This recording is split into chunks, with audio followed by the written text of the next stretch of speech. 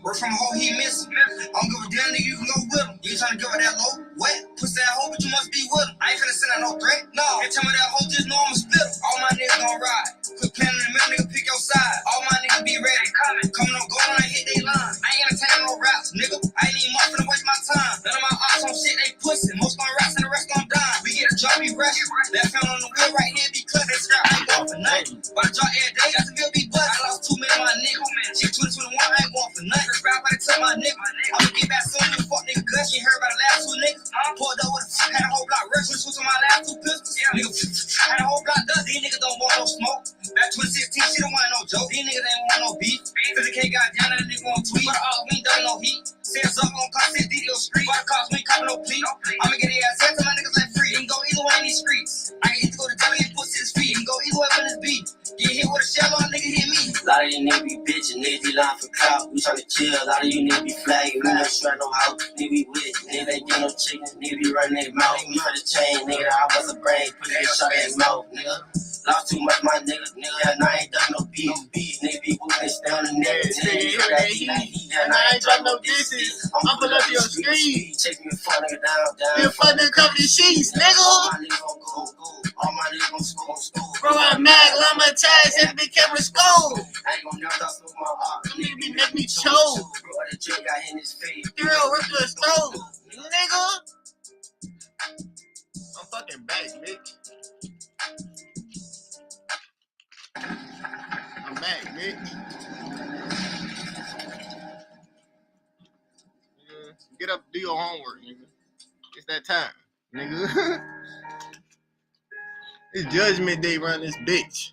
So my one's fake, nigga. If you ain't shooting her, you ain't got no aim. Now, we don't get no fucks now. He just knock your lungs out. Big boss with thumbs now. We gon' do a nigga like one of these watches. They get buzzed down. He trying to score a touchdown. We ain't scared. Pussy niggas throwing shots. We send them back. 48 NYP about something nice. Do him like Ricky Trying to run it up his bag. in the club. 50 deep and I'm with high. Nigga play. Pussy gon' get put on Fox. Deal with. Knock a nigga out his socks. You ain't heard pussy. I've been a block, nigga. All that thugging on the ground, nigga know they ain't no steppers. Double up SG, pull up spinning in the Tesla. We been on the blocks, nigga. We push it on stretchers. Bitches know what's up. Drop that nigga on your spine. Right down on the nigga. Deal with her through his eye. These niggas know what's up. Edgy sexy to the sky.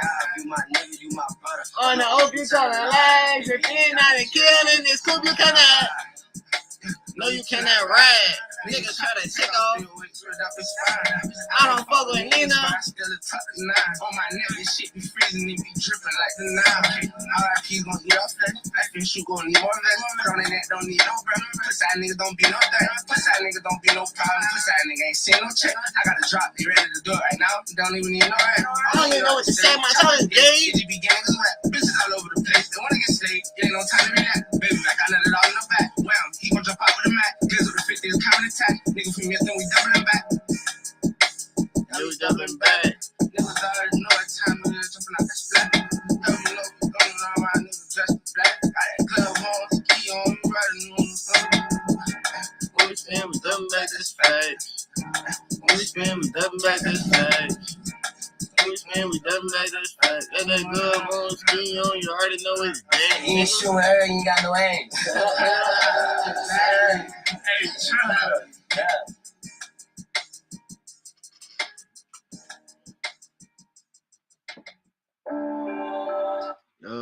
You said, bro, I already gave you some money, bro. You can't win again. I just checked my cash app. You right here. I already sent you 10. How the fuck you even get $10? Like, oh, was you that first person that was trying to scam me for the 30? That's how you probably got the 10. You were trying to scam me for 30. Shit crazy. You hate Mondays? Nigga, get a job, nigga. I came into Monday working hard. Last night, nigga, I stayed up till 2 or 3 o'clock in the morning. I came into the week working hard. That's how you got to do. You can't be loafing all weekend, coming to Monday and think you just gonna wake up to working hard. No, nigga, I was working hard all weekend. Y'all know that. No bullshit. Ain't no days off for Rod. Really? No bullshit. I stayed up 2, 3 o'clock last night. I was damn near. I was ready to do a 24-hour jump just because it's the beginning of the week. You want to come into the week harder. I wanted to already come into the week working 24 hours harder, 15 hours harder than y'all already started. Like, no bullshit. That's how I be thinking, bro. Like, no bullshit. That's how I was thinking last night. I was ready to do a 24 jump. Like, no, man. That shit really ain't that worth it. What's up, cowboy? No bullshit. I was saying my ones fake. We exchanged the ones for twos, nigga. Straight twos in this bitch. On my mama, I went to the bank. I said, bro, y'all got some twos? They said, yeah. I said, let me get all of them. And the rest, just give me 50s, nigga. Just give me 50s, nigga. On my mama.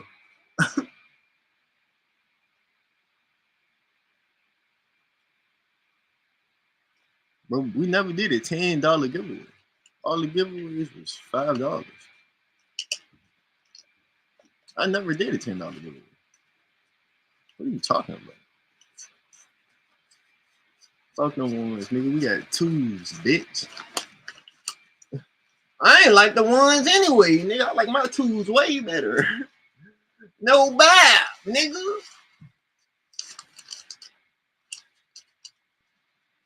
I put the 50s on the back of her. Oh. Do y'all research, man. Do y'all research, man.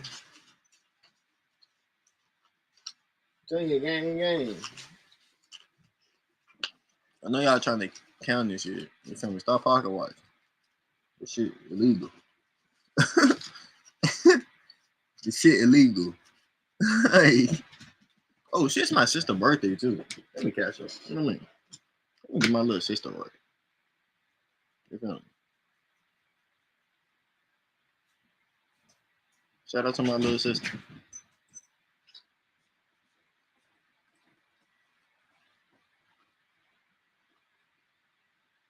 Already getting old. You need to call me old. Y'all getting there. Come on, mom. I forgot all about my sister.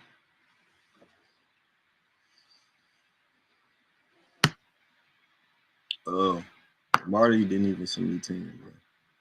You got that wrong. You got the number wrong. Y'all doing too much pocket watching. You getting the numbers wrong. Bro, I didn't, you feel me? I didn't give 10 to one person. During that stream, I said, who want $5 to the, yeah, exactly. We still doing that cash out giveaway too. Kevin just can't win it. He already won, y'all. No bullshit. Kevin can't win, bro. Jermaine, you got some money too already. Yeah, no bullshit. Thank you, bro, for saying happy birthday to my sister, though. That's some real shit. Let's call her. Let's see if she pick up the phone.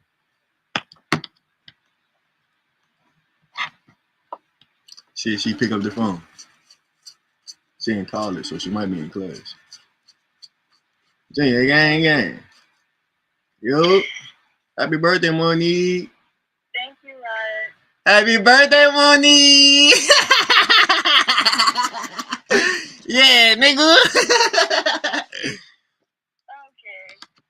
Thank you, bud. Everybody say, y'all say happy birthday to her, y'all. We got one of you.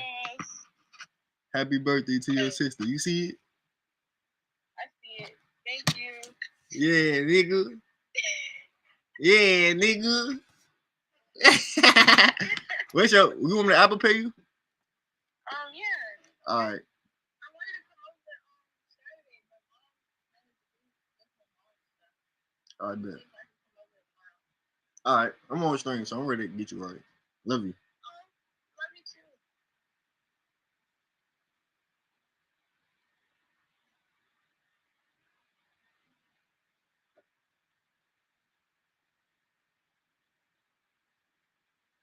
We actually doing like, but like one of the $5 I tried to give away, I couldn't give it away. Somebody else was trying to scam me. Cash Out wouldn't even let me send them. So you feel me? We doing like a $15 giveaway today.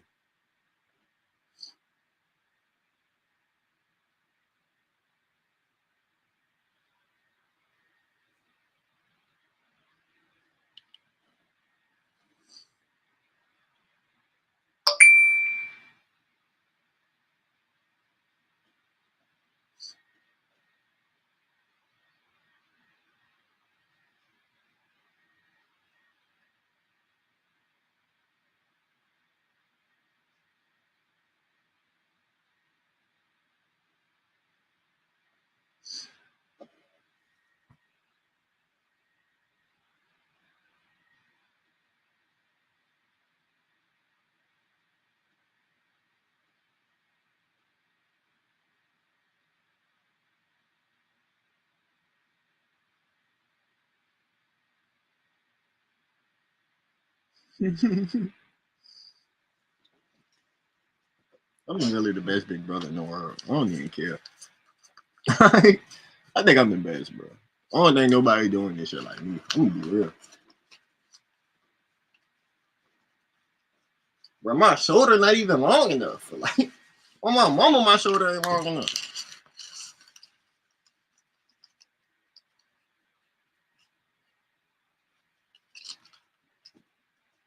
Imagine Giannis doing the money spread. Mo Bamba or some shit. Bro, them niggas probably got some shit. They can't, them niggas need some shit of bread. KD doing the money spread. Them niggas' arms long as a bitch.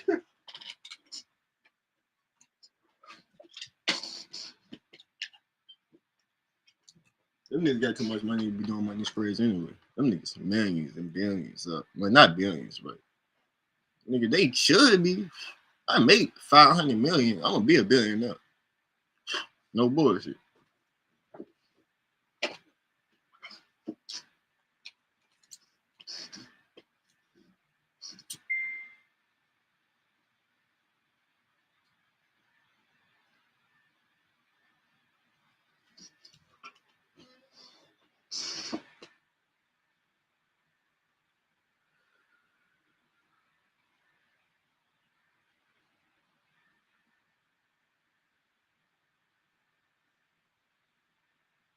Yeah, like Rob, what you doing today? Nothing, nigga. We been unemployed again. No bad. We waking up being unemployed. No bullshit. You might apply for food stamps today.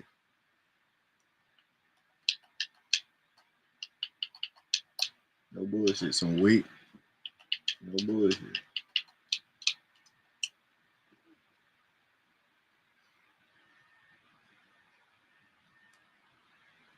You might get a bitch pregnant.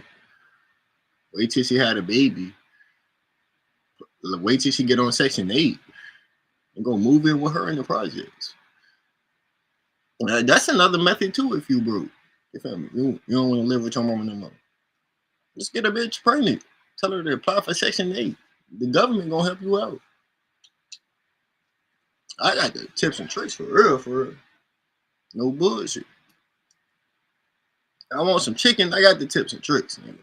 No bat. I might as well make a motherfucking buck. Getting money for dummies. Ooh. They probably already got that. Getting money for brokies. Getting money for brokies. That sounds better. Getting money for brokies. All right, let me chill though. Who want this? Who want this $15? I'm trying to give it. Nigga can't get the whole 15, but like 3 different people would get 5.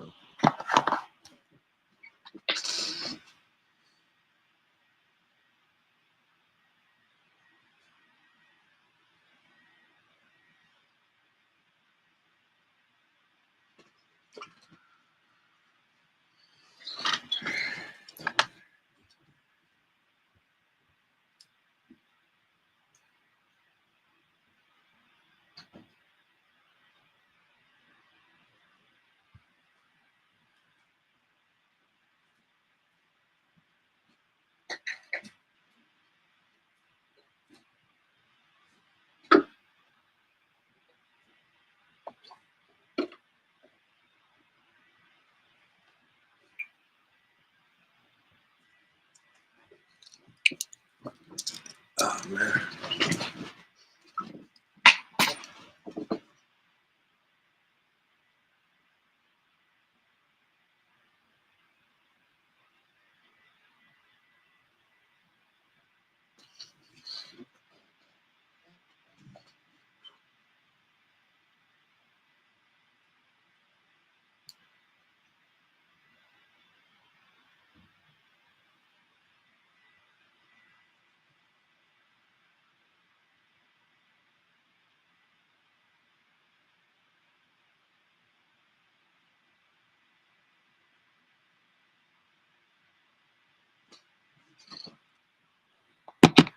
Fredo with his Drake here. Take your soul.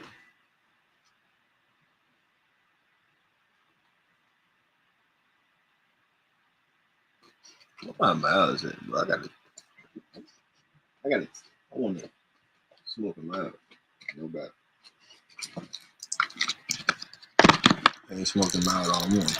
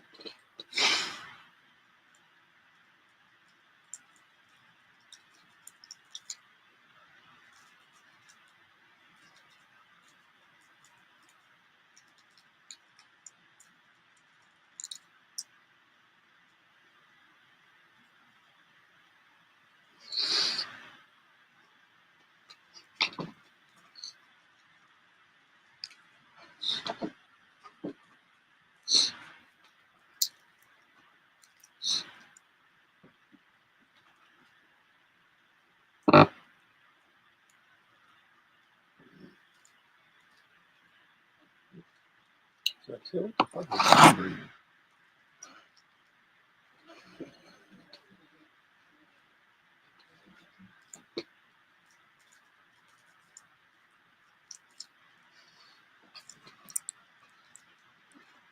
You said any words? Good morning. How y'all? What y'all got planned for this week? How was y'all weekend? What's up? Explore and discover.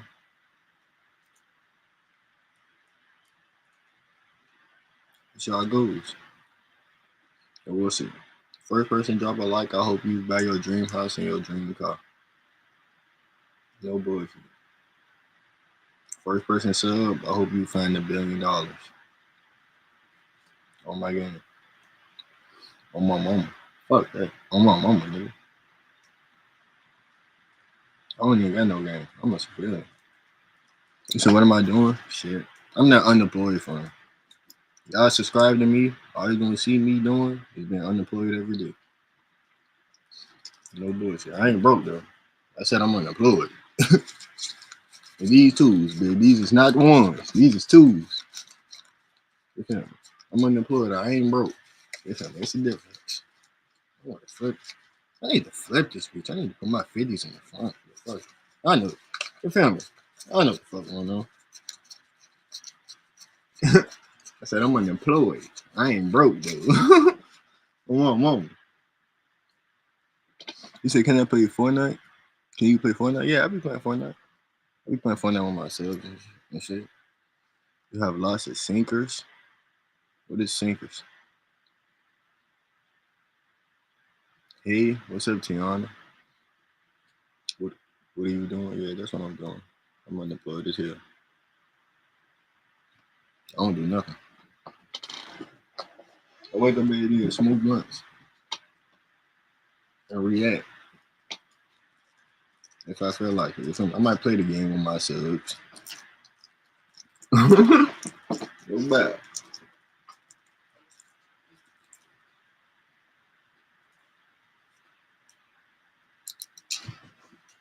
I'm a straight lazy bum. I'm allergic to a job. I see a job applications. I get like goosebumps. You feel me? Start sweating and shit. Go back. They really need to study this.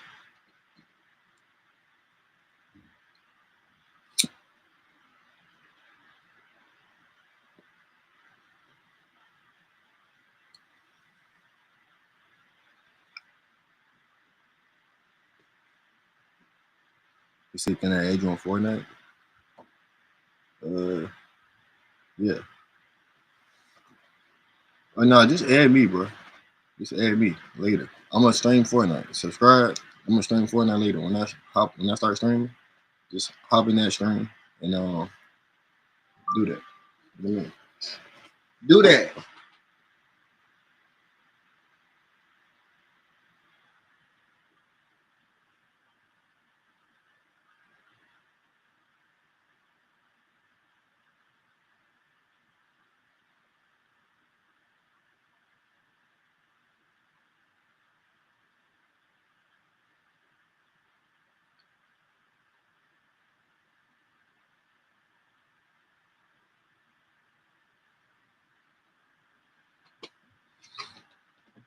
Bro, I feel tight. I ain't do nothing for real.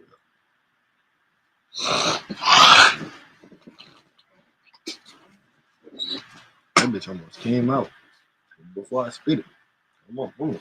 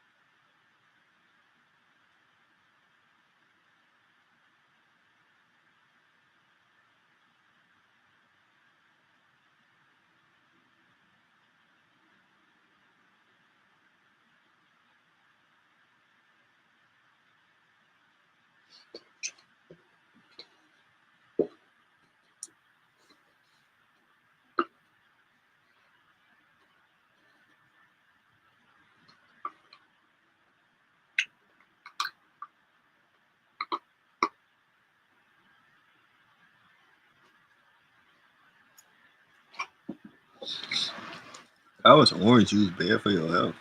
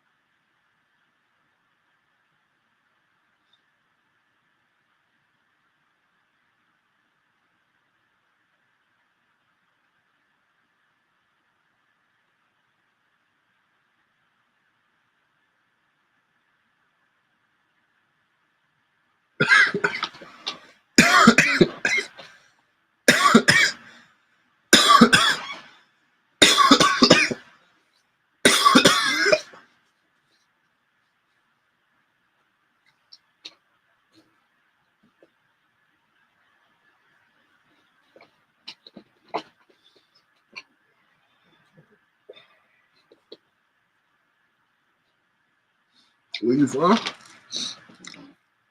I'm from Virginia. We in VA. Where's your mom? At her house?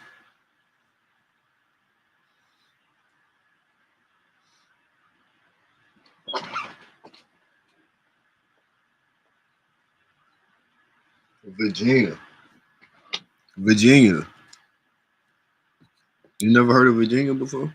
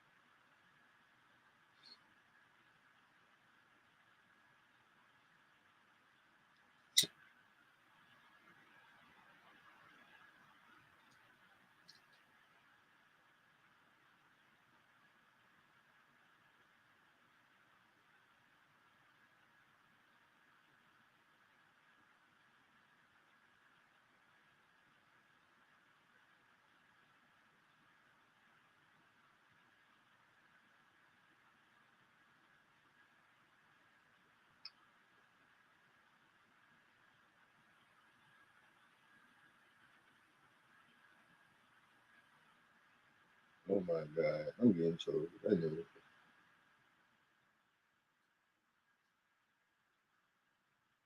I'm from Alaska. And I'm not really black. I'm actually white.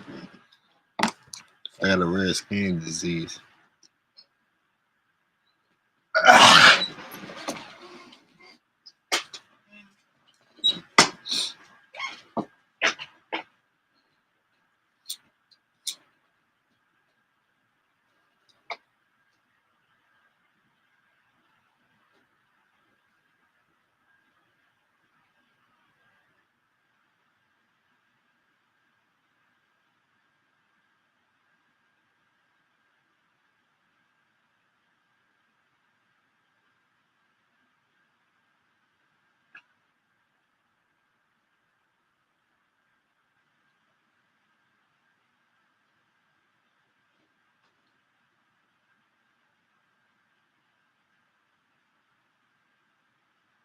My mama coochie. Deep in that bitch. My daddy dick. No bullshit. I'm really from both of them bitches.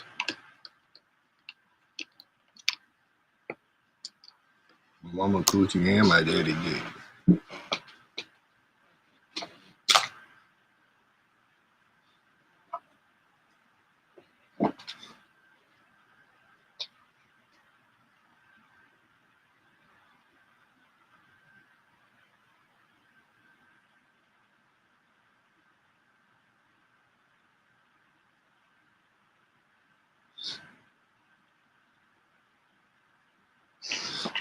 I love drugs.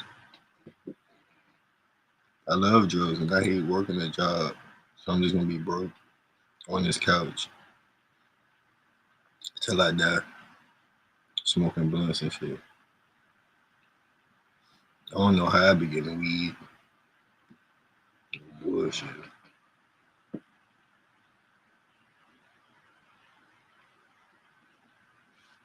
I'm gonna look up this word, see what the fuck this nigga saying.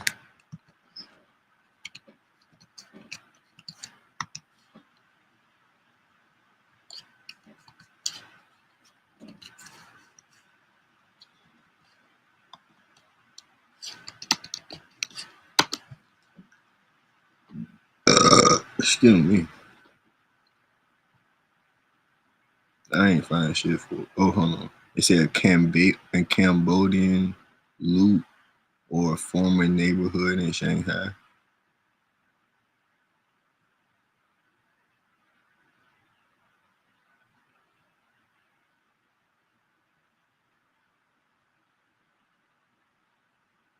Set out the choppy, choppy.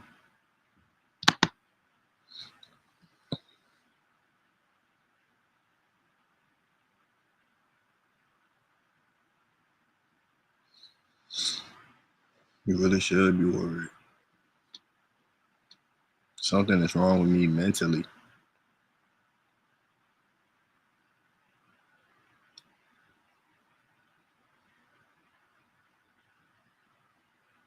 This your 70th birthday?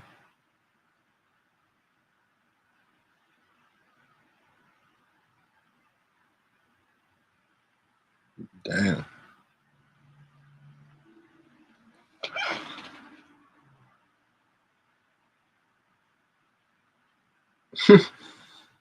Damn. That's all I can say to that.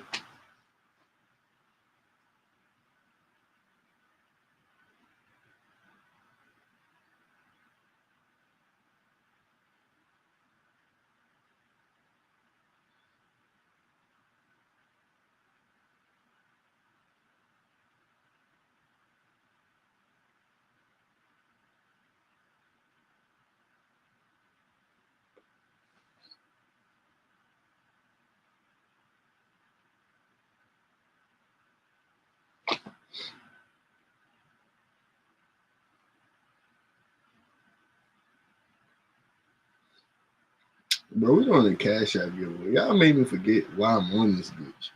Bro, we doing a Cash App giveaway too. No bullshit. Y'all can drop y'all Cash Apps, bro. Y'all made me forget. I'm on this bitch trolling with y'all niggas. I forgot what I got on this bitch to do. No bullshit. Bro, we giving away money on this bitch. No bet. Like, who needs some money, bro? Oh, God. Who needs some money? We doing the Cash App giveaway on my soul. This shit real. These tools, too. These ain't no ones, bro. Glee!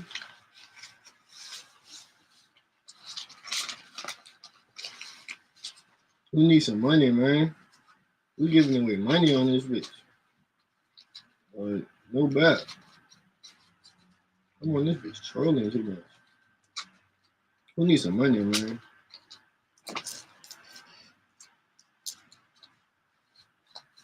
No bet. You could be like this. You feel me? If you stack it. We giving away money on this bitch, man. Who got a Cash App?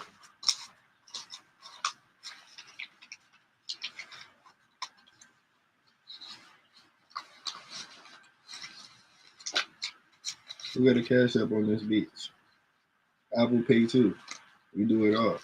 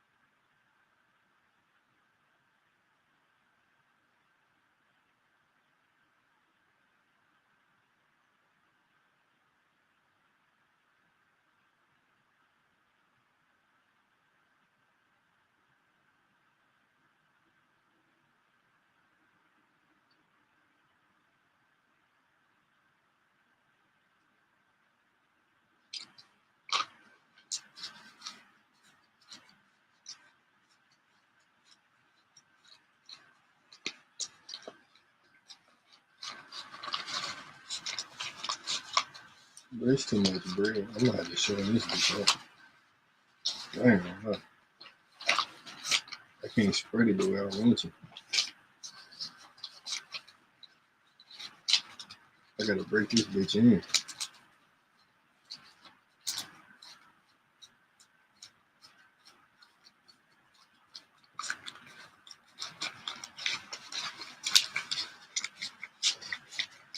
Oh yeah. Nigga bent that bitch. I can do better than. That's alright, but I can do better. Fucking do better.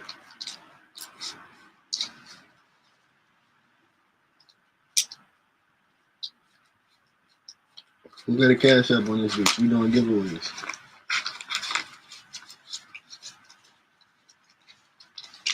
Oh yeah, that's perfect. Damn. It was almost perfect.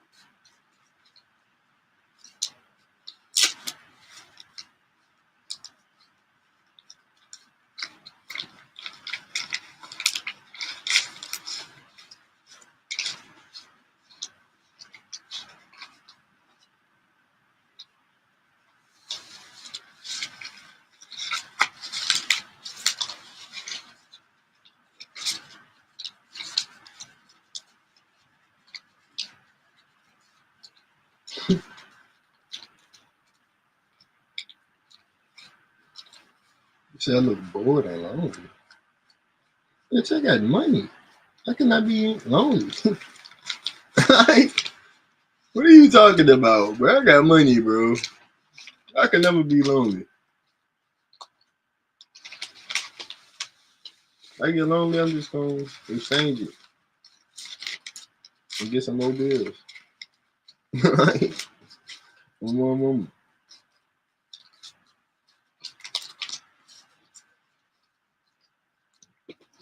Crazy.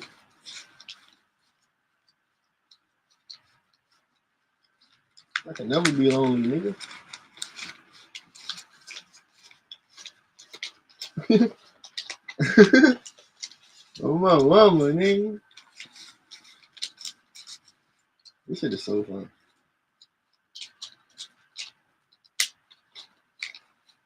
Like, bro, I remember I used to be standing for $20. Who's trying to get cash out some money, man? For real.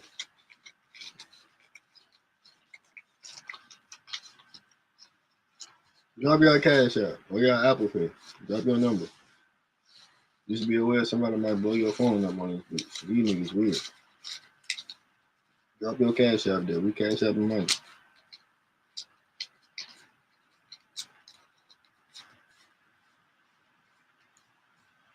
On my mama soul. This shit not no drill. This shit for real. Ooh! That was a bar! That was a bar! That was a bar! That was a bar. I don't give a fuck. Nigga, that was a bar. That was a bar. What did I say? Fuck, what did I say?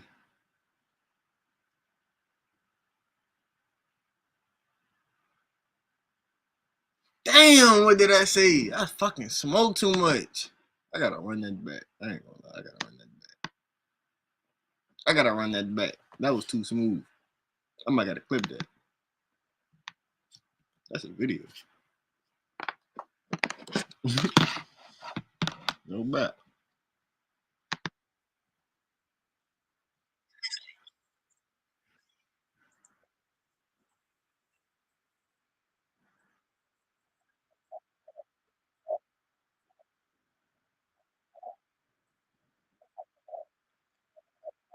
This shit ain't no drill. This shit for real. This shit ain't no drill, nigga. This shit for real, my nigga. For real. That's my shit too. Nigga, don't try to steal my shit, bro. I don't even dig it. This shit ain't no drill. This shit is for real. No bad.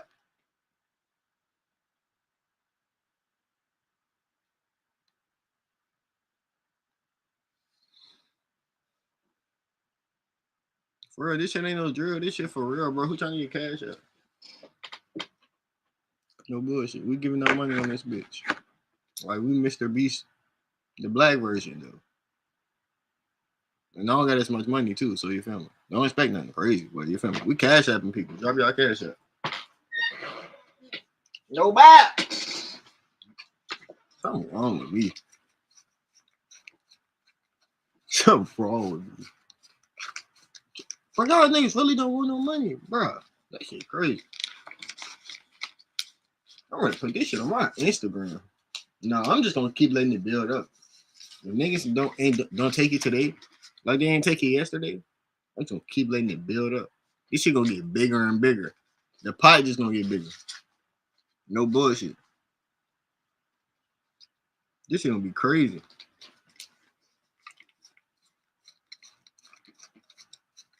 Y'all should not feel flexed on. These is $2 bills. If you feel flexed on, your ass is broke. Just like when I had the ones. Y'all should not feel flexed on. These is ones. That's why I had the ones. But y'all niggas on this bitch feeling like the ones is fake and shit. So your family, we had to get rid of them hoes. Get some twos. These bitches ain't even better. No, it's not no. How, if y'all think it's a couple gram in $2 bills, you don't know money.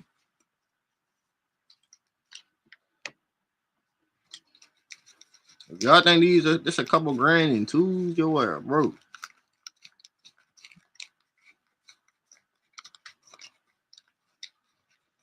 I got a man for sure. Bet some money. Bet some money. You said, bro, I only have $70. You good, yeah.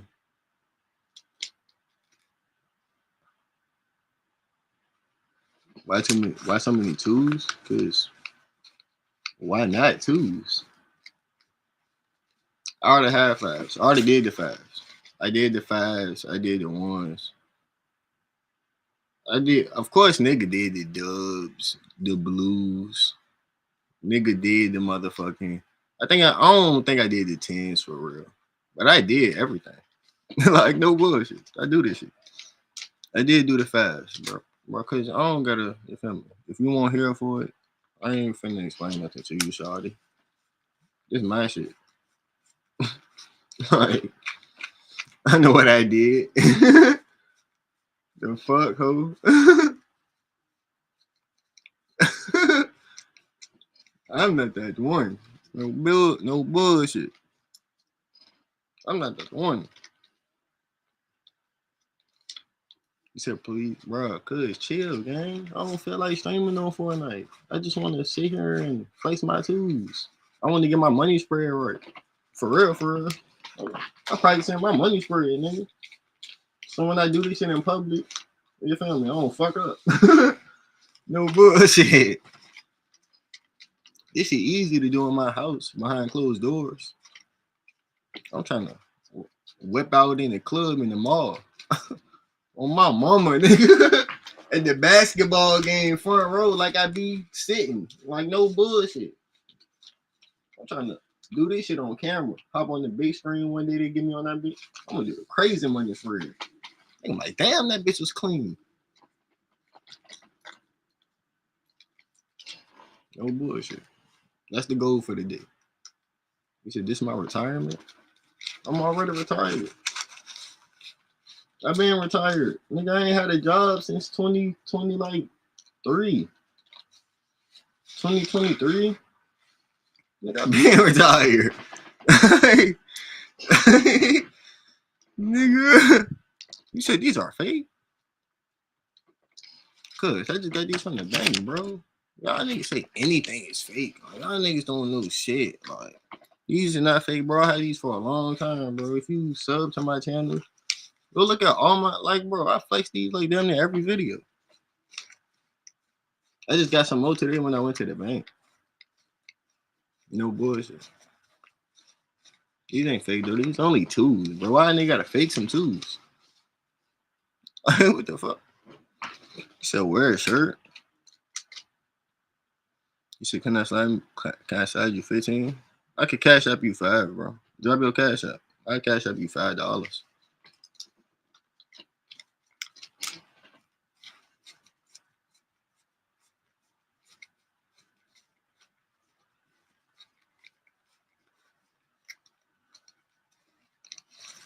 No bullshit. Whoever else wants some money, they can get some money too.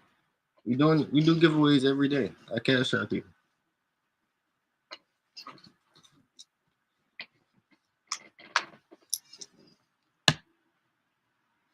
Sometimes people cash out me more money to send in y'all. No bullshit. Because I haven't called you bro one time. You've been in this bitch hating the whole time.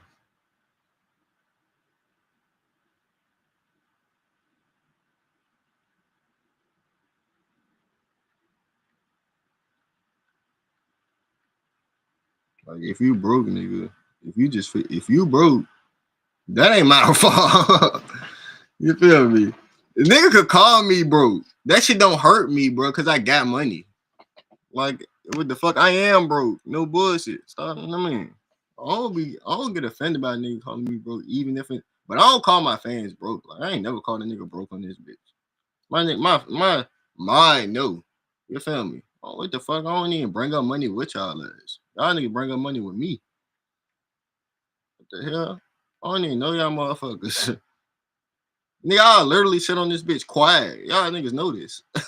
I sit on this bitch and say nothing the whole time. Like, what the fuck?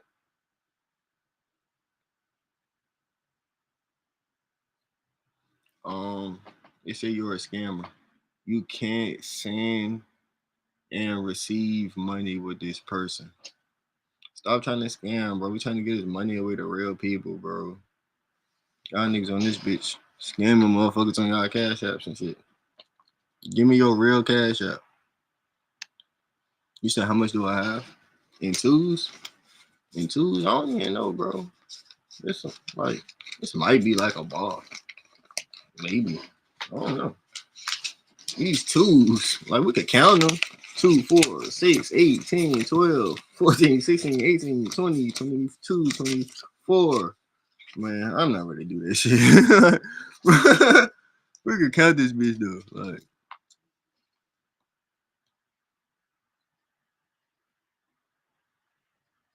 so what do I do? Nothing. I'm unemployed. That shit real. I don't do shit. I'm right here all day, every day. Whenever you need somebody to talk to, I'm here. No bullshit about real life.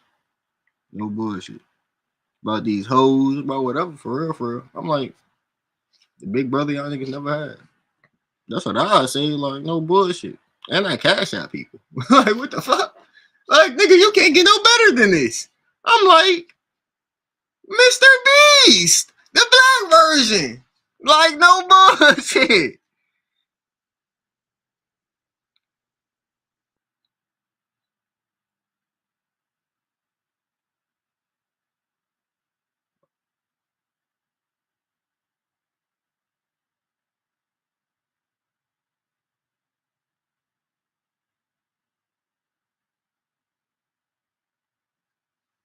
This another cash app I tried to send this money to. This might be a scam. So when I don't send this money, y'all, don't act like, Rod, what the fuck you want? Why you ain't these niggas scamming? We're not sending it to no scammers. We're sending it to real people, bro. Y'all niggas, like, stop scamming, bro. Like, stop scamming, bro. Why all these cash app scam? Like, y'all niggas is wildin'.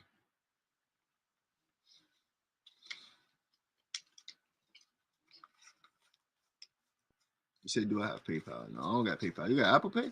I got Apple Pay. I'll send this bitch to you on Apple Pay.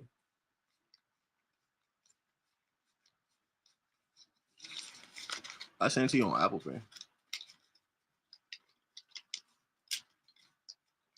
Bro, I love the haters. You could come and hate every day. I promise you can. You could come hate every day, baby. Baby! You come hate every day. We don't give a damn. You come hate every day, baby. I love you. For real, I really love you.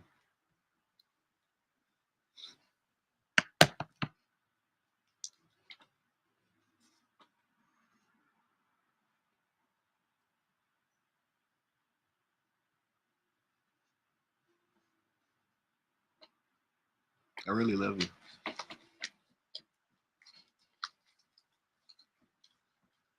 You said my life is sad, nigga. I used to be standing for $20 an hour, nigga. That's it. That is sad, bro. That is sad, bro. Like that was tweaking. I've been retired since 2023. That is sad. Y'all can see my neighborhood there.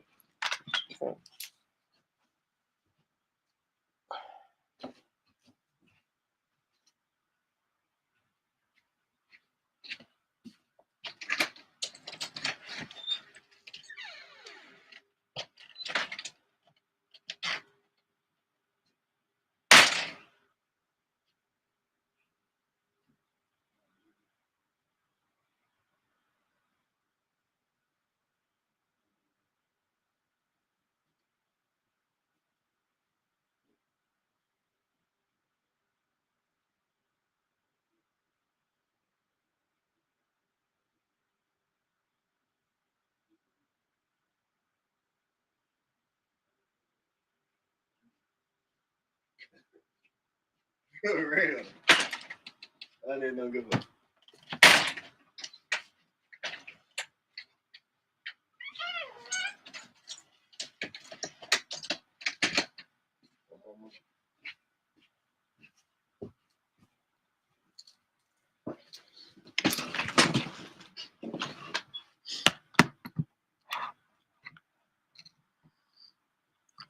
Yeah, no bush. I am.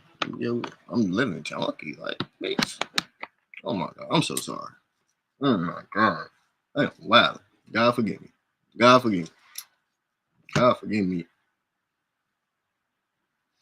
Y'all drop y'all cash apps. Y'all drop y'all cash apps. Y'all drop y'all cash apps, man. Who trying to get paid on this bitch?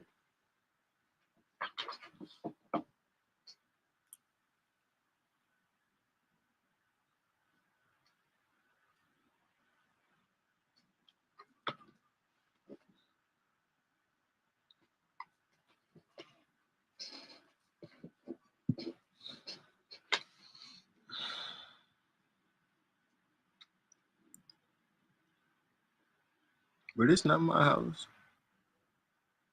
You feel me? My uncle be working on cars. So like, you feel me? If you're in the black family, and your uncle work on cars, that shit, for real, for real. That bitch like a motherfucking cheat code. My shit break down. I call my uncle like, bro, I need you, bro. Oh my mama.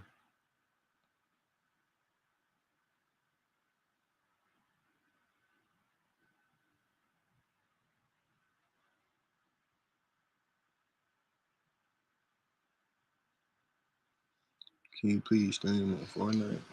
Oh yeah, don't judge my. You feel me? I'm live on the phone. Where the fuck is my other phone? And I got another phone. Don't judge my. You feel me? It's the man. Where the fuck is my other phone, dude? Oh yeah, man.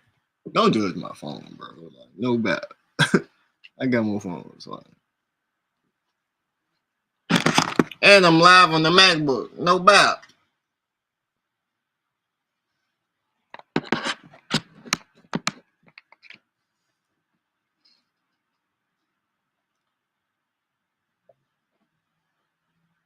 Can you please? Can you freestyle? I game one. Hold on. I'm trying to send this money to this nigga. Jason Villet, something. I don't know what that shit is. I don't know how to pronounce it. Stop scamming, bro. Y'all see it, right? This might be a scam. You're not getting the bread, gang. You're not getting the bread, gang.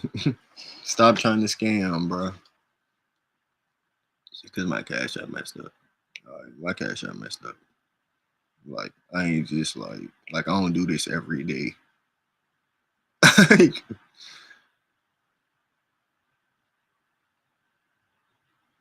No, it don't, bro. Like y'all niggas on this bitch trying to scam me, calling me broke. That shit crazy. And I already sent money to the scammers. These niggas they literally guilt tripped in me one stream into sending the scammers the money. They like, bruh, yo, something wrong with your cash app. They already guilt tripped me out of like 10, 15 already. These niggas can y'all please stop, bro? What is wrong with y'all? Like, y'all making this shit worse for the real people that really want the chicken, bro. Like, bro, y'all niggas is fucking broke. Broke. Yeah, nigga. Let's go there. Fuck that. That's some broke ass shit. Like, y'all nigga want to get toxic in this bitch? We get toxic in this bitch. Like, I don't even really be giving a fuck, nigga. All I got is time on this bitch anyway. Nigga, I'm unemployed. You said, can I drive to Walmart? You said, can you show how much money you have on cash? No. What the fuck? You asking me to show my bank account? One of my bank accounts? No, I'm not showing my bank account. You ask your daddy that question.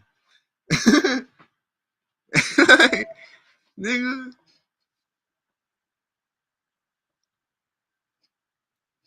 Like, when the real person drop their cash app, they gonna see this shit real. Like, no bullshit.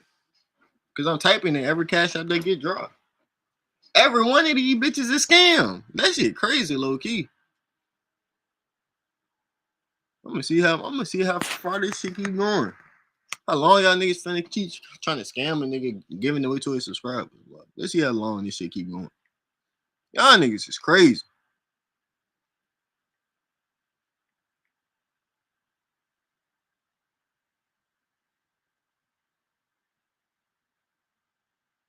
William, I'm trying to send it to you, bro. Bro, this is crazy.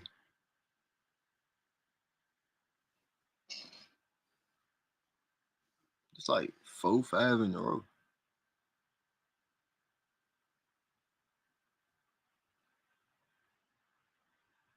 You said, how old am I? I'm 24.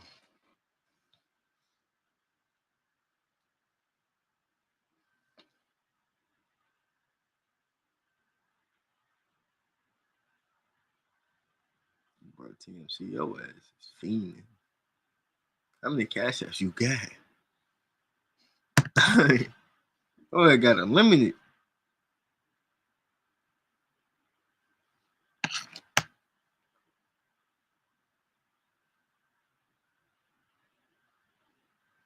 What my button at, bro? You blowing my high.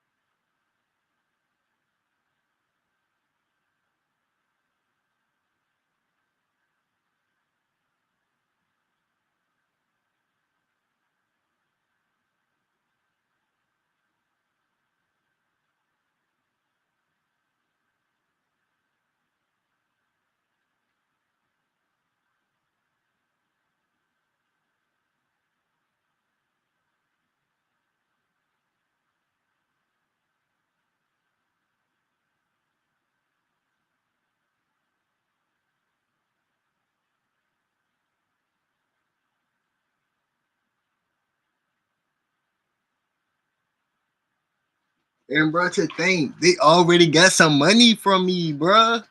These niggas that already got some money. That's the bad thing, bro. You niggas done already got some money. Like, bro, can y'all niggas just go ahead somewhere, bro? What the fuck is wrong with y'all niggas?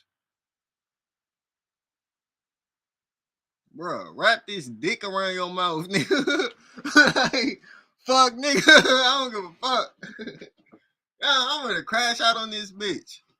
Like, nigga, what? What have you eaten today? Your mama pussy, nigga. That's what I ate today, nigga. That bitch was crazy. That bitch was crazy. Delicious, nigga. I'm finna crash out on this bitch. What's up, Nelson?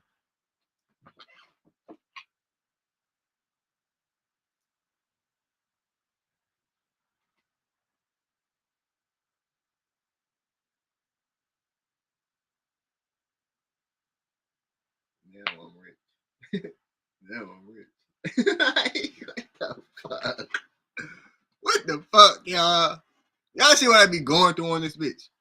And niggas be unsubbing to me, probably thinking I be scamming and shit. Nigga, bruh, if anything, y'all drop a sub, bro. This is shit I be going through on the daily.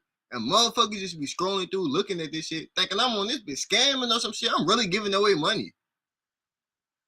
Like, bro, who wants some money on Cash App? Drop your Cash App, man. A real person. A real person, bro. Or your Apple Pay. Drop your number. I'll Apple Pay you some chicken.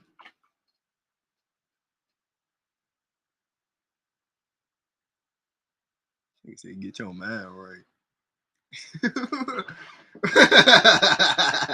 That was funny. I'm not gonna lie. This nigga told me to get my mind right. What the fuck?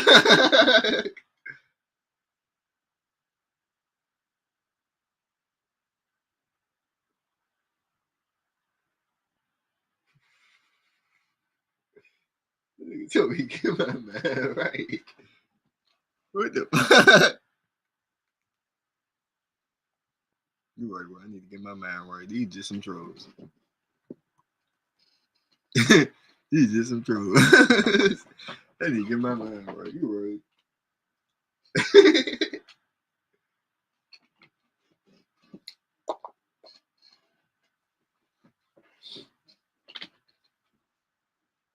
Catfish, bro. I don't even got no cats. Fuck, nigga. I don't smell like nothing in this bitch. I need to buy some candles. Do your research. Who remember the candle streams, man? Oh, who remember the candle streams? Your family. Do your research, bro. It's my Canvas Samuels Jr. on this bitch. Real, real shit. They got research on this bitch.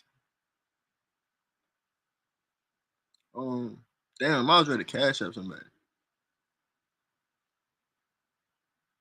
Hippie chick a fake person. Cause that's a fake person. I don't even gotta type it in.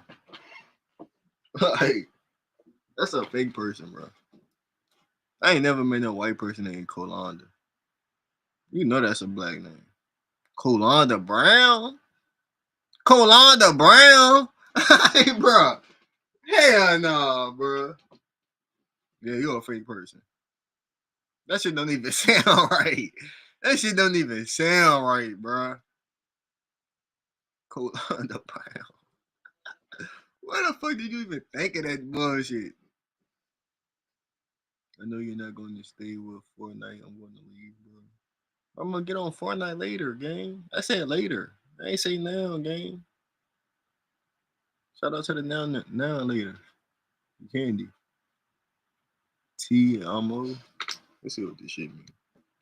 I don't got no translators in the chat.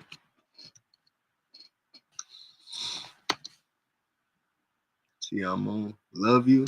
Ooh, I love you more. I love you way more. On my mama. I love the haters too. Y'all come back every day. I love y'all niggas. Hey, family. I already paid y'all niggas. Y'all can at least give me my motherfucker hours worth. No bullshit. Y'all might as well work for the motherfucking money I already paid y'all motherfuckers. No bad. You said my hair look like Cheetos? Thank you, I guess. Or no thank you? I don't know, bro. I wish I could grow dreads. You could buy some of mine. You feel me? We selling these hoes. You want some dreads? You feel me? You want a Jimmy Butler your shit? I sell you some wigs. No bad. You bitch gonna cost though. On my mama. I'm getting, I mean, you bitch gonna cost though. No bullshit. Yeah, I'm a bum, man. I wish I had like some $2 bills to spread on this bitch.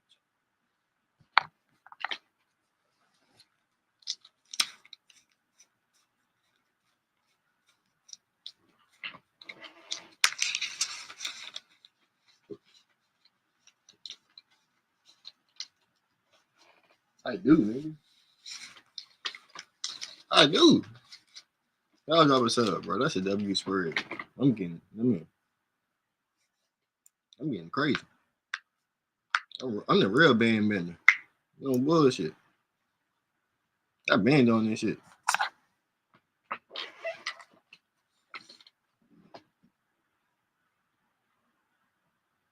I'm allergic to a job, bro. I told y'all that. I'm scared of a job application. No bullshit. Stop smoking. Please turn to God.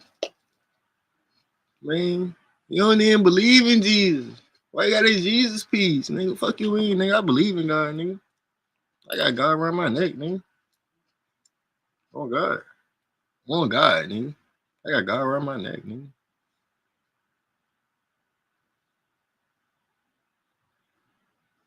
Unemployed doesn't equal retired. Bro, I retired 2 years ago.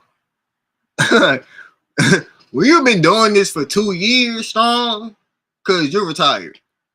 Nigga, I was like 23. No, I was 22. I was 22. I bought my Benz and I retired.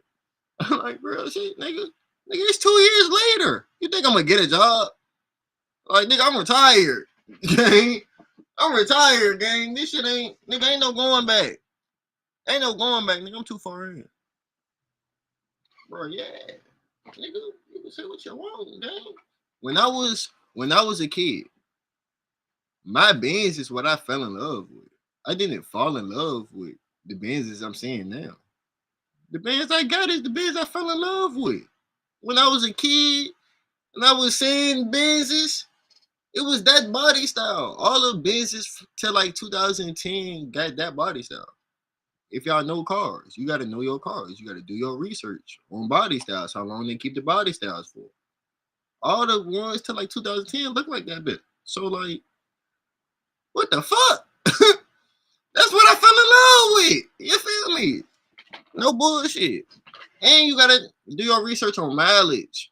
Do your research on mileage. Like no bullshit. Do your research on the mileage. What? I will fuck your bitch. You talking about some Altima? Oh my god. Bruh. Bruh. Altima, bruh. I'm not trading my biz for no Altima, bruh. That bitch could be a 2030. That bitch could be a 2050. I'm not trading my biz for no fucking nigga. That's a lateral move for me. Y'all want to see what a 20, bro? We ready to look up an Altima, bro, right now. Y'all finna see this shit. Fucking bust all left. You really think I'm gonna trade my Benz for this shit? I'm not trading my Benz for this shit.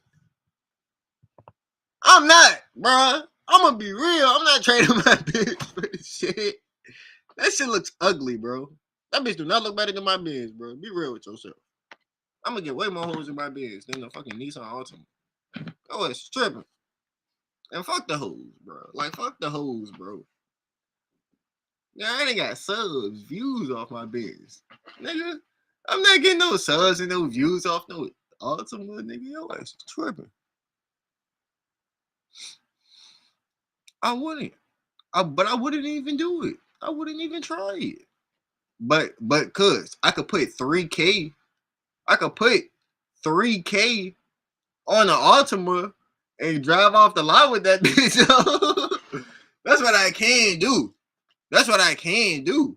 I could put 3K on the Altima and drive off the lot with that bitch. That's what I can do. Instead, I cashed out and own my shit. So nigga can't come repossess my shit.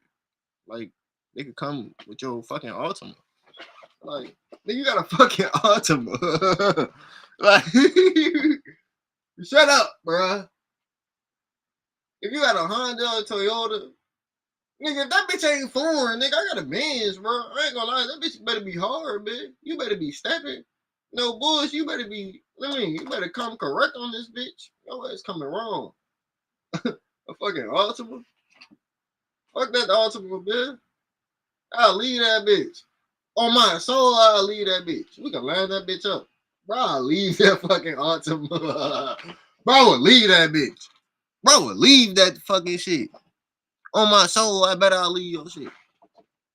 On my soul, German engineering, I'ma leave your shit. Nigga, I'ma leave that bitch. Nigga, my shit take 93. You putting 87 in that fucking Altima. I know it. I know it. You putting 87 in that fucking Altima. We're not even in the same conversation, nigga. My gas like $2-3 higher than yours. Like, shut up, bitch. My oil change cost more than your motherfucking tires, bitch. On my soul. On my soul. Like, shut up, bitch. I don't even want to have no conversation with you no more.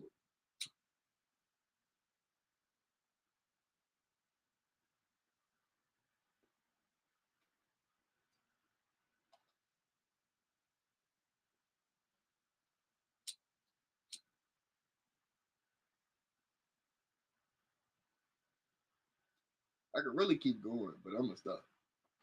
Somebody on this bitch really got an Altima. You just trolling. Somebody on this bitch really got an Altima, so I'm gonna chill. A motherfucking Prius or some shit. Like, I'm gonna chill.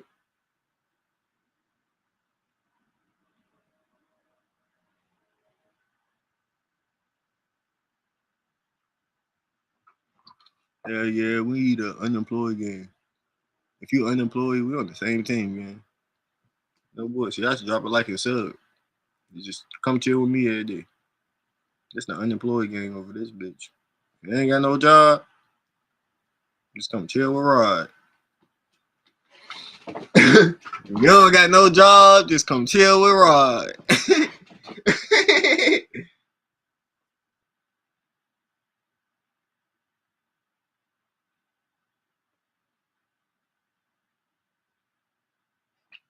Yo, what's up, Phil?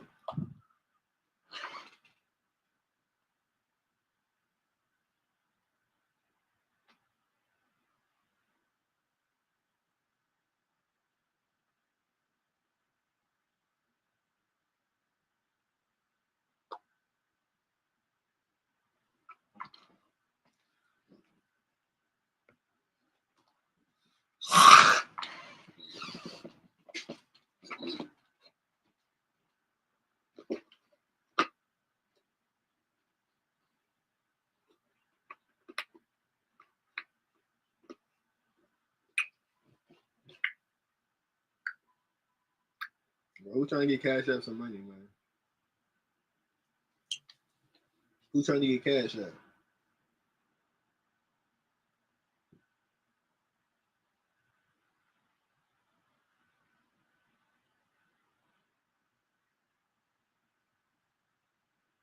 Oh my god. Oh my god. Who trying to get cash snapped on this bitch though, bro? I'm dead up.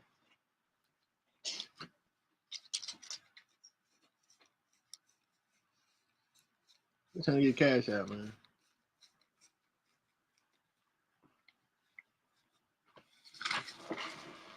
Who wants some money, money, money?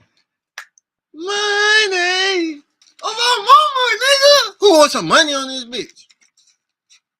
Or we just gonna roll the pot over till tomorrow, bro. On my soul, like I swear to God, we just gonna roll the pot over till tomorrow, bro. And this bitch gonna keep growing. Oh my God, bro. What if this bitch go up to like $100?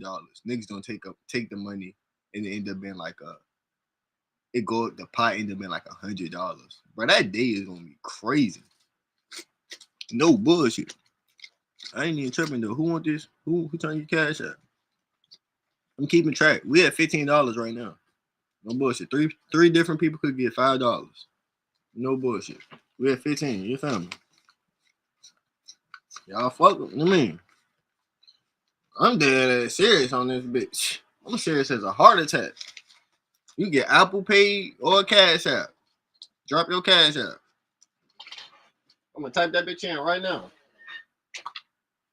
No bap. This shit real. This shit not no gimmick. This shit not no scam. I swear to God, I'm not trying to scam y'all niggas. Like, what the fuck? I probably do look like a scam. That's probably why people scared. I'm not even trying to scam you motherfuckers. Like, I'm not scamming, like I promise. We trying to give it away. You get cashed out some free money.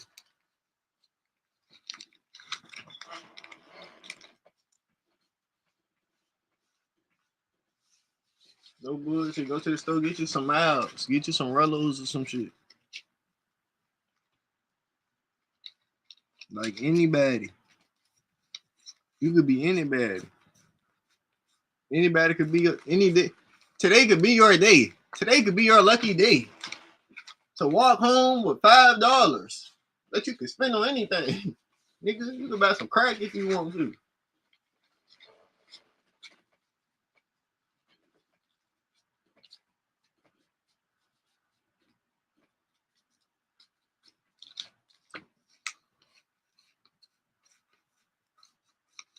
Who wants some money, man? We giving out money in this bitch.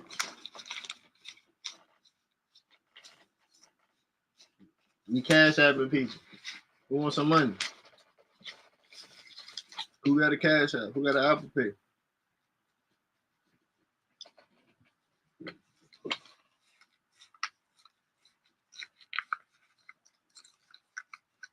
Who wants some money? Just let me know.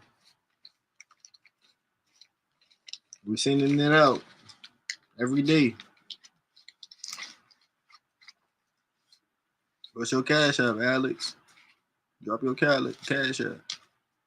That bitch gotta be legit though. Picture throwing $2 bills. Bro, cause I'm gonna be that nigga. I go in the strip club throwing $2 bills. I'm already knowing. I'm that nigga doing this. No bullshit. I'm that nigga, period. Nigga ain't got no tools. Like, no bullshit. Nigga have all them other shits. But nigga ain't got no tools. On my mama. Nigga ain't got no tools. Nigga ain't got no tools. I don't give a damn. And don't try to jock me either. Start doing this shit, bro. Cause y'all niggas was not getting no tools. I been getting the tools. Way before that nigga on Instagram too, that be having the tools. I know if I been getting these bitches before that nigga. No bullshit. Niggas know this.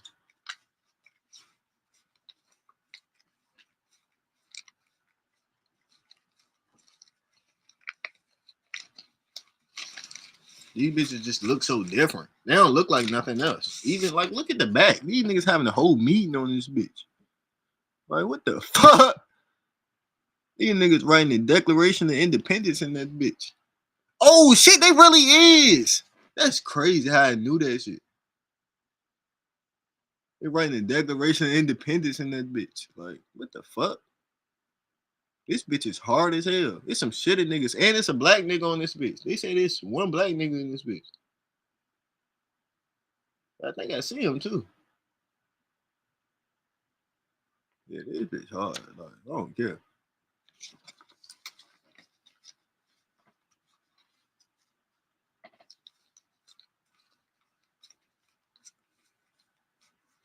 You say you have one too?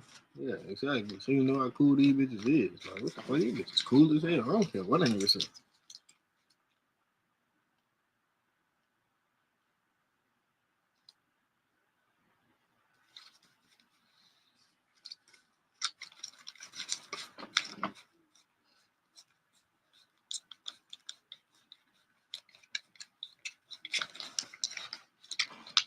I love doing this shit. I ain't gonna lie.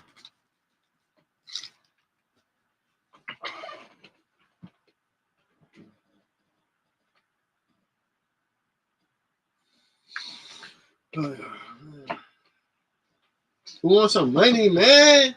We trying to cash up niggas some money, bruh. Like, bro, who wants some money, bruh? Y'all niggas acting like y'all too good for $5. Nigga, that's a y'all acting like, bruh. $5. If you got $1,000 in your bank, cuz if you got $10,000 in your bank account, $5, like, let's do the math on that shit. Cause if $100, that shit, I think that's 5%. 5% of $100. So like 200 is like 2.5% of your net worth. Like y'all act like y'all too good for motherfucking $5, nigga. This like, bruh. If you got 10 bands,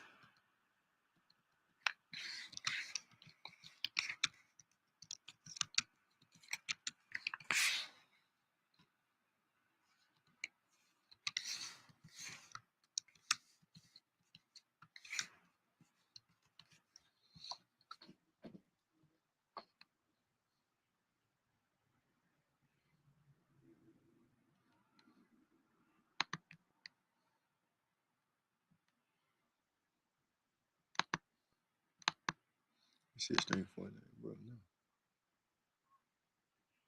Bro, you can't even look that shit up. Cause it's not really your net worth.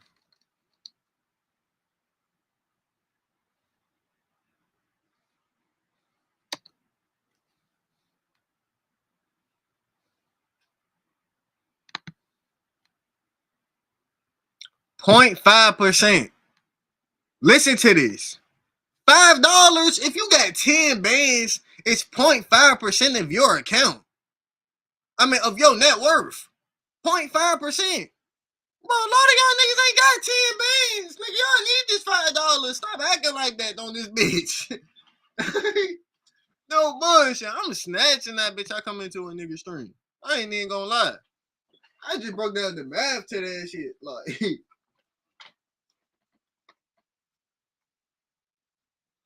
oh yeah, I mean, yeah, cause that's not fair, really, bro.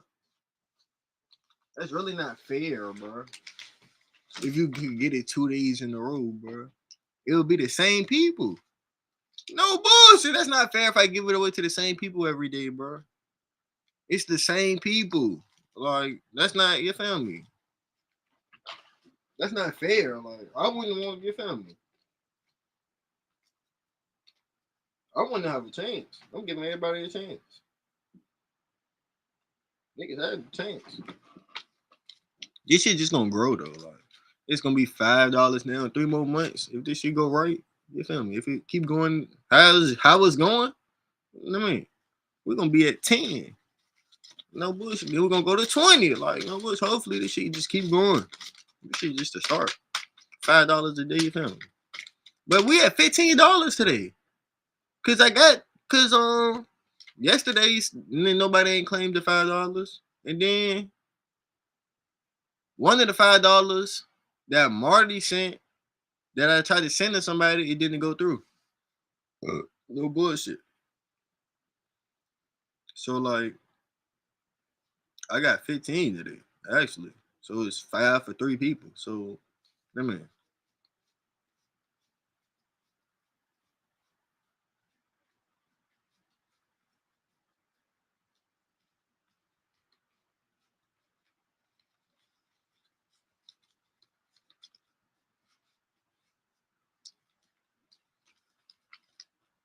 who wants some money, man?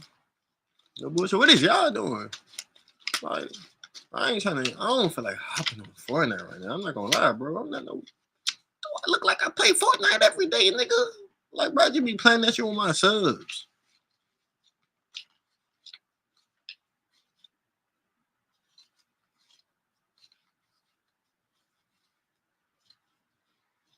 said, show your screen, bro. I really want to see you. What the? Holy. We're getting weird in this bit. What? Next month I get a re-entry. But not next month, bro. You just gonna find a new cash app this hand. That's what Chinese need to do. Y'all niggas is retarded.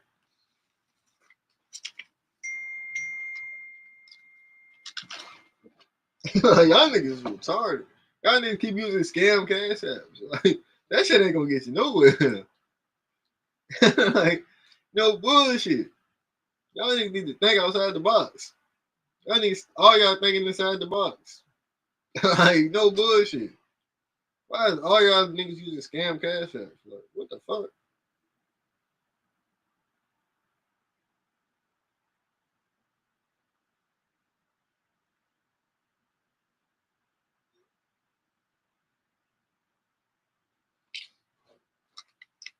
Nigga, my mama, I would have had my mama, my brother, my sisters. I would have had everybody's. Nigga giving away free money on this bitch. Where the hell is y'all niggas at? Like, nigga, I would have had some legitimate cash. That ain't nothing to get.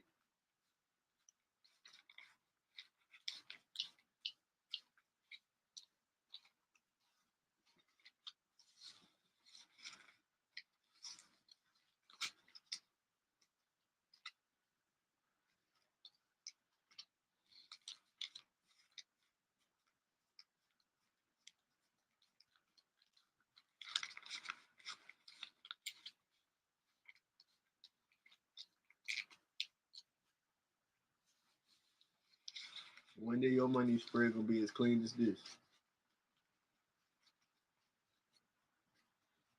Or one day you gonna be in here practicing your money spreads with me. For real, for real. You gonna be in here practicing with me.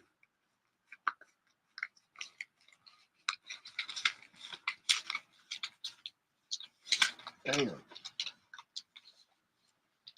See, that's why you practice. No bullshit. Imagine that would have happened in public. You would have been hurt. Damn, bro.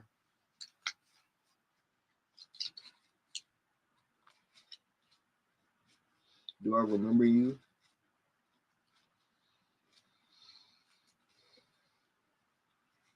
Bro, I don't remember none of I mean, bro, I remember y'all names. I don't know none of y'all. Y'all niggas, there's too many fake people on this bitch. There's only a couple real niggas on this bitch that I know. That is real people in real life. Ain't no bullshit. That's why I'm telling y'all gotta follow me on Instagram. So I really know like y'all niggas is real people. Nigga, I get trolled too much on this bitch. Y'all niggas gonna have to follow me on Instagram or some shit. No bullshit. I'm never like this shit. This shit too trolly already, bro. This shit ain't never gonna be able to be a pure YouTube page. This bitch too trolly. I'm gonna have to start a whole other channel. Like no bullshit.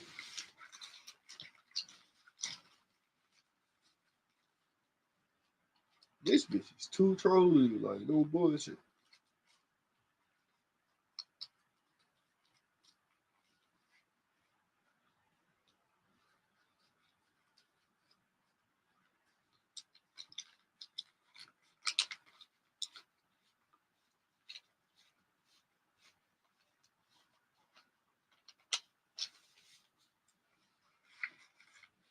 You gotta turn that bitch to the side.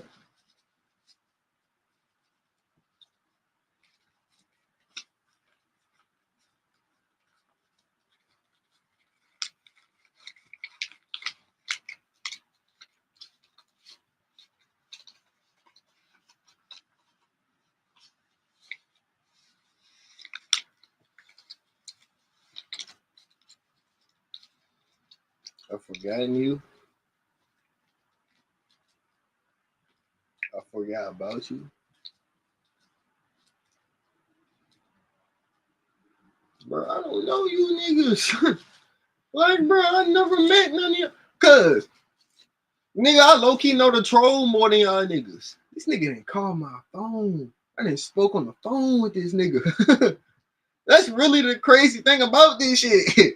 I didn't spoke to one of these niggas on the phone.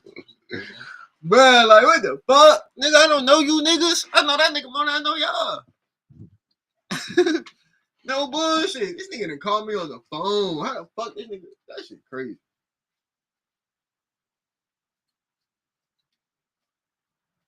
Don't start calling my phone either, gang. That shit ain't cool.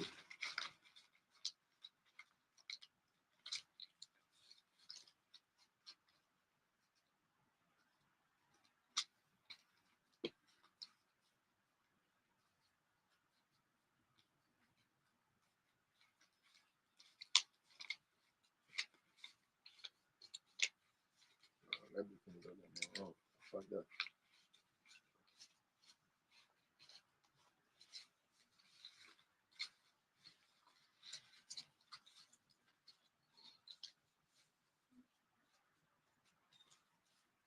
Alright, I'm done, bro.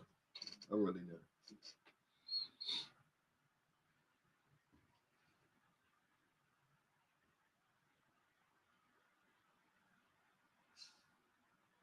I couldn't do that with the ones.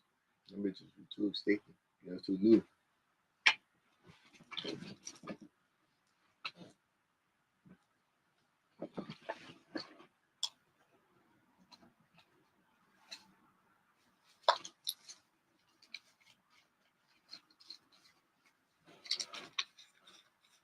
And then you gotta love the pink faces. You gotta love the pinks. My mama, like, you just gotta love that. I mean, the means. I'm gonna call them the means. I'm gonna call them the means. You know what I mean? You gotta love the pinks. You gotta switch it up sometimes on there. No bad.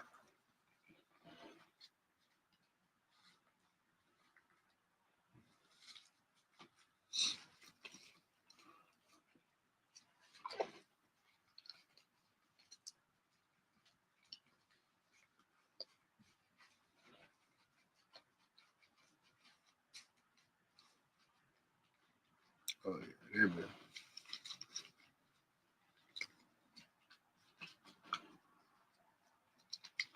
I like the pinks in the front. I ain't gonna lie. Pinks in the front.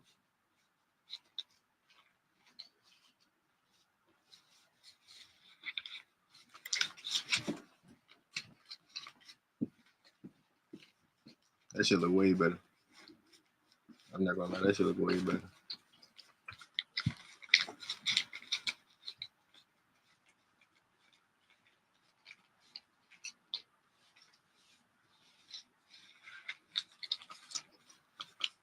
Yeah. Pinks in the front look way better. We're gonna settle with that.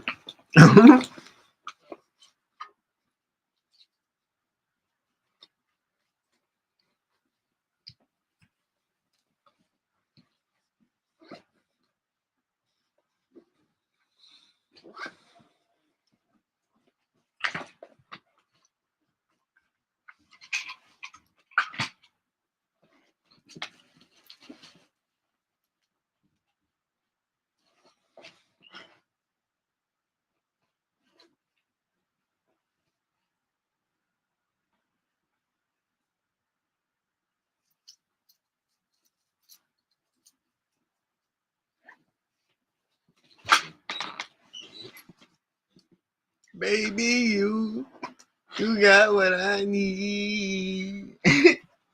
As you say, he just a friend. You know what I mean? I heard that song is some shit. Y'all know that bitch. Don't try to act like y'all don't. Do y'all research. If you don't know, do your research.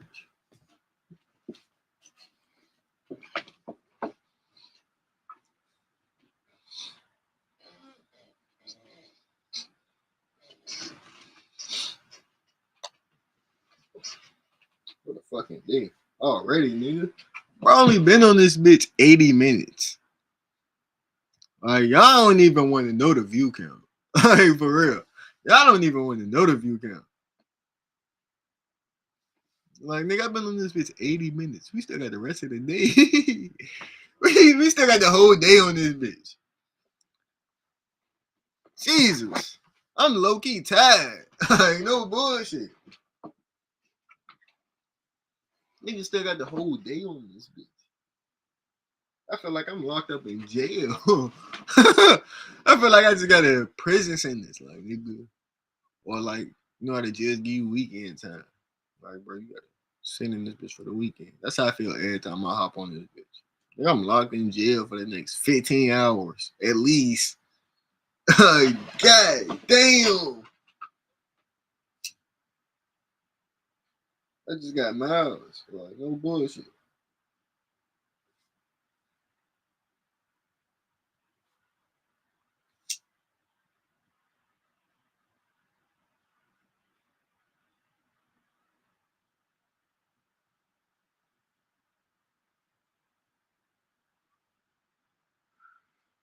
I don't feel like reacting to nothing, bro. I'm real with y'all niggas. I don't get entertained for it. No, I do. I ain't gonna lie. But that should just be like something different.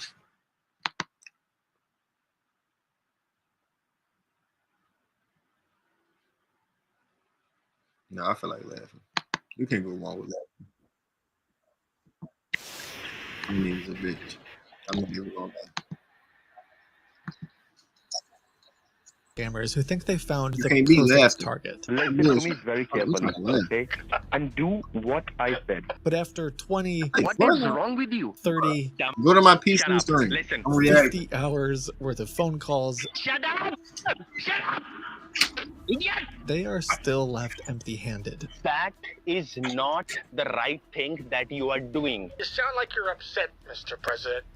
This is one of the craziest stories I've ever been a part of, and I've made these scammers extremely angry. Shut up, shut up, shut up, shut up, shut up, shut up, shut up, shut up. Bunch of those beanie babies from This took place over a year, and was something like 53 hours worth of phone calls, not counting text messages and random WhatsApp conversations late at night. This is certainly one of my favorite calls, and there was a lot of twists and turns. We've tried our best to condense Y'all this can into a relate to few this. short Y'all some episodes, scammers. but we gotta start from the very beginning, Y'all can relate where to this. Richard found his pet crow, Carl. Hold on a second, hold on. Just one thing I Can you need give me- you.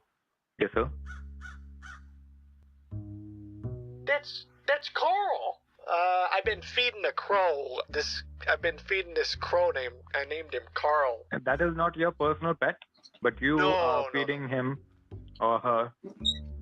Right. I sometimes I just Okay. feed him. He lives in a Okay. tree So they pretty come close. to your garden and you just feed them. Yeah. I usually do it for my cat, which is not mine, but that visits to my home sometimes. What was that? What did you say? Nothing, sir. I'm sharing my story as well.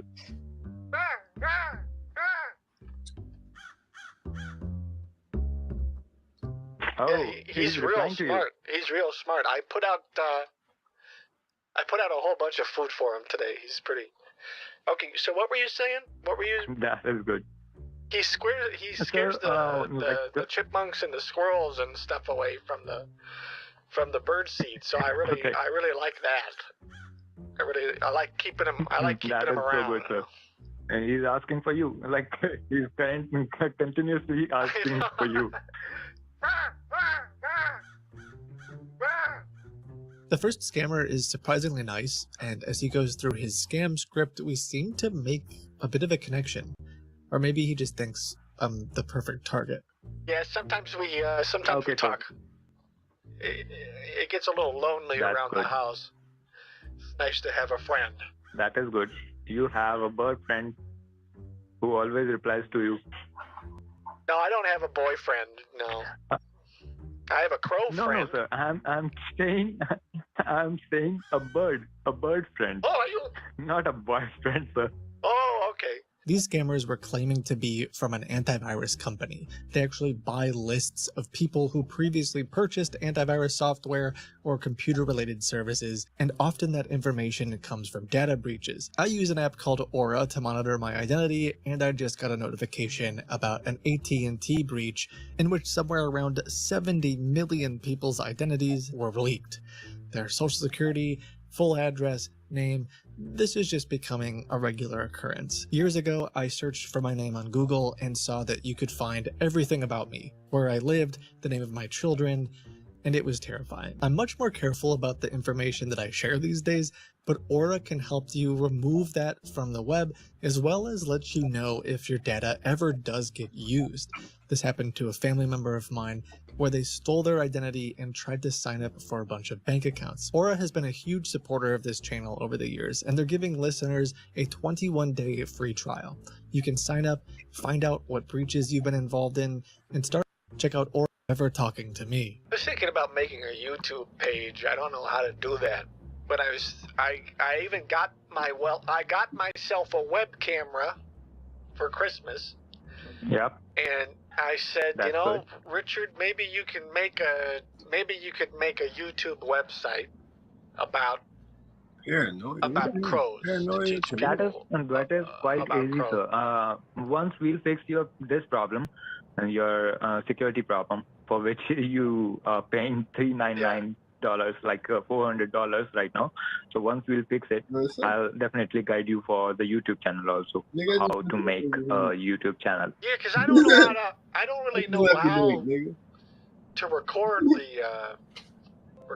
and upload and all that. But if you could help me, man, a couple pointers I can give you here and there. I can give you a complete tutorial on it, so don't worry. Oh, that would be So huge. please, come first of all. Can you Let me know imagine what that? you can see on your screen right now. That's Yes, my sir. goal for the Actually, year. This right here is my goal for the year. yes, sir. I had no idea that this story would go on for months, and eventually I would accomplish the goal of getting these scammers to help me make a YouTube I'm not video. gonna lie, that was out of line. But for now, the scammers just tell me there's a hacker on my bank account, and of course, they can help me get connected to the perfect bank representative right away. Thank you for calling Bank of America. My name is Mark. May I know your first and your last name, please? Oh, hi, Mark. It's me, Richard Andrews. Did you notice anything weird on the account? This isn't the real Bank of America. There are a few things I have noticed. There's a one pending charge, Okay. and that charge, it's coming from a website. Get a pen and paper. I want you to write few things down. The website's called what? GetAPenAndPaper.com? What is it? I want you to get a pen and paper. Write something down. I want you to get a penandpaper.com? That's insane. Websites just Seriously? Are you serious right now? Sir, go and get a pen and paper. I will tell you something. You need to write it down. I thought you were telling me. I thought you were. Oh, jeez. I was going to say, who buys the website? I want you to go get a penandpaper.com. They think they've found a perfect target. www.pornhub. Porn Hub. It's not B-A-R-N. It's P-O-R-N. It's porn. Oh, B-O. Okay. B-O-R-N. Porn, sir. like P as in born? parrot. P as in parrot. Yes. Born, P as in parrot. and then P O as as in in parrot. Oscar. Sir, are you seriously doing this with me? Does it start with B as in boy? No, it's or not P hard for as me to in- leave the house. Forget it, bro. forget it, forget it, forget it, forget it, forget it, forget it. Oh, sir, leave right forget it. now. There's the one charge Oh, leave right coming now. towards your account, sir, and that charge is $100,000. What? Yes. No, Somebody no, using your account in a no. different website. You can't be charge serious. is 26, and all the charges are coming from this adult website. These charges won't be cancelled, sir, because these charges are pre-authorized. And let me tell you what is pre-authorization means as well. If the amount is above 10,000, or sometimes 15,000. Banks IVR always call to our customer and verify the charge like this. Do you authorize this charge? Please press 1. If not, No, please press 2. I don't authorize it. Somebody press 1 from your end. Make this charge a pre-authorized. It won't be cancelled. I keep pressing That 2, means but the person who... No. Somebody already did in the last day. Somebody already did. Yesterday. Last night, somebody already did. Well, good. is something supposed to be happening when I press 2? I talk to people for a Mark? living though. Somebody You already probably did won't this screaming. last night. Bro, That means scream your every phone time lines talking are to How? also How could they have hacked done at this that? point of time. Hey, How could they have done that? it's a different. Somebody hacked your Like, phone lines when people too. come No over one's my gonna house. find out about this, right? That's a My lot brother of was just here last pornographic night. material. Lot of pornographic material. No It's bullshit. 120,000. It's a So now listen to me very significant carefully, amount sir. of You have nudity found we're the... talking about. I mean, I didn't do that. I don't want someone to find out that Richard's trying to spend years, like years and years worth of retirement funds. That's my life savings on nudity, right? Can you hear me? God, what Can you kind hear of me? what Can you kind hear of me? premium account could you get for Can you hear me? $100,000? That must. Can you hear me? That's gotta be crazy. Between you and me, just for Can you hear me? for science purposes. What kind of pornography do you get for $100,000? Stop saying sir and start listening, or else you will lose your money. Don't talk and just listen. I have found the resolution how we are going to save your money here. Okay. So what we're going to do, I'm going to create a dummy account for you. Okay. And after that, we are going to transfer the 120 into the dummy account. And after that, we are going to reset your account. Once your account has been resetted, I will merge the original account and the dummy account, and everything will be safe and secure after that. Sir, focus. Okay, so let me Are just. you in the account right now? Yeah, I'm in the account. If you don't mind, I'm gonna pull up step-by-step instructions of how to open a Bank of America dummy account, or is that something that you can tell me? You no need to do any. Allow me, sir. Stop talking. Start listening. You are not going to say anything. Can you walk me through how to do the dummy account? How to open that up? You no need to do anything. You no need to do anything. You are not open it. I'm going to create. I will give it to you. Oh, you're gonna handle it. Maximum dummy account can handle. Okay, so we are going to do it in 3 dummy accounts. So look at the computer screen. Okay, but if you think logically, I know that. Are you gonna give me 4 Allow dummy me, accounts? I'm not finished yet. Keep your mouth shut. Wow. Don't say anything. I'm not finished yet. Don't you understand? I have more to say. Sir, I sorry for offending you. I'm just saying. You already offended me. I need the $120,000 saved. Thank you. Allow me. Your advice. तू पागल है क्या बुड्ढे? तेरे को समझ नहीं आ रही छोटी चीज? Because I'm tired talking to you. First of all, let me tell you very clearly. Second thing, just do what I say. What I am telling you to do. Not a word from your mouth. You're working customer service. It's your job to help me. Why are you treating me like this? This is not a customer service. This is a fraud division team here that we are working, and we are other customers as well, all right, to handle. If we put all the time on you, we cannot handle our other customers. In future, you are not going to call me. Call us, call in the bank. So, mat kar aise budde pe tara tero kontak dila. Do you think this is funny? Is this some kind of a joke to you? Yes, this is funny. Yes, this is joke to me. Why? Yes, this is joke to me. Idiot. Why would you say that? Obviously, this is not a joke to me. All right, I am sorry about that. You have to go to the bank. Then you have to go to the teller and tell him that you want to do a wire transfer. Okay? Do you have a case Listen number? To me. Do you have a case number? To me. Listen to me. If you just give me the case number. Again, number. you are saying you're not listening? Since I'm going to be going to Bank of America, I could just say, hey, can you guys... Hello? Can you guys pull up case number XYZ123? I've been talking to Mark from the fraud department. Hello. He's asking me to send some transfers over to a dummy account. You can probably see he made a couple dummy accounts for me, and I just need to move. Can you hear me? $80,000 and $40,000 Am I audible into to those. you? I make money That from way Kick. the hackers I ain't make no don't money get from YouTube. I'm going I make to. money from Can Kick. you hear me? I ain't make no Yeah. money from YouTube. Did you hear me? Don't get this. Why you are not listening to me? First of all, answer I make this no money on question. YouTube. So many times, listen to me. Why you're not listening to me? Why you keep talking? Could be my hearing aids or my phone. I don't know. Don't ask any question. Just do what I said.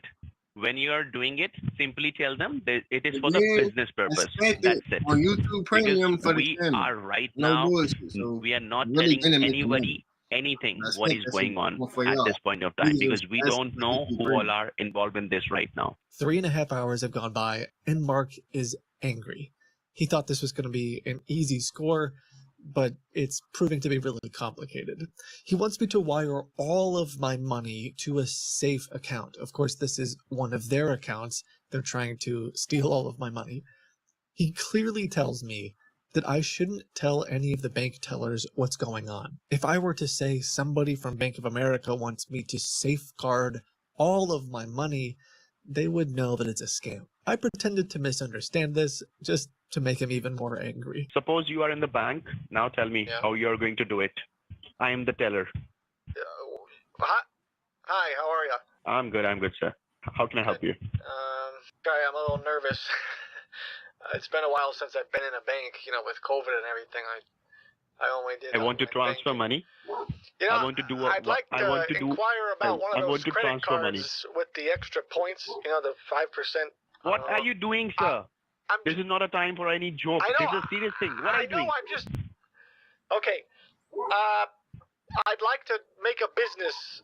Maybe I'll walk up Relax. and I'll wear a hat. I'll wear a hat. That way no one will recognize me. You have no need to do anything like this. And then I can. Do I have to tell them my name is Richard, or should I make up a different name? Do you think? Absolutely. Or how else the banker will get your information? How else? Oh, true. You have to give your information to him. Get that receipt I'd like with you. to make a business. For $80,000. I'd like to make a new business, a dummy account Listen to me. I'd like to make a dummy. I'd like to transfer $80,000 to a dummy account. Shut up. That was just set up by the fraud team. Listen. Don't interrupt me. What was that? Stop. When you go to the bank, Go ahead. Stop. listen to me. Do not You interrupt put me. too much pressure on me. $1 million. When you're in the I'm not bank, trying to go to interrupt the you. I teller. just think there might be a little bit of a delay on the phone is all. Sir, listen, So go ahead. I'm listen. listening to you. Why you are transferring the funds? To save, If the banker to save asks my you, the account. teller asks you. To safeguard my funds. My business Are you funds. dumb? No, Are you dumb? this is Richard. This is the 5th time you want me to repeat the same thing. No, this is Richard. Can you hear me okay? I'm going to go to the bank. I'm going to the bank. I'm transferring $80,000 from my business account to this business account. That's it. Perfect. Yeah, and if they ask you why you're doing Why this, do you simply keep tell asking them me this to is for the repeat it? Are you investment. dumb? Yes, I am dumb, sir. You are not. I am dumb. At this point, I pretend to drive to the bank and wire $80,000 to the scammers. They're probably excited, but the joke is that Richard gets the last few digits wrong. I actually had a friend take a picture of a fake Bank of America receipt, and we texted this to the scammers. This is not the correct bank account. So, of course, they're not happy. Are you listening to me or Do you want not? to send me some of the documents for the listening to me business or that we not, made together? That way, when I go to the bank in the morning, Are you I listening can to tell me? the manager that I have the Are you different listening? articles and Are you the listening? information Are you listening? documents Are you listening? that Are you you listening? submitted Are with you the listening? state. That way, we can Shut up. actually Shut create up. a Shut business up. account and get the $40,000 Are you listening to me, actually idiot? certified. Because otherwise, I think we're just kind of dead in the water. Are you listening to me? I don't know. If my Are you son, listening to me? If my son finds out that I bought $40,000 worth of pornography, he's Oh, never no, going to let me hopefully. see my grandkid again. Are you You know that? listening? So Are you it's a listening to pretty me? big Oh, deal no. Are you listening that we to get me?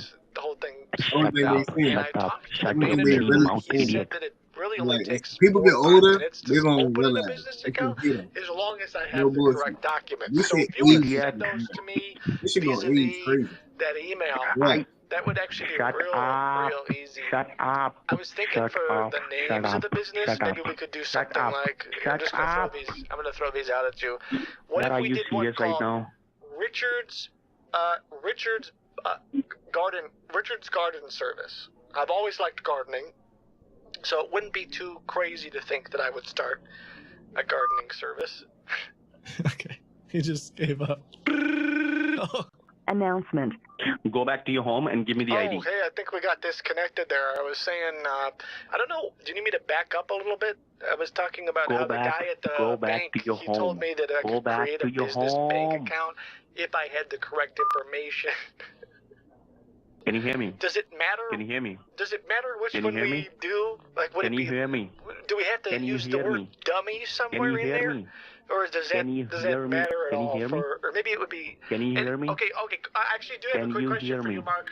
Can you Because hear I'm me? going to start writing stuff Can you down to hear me? ask my son Can about. you hear me? Can you hear Do you me? need to Can you be hear one of me? the members Can you hear of the me? company when Can I you hear set up me? the account, or Can should you I? hear Is it me? just bro. me? Can you Hopefully. hear me? Can you hear me? Yeah, I can Can hear you hear you. me?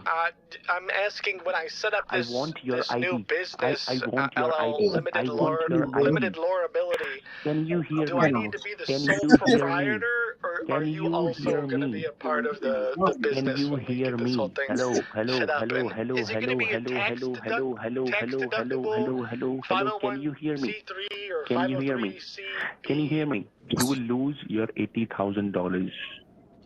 Mark my words. If I am not getting your ID, so I want your ID within half an hour. Are you threatening me? When you have the ID.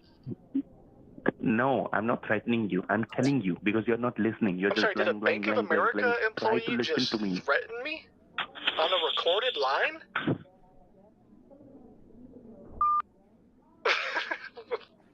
Do not irritate me, sir. You have irritated me so much. Hey, Till Mark. now. I want your ID in Don't order you to dare activate treat your me account. like We this. need the ID. You mark my Don't you words, dare Mark. to cut me off I will again. have your You job. mark my words. I will Don't have your you job dare. if you ever treat me like that again. I am your customer. You Now are I here. need the You are ID. here I need the to make ID. my I life need- better.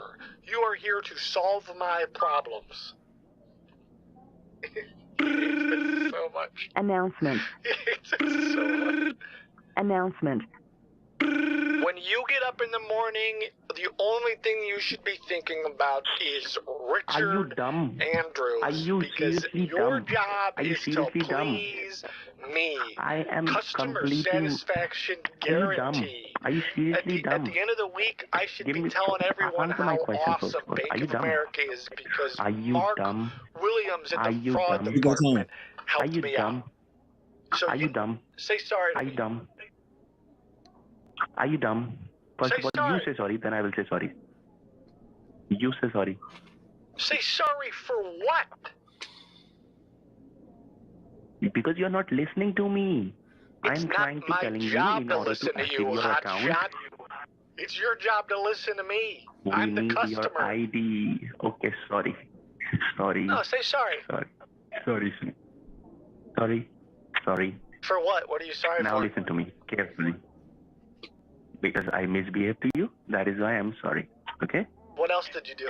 Now listen to me. You What I called, need. what else? What did you call me? I am so sorry about that. Whatever I call you, I'm No, so I sorry. want I'm to know. really What is it that apologetic you about called that. me? What did you call me? I want to hear it. Say, I'm sorry for calling you dumb.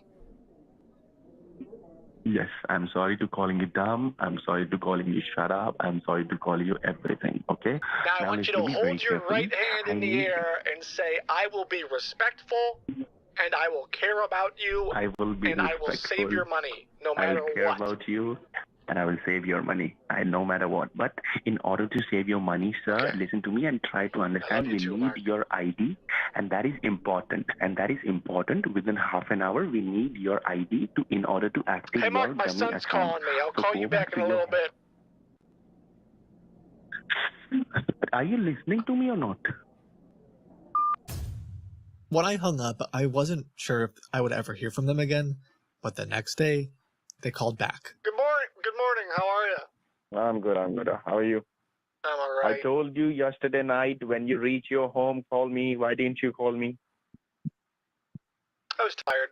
Spent a while working on a website for a new business. I called it Go Crow or Crow Pro because it's going to be a video web page, I think. It starts to become clear that Mark doesn't really want to put in work. He just wants to yell and force me to do things. A good cop, bad cop thing starts to happen where Mike and some of the other scammers will humor me and put up with ridiculous things, and Mark comes in for the kill. Well, I've been struggling to get my microphone to work, and I had an idea that I need some help with. Maybe you could help me really quick, because I'm trying to make a movie. It's like a pitch for, it's like a marketing pitch for my product ideas. So could you record something for me? Yeah, definitely. Get your sound recorder open, really quick. Sir. And I want you to say sir, this. I want you to say, crows, the future of our world. No. Crows, the future of the universe.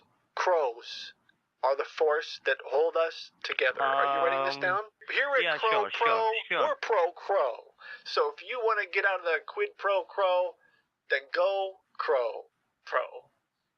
Something like that. Okay. Right. I'm going to start now from the beginning. Okay? Crow. Here at Crow Pro, we are Pro Crow. Break the status quo with our Pro Crow videos and facts. Daily videos plus products in your email inbox. Sign up now plus ratio plus spell up for the crow in your life. Pro. Yeah, jingle. What about that, sir? Did you like it? That was pretty good. The jingle, I think the jingle could have gone a little bit better. The jingle at the end, I was hoping would be a little bit more like. Don't worry about that. We have the editing features, and we have the. Okay, let me do it again. Crow. Here at Crow Pro, we are Pro Crow. Break the status quo with our Crow videos and facts. Daily videos plus products in your email inbox.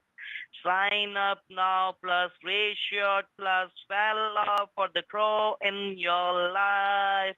Pro, yeah. That is chef's kiss. Mwah! That is significantly better than I ever dreamed it could have been. I told the scammers I had to go, and over the weekend, we made this masterpiece. Sure, I can do it later on, but you can understand the situation is we are Pro Crow. Break the status quo with our Pro. Yeah, that's my voice. Videos and facts. Daily videos for the crow in your life. Daily videos. Crow, yeah. Crow Pro, in a world where we don't have enough crows, we have them. That's you. I forgot, Mike. You remember my voice. You don't remember my voice? Yeah, that thing went viral. That's a hit. That marketing campaign. Yes. Oh man, I'll have to pay you back you're for not it believing sometime. me. It's been 7 hours, and Mark wants his money. But I tell him I've been talking to another scammer. These guys are doing just wrong with you, but you are not listening even a word. You don't understand. You have done each and everything wrong. I am understanding each and everything. President of the United States right now. You don't understand. Are you serious right now, Vice President? Not gonna talk to you. What the you're talking about? I've talked These to her guys before, are doing Camilla. shit with you. Do not. No. These guys are making fun of you. Don't do that. I'm on hold on the other line. If you do anything wrong, cut that call straight away. Do not pick them. Just hang up them right away. Thank you for caring. All right, do me a favor. Thank you for caring so much about my bank. But get me on the line. The government Get is me on the line. safeguarding my funds. Get me on the line. Hold on, let me check. Get me on the line with them. I had an idea to make him angry. I'm trying, Okay, telling can you you hear? so many I have times. you Why on you are hold not right getting now. it? Can you hear it? The hold music. This is bullshit. Do you know this? This is It's bullshit. the Star Spangled Banner. Let me. Mark. You don't talk. You don't talk. Let me talk to him. disrespect Let me that. talk to him. Okay. Just keep your mouth shut. Let me talk to him. I've never been able to talk to the president. I've asked. Calm down. You don't do anything. Just calm yourself down first of all. Okay. Calm yourself down. Let me talk to him. Vice President. Seriously? You're that much dumb? What do you think? What? Vice President No, is free it's all the because time? they care Talk so to you? much about the citizens. Vice President. It just takes time, you know. Yeah, cool. Hello, this is the Vice President. How can I help you? Oh, you are the Vice President? Are you serious right now? You're that much free that you're Yeah. talking to a normal Hi, guy? Mr. Vice how can I President? help What you? is the This name of is you? May I know this your is name, please? Kamala, What the Vice is your President. name? Pamela. Vice President. What is the full name? Vice President Harris. Don't Google it. Don't Google it. And this is Kamala purely Harris? a makeup voice. This is purely a makeup voice. Can't you hear it? Richard, these guys are making fun of you. Oh, and these guys are doing hi, scam with you. Richard. We spoke before. Idiot. Richard, Yeah, Richard, this don't guy- talk. You don't talk. this Let me guy- talk. Oh, Let me sorry. talk. Let me talk. Let me talk. You don't talk. Okay, so You don't does talk. he? Yes. Yes, Okay. Vice President. Is everything How are all you, right? first of all? अबे बहन के लौड़े, क्यों इसको काटने में लगा I हुआ है? am doing well. I don't have too much time as क्यों we इसको काटने में value लगा हुआ है? all of the citizens in the United States of America. So we have to make sure to spread the love evenly. Vice President. बेटी चोद, देख तो ले थोड़ा सा क्या कर रहा है तू? Vice President. Sorry, Richard, Hello? Keep your mouth yeah, shut. Richard, Keep your mouth shut. Keep your mouth shut. Yeah, what's going Keep your on? mouth shut. why did you call? Frank said that you needed just some help. disconnect them. First of all, disconnect this asshole. I'm not going to He's a disconnect male. from the Don't vice you president. get it? He's a makeup voice. He's a makeup voice. Okay, Richard, Idiot. It's just a so you makeup voice. know, These guys are making their voice. Frank and I have been able to get some more security lockers for तेरे को शर्म you. नहीं आ रही है बहनचोद vice president बना हुआ है तू Who is this? Okay, who is this guy, Mark? Mark, where do you work? तेरा बाप बहन का लौड़ा वाइस प्रेसिडेंट बनेगा वाइस प्रेसिडेंट की स्पेलिंग बोली जरा बिना गूगल करे I'm sorry. What on earth is vice he president saying? बनेंगे You don't I talk. don't know. I told you don't interrupt. You don't talk. You just keep your mouth Why shut. are you Let me talk speaking to this another guy. language, Mark? First of all, I let me thought tell you, you this is said not a that you lady, this wanted is a to man. talk to her. Richard, I Let him have talk. really That bad is why news. I'm talking these guys the way they oh, get no. these guys deserve. Oh. Richard, first of all, don't talk. Let me talk. Okay? no. You don't talk. Let me handle the situation right here, right I now. have really our intelligence is showing that Mark is a hacker. Oh, you have intelligence? Mark is a hacker. Vice President? How come Vice President? You know how you were afraid because you lost $200,000 the other day, Richard? Well, yeah. It was him.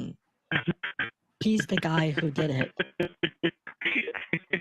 I don't know about that. बाप ने कभी 2 lakh dollar एक साथ देखे थे तो मुझे ये बता दे पहले तो Don't trust him. Yeah. This is my decree. Camilla Harris, the Vice President of the United States of America. You want? We decree that you should not talk to Bank of America, United States, and you should take all of your money, out of the bank, and we will safeguard it in government bonds. Do not listen to this guy. First of all, this is a guy. This is not a girl. It's a made up voice, and everything. This shit. Excuse me. I am Kamala Harris. I am Kamala Harris, the Vice President of the United States. Yeah, this is Vice President की the spelling Vice तो बोल दे President. भाई बिना Google करे. Richard, shut up. Keep your mouth shut. Excuse Don't me? say You anything. should not speak to Idiot. someone like that. Oh, Yeah, why are I you always speak to somebody. Why are you I always disrespecting the Vice speak like this. President of the People who United deserve it. States? Richard is purely a dumb guy. And you Okay, I don't are an appreciate you asshole. talking to him. Seriously. On behalf of the United States government, I, Camilla Harris, decree that you have to leave Richard alone. Harrison की spelling तो बोल दे. Yeah. Okay, Richard, don't do anything. hang up the phone. Whatever on him. this shit. Okay. इसका काट. Okay, Hang up, Mrs. hang up her. Vice President. Hang up he. अरे The scammers say I'm purely a dumb guy, and that's because they think I actually believe I was talking to the vice president. And I guess that's what inspired them to come up with their next plan. Hello. Yes, sure. I'm calling on behalf of Central Bureau, FBI. Okay. This is a very serious case. Now, what I'm going to do directly, I'm going to transfer your call to the president. So please be in a manners and talk respectively. Okay? Okay. This is not what I expected. This whole music is not very patriotic. Oh, take my hat off? Okay. I gotta be respectful.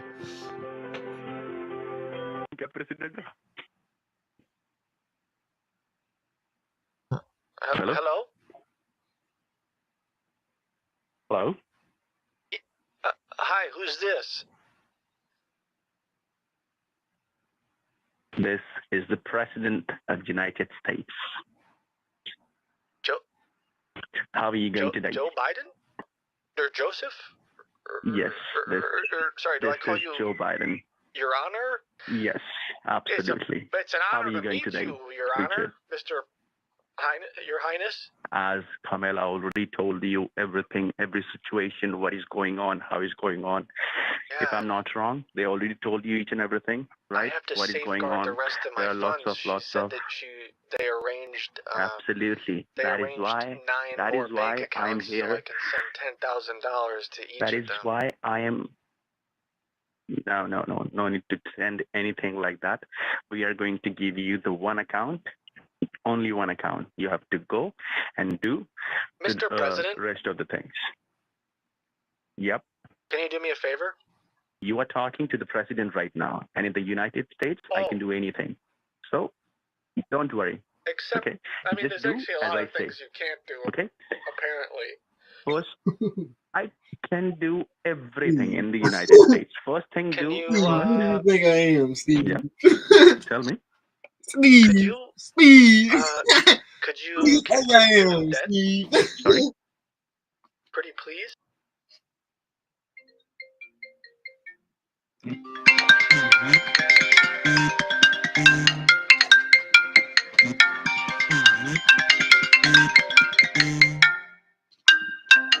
Come on, pick this joint up, cuz. What that is? Is my baby? Damn. I'll try. Hey, come on, pick it up, dog. But you said you could do I'll anything. try. Boy, that. I thought you could do anything. I will try this. This is a serious issue. This is a serious issue Yeah. that you have pulled up, but I will try. Yellow I'll try to sort this thing out for you. Okay? Thanks. So don't worry. And now what I'm going to do, I will What is it, give you yellow one buttons? single account. Okay? You have to go to the Bank of America. Hello, bro. All right? And right now you are going to talk to me only. Okay? Mr. President. It really is That's Biden. it. And write down. Shut up, bitch, Yes, again. Joe Biden. He's Shut up, bitch, surprisingly again. committed to his role as the president, but I think he believes it's Shut almost up, bitch, over, again. and this ends up turning into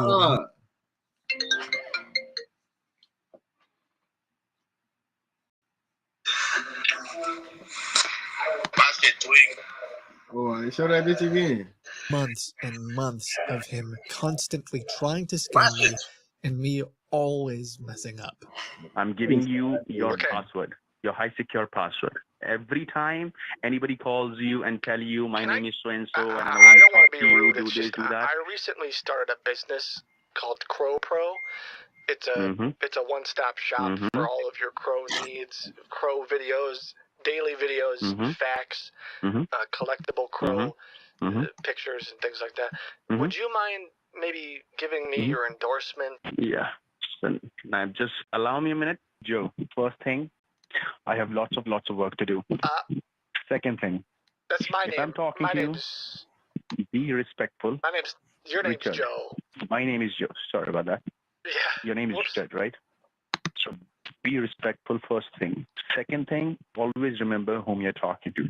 Third thing, don't Who am I talk. talking to again?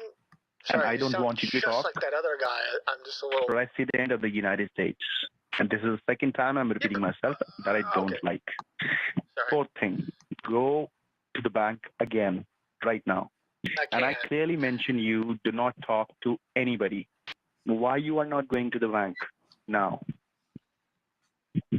Because it's closed. They sound like Okay. What the fuck? Sorry, Isn't my that bad. something the president should know, Mr. President? All due respect.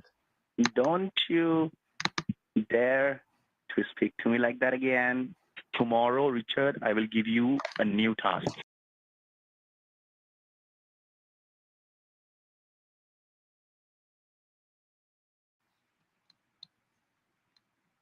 Bro, I got this fucking FaceTime shit stuck on my screen, bro.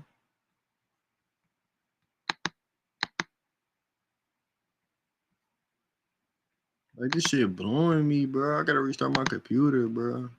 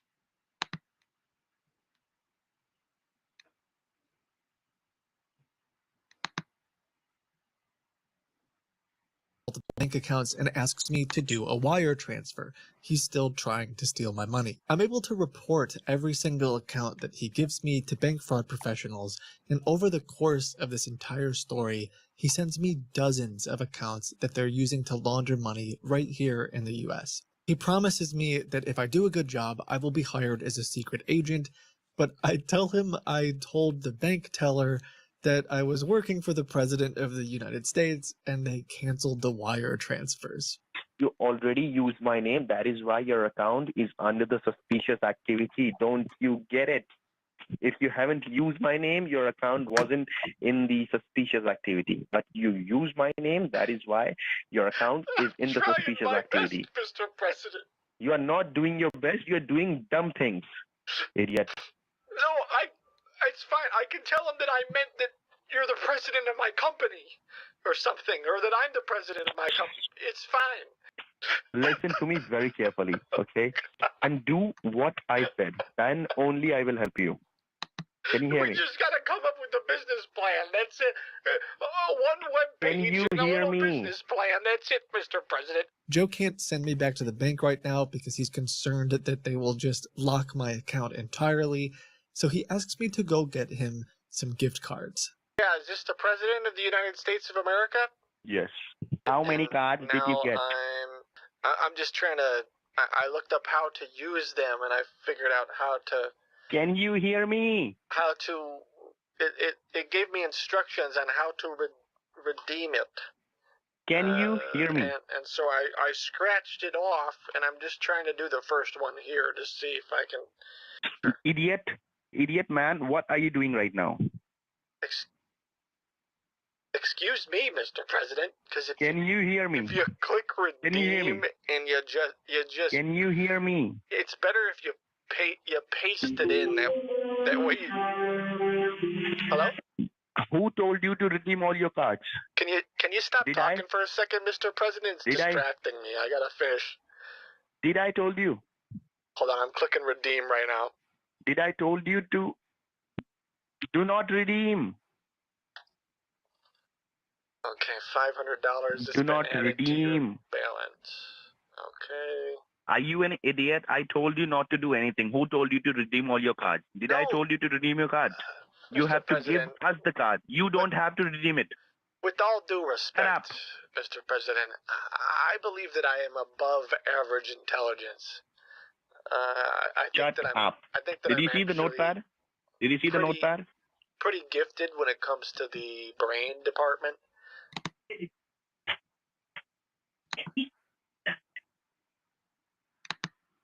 Someone's typing on my computer. Is that a hacker? I am typing it. I am typing it. Well, that's rude. I mean, you should appoint me. Seriously.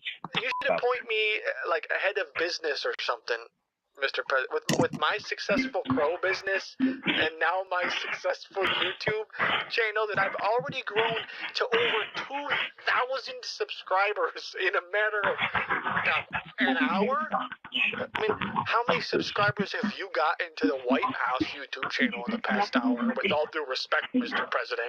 Dumbass. Don't you say that to me, President. You work for me. I elected you, you know that. I voted for you. Shut the f up. No, don't. You can't say that to me. Up. Say it again to me, hotshot. Shut up.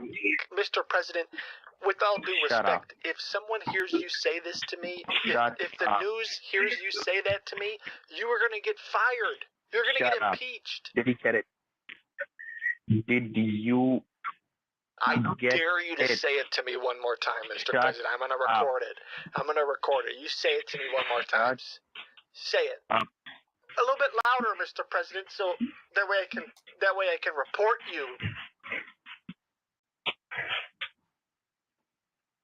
I think what would be best is if you listen to me. Okay, because I've been doing everything that you've been asking me to do for the past couple days, and none of it's working, Mr. President. Go and get more gift cards. Is this a test to see if I can become a spy, Mr. President? I mean, did I pass the test? I mean, I'm quick on my feet, you know. I was wondering if this whole thing was just a big test to see if I have what it takes to become the head of the secret agent division. With all due respect, do you think that I could be the head of the Secret Service? Dumbass. No, I don't know, but I don't think that he's very happy about the things that have transpired over the past couple weeks. I'm not really sure what to do at this point, but I'm not sure if this is the correct definition of down bad, but he definitely isn't feeling good. You ruin everything up right now. I'm trying my best. You ruin everything up. I mean, Right now, I've been through a right lot now lately, on you, Joe. there are 3 cases. Shut up. Shut up. Can you see your computer screen? Shut up. I'm just trying to make you happy, Joe. Dumbass. Shut up. What am I supposed to do at this point? I'm talking to the guy that runs the whole country. Just listen. Just listen. Now go and get $4,000 cards. Go and get 4,000. Because I already sent you 2,000. Yeah. If I get another 4,000, Nothing you have given then me. what happens? Idiot. That is what I'm telling you. That is what I'm trying to tell you. I just want to You make have sure. given me I want to make nothing. sure I understand. Shut so up. I already Shut up. gave you Shut up. $2,000, but you're saying if I can get another 4,000, You that'll be enough to haven't give me safeguard everything.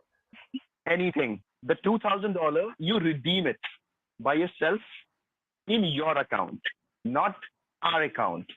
That is the stupidity you have done. Let me tell you. So you haven't give us anything. You redeem that 2,000 by yourself in your account. Go and get $6,000 card. Go and get $6,000 card. You sound like you're upset, Mr. President. Hold on, let me. I am very much upset. I'm not sounding like a. Do you want me to hang up? No. I'm not upset. Please, I'm Mr. not President, sounding hold like on. I got an idea. Hold on a second, Mr. President. Please, just trust me. Let me make it up to you. This is something I've been working on for a while. I've been working on this for a while. Hold on, Mr. President. Hey there. Hey there, Mr. President. It's me. It's the Crow. I'm just here to say sorry. I'm trying my best, Mr. President. It's me, Mr. Crow. Trust me, Mr. President. I'm just here to help. I love you, Joe Biden.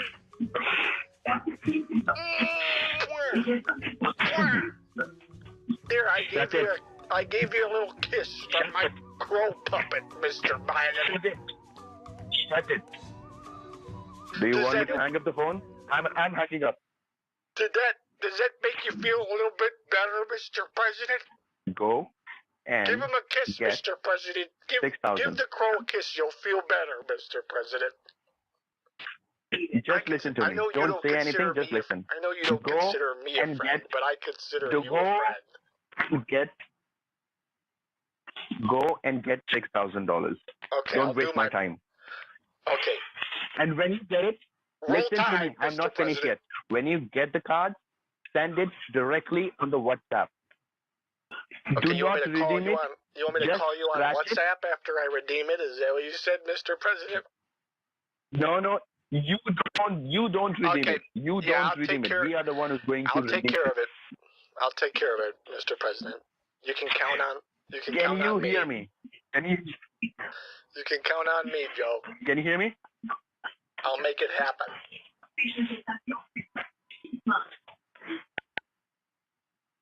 Okay, just give me a minute. I mean, look at this. 4 minutes ago. Okay.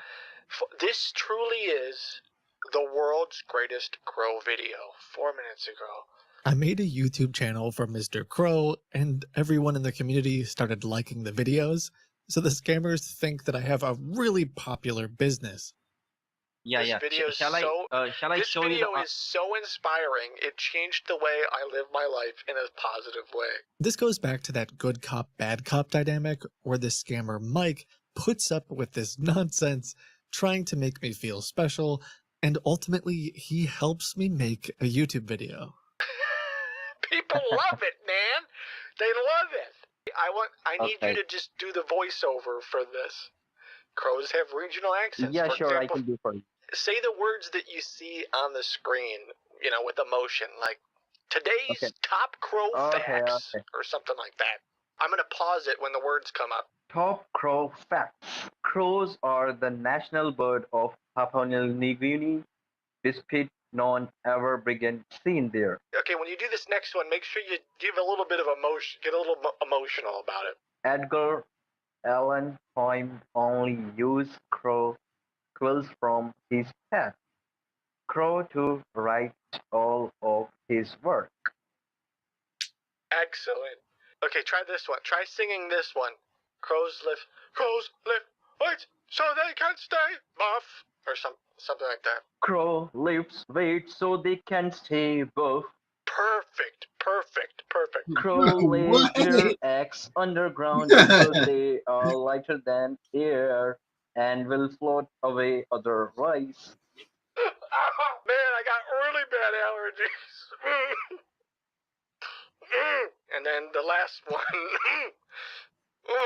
Jeez, it's this time of year. I'm telling you, Mike. Crows have religion accent.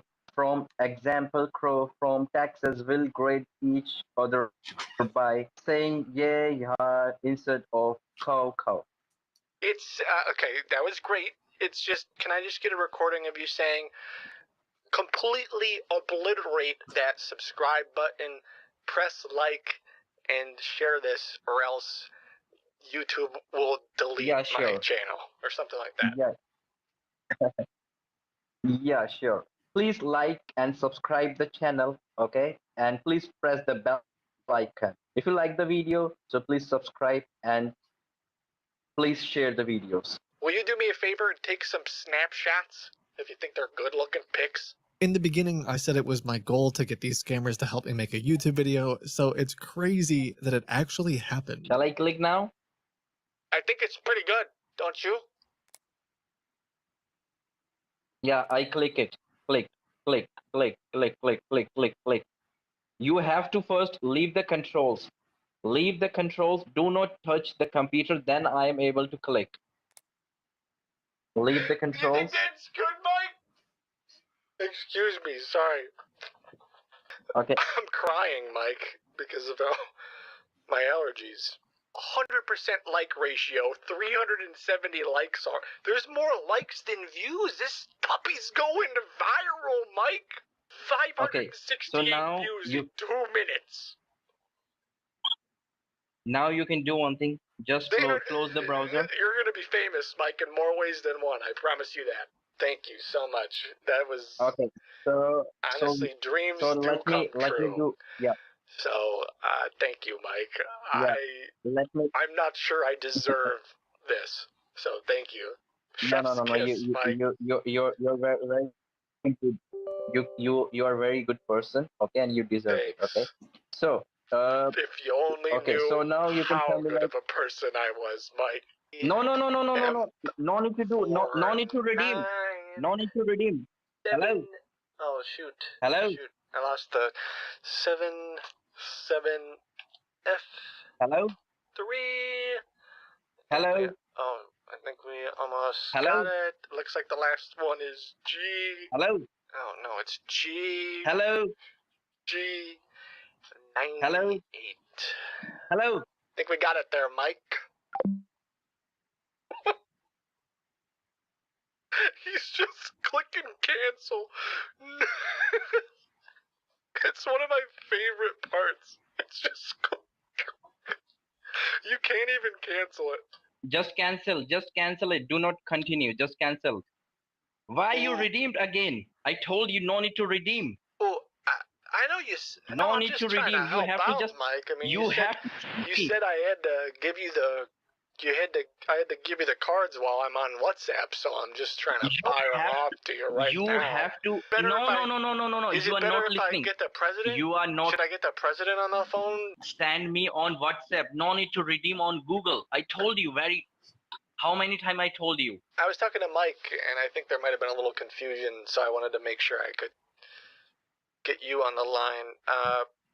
I got another one of the Google cards redeemed, and I got another Who told one. you to redeem? I got another one that I can. Another one that I can redeem here. I just wanted to make sure I had you. Send it. Yeah, Send that I'll card send it right directly now. I'll full without send it right now, redeeming it. Mr. President. It would be my honor. Without redeeming. It'd be my distinct honor to redeem that and send it over to you right now. Without redeeming, idiot. Don't you understand? F 3. Do you want me to hang up the phone? It's totally up to you, President. I'm just gonna Do send not this. redeem I'm gonna the send card. the card to you right now. That way you get it. Listen to So me. it's Y99. Listen. Richard. Or You want me 7. to hang up? And then after that, it is. I am not going to talk to you again. M. Richard, listen. Yeah, I'm here, Richard, Mr. President. Listen. Can I say something? Yeah, Can I say something? Just to confirm, you do want the card, Listen to me. correct? Listen to me. Do you want this card or not, Mr. President? I just need a yes or no. Can I say something? Can I say something? I just need a quick Can I say yes something? or no on whether or not you need the Can card. I say something? Motherfucker, can I say something? Yeah. You need to send the card directly to the mic All right, without I just sent it redeeming to you. It says You don't do 500's anything. been added to the balance. You don't do anything. Roger you that, don't do Mr. anything. President. Just send it to the It Don't says do anything. 500's Just send been it. added to your balance. I don't know if you can see it or not, or if I need to take a screenshot. But I got another. That's Are another. you dumb? That's another 2 cards sent over to the government. Motherfucker, are you dumb? Hey, Richard, are you motherfucker? You have no brain. Are you dumbass? No, again, Are I you say idiot? to you, Mr. Why President. you're not listening to me? I am Shut up. listening to you. I'm listening to something else. Why you again and again redeem it? I'm listening to you. Are you Mr. dumb? You just said to send it to you. You just said send me the card. Idiot. And so I clicked confirm and I sent it to you. What? Shut. With all due respect, Mr. President, do you have a brain? Joe gets so angry with me that he eventually blocks me on WhatsApp and stops talking to me. I kind of think that maybe things are over, but a week or two later, I hear back from Mike, and Mike is trying to smooth things over. Of course, I have a plan to try to get them engaged again. Yeah, good morning. How are you? Good morning, Mike. Hey, I'm doing good. I'm wheeling and dealing, Mike. I was on the news this morning. I was on the news. They did a whole segment where they interviewed me. We got some good airtime. We did. I actually might have. I might have another investor lined up. I was on the phone with them. Oh, then I went out great. to breakfast That with is some, very great. with some guys. I'm impressed with going you. on. Let me at least get the audio going. You can send me you can send me the audio on the WhatsApp. So It's breaking news, Mike. They're called Yeah, corvus, I'm listening. but to you and me, they're just crows. While many agree, there's one too many. One man believes there should be more. This is Big He's quoted as saying every child should have a pet crow. His name is Richard Andrews. Richard and his company, Crow Oh my Crow, God. is an internet sensation. Richard, why more crows? Why more crows? Oh my God. Well, why not? I think that kids run around all day on their cell phones, playing little video are games celebrity. and texting each other. But I wanted to get them outside. And I was on live TV, my younger generation, or really anyone who will give me that money is the to take biggest pictures news. of crows and interact with crows on a daily basis. Right. And I think there's a lot of room to realize that the world would be a better place. Perhaps if there were no birds other than crows.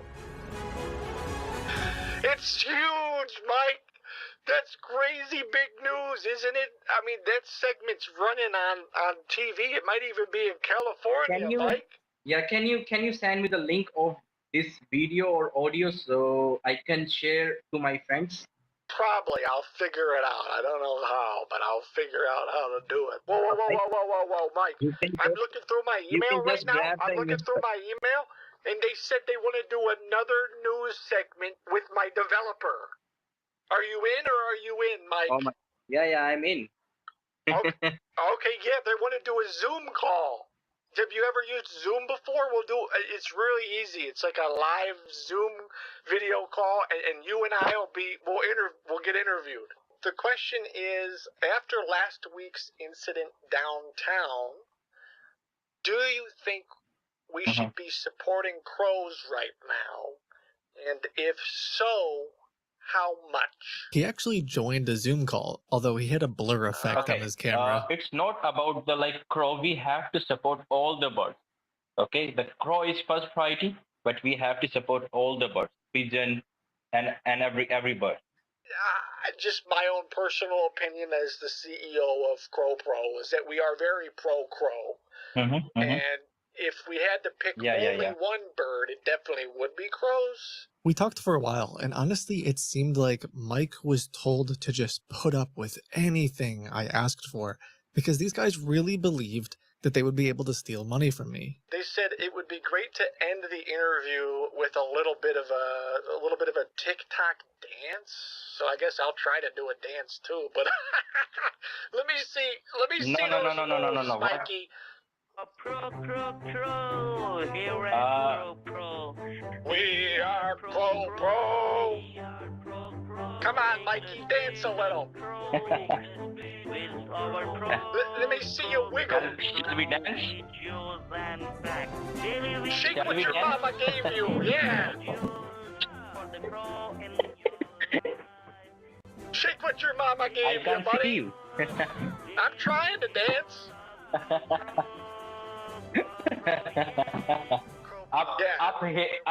Up hand in the air, up hand in the air, and fly. And we just don't care. That's right. Fly. Hands in the air. We just don't care. I think that's pretty good, actually. I think that's. Well, thanks for shaking your moneymaker there, Mike. I appreciate it.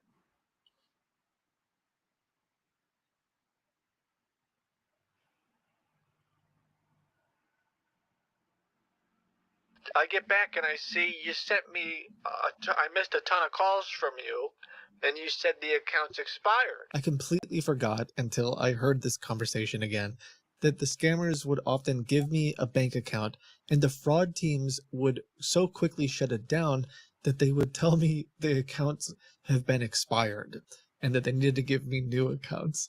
And I just think it's funny that they never really suspected anything. Dozens and dozens of accounts they would send to me, and they would always somehow lose track of them, and they would never get money from me. Can you please get me an account that doesn't expire? Because it's a lot of work to go back and forth to the bank. Yeah. I gave you, but I just wanted to send $90,000, and you said I had to send 30, and then you said to cancel it, and I'm, Mike, this is, come on. Mike was able to smooth things over, but he couldn't steal my money. So Joe calls back thinking he can bring it all home. I mean, what's a guy got to do to get the President of the United States to help him safeguard his cash, right? That's what I'm saying. Sorry, go ahead. Do not interrupt me. Just listen. And don't say anything, okay? When I'm talking. Just listen. Don't say anything. I'm listening. We give you, till now, we have given you, just keep your mouth shut and listen. Keep your mouth shut and just listen. We have given you till now, Mr. President. 7 accounts. We have, just shut up and listen. Till now, we have given you 7 accounts. You go to the bank 2 times. And after that, you're not picking up the phone. What do you think? Am I free all the time for you to wait, to call? We are trying to help you. And what you are doing, you are questioning each and every one of them. You are questioning Mike. You are questioning Robert. And you are questioning me. How do I get them to make these large wires go through? Like, what am I don't know what. Yeah, I figured you would have Just somebody. keep your mouth shut right can now you and approve listen the to me. wire? Keep your mouth shut and I've listen. been trying to do everything Mike tells me to do. I told him I keep trying to do more wires, but for some reason they won't go through. They're stuck. And Joe's starting to run out of options. Please, I'm humbly requesting. Are you seriously that much dumb? Would you please just approve the wire transfer? Are you seriously that much Please. dumb? That's it. That's all. Are you seriously that much dumb? I'm begging you, man. Please, Mr. President, just put the. You have to beg me right now. Put the wire Do you know that? transfer, You have to beg me right now. Put the wire transfer through. I am not going to do anything if you keep talking. You're the stinking president I'm not going of to the do it. United States. If you keep talking, keep your mouth shut and mind your tone, mister. This is the last time I'm telling you. You're not talking to any sweeper or something. You're the leader Just keep of the your free tone and everything world, Mr. in President. your shut. Right? I mean, you Just hold keep the your launch tone codes. and You've got multicolored phones in your office. keep your tone. I've always suspected there was a secret good. door in the room that you work in, like a trap door that you go down in the situation room. It's got like 16 layers of steel, and you go down there and you got a team, probably half androids, half people, and for all I know you got satellites up in space, and you can send down little laser beams to fry an ant that tries to step foot on the White House. And you're telling me you can't push through a wire transfer for your old guy Richard? I got a red flag on my account. Are you here, done? Man. Are you done talking? You're Are you done sitting in there talking? in the White House. Are you got done a bunch talking? Of wires everywhere, monitors, Are you done 6 talking? consoles, a dog pan, cat cam, a bunch of freaking. You got a bunch of electric guitars and stuff like that, and you can't. For some reason, you can't get a wire transfer to go through. I'm paying you, Mr. President. I'm paying you. I voted for you. Are you dumb? This is Richard. Are you a complete idiot? This is Richard Andrews. Are you Mr. President. Are you a complete idiot? Richard, are you a complete idiot? No, I mean, when I was younger, like I wasn't in any of the, accelerated or advanced classes, but I did actually pretty well in school. Or did you want me to record that? Were you saying that to the bank manager? I see what you're doing there. I am telling you You're everything. Trying to get under there. I'm telling you everything. Mind games. Are you dumb? Are you complete idiot? I'm the leader of the free Are you dumb? world. Are you Tell her you're the leader Are of you the a free complete world, idiot? Mr. President. Are you a complete idiot, Richard? You gotta at least tell her that you're the president, because if I play a recording of.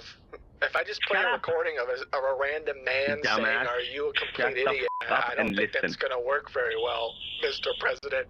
I think you should say something like, "Shut up. This is Joe Biden. Shut up. Are you an idiot?" That would be better. Which part you're not able to understand? Shut up. Which part you're not able to understand? Shut up. You do one thing. I got you loud and clear. Is this something that I should be recording? $4,000 gift card. Should I be recording this part? Is this for the bank? $4,000 gift card. Is this No. for my Listen. years? Is this for my years only, Mr. President? Maybe Yes. just for the sake of confusion, maybe we should come Shut up up. with some sort of a scenario where if this is private and it's something that only I can hear, like if it's a private sort of secret conversation, you should preface your sentence with something like, "Richard, this is private and it's for your ears only. FUEO. Yeah, just say FU, and I'll know that's for your ears only." Can I say something now? Yeah. Is this FU or record? FU. Okay, Go got to it. the grocery stores, okay, and purchase $3,000 to $4,000 gift card. Shoot. All right. Shoot, I When you accidentally have the hit gift record. I card accidentally ready hit in your record. hand, Hold on. and call it. Hold on. Okay, go ahead. I thought you were going to say record, so I preemptively, it was a preemptive, sorry. No, you can count on me, Mr. President. Mute it. I can get the cards. When you have the cards ready, Okay, call before us we go, directly. Mr. President, Call me I've always directly. wanted to do this, so I'm just going to play the national anthem really quick. Maybe we could do just a quick sing along together. All right. America is great. God bless America. America. America is great. I can't hear you, Mr. President. Yeah, I can hear it. God bless the American flag, huh? Absolutely. I guess I figured the president would know all the words, but I don't either, if I'm honest. F you, though, Mr. President. That's for you only. I don't want to admit that I don't know the words to that. Absolutely correct. It's been 19 hours. He's gotten no money from me, but I tell him I'll go get a few gift cards. Yeah, Mr. President, it's Richard here. Mm-hmm. I'm trying Yes, to show make me the sure cards. if this is the right kind of card. The Google one. The Google one here. Do one thing. So look, how much is it? Here, It's a I don't know, 500? Can you see? It's a 500? I typed it out, and you can redeem. No. Don't. Hold on, let me show Do you. not redeem it. If I click redeem, Do not redeem it. Do not redeem it. Do not redeem it. I will do that. I will do that. And I'll click continue. Mike, Richard, can you hear me? Richard, can you hear 500 me? has been added to your balance. So do you see? You saw it, baby. We have a little bit of a connection problem. Do not redeem I got another Do not one in redeem here, it. so I just want to Do make not- sure. You see that code? Do not. The Y4PL Can I say something? one? I'm just Can I- gonna go ahead and can I say something? Get the money. Can I say I'm gonna something? get the money redeemed. Can I say something? Richard, hang on. Can I say something? Can you hear me? Sure, go ahead. Can you hear me? I can multitask. Go you ahead. You said send me the picture. Send me the picture of the cards. You don't do anything. Do not redeem it. Don't Is do it a anything. video? Just send me the picture of the card. If a picture's worth 1,000 words, this video's got to be at least worth a few words. Can like, you? Thank you, maybe. Can you? Maybe you could say thanks. Can it you says hear me? 500 has been Can added. you don't do anything like that. Don't do anything on the computer. Don't do anything on the computer. You Just see that click it the worked, picture though, and right? send I me just on want to make WhatsApp. sure you see that it worked. No, That's what through that you are not doing it right. Don't do anything. Just click the picture and send it to me. You don't do anything. Okay, just hold on. click the picture of the card and send. If maybe the camera's not working very well, I'll click a picture so you know that I added it to my balance. Hold on. I'll click a pic. Do not. I'll do click not a pic. add. Do not add. Can you Hold hear on. me? Can I say something now? Yeah, sure. Anything you want. Maybe a thank you would be. That is not the right thing that you are doing. I told you clearly not to do anything when you have the cards. Just send it here on WhatsApp. Why the you are redeeming it? I told you not to do it. Don't you get this Sorry, simple is line? this President Joe Biden? Yes, this is Joe Biden. Did you I or did told you you not not get to the do $1,500 I sent to you? Just We did not get, and you are not sending to me. You are redeeming it for yourself. Don't you get it? That is not the right thing to do it. Idiot. Again, you are doing the same Are you on thing. Air Force One right now? It sounds. I hear some of the beeps in the background. I am telling you again and again not to do it, not to do it. Don't redeem it. Why you are redeeming it again and again? What is wrong with you? Why you are redeeming it? Did I told you to redeem? No, I told you to when you have the cards, send it here on WhatsApp. Why you are redeeming Mr. it? President, If can you you just are redeeming really it, quick? that's Is not this an FU or is this? Am I supposed to be recording this? I'm sorry. FU. Okay. Okay. FU, Mr. President. FU. Go ahead. Listen to me. That you just discarded the cards. You just destroy the card. By redeeming it by yourself, you are destroying everything. You want me to destroy them? Did you get this? You already destroy it. Don't you get it? They're pretty Why much you are intact. redeeming it? They're Why pretty you are much redeeming it? intact right now. Well, Do you need me to Can Do I you want say me to something to you? destroy the evidence, Mr. President? Is that what you're saying? Can I say something to you? Can I say something to you? Simple question. Who told you to redeem the cards? And why you are redeeming it every time? Answer this question. I think you By did. yourself. No, I never. Okay, hold on. Nobody I'm told working on you to destroying. redeem. I'm working on destroying these. I'm gonna get some scissors or something and cut them up. Nobody told you to redeem the cards. Nobody. I guess I thought You since are not going to redeem it. are these tax Why you are deductible, by the redeeming the way? cards? Because I'm filing my taxes. Do I write this off with the Can taxes, or what you happens? Focus. Did you get the money? Can you hear me? Did you get the money? No. Nobody will get nothing. Don't you Hold get on, it? I'm gonna kind of curb stomp If them. you are redeeming... Can you hear me? I ask you a simple question. Who told you to redeem the cards? Answer me. You did. No, I never told you to redeem the card. I always told you get the cards and send it to me directly. Why you are redeeming it? I just did redeem Why the fuck cards you are and redeeming? send them directly to you, Mr. President. No. Through that, you're not sending to me. Can't you connect to my account and kind of like, don't you own Google or something? I don't know. I don't know how it works, No. I guess. Absolutely. That is the Google account, and Google account is not linked with us. Did Mike get him? Maybe we should call. You know what? Let's get Mike. Hold on 1 second. You have no mind? Focus on my Again and voice. again, you are making the same mistake. Focus on my voice, Mr. President. Stay calm. Dumbass, shut up. Listen. Should Your job is Should when we you call have Google? Focus on my voice. Focus on my voice. Your job is you have to go Joe, and do you get the know- cards.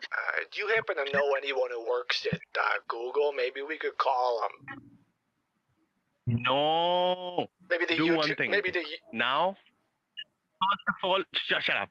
Shut your mouth. Maybe we and could listen. talk to somebody who in the redemption department.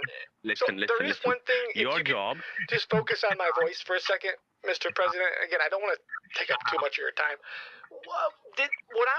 Okay, so when I scratched the cards and I got the codes, and then I went on the computer and I uploaded the money to the internet.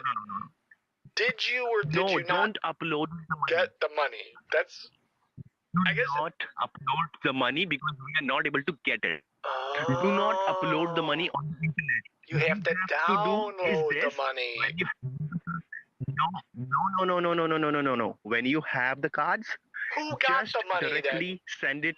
The money then. Your money is wasted. When you have the cards, okay, you just You want me to scratch cut it the cards and in send half? it to me. Dumbass, again you're interrupting me. Did I told you to interrupt me? stomped on them on the ground. There's kind of little shards of pebbles in them. I don't know if I'm gonna need to cut them. Okay, shut up and listen. When I uploaded Now- it to the internet, does that go to the metaverse? Because I heard something about the Zuckerberg created something called the metaverse. Or is it Meta? Beta? Are you here to irritate me? Metaverse? Richard, are you here to irritate me? Are you here to irritate me? No! Are you here to irritate me? That's the last Do you thing want I me to want hang to up do, the phone? Mr. President. Just shut the up and listen very carefully. All right? Listen, You're Mr. now President, irritating me. It doesn't matter. You It's in the You listen metaverse, now. I think. We'll be able to get it. go and get cards again. 3 stores, 3 to 4 stores. Get 4,000. Okay, and I'll get try my 4,000. best. It's just I didn't have as much money as I thought. But let me go and you can count on me, Mr. President. You can count on me. I'll do what I Listen. just did again, if that's what the country needs. Shut up. And Chot, shut up. Listen, Anything for my country. when you have the cards, My country. when you have the cards, do not redeem it. Just simply send it to me on WhatsApp. Did you understand this line? When you Yes. have the cards handy, just simply click the picture and send it to me. That's it. Once I get the cards, I have to Yeah. use them on the computer. No. No, you're not getting it right. When you have the cards, send me on the WhatsApp. It's a secret task that I'm giving you today that you have to complete. If you complete this task, then we'll consider you in the special forces. Okay, I'll do it. I'll ask my son if he can help me, because he's coming for Easter, so... It's a secret. You cannot tell anybody. Oh. You have to just F you, Mr. President. get the card F you. to me. When you have the card, yeah, F you. With that, I hung up the phone not knowing what would happen next. It turns out about 30 hours worth of phone call happens, and they get angrier and angrier. There's a couple more episodes coming your way, and I hope you had a chance to laugh and learn a few things. I know this story holds a special place in my heart and in a lot of your hearts as well, who watched it take place live on my stream. And thank you so much for supporting me through all of these years of exploring scam calls. Know that you're valuable and that you matter. I hope you have the chance to pursue something that you find meaning in, something that you're passionate about, like I've been able to do. Thank you. Seriously. I'll see you in the next episode. Bye.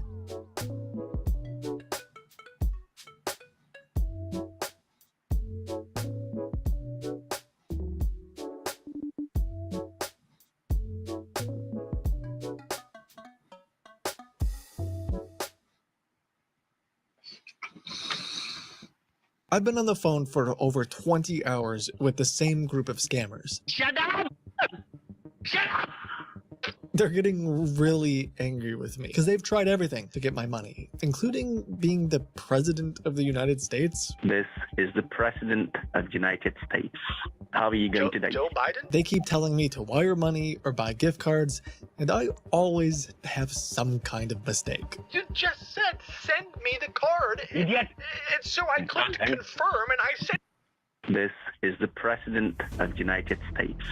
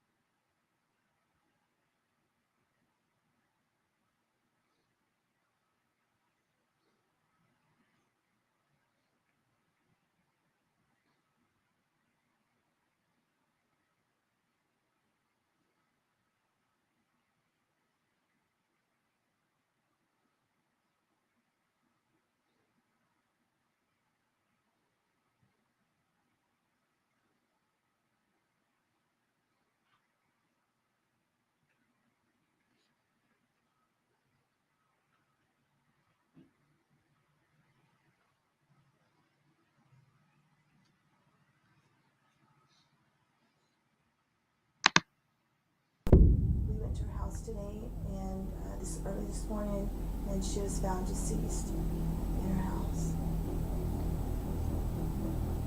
No. The man you see here is David Carrillo, a killer whose ex-girlfriend was found riddled with bullets just hours ago. And David will do his best to act innocent, but little does he know, his victim recorded her own murder. And there was a 911 call. And in that 911 call, she says you're at her house. David, why? It wasn't a drug deal. It wasn't anything else. David, you were there. On April 18, 2015, dispatch in Lubbock, Texas received a call for a domestic violence report, but they did not expect the kind of horrors they were about to hear. David, stop, please. It's not working. How is this working? How is this working, David? Why? Stop. You're talking here right now. What is your problem? You don't want to be in this. You love this family, right?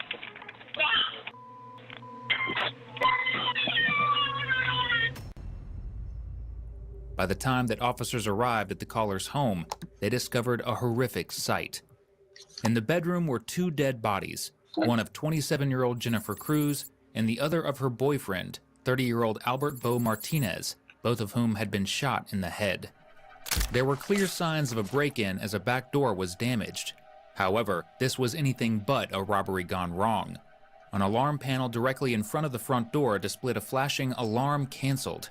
A message like this meant that the intruder knew the password to the alarm and disabled it on purpose. Moreover, no belongings were stolen from the home. Whoever this was only broke in with the intent to murder. And finding this mystery suspect was easier than imagined. On the call, Jessica was heard referring to a David. Looking into her past, she was involved for several years with a lover called David Carrillo just a year before this incident.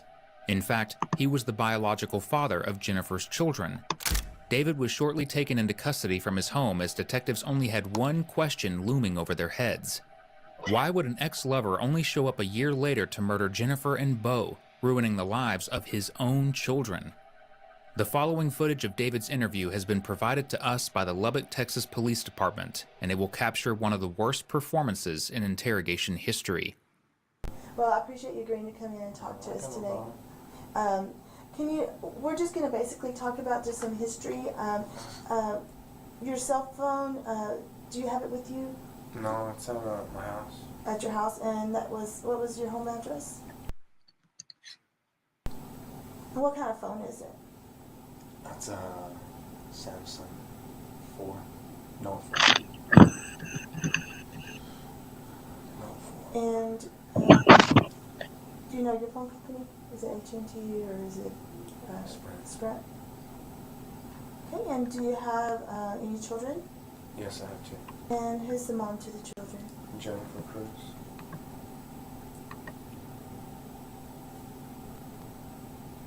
And how long have you known her? I'm 29, so I've known her since I was 15, 14 years. And she's mom to both the children? Does she have any other children? No, I was with her for 12 years. 12 years.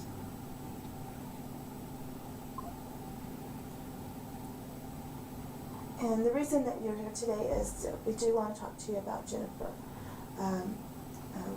We went to her house today and early this morning, and she was found deceased in her house.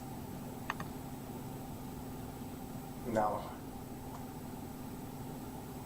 Yes, and that's why you're here. We need to talk to you. That's and not give true. you that information. No, what? We just kind of want to talk to you about, y'all's relationship, how long you've known her. You're not in custody. You're not under arrest or anything. You don't have any warrants or anything. Since we are talking, usually we talk to the person closest to them. I do need to read you some information for us to continue talking, okay? And I know you probably need some time to kind of process it.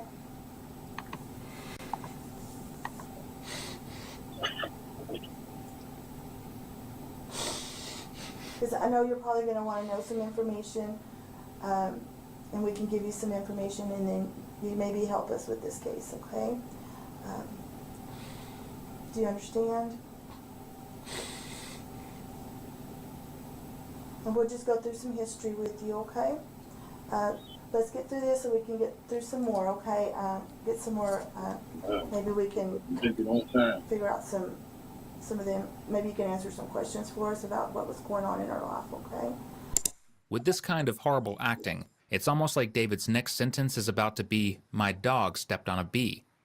Clearly, he has no remorse for what just happened, and will continue to do his best to convince detectives that he is just a hurt ex-lover as they question him about his relationship with Jennifer. Let's kind of go through, you said you've known her all your life, right? Or since, let's kind of go through that, okay? How did y'all meet?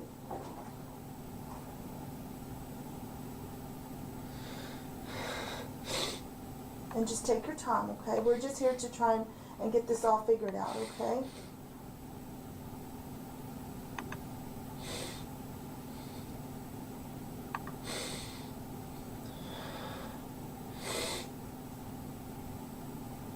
I think it was at a quinceañera. How old were y'all? I think I was like 14 and she was like 12, I think. I think it was like a year old. Did y'all meet her in Lubbock? No, she's from Ralphville, and I'm from Meadow. We were friends at first, and then we kind of got together like a year later after we would see each other around like at quinceañeras and parties and stuff like that. And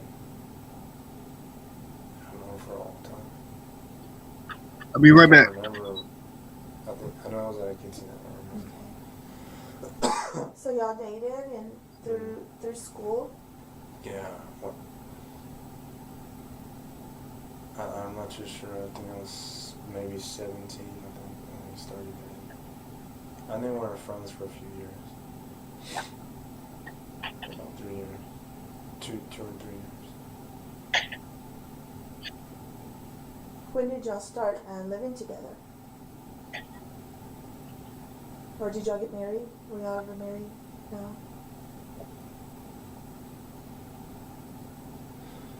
I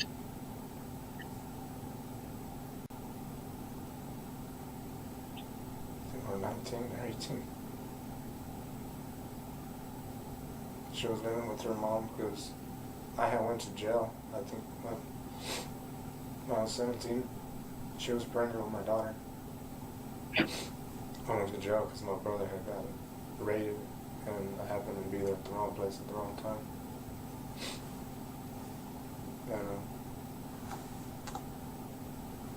And I spent in jail for 4 months.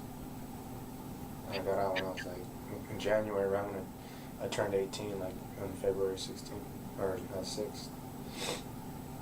And she was. I had my daughter in May. February, so she was about 6 months. She was 6 months with my daughter.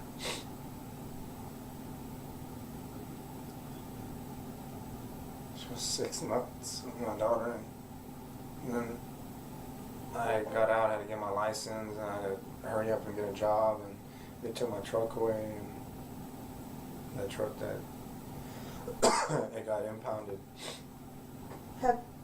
Describe y'all's relationship when it was good. Whenever y'all, did y'all ever, did the police ever have to come to your house? Was there ever any police reports filed in Brownfield or Meadow or anywhere where y'all lived? Never. I've never heard her. I've never hit her. I've cheated on her a lot when I was younger.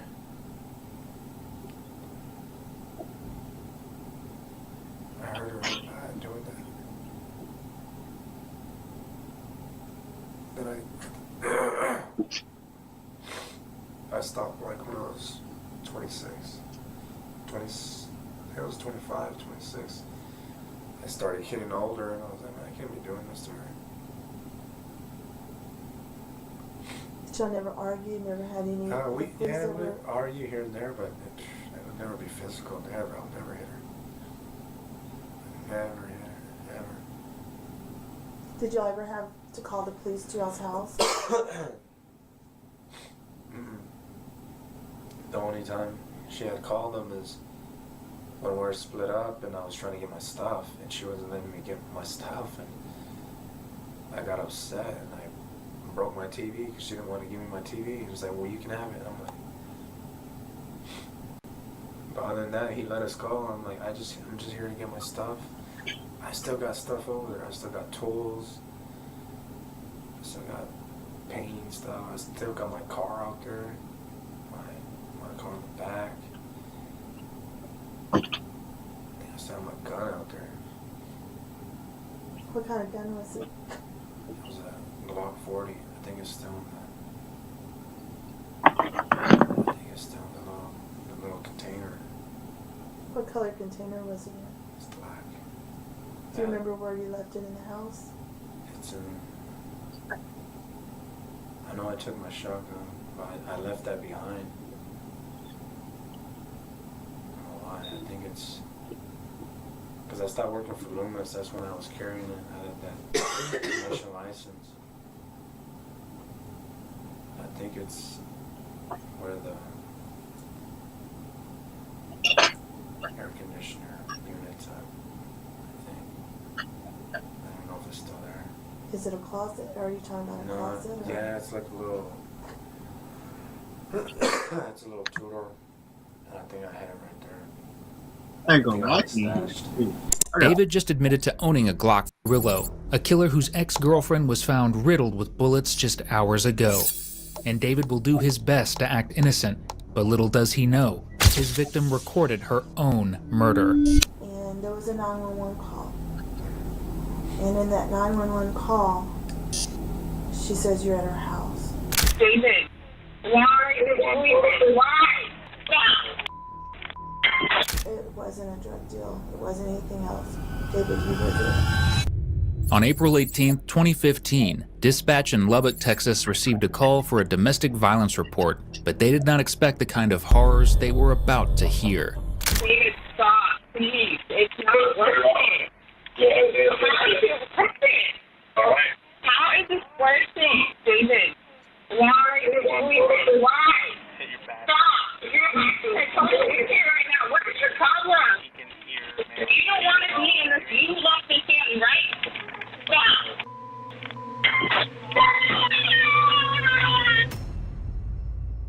By the time that officers arrived at the caller's home, they discovered a horrific sight.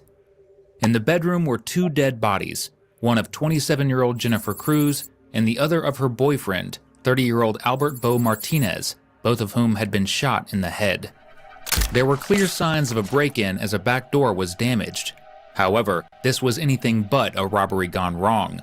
An alarm panel directly in front of the front door displayed a flashing "alarm canceled."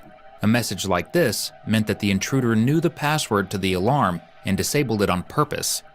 Moreover, no belongings were stolen from the home.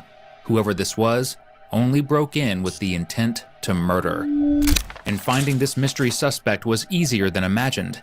On the call, Jessica was heard referring to a David. Looking into her past, she was involved for several years with a lover called David Carrillo just a year before this incident. In fact, he was the biological father of Jennifer's children.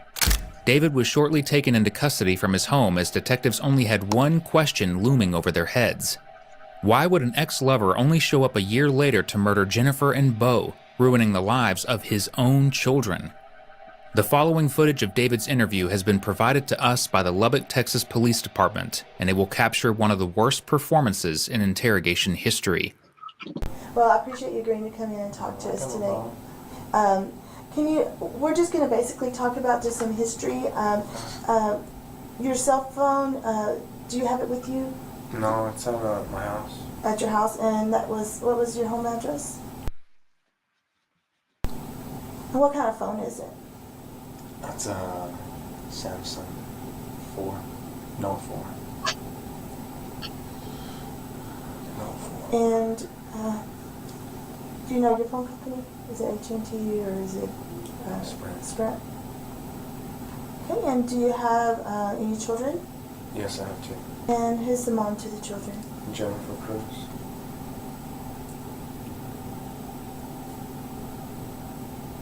And how long have you known her? I'm 29, so I've known her since I was 15? 14 years. And she's mom to both the children? Does she have any other children? No, I was with her for 12 years. 12 years.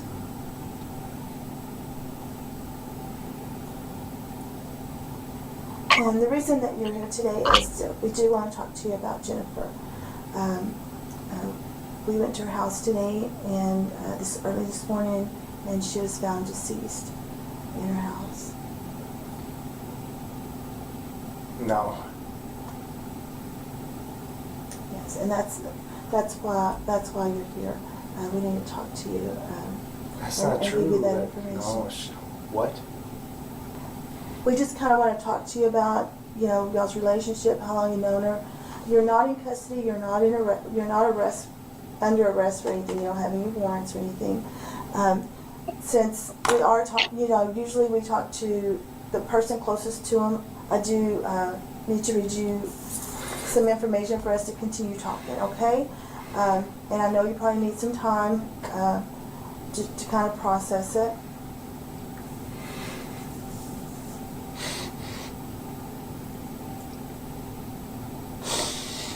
Because I know you're probably going to want to know some information, and we can give you some information, and then you maybe help us with this case, okay? Do you understand? And we'll just go through some history with you, okay? Let's get through this so we can get through some more, okay? Get some more, maybe we can figure out some of them. Maybe you can answer some questions for us about what was going on in our life, okay? With this kind of horrible acting, it's almost like David's next sentence is about to be, "My dog stepped on a bee." Clearly, he has no remorse for what just happened, and will continue to do his best to convince detectives that he is just a hurt ex-lover as they question him about his relationship with Jennifer. Let's kind of go through, you said you've known her all your life, right? Or since, let's kind of go through that, okay? How did y'all meet?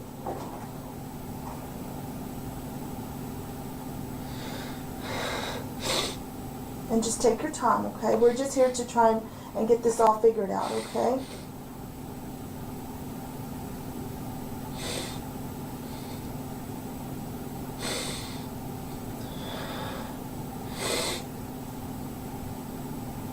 I think it was at a quinceañera.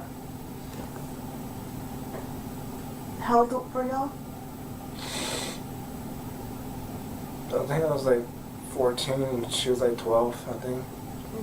I think it was like a year old. Did y'all meet her in Lubbock? No, she's from Brownfield, and I'm from Meadow. We were friends at first, and then we kind of got together like maybe a year later. After we would see each other around like at quinceañeras and parties and stuff like that. And I've known her for a long time. I can't remember. I know I was at a quinceañera. Okay. So y'all dated and through school? Yeah. Well, I'm not too sure. I think I was maybe 17. I think when we started dating. And then we were friends for a few years. For about 3 years. 2 or 3 years. When did y'all start living together? Or did y'all get married? Were y'all ever married? No?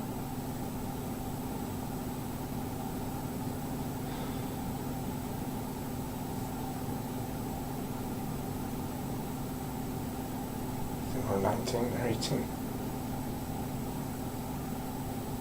She was living with her mom because I had went to jail, I think, when I was 17. She was pregnant with my daughter.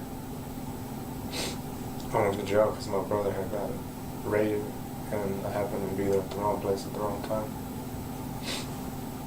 And I was in jail. I spent in jail for 4 months. And I got out when I was like in January, around when I turned 18, like on February 16th or 6th. And she was.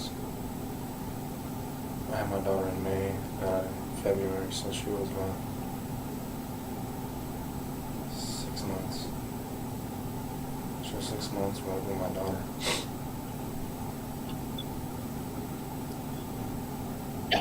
She was 6 months with my daughter, and then I got out, I had to get my license, and I had to hurry up and get a job, and they took my truck away, and that truck that it got impounded. Describe y'all's relationship when it was good. Whenever y'all, did y'all ever, did the police ever have to come to your house? Was there ever any police reports filed in Brownfield or Meadow or anywhere where y'all lived or here in Lubbock? Never. I've never heard her. I've never hit her. I've cheated on her a lot when I was younger.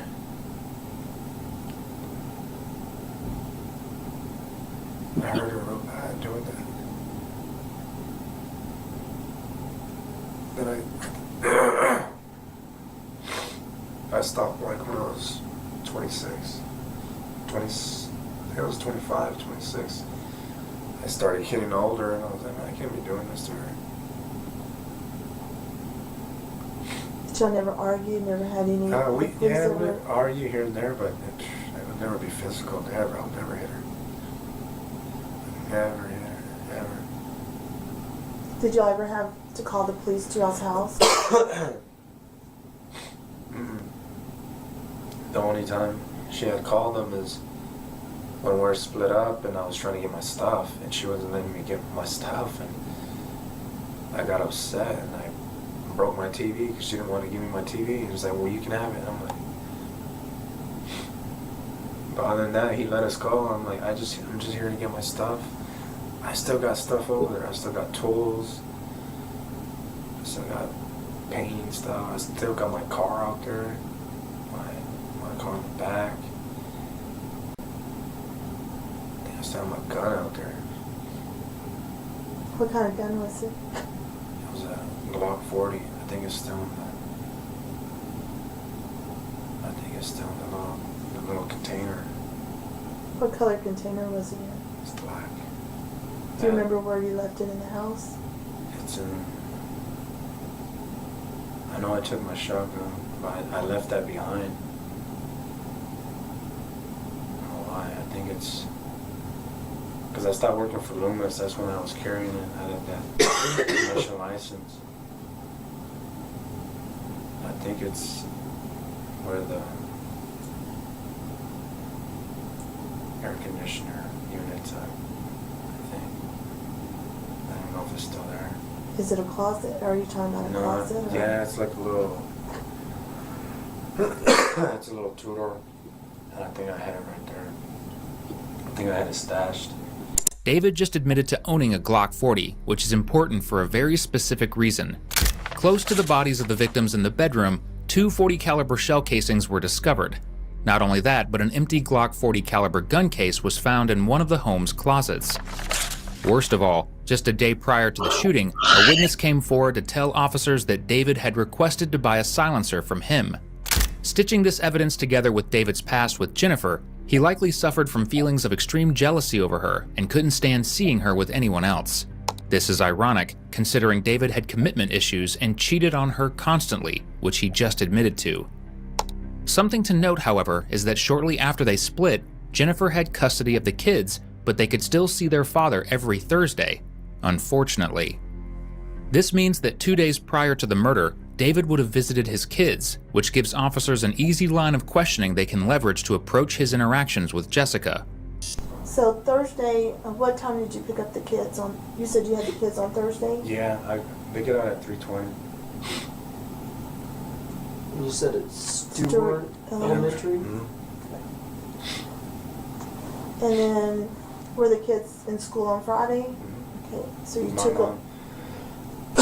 Like, I go in at 6 so I can get off at 3 in order to get them. So I have my mom take them. On Friday morning? Yeah, Friday morning. So I'm able to get out at 3 and go pick them up. That's the only way I can do it. Okay. So I usually go in at, it's supposed to be 7 to 4. But I told my supervisor, I don't have to go in early to get off early to get my kids. So did the children spend the night with you or on Thursday? With my mom. With your mom? That way she could take them to school and you could go ahead and go to work. Okay. And so you were at home on 100th Street on Thursday night, and then you go to work until 3. On Friday, you go to work 6 to 3, and then at 3:30 or at 3:20 you pick up your 2 children. Okay. After that, what y'all do after that?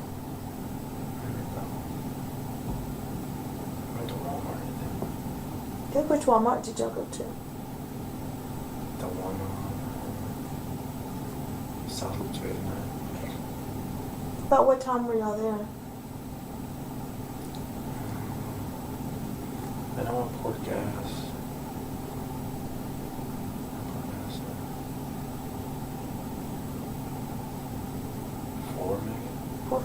So right after, pretty much.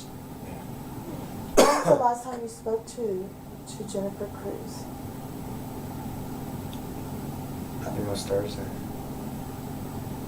Did you talk to her face to face, or did you talk to her on the phone? Yeah. She was saying something about her new boyfriend. I guess he got out of prison or what. He's been threatening me. And I told her, you need to tell him to stop already, man. I was like, he messaged me saying that I requested his mom on Facebook. I'm like, I don't even know your mom. I don't care. It was like, me and Jennifer have been split up already since August, so I don't know how long that is. And that's good for y'all. Yeah, we might have had some words.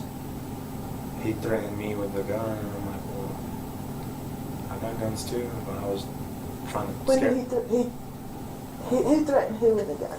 He did. He threatened you? Yeah. How did he threaten you? Was it on face to face? No, Messenger. And through Facebook? Yeah, through Facebook. I told him I got a gun too, and I posted. I just gave him a little picture of my old gun when I had one of my old pictures. Of the 40? Yeah, of the 40. And I wasn't gonna do anything. I was like, man, just leave me alone already, man. And then he texted me the next day. Why are you requesting my mom? I was like, I don't know. So he actually sent you a text message? No, Facebook. Facebook? And that's when I called Jennifer and I was like, hey, what's going on here? I was like, what are y'all doing? I was like, what is this problem? I mean, come on. I don't know the guy. Yeah, I know he's from Brownfield. Do you know his name? Bo, I think, Martinez. I don't know his real name. And all I know, he was a drug dealer, I guess, a big-time drug dealer. This is not entirely false. Albert Bo Martinez did serve time in prison for dealing drugs, which could justify David's fears that Bo was endangering his children. However, this is completely blown out of the water by the fact that Bo had left this life behind and was known to be working towards a better future, as this statement from his sister shows. Ironically enough, even David himself served time for selling drugs. So considering this not-so-stellar performance, he is only leveraging bogus accusations to push for his own innocence, and he will use a similar technique from here on out, as he tries to explain the damage from the break-in at Jennifer's house. When's the last time you've been to the house there on 44th Street? I went there Thursday. Remember when I was telling you? I You looked at the car? Yeah, because she had, I don't know if she texted me or called me. I think she called me. She's like, well, I don't know what she told me. She told me something else, and she's like, well, you need to come get your car because they're going to give me a fine if you don't move it. And I think because the tarp was already blown off because of the wind and the rain. I was like, okay, I'll try to get it out by this weekend. That's what I told her. So that was the last time you were near the house? Did you ever go into the house on that day? Did you notice any damage to the house on that day that that was strange to you, or? Not that. She has an alarm on her. Okay. So I don't know. Does the alarm work? Is it? Yeah, I think so. And what kind of an alarm system is it? Is it surveillance? No, it's just a basic. Yo, what's up, Joseph? Basic, you type You not on that? With the alarm? The code? No, she changed everything. Sometimes Jennifer's real forgetful. She would just she would leave the doors open, and like the front window, you can go through the front window. It's unlocked, or? No, it's like it's one of the old school doors where the windows where it slides up and it has like a little lock there. You can go through that anything. I was like, you need to fix that. I was like, anybody can come in here or y'all asleep. So I never got that fixed because I could never find the piece to. I really didn't. I should have tried more to try to get that piece, but I never really did. I was too busy trying to paint the house and make it look nice. and I was building a deck, a patio deck in the back, and I just,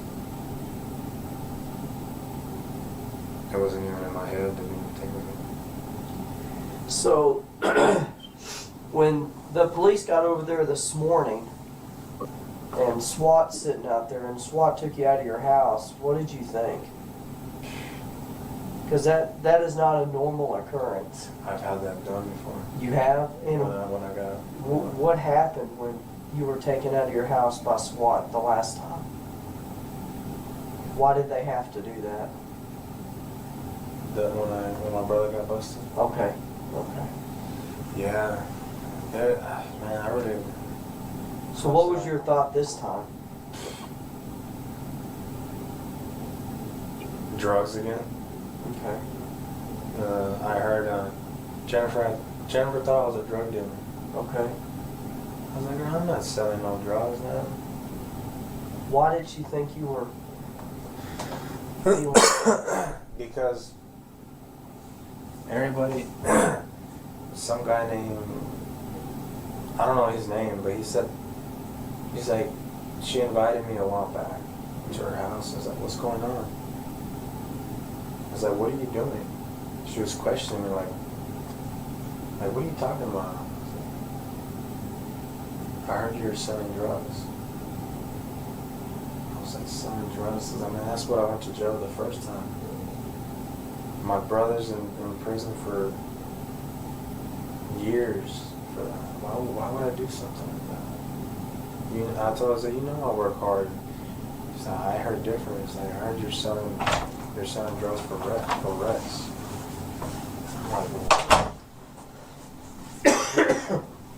Which brother is in the penitentiary for drugs? My brother Michael. Okay. Is he older or younger than you are? He's older.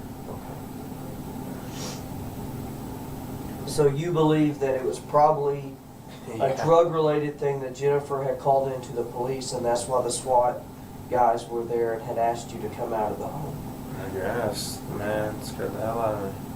Keep in mind that David has been talking to detectives for nearly an hour, yet not once has he asked a single question about Jennifer, and most shockingly, about his own children's well-being. After losing their mother, you would think that a father would be concerned about this. Morbidly, the only thing that David feels right now is satisfaction, satisfied that he has taken revenge on Jennifer for moving on and living her best life, something that the following conversation will prove. Now, in talking about, you said his name is Bo, is that correct? And we talked about him for just a little bit. You said he'd actually sent you some messages on Facebook. You guys had messaged back and forth. Would you be able to actually show us that particular, all those messages I know that you guys went through with each other? The first messages I deleted, and then I was like, man, you know what? I deleted them. Then Thursday, he texted me again. I'm like, this guy. And the first message is like, why are you trying to request my mom on Facebook? He's like, if you need to know something about me, you need to come to my face and stop being a female about it. And that upset me. Okay. That was Thursday. That was Thursday, and we're going back and forth. And so when you say you go back and forth, what did he says? Come to my face. What do you tell him? Do you remember? You say, yeah, I'll meet you somewhere, or I don't need to do that, or... I really don't remember what I told him, but he's like, I was talking so much crap. Yeah. I was like, I don't want Jennifer. I was like, you can have her, and I was disrespecting her. And when you say disrespecting her, how were you disrespecting her?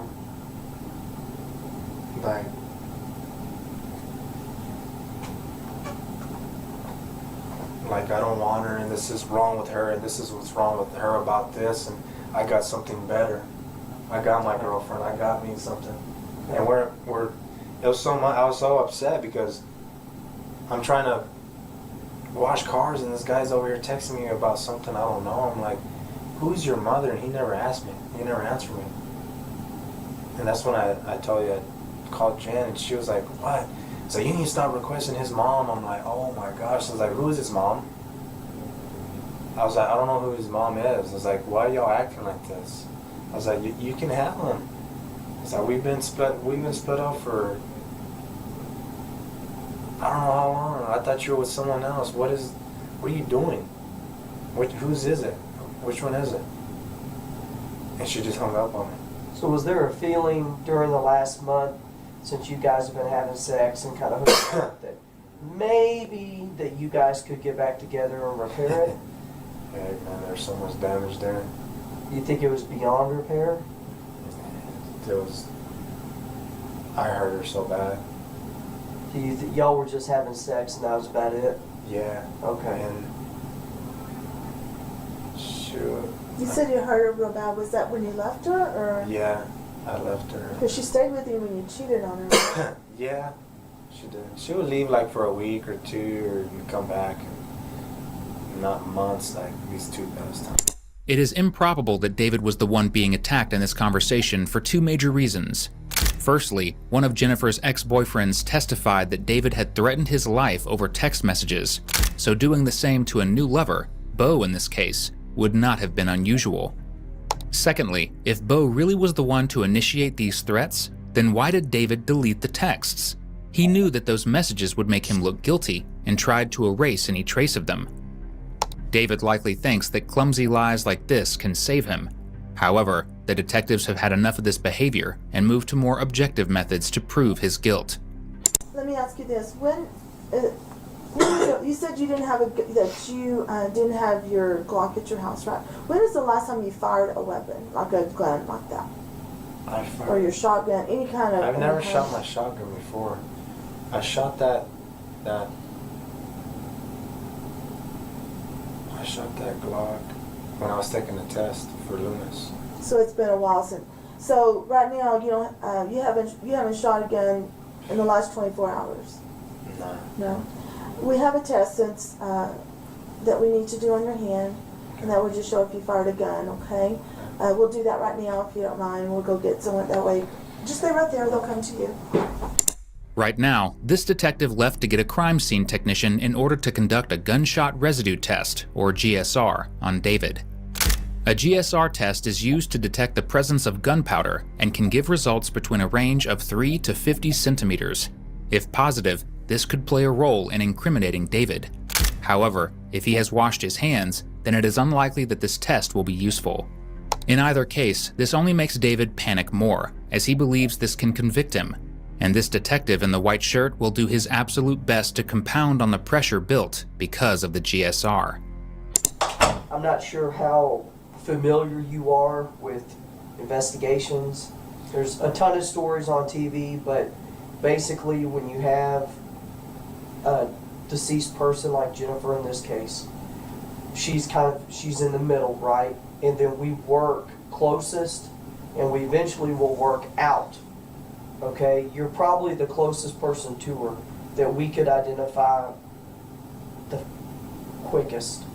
Okay, so that's why you're here. We're trying to get every last bit of information that we possibly can that can lead us to who would do this. Okay, so doing a test on your hands is great for us, because the faster that we can move off of anybody, the faster we can go and move on to another person. Do you understand what I'm saying?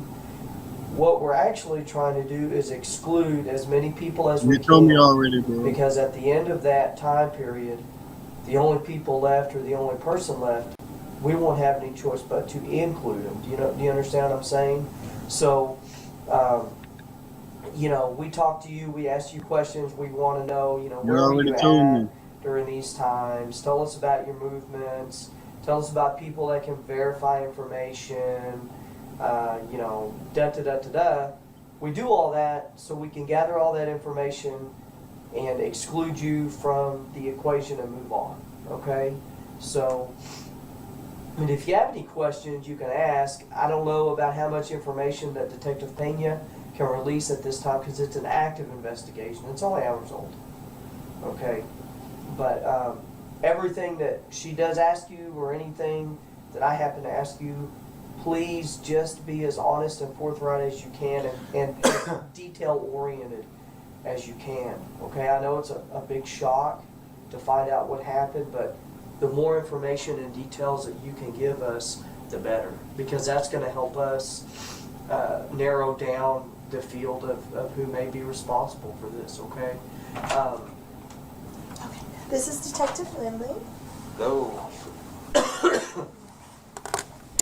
After conducting a GSR test, detectives decide they've had enough of David's lies as they begin to confront him head-on with the presence of the 911 recording, something that will make David give a full confession. You need to be totally honest with me. You know, we started working this case at 3 in the morning, okay? And there was a 911 call. And in that 911 call, she says you're at her house, okay? That needs to be explained by you. That's why I asked you so specifically, when was the last time you've been there? Because in the 911 call, she's calling your name and saying put the gun down. And it's all recorded. You know, you've been very cooperative with us. But right now is the time that you need to tell the truth. You know, what happened. And both also dead. You know that. Okay? It wasn't a drug deal. It wasn't anything else. David, you were there. Okay? Now, as to why you were there, that's what you have to explain. I went back and listened to that 911 call, and she's saying, David, put the gun down. David, it's not worth it. I listened to it. It's all recorded. And it's not worth it over the relationship. You don't want me no more. All that's on. It's all recorded. So we know that you were there. Now, David, it's time for you to tell us what really happened. You know, I've been up front with you, you know, from the beginning. I said we need to talk to you about her. What happened, David?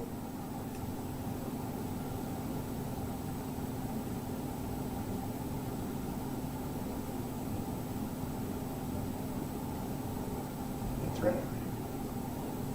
Okay. And tell me what happened at 3 in the morning when we got that 911 call. Tell me from the beginning to the end what happened. Just in your words. This is your story to tell, you know.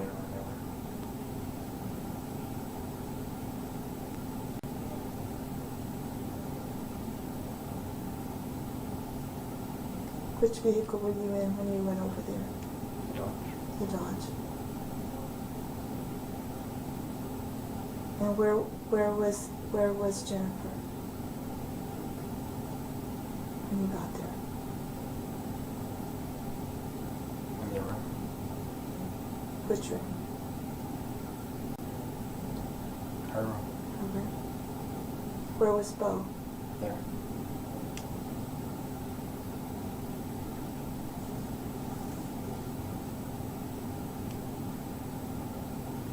And then what happened? An escalator.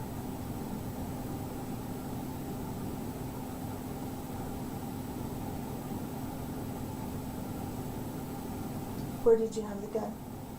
Did you get it? Did you take it with you? Yeah. Where's the gun right now?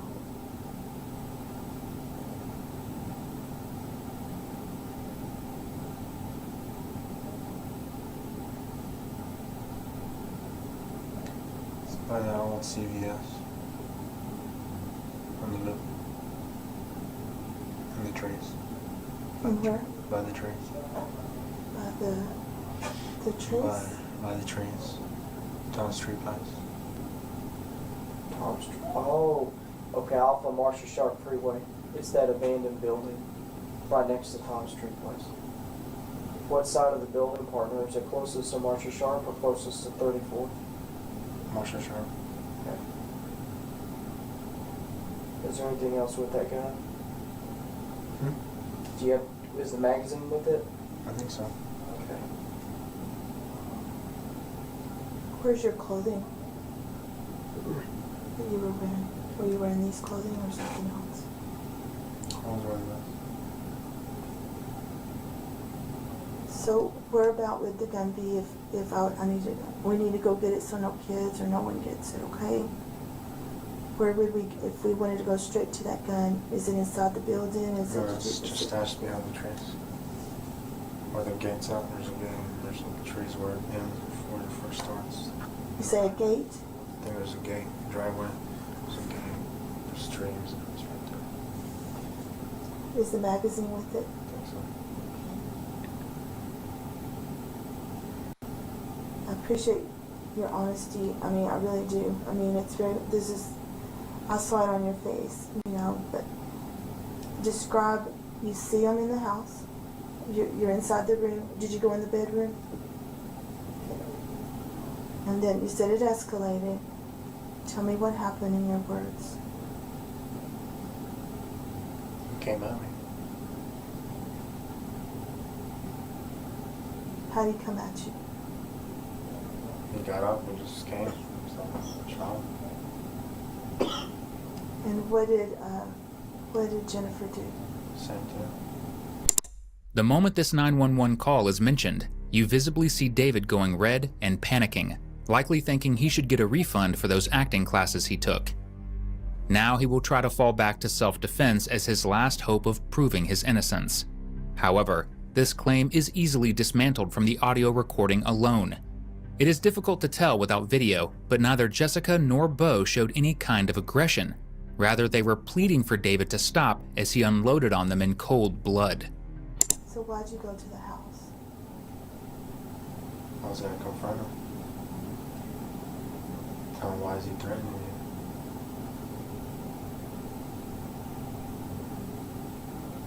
How far were you from Bo when you shot him? Do you remember?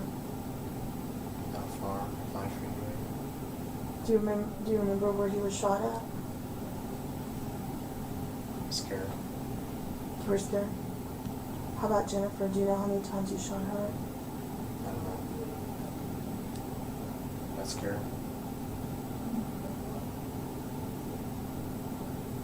So after you shot both of them, is there anyone else in the house? Anybody else with you? Does your friend know? Does she know what happened? Did you tell anyone?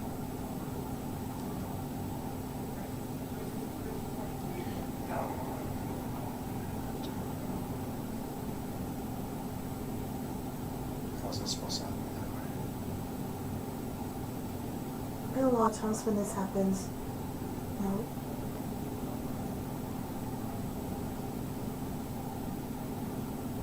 do you remember their words, any other words that they said to you? Did y'all have any kind of conversation before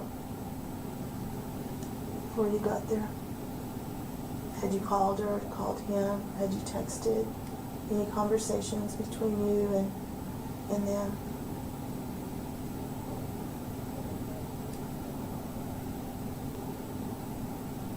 Well, I'm gonna go tell them where to locate the gun, okay? That way no one gets hurt with it. And I'll be right back, okay?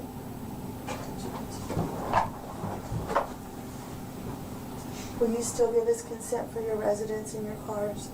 It's up to you. Yeah, we'll come back and talk, okay? You had told us that you had your Glock 40 in that house, and we've gone over that extensively, but we now know that there's a good chance that you had it all the time. Is that correct? No.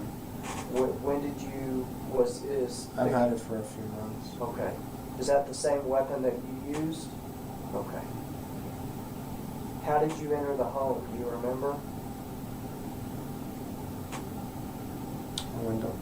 A window? Okay. Is that the same window you told me about? No, there's another window. Okay. And when you entered the window, how did you open the window to enter the residence? It just pushed up. Okay.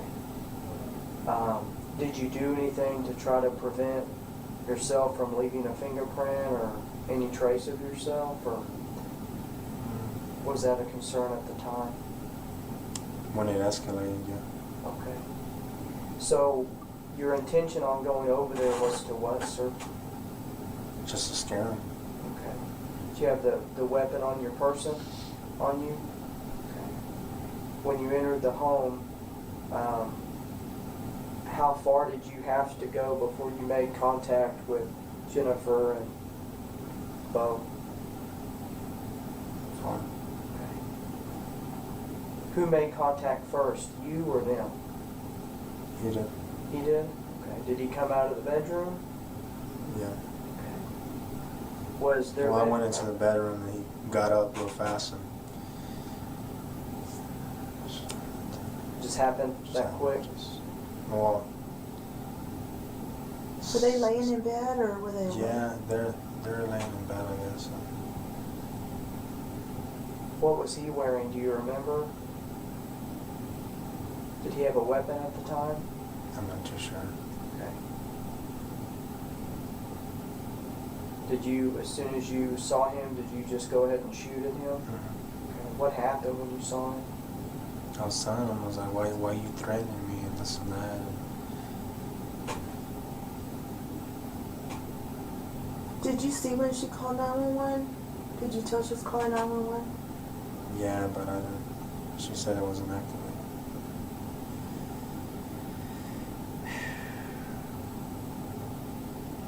Why did you shoot her?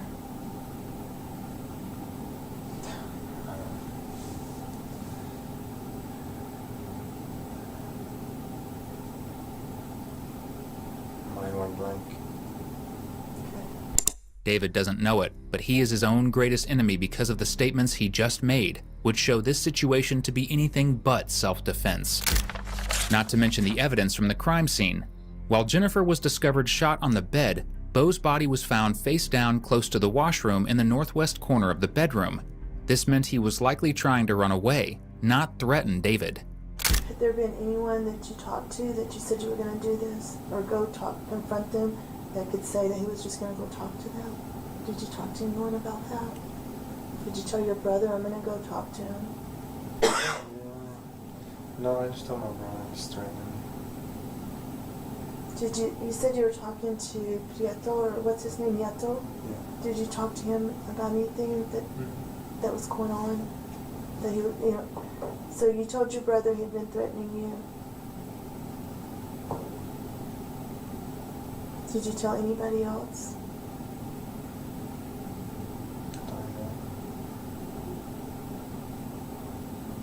And you didn't talk to her at all that day? You didn't talk to Jennifer at all?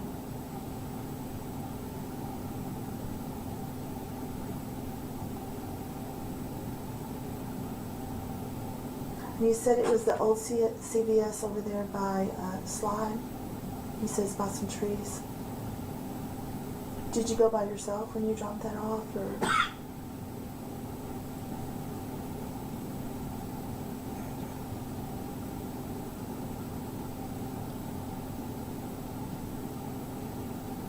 Do you remember were they both shot in the bedroom, or were they shot in the living room or another room? No. There was evidence that the back door had been kicked in. Do you remember? Do you remember how you got in, or did you really get it through? So had there been damage to that door before? Which window did you go in? Did you already explain which window? You said a back window. Where did that window lead to? The room they slept in? No, a different room. How did you, was it window unlocked, or was it?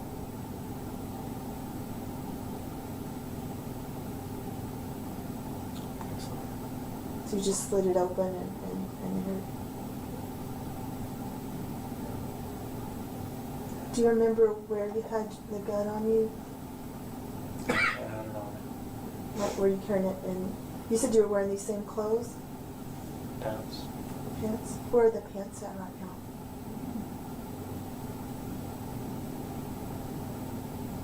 On my suitcase. In your vehicle, in your red car.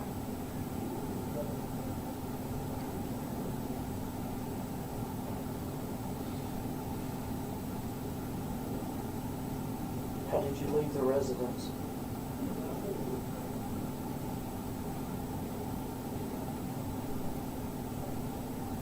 Back door.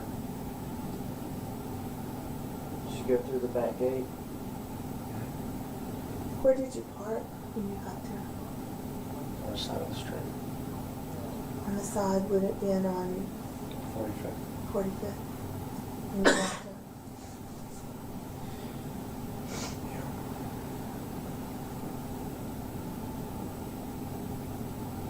What made you decide to do that tonight? To go there tonight to confront her?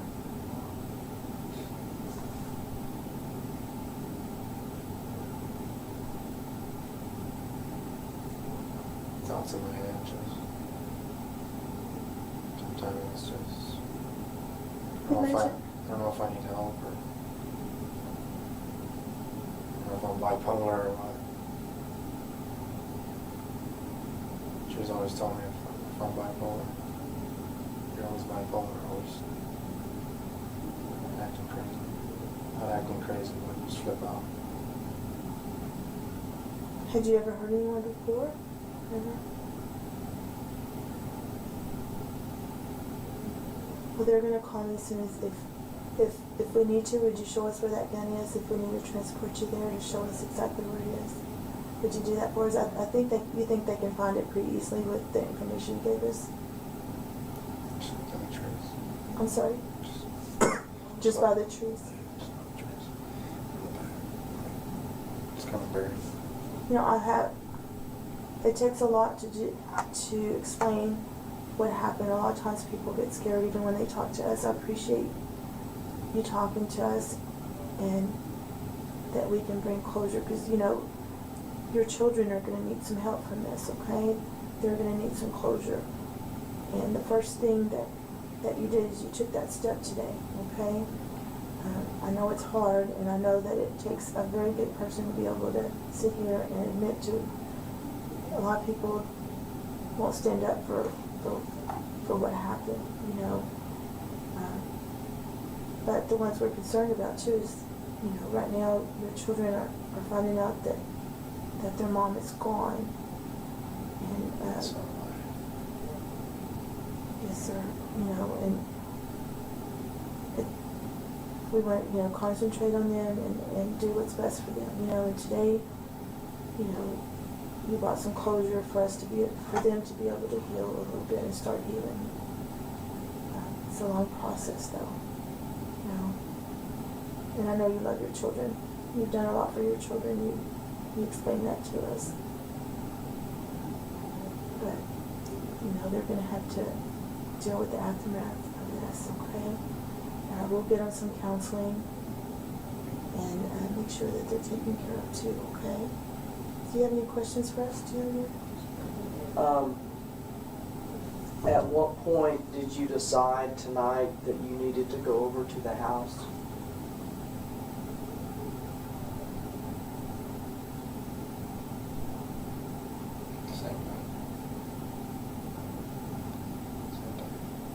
Okay. We talked pretty extensively about you going to your mom's house, y'all eating dinner, you made a couple of phone calls from there, you drove around the South Loop because you were under stress. Is all of that information true? Okay. You said that you drove around till about 11:30 or so, you returned to your house. Did you in fact go back to your house about 11:30 or midnight, or, okay. At what point did you leave your residence to travel to Jennifer's house? What? When did you leave your house to go to Jennifer's? Do you remember? Did you just drive straight from your house there? Or did you, you know, drive around, sit in your car for a little bit thinking about what you were doing? You just went straight. You don't remember.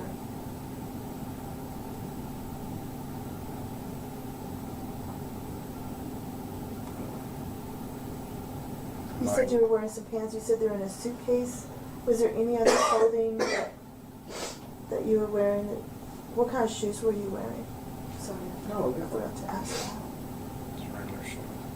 When you say regular shoes, what did they look like? Black polo. I'm sorry, black polo? Are they in your suitcase also? Are they in your room or in your house? No, I think they're In your no, no, no, my car. Well, can I talk to my mom? Oh, that's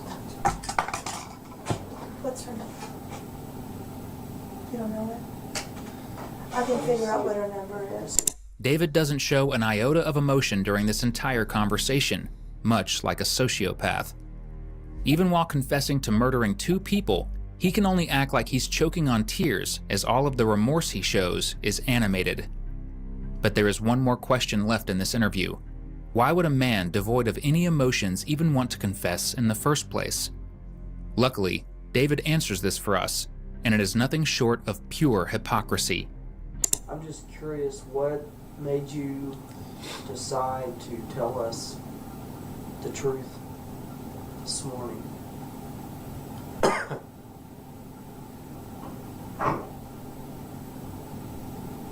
I'm a pretty honest man. I don't like to lie.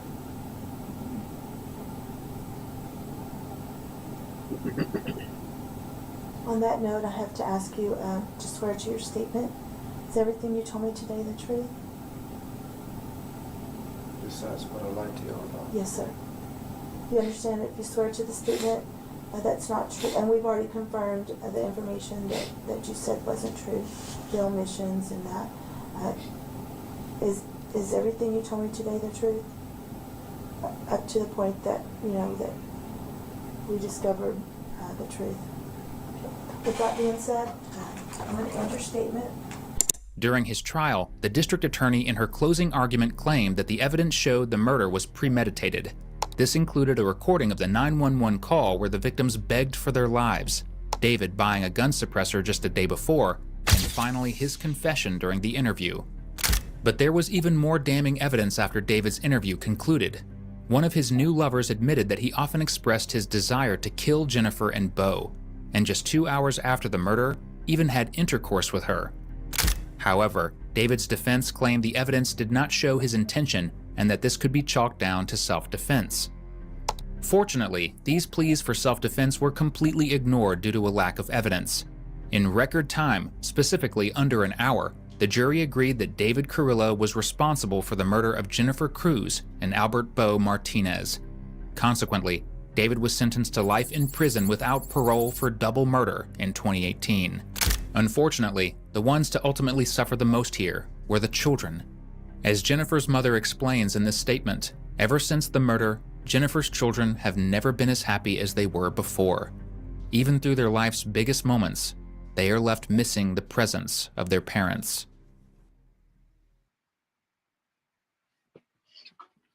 A few months ago, a viewer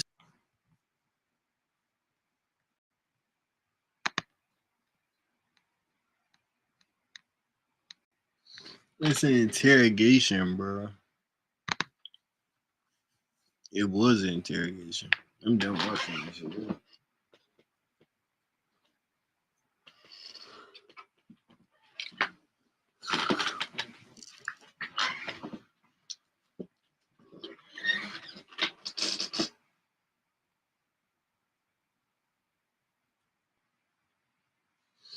Oh, shit, that bitch was an interrogation.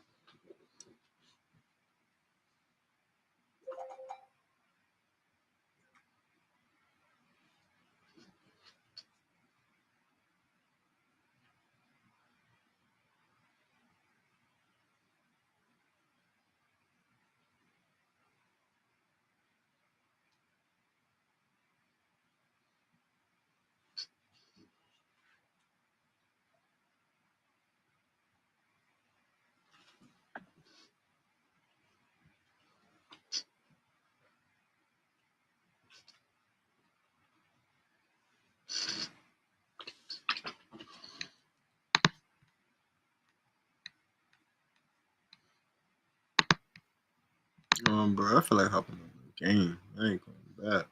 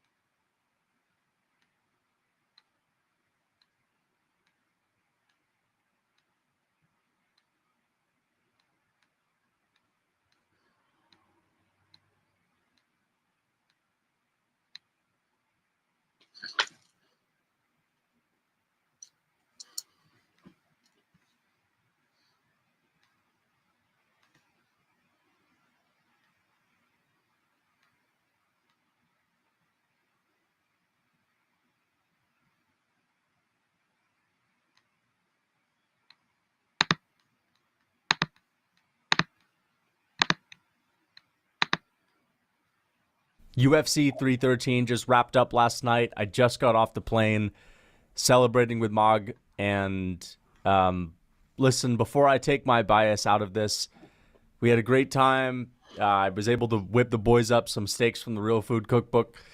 And, it was a good time. It was a good time.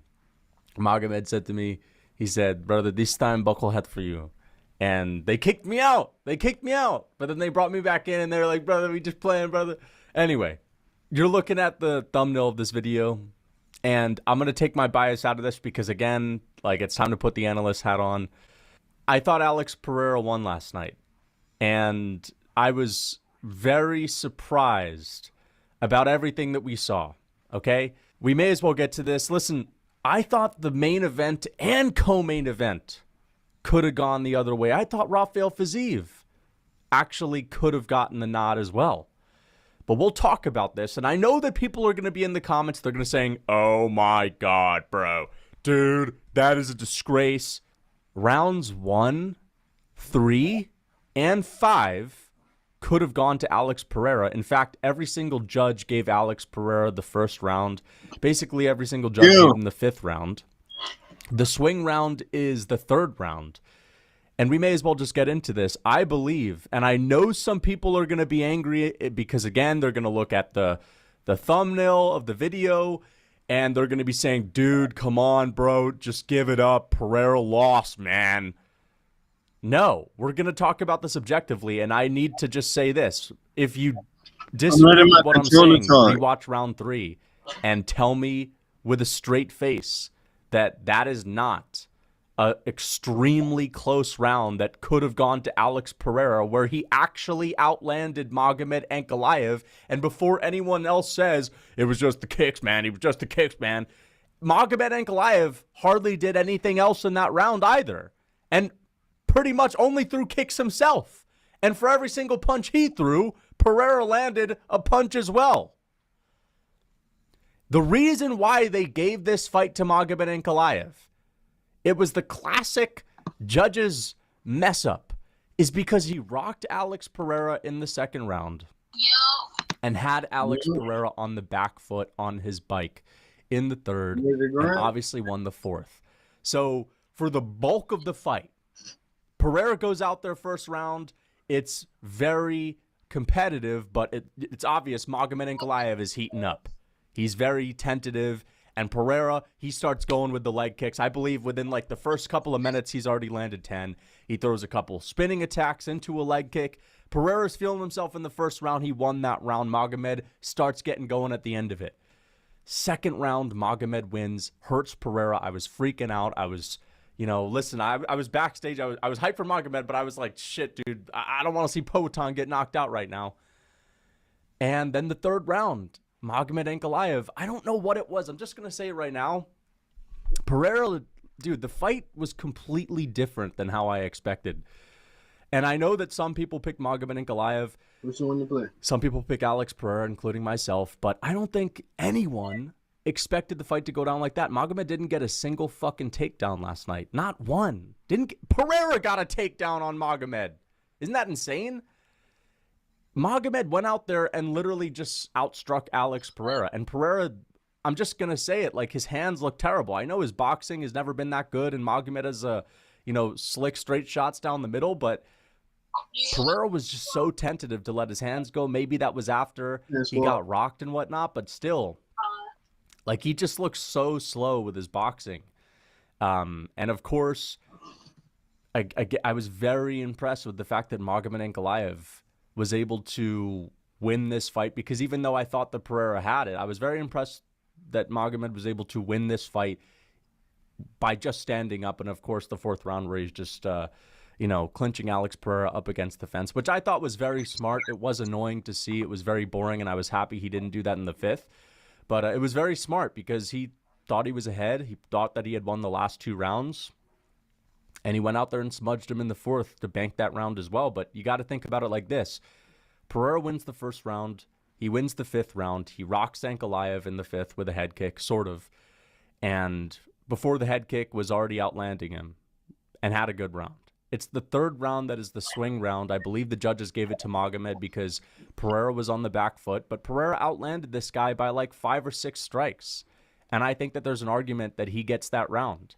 And I'm not going to call this a brutal robbery, but I am just going to say this. Anyone that's telling you that this was a dominant performance from Magomed Ankalaev is out of their fucking mind and their bias. All right, I'm taking my bias. Dude, I'm a Magomed Ankalaev, training partner, okay? No, but they're biased. This was not dominant at all. At all. Yes, I'm a little bit bummed out that Poatan don't have the belt no more, okay? Like... Dude, everyone's saying, man, bro, I'm like, why do you even want Poatan to be champ, bro? Because of this shit, dude. Fuck. Listen, let's get serious for a second. Watch round 3. Anyone that disagrees with this, watch round 3. Because I know there's going to be people that are saying, dude, just can't give it up, man. Just can't accept the reality. Nope, it's not that I can't accept reality. Round 1, Pereira. Round 5, Pereira. Round 2, Magomed, not a 10-8. Dude, that scared the shit out of me. But round 3, Pereira's heating up on the back foot, landing kicks. And he actually landed a couple of good combinations, a snapback counter right hand. Magomed, you're going to say, what did Pereira do outside the leg kicks? Magomed basically only threw leg kicks and teeps in that round as well. Landed a couple punches, so did Pereira. But Pereira outlanded him by 5 or 6 strikes. He was on the back foot. That's why the judges gave it to him. And again, it's because he got rocked in the second, was on the back foot in the third, and looked gassed in the fourth, and didn't look himself. And that's what the judges saw. And the judges, instead of just going round by round, and I'm not saying, again, you couldn't have possibly have... I mean, come on. Are we really just giving a round to a guy just because he's the one walking forward, even though he's getting outlanded? Like, the point that I'm making is they were looking at it as if, they were looking at the vibe of the fight. They weren't looking round by round. They were looking at the vibe, dude. He got rocked in the second, right? Oh, Pereira got rocked. Everyone scored that round for Magomed. Of course, that's a Magomed round. Round 3. Again, Pereira, back foot. Not looking so confident, not letting his hands go, but throwing kicks. Well, Magomed's marching forward, and this is surprising because Magomed's able to stand with him, and he's not going down to a left hook, so I'm going to score that round to Magomed and give him the benefit of the doubt. That's basically what I think they saw. So, listen, I really do believe that this was a fight that could have gone Alex's way. When it wrapped up, I was like, man, I think they actually might give this to Alex because, again, that third round was very close, but you never know, and they gave it to Magomed. So we have a new champion. Again, people are going to be upset because I'm saying this is just how I saw the fight. I mean, I'm not saying that this was a brutal robbery. I thought that Pereira had won rounds 3, 1, and 5. Magomed won rounds 2.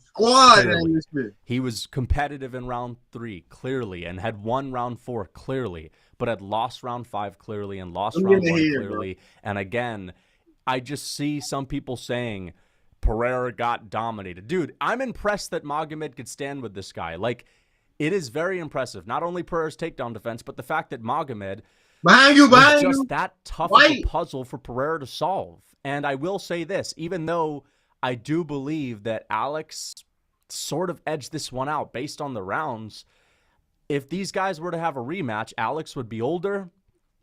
Pereira would be even more confident after this one. He knows he can hurt Pereira. Pereira hasn't really hurt him. I mean, I know the wrestling isn't going to work that much, but I wouldn't mind picking Magomed Ankalaev in a rematch just based on the momentum. And I think that that's what we're going to see. I would love to see a Yuri Prochazka Magomed Ankalaev fight, but we got to see the rematch. And I'm only saying that because, like, listen, this isn't some guy that just won the belt and then had a Mickey Mouse title defense like a Sean O'Malley who's getting a rematch against Merab immediately. No, Alex Pereira has had a 5-fight win streak against, 3 former champions, Khalil Roundtree, 4 title wins. He's the biggest name in this division. I mean, listen, I don't mind if Yuri and Ankalaev get in there soon, but I would really like to see Alex Pereira and Magomed run it back. And I think the UFC is going to want to do that too. But, dude, Magomed was a tricky customer for Alex. Like, I was not expecting it to be that difficult for Pereira to find Ankalaev. Like, listen, Pereira's fought guys that are fast before. He's fought Khalil Roundtree, he's fought Adesanya, he's fought great strikers like Jan Blachowicz. And I'm not even going to say it was the threat of the takedown that was really, making it so difficult for him to have that much success. I don't think it was just the threat of the takedown because, listen, early on in the fight, Magomed wasn't shooting. And when he did shoot, Alex Pereira was able to stuff it every time. And I think it was, his gas tank. Magomed was definitely the guy with the better conditioning last night. Again, kind of surprising because we don't normally see Pereira gas. And Pereira's been in some physical fights where he's been cutting weight. Look at that Adesanya fight. Adesanya had a round against Pereira where he was beating him up on the ground. And that was at 185 with a horrible weight cut. Pereira looked like he had a lot of energy in that round 5. That's why I keep saying, like, he just looked like shit in his striking. I'm just going to say it how it is, dude. He didn't look good at all. He looked slow. All right? He looked tentative. The commentators were talking about it. He was on the back foot the whole time, and that's credit to Magomed 100%, but I'm fine with Magomed. This guy's, he's a good striker, but he's not like a Volkanovski on the feet. He's not like a featherweight, Ilya Topuria fight IQ, right? No, but listen, Magomed is a good striker. He impressed us all last night. But I'm still surprised how Magomed Ankalaev was that tough of a puzzle, right? It's not just the southpaw thing. It must be that Magomed is a master of keeping distance, and he has really good eyes. Very good eyes, master of keeping distance. That's what I will say, because it has always been, a bit of a tricky task to hit Magomed Ankalaev clean. But I swear, man, I saw Alexander Rakic land more left hooks than Alex Pereira. I know Pereira's never been the fastest guy, but last night he was literally looking like the slowest light heavyweight. I can't be the only one that saw that. I know that if you're on the back foot for the majority of a fight, that takes a lot out of you. But still, he just looked slow as fuck. He wasn't like, man. Credit to Ankalaev for, proving a lot of people wrong by standing with Poatan, because I said that if Ankalaev were to stand with Alex, and if he were to stand with him for a long time, that he'd be screwed and he would get knocked out and Pereira would make it look relatively easy. Not the case at all. So I was dead wrong on this fight. I thought that Ankalaev would be able to get the takedowns. I was saying that if he wants a takedown, he'll get it. But, there's going to be moments in between where Pereira's able to outstrike him. But the striking was all extremely close. All extremely close. Very impressive. Pereira's takedown defense held up. Maybe that could do something for him mentally in the rematch, but he got hurt by Magomed. Ain't no way. And it looked like his confidence went down after that. So, yeah, again, I'm not going to say this was like a brutal robbery, but, I mean, it's just a matter of fact that you could give him the third round. So people that are saying, like, 49-46, 4-1 Magomed, 4-1, so he won the first? Where he barely threw any strikes within the first couple of minutes, he won the first? where after Pereira's 10th leg kick, Magomed had only thrown a couple of strikes? He won that round? I don't think so. He won the 5th, where Magomed went out there and just wouldn't really throw. We're midway through the 5th round, and the commentators are saying, wait, what the hell? Well, why is Magomed not throwing anything right now? He's been doing really well the past couple rounds. He won the 5th where he got rocked in that round too?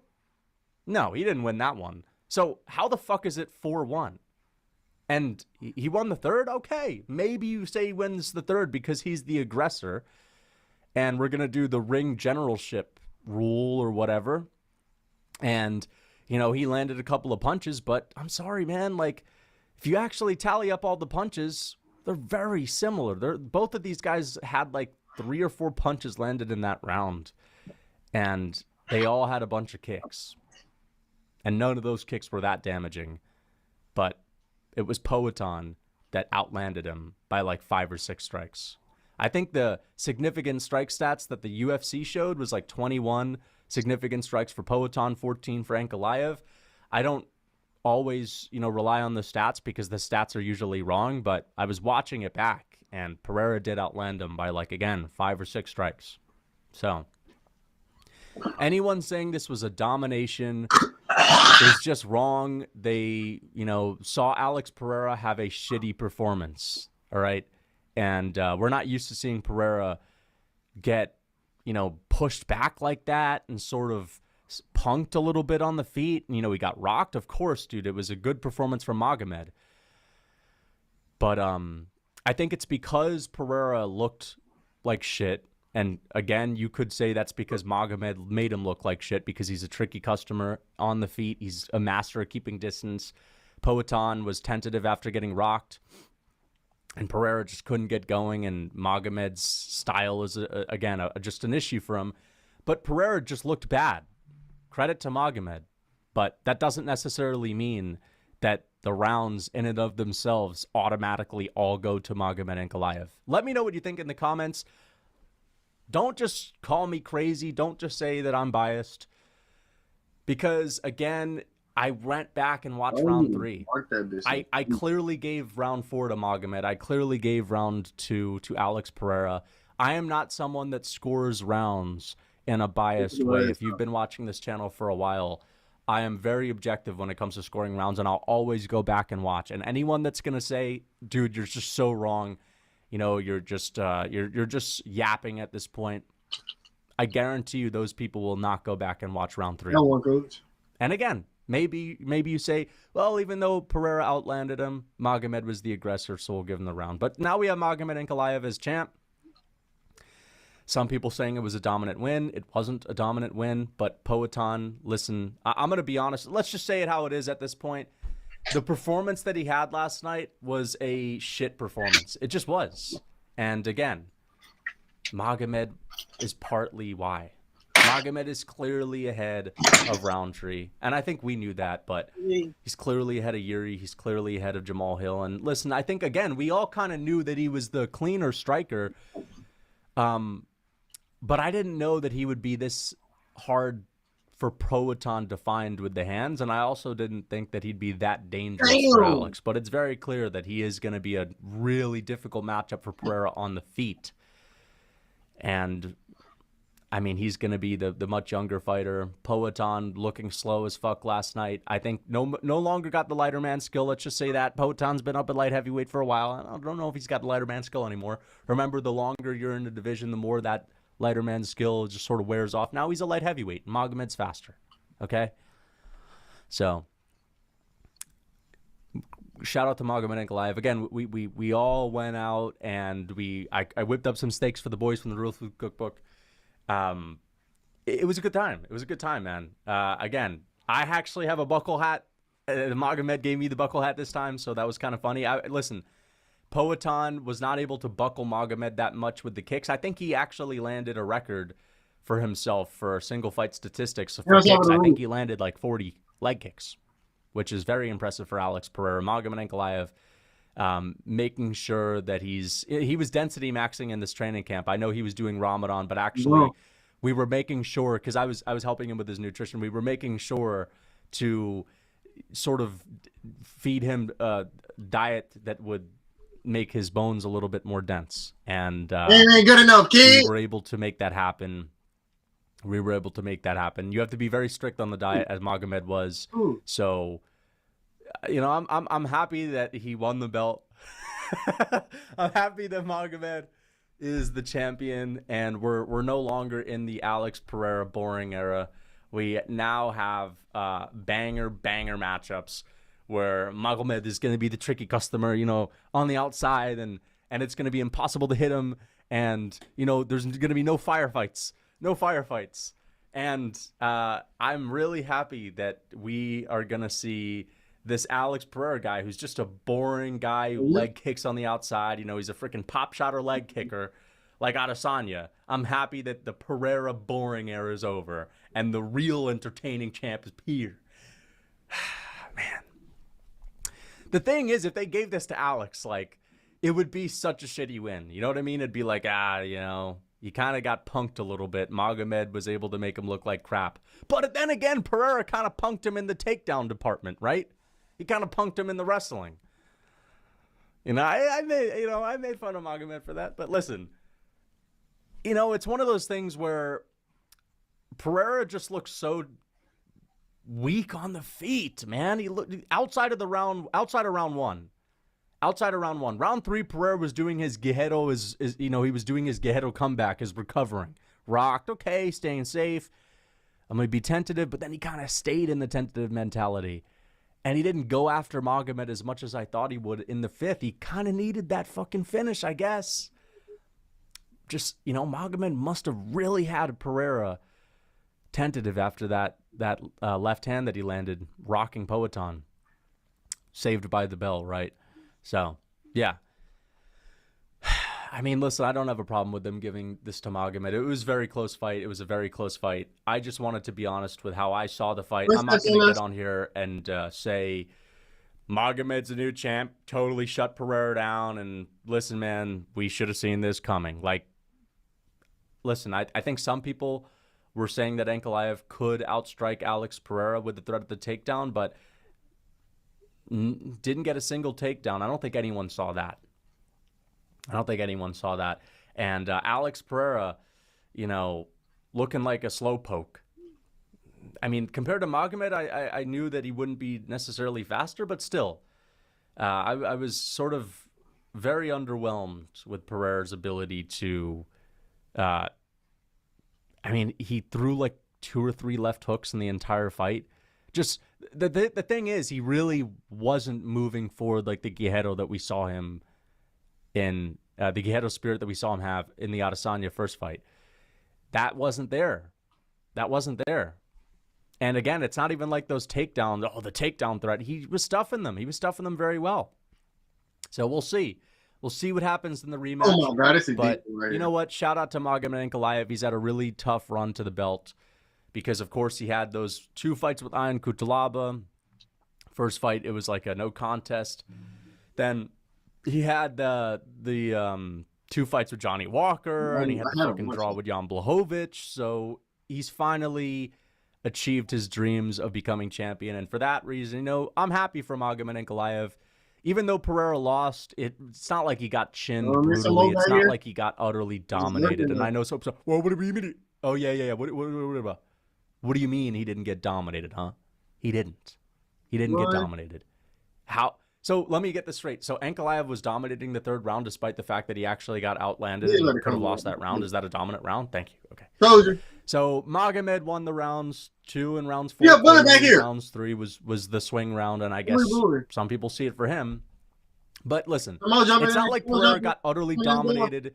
It's not like Pereira's, longevity in MMA was reduced because of all the damage he took. Even though he got rocked, he's gonna be in a position where he can recover from this very easily. Didn't take a lot of damage. And even though he looked very slow last night, I could see him coming back and maybe winning a rematch. And for Magomed Ankalaev, this is going to give him a lot of confidence. And you know what? Next time these guys fight, it's probably not going to be during Ramadan.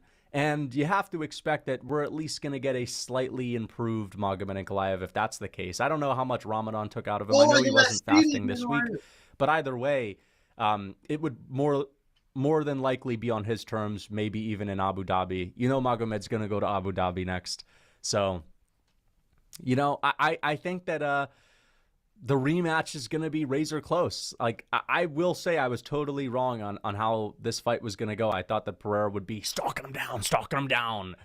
The aggressor on the feet, moving forward. But no, Magomed was the guy moving forward. So credit to him. He was really a high IQ fighter last night with his ability to take distance, play the, parry game, and play the outside foot battle. So Magomed did a really good job at that. And, I was wrong. I thought the takedowns would be available for him. I picked Pereira, by the way. I thought the takedowns would be available for Magomed. Couldn't get a single one, which was, again, very surprising, but credit to Alex Pereira. Magomed was able to take down Blachowicz easily. He took down Johnny Walker, who's a unit. And, I've basically seen him take down everyone he's attempted to take down, but not Poatan. So Pereira's takedown defense was very impressive. But it's just that the striking this time was underwhelming. And maybe, who knows, maybe his striking didn't get nearly as much work in the training camp. And that's obvious, of course. But, hey, maybe Poatan's one of those guys where he's got to always be striking in the lead up to a fight for that striking to be on point. You know what I mean? Either way, shout out to Magomed. Credit to him. He's a champion. Very close fight. Again, even though I think that it was much closer than a lot of people had it, I'm not going to sit here and complain that much because of, a swing round where Poatan's on the back foot, throwing a bunch of kicks. You know what I mean?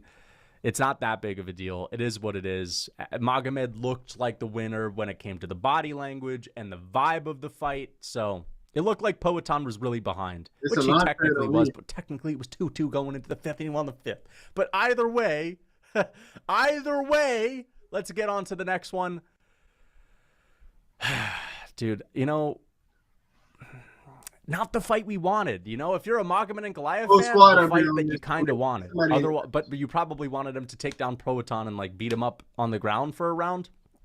But as a Poatan fan, you were just out there. I know you were just out there, and you were just thinking dude, come on, just move forward a little bit. And when he was moving forward in the fifth, you were like, come on, just throw a punch, bro. Throw a punch. And no, dude. So I think mentally, niggas under too. How it is. Magomed was the winner in the cage last night mentally, right? So that's how it is. Let's get on to the next one. Justin Gaethje, Rafael Fiziev. This fight delivered. I actually thought this one was better than the first one. Justin Gaethje dropping Rafael Fiziev in the second round with a big uppercut. Knocked another Rufus roll a couple times in this fight too. We saw Rafael Fiziev make him do the Rufus roll. No, we didn't see him make him do the Rufus roll. But listen, I thought Rafael Fiziev won this fight.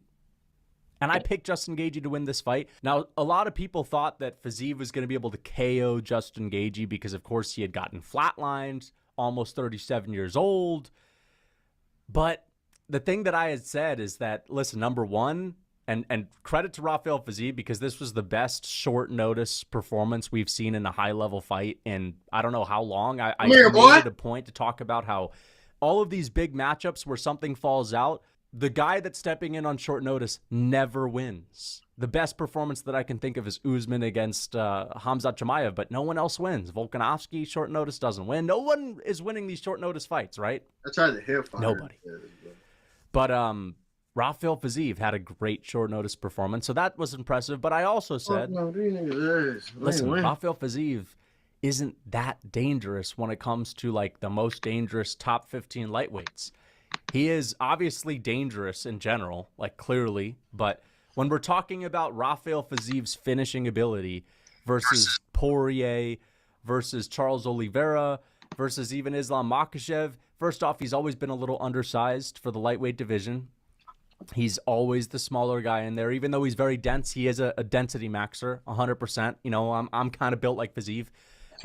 Again, compared to the lightweights, he's usually the smaller guy when it comes to the frame. And his pop when it comes to the hands. He's got sting.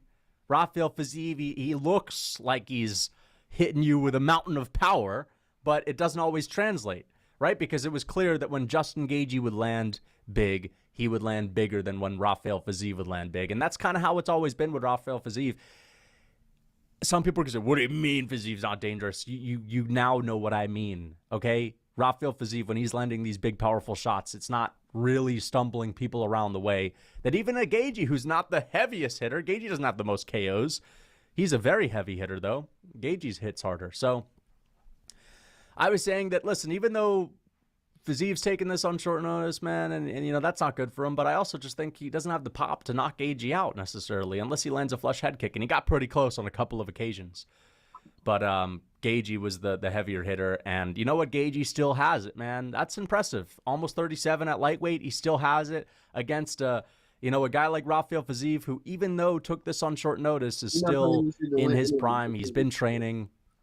I was a little worried at one moment where it looked like Fiziev took a couple of weird steps in the end of the first round, and it almost seemed like he had gotten injured, and I was like, oh, man, this guy's got the worst luck ever. If only Fiziev was healthy. But Justin Gagey holds it down. But listen, here's the thing. Rafael Fiziev won the first round very clearly. He came out there with a very patient approach, right? Sort of picking his shots. And I thought that was really good considering his gas tank isn't that great. Second round, Justin Gagey drops Rafael Fiziev, clearly wins that round. And I don't know if you could consider it a 10-8, but it was a bad knockdown. But, you know, I'm just going to say this about Justin Gagey. I don't think he handled that all that well. I mean, he jumped on Rafael Fiziev afterwards to try to get him out of there. But when Fiziev rolled over, Justin Gagey just kind of opted to control him on the ground rather than let him get up. And, like, there was still 40 seconds on the clock. He was still very rocked. Justin Gagey, by letting Rafael Fiziev stay on the ground just to opt for control and hit him with little pop shot body shots, allowed him to recover. So I didn't think that was a great move from Gagey, but it is what it is. Round 3, though. Round 3. So Justin Gagey's got the momentum. He's got the momentum. Sort of like round 5 of Pereira and Magomed Ankalaev. Justin Gagey not doing a whole lot in the beginning of round 3. Rafael Fiziev, body kick after body kick after body kick. There was a moment where Rafael had landed like 3, roundhouse kicks to the body, and then like 2 teeps, and then like combination after that, and he was ahead on strikes. And then they were in the clinch, and Rafael Fiziev was landing mean density maxing knees in the clinch, right? And he was doing his usual bop, bop, bop. And Justin Gagey, how did Justin Gagey win the round? I guess, listen, I'm just gonna be honest. I don't know how the fuck he won round 3. I'm sorry, man. Like, I know we landed a couple of punches here and there, but it looked like Rafael Fiziev, for every punch Justin Gagey landed, it got erased from my memory when I saw Rafael Fiziev land 10-piece body kick combos. And density maxing knees in the clinch, dude. Density maxing knees. I'm on you, nigga. All right? Nigga ain't gonna kill and you. not only that, we're midway through the third round. And Justin Gagey's clinching with Rafael Fiziev. Oh, here comes the body language judges. Justin Gagey's holding him against the fence now. Rafael Fiziev looks gassed. And I was actually kind of upset. I'm like, dude, what the fuck, bro? What is Gagey doing? Why is he holding him against the fence? This isn't a Justin Gagey style of fight. And I guess at the end of the round, he landed a couple of big shots. But, like, Gagey in the third round was clinching, smudging, and landed a couple of big shots, but nothing where it was like, until the last minute, there was nothing that was like, whoa, Justin Gagey had just had a big moment. I thought Rafael Fiziev stole round 3. Hey, I know some people aren't going to be happy with this. I saw the main event the other way. I saw the co-main event the other way. I will say this, very impressive for Rafael Fiziev to shoot some takedowns. That was actually kind of funny in the first round where Fiziev had the reverse inverted triangle, and he's like elbowing Justin Gagey. Justin Gagey's just in the most miserable position on the ground. That's the most Justin Gagey ground game moment ever. And I thought, man, dude, we might see Justin Gagey just get slept out cold while getting elbowed. That's exactly how Gagey would have gotten done. Gagey wouldn't have just gotten submitted in a rear naked choke this time. No, he would have gotten elbowed to oblivion, Gene Silva style of body elbows, Yoel Romero style of body elbows, and slept at the exact same time. And that would have been the most miserable way for Justin Gagey to go out. He got out of it. So you know what? Credit to Justin Gagey. His ground game has actually improved because Rafael Fiziev, even though he's a striker, he's one of these Petr Yan-ass strikers. Do you just know it? He doesn't really show it. And I'm talking about his grappling. Rafael Fiziev out there at Tiger Muay Thai, his takedown defense he's got brick wall takedown defense. but you just know he's got some slick tricks, right? All these Muay Thai guys have some slick tricks when it comes to takedowns. Rafael Fiziev, I wouldn't be so shocked if this guy's a pretty decent grappler too, and he showed it. But Justin Gaethje, credit to him, he was able to get out of it, right? Rafael Fiziev's got the density maxing strength, but Justin Gaethje, he's got that natural, explosive strength from the mines, right? You know, he can just kind of explode out of those positions. I'm happy that Justin Gaethje won. Like, obviously, I'm happy that I got my pick right, but more importantly, I'm happy that Justin Gaethje is not washed and still in the game. And when Justin Gaethje is still in the game, it makes it better. But I just had round, like, maybe you could call this a draw. Maybe you could say, okay, Rafael Fiziev round 3, Rafael Fiziev round 1. And then Gaethje drops him round 2, that this is a draw, but that would have pissed everyone off. So I'm kind of happy that it wasn't, even if they gave it to Gaethje. Listen, I'm not going to say this was a brutal robbery, but I thought Fiziev had won this. And again, I'm not just going to sit here and act like, oh no, well, I guess it was close. I'm not going to, ruffle any feathers. No, I'm not going to do that. Like, that's the thing. Oh, right here in the I'm middle. not going to come on here and just say what I don't actually think. I thought that Rafael Fiziev took round 3. Okay? Watch it back. Watch it back. Rafael Fiziev, in the beginning of round 3, where Justin Gaethje should have all the momentum, we see patient Gaethje, and Rafael Fiziev's like back in it. Body kick at the body kick at the body kick at the body kick at the body kick, jab, body kick. Teep. Combo, right? Oh, now they're in the clinch. Big density maxing knees. Dude, Rafael Fiziev is a fucking density maxer, son. You know? I'm built like Fiziev, man. What do you know? I'm built like Fiziev, man. Fiziev's all, I know I told you I helped out Magomed with his nutrition. You come right I back actually here. helped Fiziev with his strength and conditioning. He was on that ultimate lifting program. But, dude, I'm actually so happy that Justin Gaethje won this fight, though. Even though I kind of feel bad for Fiziev because he kind of fucking won that shit. You just know they would have been booing. Yeah, and they would have been booing if they gave it to Fiziev because of the drop, the knockdown in the second round, right? Because of the knockdown in the second round. Or the body language, guys. Oh, if Fiziev's tired at the third, and we remember that big moment in the second. That's how the judges score fights. They remember a big booming moment from Justin Gaethje, and then they remember Fiziev looking tired at the end when he's in the clinch. But you actually watch round 3, it could have gone his way. Either way, Justin Gaethje is not washed. Right here. He still has it. He still has that Rufus power. He still has, the classic Justin Gaethje elements that make people listen.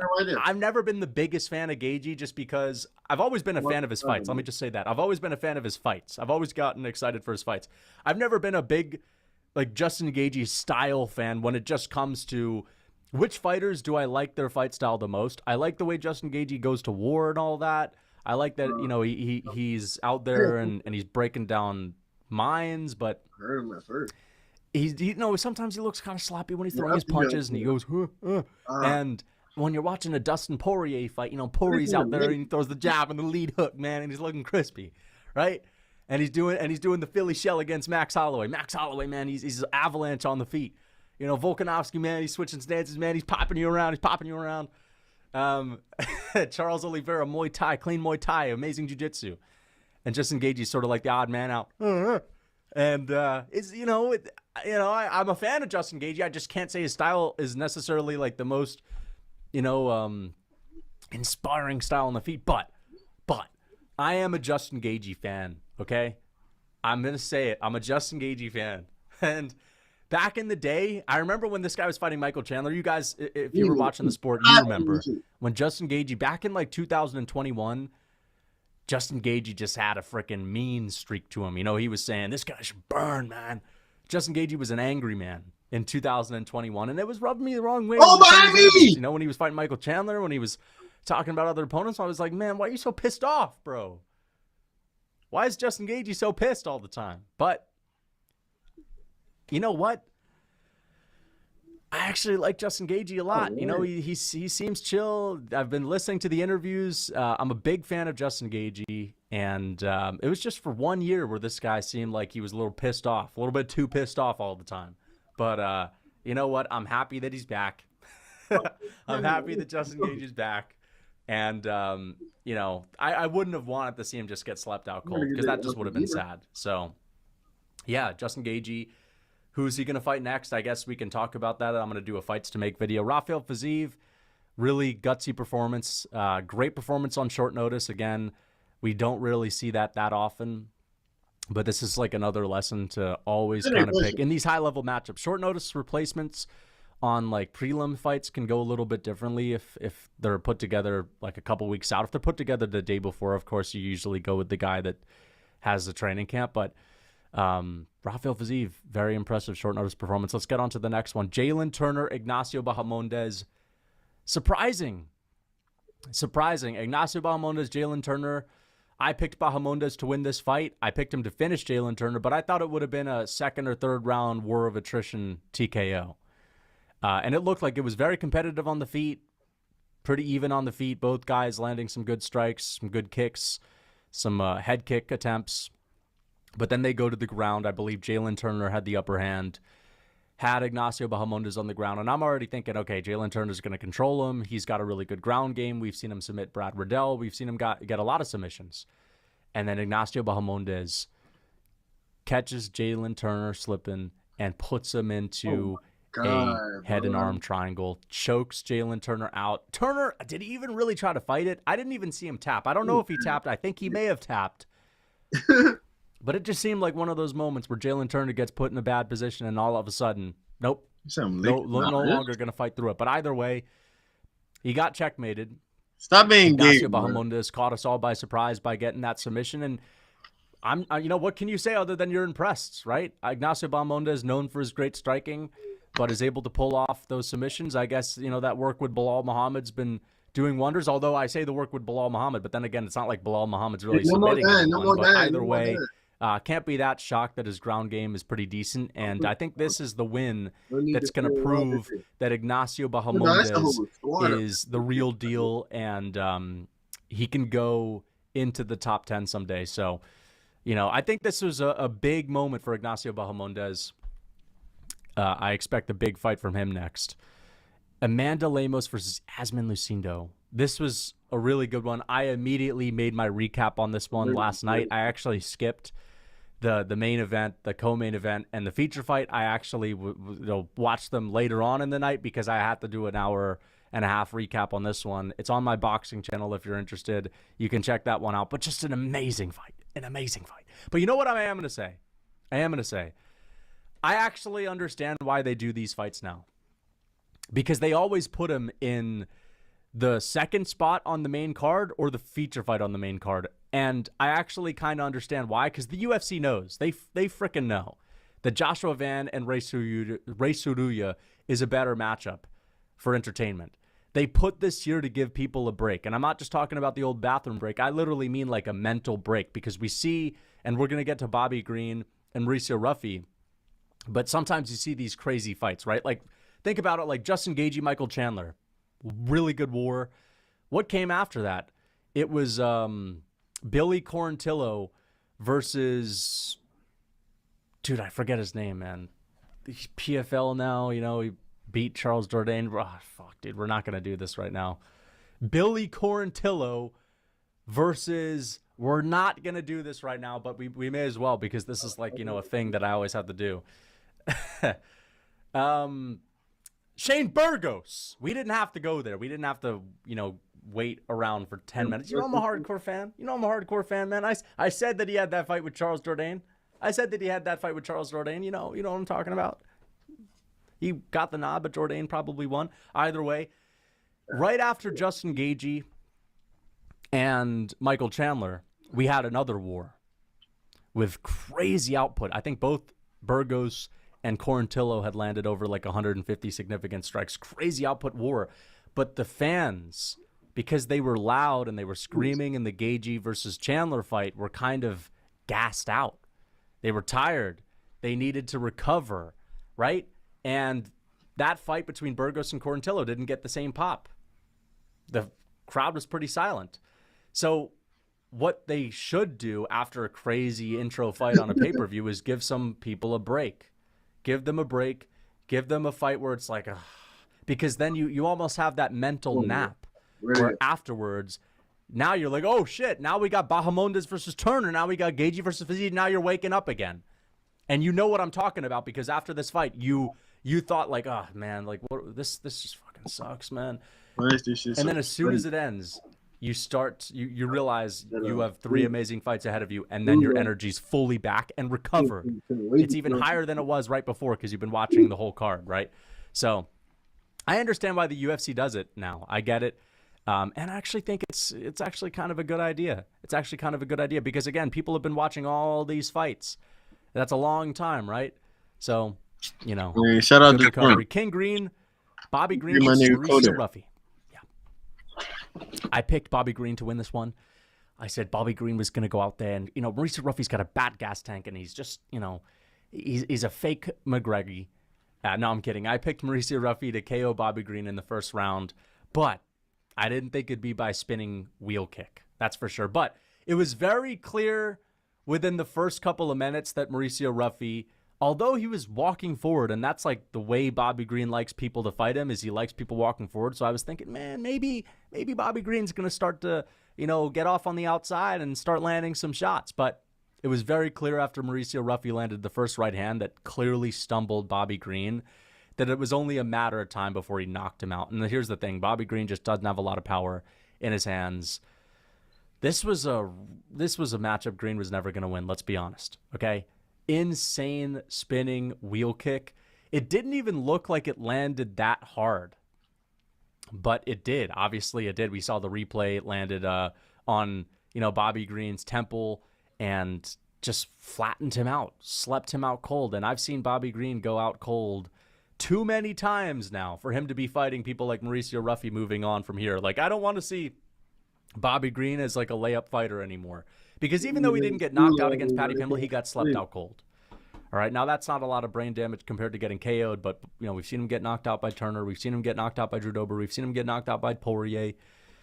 So, listen, if Bobby Green's going to stick around and fight out his contract, let's actually just give him old heads from here on out. Let's give him not even a Chase Hooper, right? I just said old heads, and then I bring up Chase Hooper. Well, you got my point. Like, I don't want to see Bobby Green get, slumped out cold in a triangle while getting elbowed in the face. That's probably what Chase Hooper would do to him. It'd be like a Justin Gaethje Fiziev moment where Green would go out cold. Let's just give Bobby Green a pillow punching vet, okay? Let's see a couple of let's go back to the old days. Let's do a couple more Orlando Venata fights, right? Let's do those type of fights. Who's like a really old vet? In the lightweight division. There's not that many. Let's do Bobby Green versus Vince Pichel. Yeah, let's do that. Yeah. Mauricio Ruffy, I expected him to get the KO, but him doing it with a spinning wheel kick is just going to add so much to his highlight reel. Dude, these fighting nerds fighters, they are all...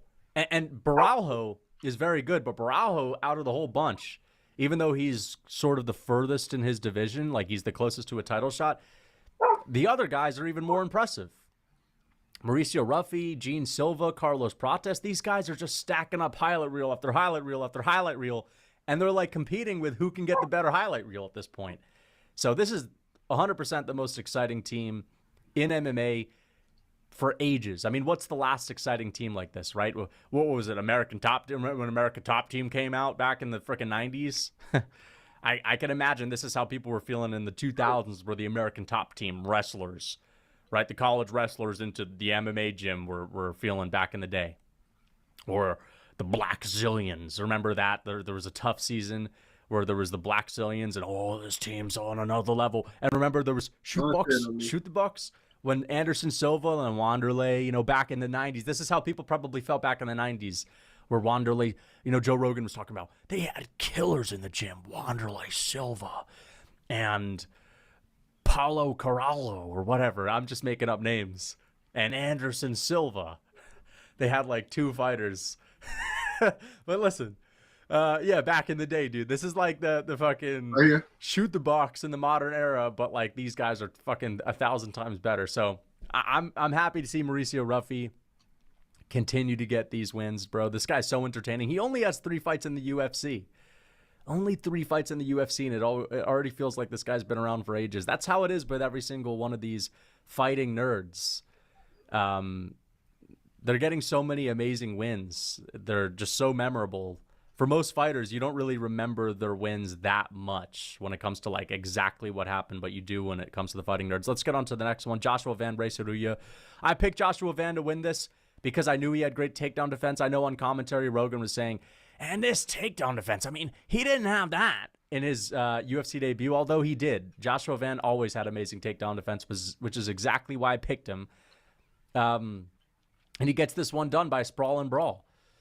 Doesn't have a lot of pop, right? Joshua Van never has a lot of pop, which is something I think he needs to work on, maybe packing on a little bit more how they those get shots. over But there, either way, clear win for him. Ray Suduya, very impressive gas tank, but really only chucking a naked right hand at distance and then charging in for takedown after takedown after failing every single one. It's clear that if he can't get takedowns, his game is not that well-rounded at all. But I'm sure he expected to dominate. He got a couple of takedowns, right? But Joshua Van was able to spring right back up. And that's that flyweight skill, man. Joshua Van, brick wall takedown defense since day one. So this was not a surprise at all. Joshua Van gets it done. Really good win for him, but let's see him get a ranked opponent again. Bruno Ferreira versus Armin Petrosyan. Now, this one was kind of sad for Petrosyan because he had just gotten put in a highlight reel against the Pirate, right? But now he's fighting Bruno Ferreira. Bruno Ferreira just got submitted by Abus Magomedov, and now he's, turning the script, man, and now he's submitting Armin Petrosyan, right? So he gets the armbar. How often do we see an armbar, let alone in middleweight? Although middleweight would be one of those divisions where you would see an armbar because it's not like, people aren't getting hit with armbars at featherweight. They're getting hit with them in the big, clunky, plotty divisions. But yeah, Bruno Ferreira hits an armbar on Armin Petrosyan, makes him tap. I thought Petrosyan was maybe winning, but then he got a point deducted in the first round because of the nut shot. Either way, really impressive out-of-nowhere win for Bruno Ferreira. We rarely see that in MMA anyway, so, he's sort of taking us back to the old days, the 90s, the Ronda Rousey days. So shout out to him for that. Alex Morono versus Carlos Leal. Dude, this was funny. This was so funny. The way that I was viewing this fight, I picked Carlos Leal by whatever he wanted, by the way. But Morono actually did a little bit better than I thought. Like, he was just standing tough. He would refuse to go down. He refused to go down. But the reason why I found this funny is because while I was watching this, I was like, Morono is the embodiment and the representation for all the people that back in the it was more popular back in the day when MMA was relatively new. When you had champions like Cain Velasquez, like I'm not talking about 90s, I'm talking about like early 2010s or late 2000s. When you had champs like Cain Velasquez and Fedor or Emelianenko, right? And these guys weren't that built, right? And then there was this thing like, well, real fighters don't have to be built. Actually, it doesn't matter what you look like in MMA. And to be fair, they had some nuance to it. They were saying, well, these guys have good cardio. They don't train, to be like, Bruce Lee in the movies where he's all ripped and all that. They're training for fighting, man. They don't have to look like bodybuilders, right? Which is totally understandable. But at the same time, back in the day, there really was this idea of it doesn't matter how you look. Cain Velasquez is fat and flabby. And again, if you look at every single weight class today, everyone at the top of their division is actually lean and mean, right? Everyone. You don't have a fat fighter in the top 10 at featherweight. And when I say fat, like you don't have anyone that's sort of flabby or everyone's dense. Everyone's shredded because, again, there's more people in the sport. Everyone weight cuts a lot. And especially at heavyweight, it's like obviously the best athletes are the ones that look like athletes as well. Gane, Aspinall, Volkov, you get my point. There aren't any fat guys in the top 5. Sergey Pavlovich is like the fattest guy, and he's not even fat. But my point is, Alex Morono was like the representation for people saying, dude, fighting is all about how you, fighting is all about how you train and all that, right? It has nothing to do with genetics. It has nothing to do with how good of an athlete you are. And Carlos Leal was the representation Man, you trying to 50-50 this of nigga? like modern era. Fuck you. It's actually everything at this point. It's not just the fact that you train, but it's the fact that you train, but you're also like a serious athlete and you're doing your strength and conditioning and you're firing on all cylinders at this point. So it was like Morono's like the old guard. Yeah, full shit. It's like the old guard. You know, Shamil the Blob Gaziev could be champ at heavyweight as long as he just trains. And Carlos Leal was like the new guard, and it was like a battle between the old guard and the new guard. And Morono, those stubborn old heads, those stubborn guys from back in the day, they refused to go down without a fight. And I couldn't help myself but laugh while watching this one. So Leal gets it done. TKO's Alex Morono standing. Alex Morono was standing on the feet, refused to go down. I mean, you got to give him some credit, though, because it looks like Morono just would have gotten dusted. But yeah, Carlos Leal, I believe he was like a minus 700 favorite. He won his first fight against Renat Fakhretdinov. That was a brutal robbery. Now he's got 2 wins. Step down in competition, but he made it look like a step down in competition because he had absolutely no respect for Alex Morono. No. Right? But again, Morono, very stubborn last night. Wouldn't go down without a fight. So you got to give him some credit for that. Francis Marshall versus Mayron Santos. I thought Marshall won this fight. It was clear that Marshall won one of the rounds. I believe it was round 2. He got the knockdown on Mayron Santos. So obviously he took that round. And round 3, Francis Marshall, he got a couple of takedowns or had some control time, I believe, in the 3rd round, and was also landing some decent punches. And I guess they gave it to Mayron Santos because he was landing the crafty kicks at range. And I know you're going to bring up the Alex Pereira round 5. Well, you said Pereira won that round. Yeah, I know, but Marshall actually had some control time in the 3rd. And he actually got himself a takedown at the end of the fight. I think he got it at the end of the fight, at the end of the 3rd round. And again, was landing some punches, had himself a knockdown, clearly stole one of the rounds. I think it was either the first, I think it may have been the first round that he got the knockdown, maybe not the second. But either way, I gave this fight to Francis Marshall. I thought that he had won. I thought that he had edged it out. It was clear. The crowd thought the same. I think most people thought the same. Mayron Santos, UFC debut. Tough task in his UFC debut because Francis Marshall has a lot of experience compared to him in the UFC, but he did pretty okay. But I expected this to be a little bit more one-sided on the feet. I knew that Marshall had some power, but I didn't expect him to, like, you know, be with it this much on the feet because Mayron Santos, you know, he's this guy that's, I think he won Tough, right? And he was head and shoulders better than everyone else on Tough. And compared to all those guys, like, he looks like a world beater. But then, of course, it's like a totally different thing you get in the UFC. You're fighting real levels of competition. It was much closer than I thought. I will say maybe he edged out just in the striking alone. Maybe edged out, but it was by a hair in the 3rd. The thing is, if it's only by a hair and the other guy gets a takedown and gets like a minute of control, a couple pop shots, I think you give it to him. So, you know, I had this for Francis Marshall, but they gave it to Mayron Santos. And then Ozzy Diaz versus Jordan Santos. This, in my opinion, is going to go down as a Hall of Fame, highest level fight of all time. You've seen Volkanovski versus Holloway too. You've seen Makhachev versus Volk. We're going to see Makhachev versus Topuria. You've seen Aljo versus Movsar. Right. But Ozzy Diaz versus Jordan Santos. I actually am going to break this down. I'm going to do a 10-hour tape study on Ozzy Diaz versus Jordan Santos on the boxing channel because there was a lot of boxing in this one. Now, you may ask, why did you do a breakdown of Lemos versus Lucindo on the boxing channel? Because that one was so interesting that I just had to. But this one, a lot of boxing. To Jordan Santos, I don't even know how to describe to Jordan Santos. He's like one of these, he's sort of like Jar Jar Binks, you know? He's sort of like Jar Jar Binks. You know, he's just one of these tricky customers, man. He's a fucking tricky customer, dude.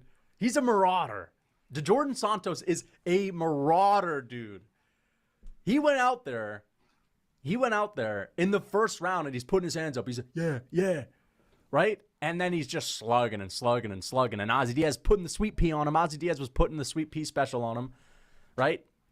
But Jordan Santos was just raising his hands, dancing in his face, moving forward. I think he even snuck in a couple of hammer fists on the feet. I think he threw a couple backhands. Not spinning back fists, but like, you know, punches where he was landing with the ball of his fist.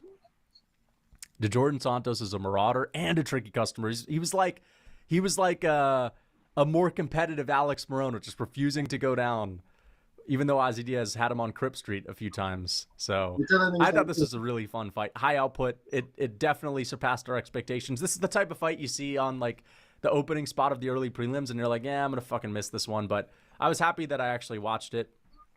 But again, you expect this to be like one of those like forgettable leg kick type of fights where they land a couple of punches. Maybe you'll get like I keep thinking this is heavyweight. Ozzy Diaz literally looks like a heavyweight. Ozzy Diaz. It's not even just his physique. He just has the face of a heavyweight. Like, is that not the face of a guy that you'd expect to be fighting as an NPC from heavyweight? Let's be honest. But also, he just looks like a heavyweight that still has some pounds to lose and could be fighting in a lower weight class, right? Both of these guys could probably be fighting at welterweight, but he has the heavyweight looking like he could fight at middleweight type of physique, and he's literally fighting at middleweight. So I guess this is actually what Ozzy Diaz was probably a heavyweight back in the day. I guarantee it. I don't even have to look it up. Ozzy Diaz has the physique of a guy that fought at heavyweight and was actually told the truth. You know, a lot of these heavyweights, their team doesn't tell them the truth. Like, hey, man, you're never going to be champ. Look at the people at the top of the division. You're like fat, and all these guys are obviously going to destroy you. But Ozzy Diaz was actually told the truth. It looks like it. And it looks like he had lost the weight. So Ozzy Diaz is a former heavyweight type of fighter in the middleweight, ran into a tricky customer in his middleweight debut. Jordan Santos just wouldn't go away. Jordan Santos looks like a former light heavyweight, right? Jordan Santos looks like a fasted light heavyweight. He looks like a fasted, underfed light heavyweight. Ozzy Diaz looks like a post 1 year transformation weight loss heavyweight. So this was a really solid fight. I actually thought this was a great fight. Credit to both of them. Jordan Santos is the legend. He's a Marauder. I should have put him on the Marauders list, but I didn't know about him. So yeah, amazing card, really good card. Man, Magomed's champ. Magomed is champ. That's big. That's big. But let me know what you guys think about my take. I hope you guys enjoyed the video. Until next time. The best fights the UFC can make from a promotional standpoint. I'm talking rivalries that the UFC can put on in 2025. These are all realistic. We even have some of these that have been announced already, but the point that I'm making is I'm going to talk about a few fights that would be massive when it comes to generating hype because of how heated these rivalries would be and just in general how fun the buildup would be to these fights. So without further ado, the first one, Khamzat Chimaev and Sean Strickland. In my opinion, this is the most heated rivalry in the UFC right now. There's a real beef between Khamzat and Sean Strickland. And this is not new. This is not something that just started happening the last month. No, Strickland's been shitting on Khamzat for quite some time, and now Khamzat's been chirping back. Strickland's talking about the Kadyrov situation. Okay, and Khamzat is talking about Strickland's upbringing. And again, the Kadyrov situation, Strickland's upbringing, these are things that neither man can control, really. Okay, it's not like it's Khamzat's choice to have a relationship with like the big kingpin of Chechnya. It's that his family lives there, and he can't exactly decline an invitation when Kadyrov wants to see him in Chechnya. Listen, okay, otherwise things aren't going to go over so well for him, let alone maybe his family. Okay, so it's a real tough situation for Khamzat. Same thing with Strickland and, you know, his upbringing. He doesn't want people bringing that up, but listen, this is why this is such a heated matchup. And if you also look at the way Khamzat's talking some shit, it's not just about Sean Strickland and his upbringing. It's also just the classic brother shit talking point for anytime they're fighting somebody that doesn't have an undefeated record. They basically come at you. They show the 4 losses that you've had in your career, and they say, brother, why so many losses, brother? And they think it's the funniest thing in the world. And it is kind of funny because they all have undefeated records of they only lost 1 fight. Islam Makhachev does the same thing when he fights people. He says, brother, this guy have 10 losses, brother. And he'll have like 3 losses. But to them, it's like 100 losses. To them, if you've lost more than 1 fight, you're essentially a journeyman that's been paid to take a dive in every single fight of your career. They can't even take you serious. Okay, so that to Khamzat is like the biggest. This guy loses more than 2 fights, brother. What is going on here, brother? It's hilarious to me. So it's not just the Kadyrov situation. Then obviously you've got Strickland that's, you know, talking about the crypto thing too. And Khamzat Chimaev came out with this crypto coin, this cryptocurrency. First off, that's not great. But if you bought Khamzat Chimaev's UFC meme coin, then that's the best money you'll ever lose, because that'll teach you a lesson not to buy UFC fighter meme coins, and you shouldn't be doing that. This is heated, okay? Because Khamzat for the past couple of years, think about it, he's not been Mr. I kill everybody, bro, I kill everybody. He's not the guy that was throwing front kicks at Kevin Holland backstage that was crashing out against Nate Diaz. You know, there was a whole press conference that was canceled for that. I still believe, by the way, and if you guys remember UFC 279, I still believe that the whole UFC 279 press conference thing being canceled, the last minute weight miss for Khamzat Chimaev, and they rearranged all the fights, I think all of that was totally fucking planned from the start. I think the whole thing was bullshit. I don't think the press conference got canceled for any other reason than promotion in and of itself. Okay? You know, Dana White had us believe that there was like a 200-man fight, 200-man army fight, free for all backstage. No footage of it whatsoever. And when they showed footage of it, by the way, these aren't just fighters. These are coaches, teammates, fucking regular people, custodians. And the fucking footage that they showed to try to prove how crazy it was getting backstage was Nate Diaz walking with his crew backstage. There's like nobody around, and he didn't even say anything. So they literally clipped an audio piece from like 2 years prior of Nate Diaz saying, what? That was not synced with Nate Diaz doing what he's actually doing in the footage of him walking backstage. They created the whole thing. Like, it's such bullshit. But listen, my point is, Khamzat used to be the guy that you could definitely see just like, you know, crashing out. You call him a nincompoop back in the day and he would fucking go at you and try to throw you through a roof. But for the past couple of years, that's not been the Khamzat we've been seeing. That's not been the Khamzat. We've been seeing Harry Potter Khamzat. We've been seeing Harry Potter Khamzat with the glasses, man. Mr. Smiley Pants, Mr. Nice Guy, showing up to interviews. Maybe he's doing a little bit of the smirk, but he's also at this point where he just doesn't seem to care, man. Khamzat, he's letting bygones be bygones. He's letting things roll off the shoulder, man. Just sticks and stones may break my bones. Beginning in my career, I was like that. So why these guys saying this, that, man? Whatever they say is nothing personal for me. But the thing is, though, the sticks and stones may break my bones, the words that never hurt me people are the ones that get the most pissed off. And that's the thing. Khamzat is going to get pissed eventually. And he's not going to be able to contain it because he's at a 0. And he's going to go to a 100. Okay, I trust McGregor. I trust him to contain it more than I trust Khamzat after a certain point. The people that have potential to have the most legendary crash outs are not the people that are turned up to a 75, that are always on edge. Okay? Like a McGregor. McGregor's always at a 95, right? McGregor passes you and you say, hey, let's go, Habib. And he'll turn around and spit in your face, okay? Whereas Khamzat Chimaev, you know, he's at a 0. One more line from Sean Strickland or, you know, a little wisecrack at a press conference can be the straw that breaks the camel's back. And then the next thing you know, Khamzat's running across the press conference stage and you're going to need an army to get him off. And Sean Strickland as well. Sean Strickland might get to the point where, you know, Strickland's one of these guys, he puts a smile on and nothing could possibly offend him. And then Khamzat's just going to be getting him with the same old stingers over and over again. And it might start to piss off Sean Strickland to where you see Strickland, who's also not Mr. Stable. You might see Sean Strickland blow a fuse as well and run across the octagon and try to fight Khamzat Chimaev at the press conference. So the point that I'm making is the Kadyrov situation, Khamzat doesn't have any control over that. Neither can Strickland control his upbringing. So the buildup is going to be intense, okay? Next up, and this is going to come as a surprise, but Dustin Poirier versus Rafael Fiziev actually would get fucking heated. Okay? Tell me Dustin Poirier and Rafael Fiziev is low-key a Mr. Smirky guy in the fucking lightweight division. He's, you know, if you've seen Rafael Fiziev fight Bobby Green, he's like running around like, you know, he has his hand, he's running around chasing Bobby Green. He's clowning him. Rafael Fiziev has a fucking huge ego in the cage. And when you see him spar, he's like clowning people. You know, he's Mr. Funny Guy, low key. And if there's something that Dustin Poirier doesn't like, it's a guy with a fucking smirk on his face. All right, you ask Dustin Poirier what he had for breakfast, and he's giving you the most pissed off answer ever. He'll fucking say, man, I don't know, I had this fucking cereal, man. Dustin's always one smirk away from answering you in a pissed off manner. And not only that, but Rafael Fiziev, he's a trainer at Tiger Muay Thai. So not only is he this, I just know how to shoot. You know what I mean? I just know how to shoot. That building don't have nothing to do with your aim.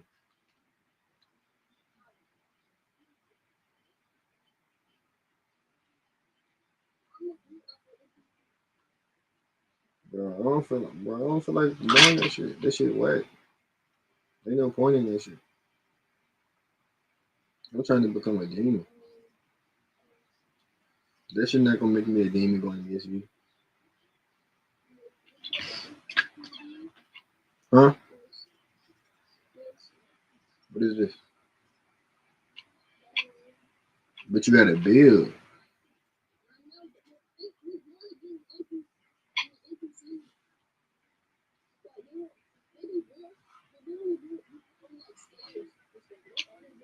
But just go to Zero Build Battle Royale. That ain't that what we was just doing?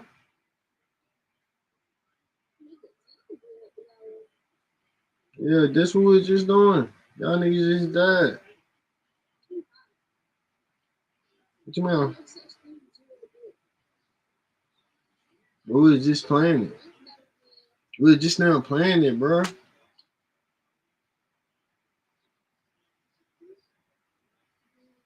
Yeah, ain't that what this is? This.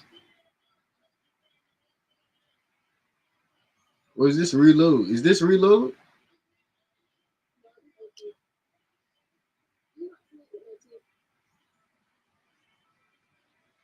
Right. Are you? I bet. This how you get good.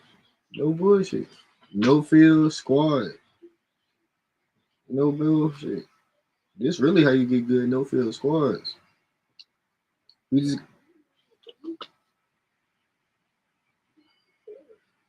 You was never the carry, bro.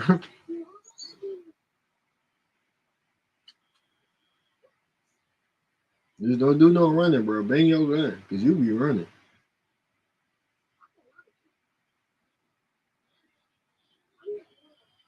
That's what all y'all do, bro. That's what all,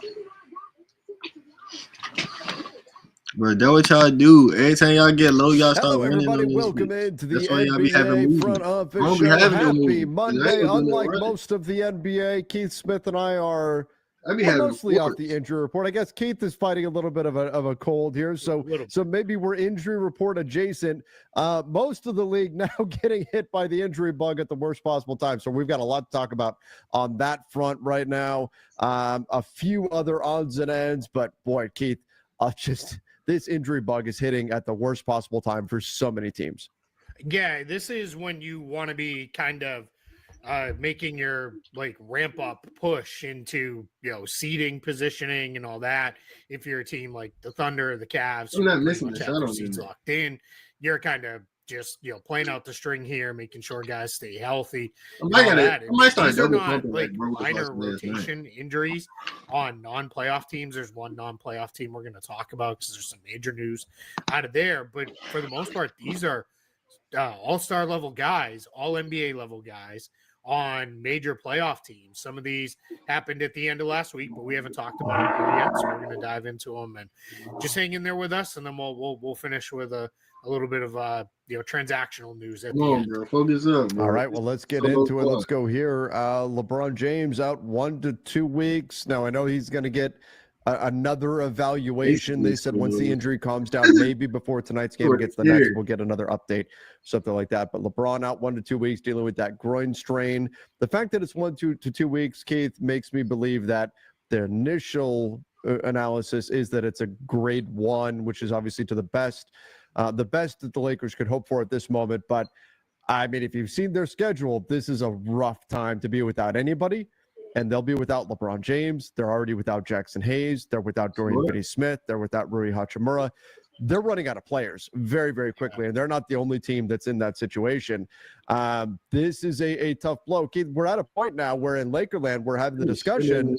Why are you like, should they just kind of let the standings be what the standings be and just solely focus on health for the next, 3-4 weeks here? Yeah, that really needs to be the conversation. They're not going to fall any lower than 5th if they even fell that far. Mhm. And then you start to line up. All right, well, where do we want to be? Do we really want to push for 2 and play maybe the Timberwolves or Warriors in the first round, or the Clippers or Kings? Bro, I'm or not landing a here team no like more. that, or would we Ain't no rather league. be I'm not third landing here and no more. fall behind? Then you're I'll probably never gonna have be to go good. to Denver at that point. But all right, In if round that's 2, the end of yeah. the world, or in round 2, or would you rather be 4th or 5th, and take your chance there with the Grizzlies or Rockets in the first round, and then go to play the Thunder in the second round. Those are the things you're kind of deciding. This is kind of illustrative of there's no real easy path in the West, especially when you've got these teams that are like the Warriors and Timberwolves. Those are not normal 6th, 7th seeds. Like those teams are very good. And the Timberwolves are playing great. Did you see the stat in Mark Stein's latest piece today? I didn't. It came from Chris Hine, who covers the Timberwolves. Timberwolves are 10-0 in the last 10 games Julius Randle has played. So, little interesting tidbit there, right? Like, and they have the easiest remaining strength of schedule in the West as well. The Minnesota Timberwolves does so perhaps some upward mobility there for the Wolves. The Warriors are playing great basketball. In fact, I had somebody message me just a few moments before we came on here that the Warriors on some betting sites are now actually given better championship odds than the Lakers. They're now up there. I think they're listed as the 4th or 5th team in terms of championship odds.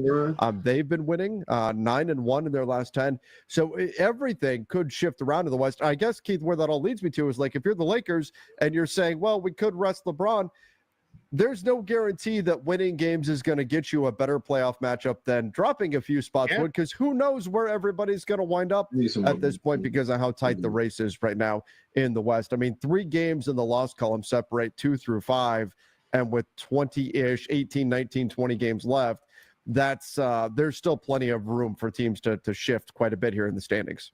Yeah, I think ideally you want to be on the opposite side of the bracket from the Thunder. That's just how good the way they flipped that game against Denver in the second half. Like they turn these games from close to blowout in the blink of an eye, and it's really incredible. So you ideally want to be on the other side from the Thunder, but yeah, 100%. Health is way more important than trying to manipulate any kind of matchup or really pushing for a seed. You get LeBron back, get Jackson Hayes back. That one's less serious. Then Rui Hachimura, get him back in the lineup and just get guys where they need to be. And if that means coming up here, Luka's a little like, I'm kind of feeling a little something, let him sit out too. I think you're going to see, we talked about this when we did the live show or the live play on playback for Celtics Lakers. There's going to have to be a little bit of an approach of you lose the battle to win the war here for the Lakers. They have those 3 back-to-back sets coming up after this game in Brooklyn. Then it's Bucks Nuggets twice. In the span of an 8-day span. I know I don't remember who the other 2 games are off the top of my head. They've got the Spurs and the Suns in the middle of those 2 back-to-back. Should be a little lighter. Yeah. But yeah, Bucks Nuggets, those are going to be challenges. And if either you go in saying we're going to fully punt one of those games, like that Bucks to Denver travel on a back-to-back. That's brutal. That's not easy. I wonder if that becomes, hey, we're rolling out. Hey, is everybody ready for 35 minutes of Shake Milton tonight? Let's go. Right. Because it might be one where you just kind of punt it. Or the other option is play the guys, and if it's not going your way, shut it down early. Wave the white flag, and call it good. Because there's no reason to push in a bunch of games where the payoff is just not there. So we'll see. The good news is, like we said, 1 to 2 weeks for LeBron. He was saying after the game, I forget exactly how he put it, but it's basically like, it doesn't feel as bad as when he's had this before. And he's like definitely not as bad as it was in 2018. Which that's good news at the end of the day for the Lakers and for LeBron. Yeah, I mean, when he said he felt a pop in 2018, he says definitely not like that. So that's a good sign. We'll see where it goes. I had somebody ask me earlier today, do you really buy that it's going to be 1 to 2 weeks? The Lakers are notorious for putting out overly optimistic timelines on players. So I do think that they will be very cautious. My hope is that he's back by the very end of March. If he's back by the end of March, then he'll have 5-6 games, something like that, to try to get his rhythm back and everything before the postseason starts. That's my hope. I'm not expecting him. If he comes back in a week, great. I'll be pleasantly surprised. But I'm just hoping he's back before the end of the month. And that's what I'm looking at there. That would be my guess. Is we're definitely on the 2-week timeline, maybe even a little longer. Absolutely. Now, the Lakers were not the only team to suffer a significant injury. In fact, the Yeah, game before the Lakers remember played the we got Celtics, they played in overtime against the Knicks, and You know what? Jalen Brunson, late in overtime, suffered a badly turned ankle. I mean, his ankle touched the earth. That was hard to watch. Hard to watch that happened to him. He took the free throws and then hobbled into the locker room. Sounds like he's only out at least 2 weeks here. But Keith, I look at the Knicks. And right here in front of me. Lakers, you can say, well, do they want it? Should they try to win? And as things come into focus in the West, maybe they'll be able to kind of finagle their playoff positioning a little bit more. It's hard to tell right now. The Knicks, I feel like they're pretty locked in to the 3 seed. I know the Bucks have lost their last 2, but they're right behind them. But the Knicks also have the tiebreaker over Milwaukee. So I think the Knicks can be overly conservative here with Jalen Brunson, because I don't think they're falling out of that 3rd seed just with 19 games left on the season. I think we in the East, we are pretty well locked into Cleveland, Boston, New York, 1, 2, 3 in that order. It would have to be some major disaster for one of those 3 teams for that to fall out and go. Then you've got the Bucks are battling with the Pacers, and we'll put the Pistons in there. They're only a couple out. And then you've got another pretty big break. That's going to be your top 6. No. And then it's really just seeding, positioning. In the Eastern Conference, it's going to be Hawks, Magic, Heat. The Magic got a big win over the Bucks the other day. Did you see that block Cole Anthony had on Giannis? I didn't. Cole Anthony, really? For a dunk, and Cole Anthony got up and got him. Wow. Great game all around for Cole Anthony in that one. He had 20-something points. He had 3 blocks in that game and really stepped up when the Magic have needed somebody to come to life. But yeah, Hawks, Magic, Heat, that's going to be the battle there. You really want that 7-8 line, because that way if you lose one, you get a second chance at it. Yeah. To get into the postseason. And then the Bulls they're 3 games up on the Sixers. Nets and Raptors continue to fall further back. The Bulls are going to be clearly the 10 seed. So it really just comes down to what are the order going to be between 4, 5, and 6. Right here. 7, 8, 9 in the East. When I'm looking at 7, 8, 9 in the East, whether it's 10, obviously the Bulls are going to be 10, but 7, 8, 9 in the East, ultimately, whoever winds up 7 and 8, you're playing for 2 home games of playoff revenue, and that's it, because they're getting swept. Whatever team is 7 and 8, they're getting swept in the first round. They will not have a long stay in the postseason, but there is at least a race there to see who's 7, 8, 9. And again, really, you're playing for, like you said, you're playing for a double elimination situation in the play-in, and then you can get 4 playoff games under your belt and the additional revenue that comes with that. As far as I was even looking, the Pacers and the Pistons technically are not out of a race to catch the Bucks either for the 4 seed. There would actually be some benefit if both of them were to leapfrog the Bucks, and then you could wind up with a first round of a 3-6 New York Milwaukee matchup, because if I'm the Pacers, I'd rather see the Pistons and vice versa. So maybe there's something there, but even that, I would be surprised if that does ultimately happen. But I think that's would be the biggest shenanigan here to see happen in the Eastern Conference, would be both the Pacers and the Pistons leapfrogging the Bucks and turning it into a round 1 Knicks-Bucks matchup. Yeah, that'd be something, really there. And especially with the Knicks, this is the big thing with Jalen Brunson too. We know whenever he comes back, he's going to go right back to playing 35, 36, 37 minutes a game. You got to be really careful here. I would hold him out, really make sure he's okay. Again, they're not going to fall out of that 3 line, barring a disaster. So just make sure he's really ready to go, then get him back and kind of move it forward from there. Because if you're the Knicks, you still got to feel like, all right, as long as we're healthy going into the playoffs, we've got a real chance.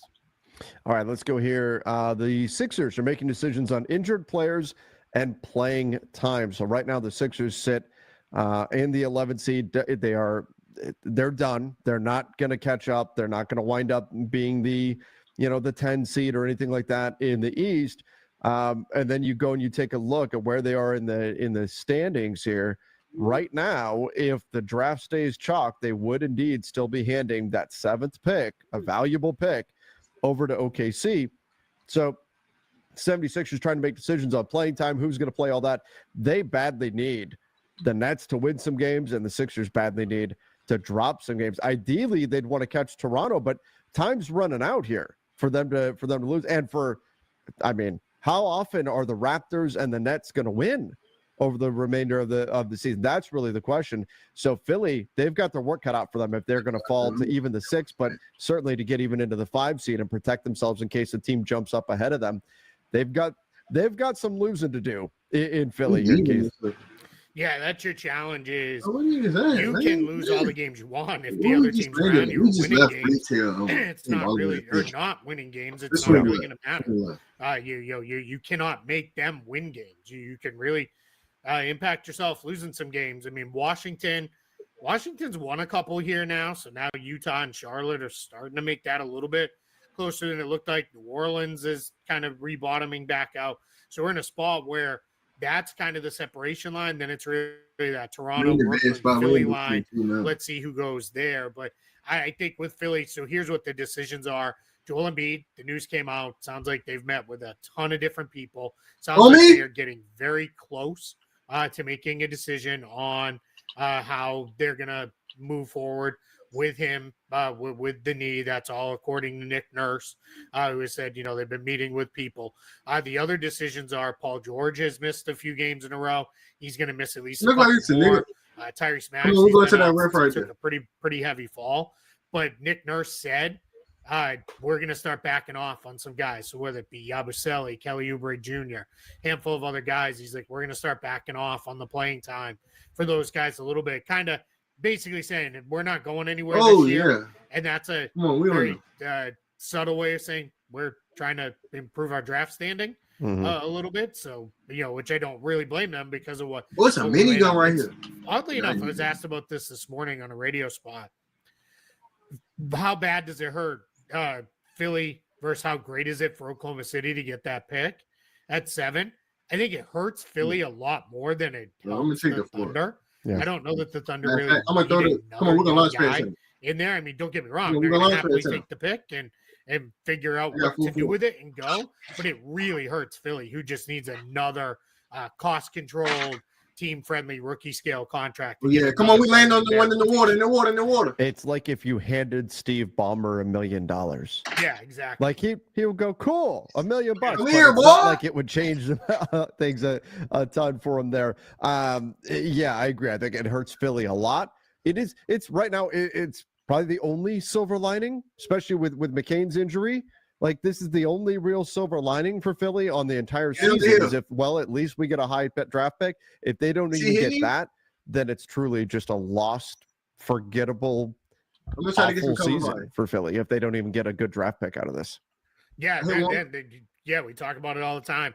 Difference between bad seasons and lost seasons. Bad seasons can happen. Lost seasons come when you're bad because a whole bunch of guys were injured and you didn't get any data and you don't know what those guys look like together. For Philly, this would be just a disaster. Come on, let's run back. Retreat. Come away with that pick. And to your point, ideally, you want to be 5th. Because then if one team you're okay. You still move back one spot and keep your pick. 6, you'll take it. You'd rather that than 7th and just handing it over right away. But it's great. Can you scroll down a little bit on this? Sure. Because I was having this conversation. Look at how many picks just are changing hands, period. Oh, my God. Like, almost the entire non-lottery. I think it's Boston. Yeah, you've got it up there now. Boston, Indiana, and Orlando. Where you going? The only 3 that keep their own pick.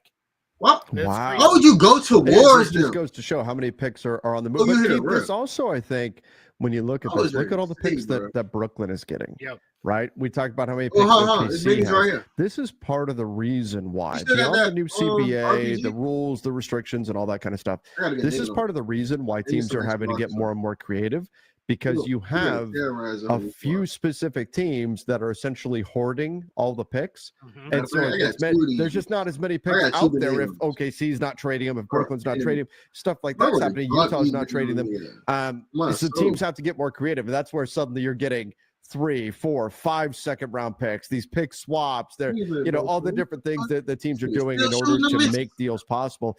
It's not just the CBA. part of it is that Of course. all the draft picks are kind of just stuck with certain teams, and it's more difficult to have access to those picks to make moves with. Yeah, without a doubt. I think the big thing that comes to with like the Nets, so you can see the 3 non-lottery picks that right now they're in line to get Milwaukee, Houston, and New York. And then if you scroll it back up, there's their own pick, which right now I think is set to be 6th. I don't know how much that team really wants to bring 4 rookies in on first round contracts. So I'd say that's probably 1 or 2 of those picks are in play. That would be a the unfortunate thing for them is they love a player in the top 3. It's not I don't know enough. that 6 plus those non-lottery picks in the 20s get you up very high. That's the difference in the NBA, where it's like in the NFL. That's with plenty. the NFL draft coming up soon. Yeah, you would package all those together and move up, all the way up the board if you needed to. It's just a little bit different in the NBA when there's only 2 rounds. Especially when one superstar player means so much. They have top of the hill behind you, bro. 6, and you know you have, let's say it's Cooper Flag. If you're 6 and you want to combine 6 plus all these plus 22 plus 23, anything else that you want to throw in there plus 25, that's whoever's at number 1. They're not going to give up Cooper Flag for that, right? If they believe he's going to be what we think he's going to be. Here, I know we said we do this once a week. Let's just have a little fun here. Bro, let the Sim two the squads. lottery. Oh man, But this is that's squad. interesting. I know this is squad. This is the pick. Raptors get the first pick. We just gonna let them fight loses each the other, pick, bro. but it falls to We gonna 8. win this bitch. We gonna The win off this. Raptors get the number got 1 four- overall pick. I got We just send the lottery here, Chicago and look at the Chicago Bulls Bro, moving up just to wait, the 4th nigga. pick. All right. Crazy stuff The storm happening. gonna close on they dumbass. Yeah. Ooh, I'm behind them. We low key behind them. All right. Flag in Toronto. behind this Maine's thing right not here. that far from Toronto. That's true. It's not that close either, but Well, not that far. yeah, they right here in front of me. All I can see them. all right, let's go here. Going back to the Western Snipe 'em, Conference, snipe 'em, Jalen snipe Thompson 'em. out 10 to 14 days. I mean, he is. Oh, you knocked one. He I'm is pushing. so much fun to watch. Just the insane athleticism that he's got. But the Rockets, I mean, 5-5 in their last 10. That's not good enough in the West. That's not good enough to really make up ground in the Western Conference right now. I'm not going to count them out for making a run. I certainly think this is a quality team. They've won their last 2 games, but this is a setback for them to not have him. To not They're trying have to land Thompson over here like shit sweet. for what could be this final push here. They're far enough behind to where they really got to get going, and they need some teams ahead of them to Oh my God, games he a bullet if right they here. want to have home court advantage in round One one. for bullet. Yeah, and Memphis they've won their last couple, but bro. they've I'm been trying up to and tag down. him from Yeah. distance, Recently, bruh. John Morant talked about how he probably shouldn't really be playing, but he is. He's playing through a shoulder issue Bro, I because went crazy. Jaren I got Jackson that. Jr. Come on. is out We for the bagging this. Grizzlies, so that's something that he's trying to figure out. But We here's bagging the this issue shit. for the Rockets. I knew I was gonna Amin go Thompson, after Jabari Smith Jr. went down, Nigga, he's so now Mike, back, yes. and he's mostly been coming off the bench. Amin Thompson slid in as the starting. And we not power even playing to for win. their- We playing to their, win. uh, We playing to get really better was on him this. and Dylan We Brooks win were this like bitch. You feel me? interchangeable A dual forwards, squad. but That's for lack of a better term, plus. he was the starting 4. We just trying to get some When shit. Fred Yeah. Van Vliet, who's missed several games, he tried to come back and then had to go back out. He moved Thompson over to start at point guard. The only player in the league I know of that's went from being the team's starting power forward to their starting point guard. Like just, crazy. And I know there's a lot of other versatile guys in the league who do a lot Who of that. could do it. Yeah, it just gives you a sense of what this kid does. He plays 1 through 4 for them. He defends a Also, lot of fives Gil and switches and if he needs to. lesbian, He holds bro. up. But Stop the playing, bro. bigger point is their ball handling and creation now. It's down to Jalen Green and like Aaron Holiday because Right. Reed Shepherd, who saw an uptick in playing time, he's out 4 weeks with a fractured thumb. Mhm. So now you're down 3 point guards because Fred Van Vliet, who doesn't sound like it's a serious injury as far as going to cost him the season, but he's missed a lot of time with this ankle sprain. So when you're without those 3 guys, you're talking Aaron Holiday and Jalen Green. And that's kind of it for your ball handlers. That's a tough spot to be in if you're the Yeah, we don't Rockets, go in there no especially more, bro. to your point of we're trying No. to get into a home court advantage position to be in. That we just found this spot. makes it that much harder. No, right Yeah, there. that You is know going to what I'm make it talking tough. about? Right there. Certainly You go to vote. for the Rockets, Not and we'll there. see kind of where this all plays You out go with to them vote. health wise. But again, I mean, man, you look at that. LeBron, Aaron Gordon now dealing with a calf issue. Yeah. You've got Jaren Jackson Jr., Reed Shepard, Thompson. I mean, that's 2 through 5 in the East, all dealing. I know, with nigga. That's why I said we can go significant road. injuries right now. 3 times. Brutal, absolutely brutal. Yeah, and I'll just say this on Reed Shepard too. Was Pressure getting right here. consistent playing time finally. It's been kind of a little bit of a bust of a rookie season for him. I'm not calling him a bust. I think Houston should have been getting him more playing time, but he was playing. Expectations were high out of summer league. Absolutely. Expectations were high. Just where he was drafted, like you said, coming out of summer league, struggled to really find a shot early on. That was his biggest issue, and then wasn't holding up defensively. And that was the single biggest issue for Ime Udoka, was if Shepard wasn't going to be able to defend, he wasn't going to play him. If you can't defend, you're not going to play for him. And when he went down to the G League, did a stint there, came back, was getting his consistent playing time, was playing fairly well. Now for him to be out, that's just a blow. And by the time he gets back, we're talking it's basically playoff time. So we've probably seen what we're going to see of Reed Shepard for this season. So that'll mean get back on the court, get out to summer league, put in your run there, and then get back to work going into your second season. But lost season for him a little bit. Just never really got it going. All right, a couple of veterans not injured actually wound up with new teams. PJ Tucker joining the Knicks. Been a little while since we've seen PJ Tucker play basketball. Is this just the Knicks love to bring in veterans right near the end of the season? Is that all this is, or does PJ Tucker actually get some playing time with New York? Well, you said it the other day. It's only because Taj Gibson's on the Hornets and couldn't be signed and added. So, I don't know. I don't know. I don't see what this does for the Knicks at all. Like, I just don't see much there. I would have rather seen them bring up TJ Warren if they were going to go in that direction. You've got now Mitchell Robinson is back. You've got Karl Anthony Towns. PJ Tucker didn't look good the last time we saw him play and hasn't played in over a year. Basically, it's almost a year. And he got some playing time late for the Clippers, but really wasn't a big part of things. And it just doesn't look like he has much left. So it's a 10-day contract. It's not the end of the world. And just take a look. If it doesn't work out, it doesn't work out. But I would have rather seen TJ Warren get the call up, or even a guy like Moses Brown, who's back with their G League team and just kind of continuing to wait for that opportunity. Now I gotta wonder if Moses Brown is holding out a little, where it's, hey, I was so good in Dallas, when they can finally sign somebody again with 4 days left in the season, that's already lined up, and he doesn't want to sign anywhere else, and that could be possible. But I don't. We don't know that for sure, but I have to wonder if there's something already in the works there. Maybe that explains my next question, because that's exactly where I was going with this next bit here. Mo Bamba to the Pelicans. Why would it not be Moses Brown to the Pelicans, given how well he played? But maybe Moses Brown already has that deal, like you're talking about. That could explain why the Pelicans are going the Mo Bamba route. It could be. I think too with the Pelicans, it's let's get big in here who gives us a little bit of a different look from Yves Missi, where it's he's not Missi's been mostly around the rim. That's what he's done. He's had a really, really good rookie season. He should probably be all rookie. When all is said and done at the end of the year, he's played really well for them.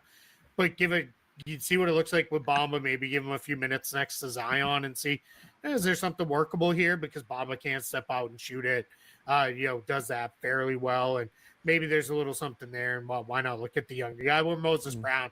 Kind of know he's just going to give you another guy who's just going to be around the rim on offense with that. So Pelicans too, they're very clearly at this point, they're just playing it out. They're still playing their guys, I think, because when Zion's healthy and ready to go, we're going to have him on the court. But they played the other night. He was out. CJ McCollum was out. They're going to liberally rest guys the rest of the way, because there's no reason to push guys through. Again, they're trying to maximize their draft pick as well. All right, so let's go. You know what? Let's just finish up with this, because we've talked a lot about the draft here. Just kind of off the cuff here. Of these teams that are right now in the mix to get the number one pick, who deserves it?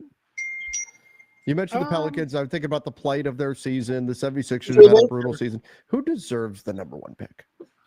I would honestly be okay with Washington getting it if they just held. I feel like they have done it in the quote unquote right way. And I don't get worked up over tanking by any means. I do like the flattened lottery odds where you don't have to be horrific from day one. Washington's just your normal, young, bad team. They're playing a whole bunch of kids, a lot of minutes. They drafted 3 guys in the first round. All of them play regularly, and Bilal Coulibaly, who they drafted in the first round last year. Those 4 guys, so Coulibaly, Sarr, Carrington, and George, they play a bunch of minutes for this Wizards team, and that's the way you should do it, right? If you're going to be bad with the guys you're investing in going forward. And some of those guys have shown some stuff. They're a fun watch. They're awful. They tend to fall apart and get blown out quite a bit, but they're actually kind of fun. They do some fun stuff. So I'd be okay with them getting it. I wouldn't be too upset if the Wizards got there, because they didn't do anything egregious to put themselves in this position. Yeah, they're just kind of naturally bad. They didn't. They like, if you've seen some of the stuff Utah's been doing with their rotations and their subs, and yeah, the Celtics play them tonight, and like it's at the point where it's like, who's even going to be available for Utah? Like I don't even know if we're going to see Lauri Markkanen in the rest of the season. The way things have gone. Like, hey, I wouldn't be surprised. And he's been out. Collins has been out. Clarkson's been out. Sexton and Kessler in and out all the time, and they're playing a lot of their kids, but they've very egregiously sat some guys. So I have a feeling if they were let's say in position to be a playoff team, miraculously those sore backs might feel good enough to be playing. Agreed. I think that could definitely be a thing. I will say, let me throw. You know what, the Hornets have had such a rough go for so long. They've been, just not good enough. They're a team that could use a little luck, especially when they missed out on Wemby. Obviously, Brandon Miller's great and everything, but hurt right now. But they're a team that I think could make a big leap if they get a nice high drive. If you had Cooper Flag to this mix, like they become a really interesting team really fast. And then maybe they've got some decisions to figure out with LaMelo Ball and all that kind of stuff for the summer. But that would be another interesting team to potentially get the number 1 pick. I'll tell you who needs to get the number 1 pick, though, Keith. An East team. An East team. Yeah, I knew you. Stop coming west. No we need more of this. Yes. Well, get them any one of those East teams there at the top, and let's go. Like that's. All right, everybody. Thank you guys for joining the show today. Make sure that you do subscribe to the channel. Till next time. See ya. And stay safe.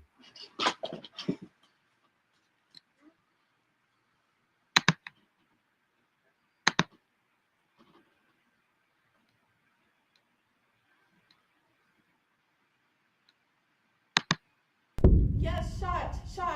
They shot him.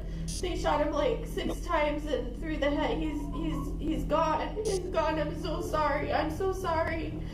My daughter and I were through the ringer before we met him, and he's my best friend, and such a good relationship and marriage. If you were so in love with Darren, just dump the guy.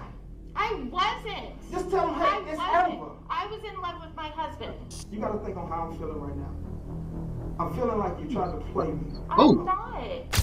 This is Jennifer Faith, and though she definitely tried to play innocent with detectives after the murder of her husband, she didn't succeed. Unfortunately for her, texts, emails, calls, and videos don't lie. We sat in front of his parents.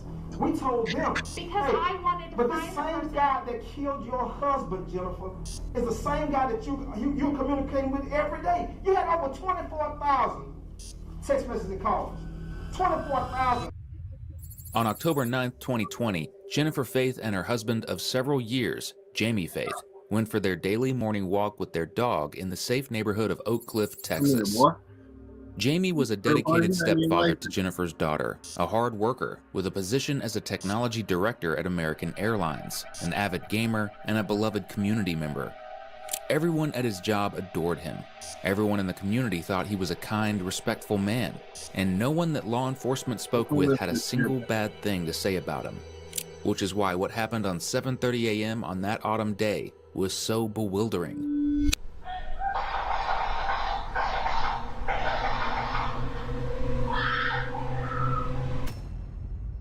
As Jennifer and Jamie left their home, a man approached Jamie from behind, shooting him 6 times at close range.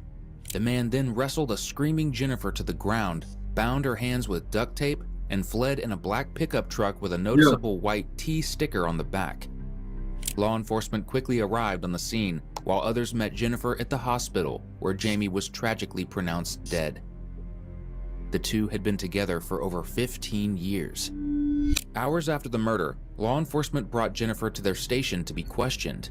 Since she appeared to be a deeply grieving wife, the detective in charge of Jamie's case spoke to her gently and paid close attention to her. Appearances, of course, can be deceiving. No.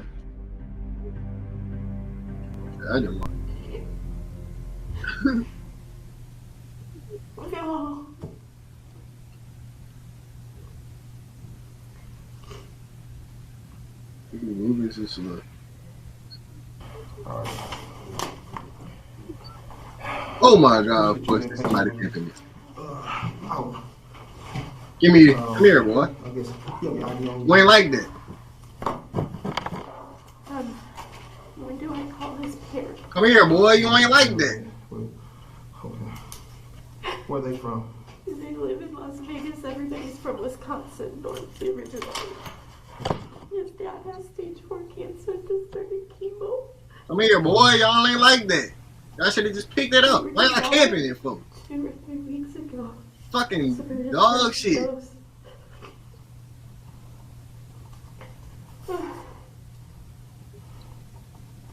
the only family I have. I live with my daughter. I don't want you to take personal anything that I say because it's just I wanted to get down because I gotta find out, who your person, your husband was, about you all. Just go in depth, okay? And then that way it helps me do my job because I want to find out if somebody was just watching you all, if he's in your lifestyle, and you just or what have you, because for this is a tragic. I couldn't imagine what you're going through right now. But hopefully, we can get out to the bottom of this together, okay? Like I tell all my families, today I became a part of your family, so anything personal, anything that I ask, not trying to take, I don't want you to take offense to it, but I just got to do my job, and I want to do it to the fullest, okay? So, today, so you say your husband, he works at American Airlines. How long has he been there, an employee? Oh, forever. So he was with U.S. Airways. And then we're not talking about the American Airlines Center where the Americans play basketball. No, the airline. We're talking about the airline, okay. Yeah, so he was with U.S. Airways when we were in Phoenix, and then U.S. Air bought American and they merged, and so he got, we moved to Dallas. So I was working at the time and traveling all the time, and he was traveling back and forth between Dallas and Phoenix, and so we joked. I'm sorry, let me silence this. What does he actually do for them? He is the director. He's an IT director, so he oversees all of the website and the mobile. Did he have any side businesses or anything like that? So he just worked there and every day, that's it? Yeah. Okay. And we just decided it was silly for us to pay a mortgage for our cats to live in our house, and so we moved to here. 3 years ago. 3 years ago. You guys bought that house. Actually, 3 years ago yesterday is when we closed, and it was our 15-year anniversary of the day we met yesterday. So, I worked. I could go anywhere. I was working for Select Medical at the time, and I was a regional manager, and I helped open rehab hospitals, and when people have head injuries and they come from strokes and stuff. I got sick. I was diagnosed with diabetes, but I was traveling and working so hard. My health just. They need to add the cars back. And so we decided 2 years ago that I would quit my job for a while and work on my health, and so that's what I've been doing. And I don't know what else to do. Okay, and so 3 years ago, you guys moved here, so you've been living there ever since. Yes. So, have you guys had any issues with anybody since you've been here? Any disagreements, any arguments? Yeah. it's just stupid, not arguments or anything. There's a dog down the street that we've reported twice, and it's been removed from their home, and they keep getting it back. But the dog would always be out and attacking us, and it just the only other thing, the neighbors that are here right now, they're awesome, wonderful people, but we've lent them quite a bit of money. Oh, really? Yeah, and I just got $400 back of it. Which side? Oh my God, this nigga's right here. I do it right here on me. Should I hop on him? So right now, like right next to the white fence? No. Oh, the other side. Yeah. Okay. Other side, opposite side from where you were. Okay. Yeah, opposite side. Okay. But we're close with them. Like, they've got 5 kids. Got him. Come over and spent the night with us multiple times, and I mean, that's why we loan them money. And Mona's been amazing and has been trying to pay it back. She didn't know that Melissa borrowed it, her partner. And so that's the only other thing, friction-wise, I can think of, but there's no way. Yeah, but your husband, nobody, he had no grudge with anybody. He never did mention anybody where that he'd have to look out for his life or anything like that. Oh gosh, no. Okay. According to Jennifer's account, she and Jamie have been the shining pillars of their community for quite some time. Obviously not the type of family where a wife would say murder her husband in cold blood. It's worth noting that though Jennifer makes it a point to explain that they've lent money to many people, in the aftermath of Jamie's death, it was Jennifer who was racking in the dough. Her neighborhood and friends donated $60,000 to help support Jennifer in her time of need. So today, what time did you guys wake up today? I was awake at 6 and I was just laying in bed. Oh my God, some bots behind me. We had the alarm set for 7:30. Come here, boy. Jamie woke up too, and we thought, well, we'll just go ahead and go for our walk. We usually Not go the one. between 7 and 7:30 anyway. It depends on when his first conference call is for the day. Where do you guys walk? Where you guys walk to? So we always walk the same route. We go south on Waverly, and when we get to Clarendon, we'll take one or two directions. Lately, we've just been going straight down Waverly, and then we cross the tracks. We go left onto Lansford, down to Edgefield, come up north on Edgefield. We go down Nolte, I think is the name of the street where the school is, and then we cut through a little alleyway to get back up to Clarendon because there's some dogs at the end of Nolte and Waverly that we try to avoid. So that's how we've been going lately because we didn't want to pass by the school because school's back in session, and we kept walking the dog past the school, and it was just crazy with all the kids and stuff. So we've been going the opposite route because by the time we get past to the school, come to me, gang. It's a lot of fighting in a drop-off zone. So that's where we were going today, and we do it every morning. Every morning. Every morning. Have y'all had any incidents where y'all walking and somebody said anything had worse than anybody, or someone realized, observed anyone following you guys or anything when y'all walk at times? I don't. I mean, normally we pass the same people all the time.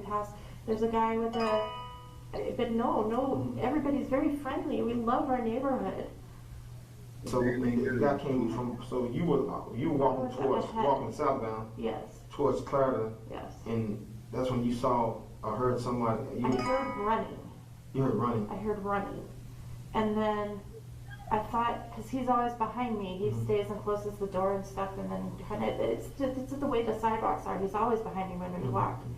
And I thought maybe he was doing something goofy back there. We were goofing around this morning anyway, and so we were giving each other a hard time, and I thought maybe he was, I don't know, like fleeting thought. I thought, oh, what is he doing back there? And then I heard a shot. And then I turned around and I just saw this person shoot and shoot. I'm coming in.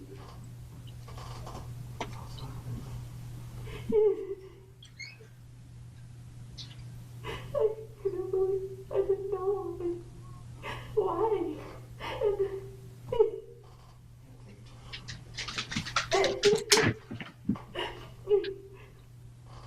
His body was lying like this on the street, and then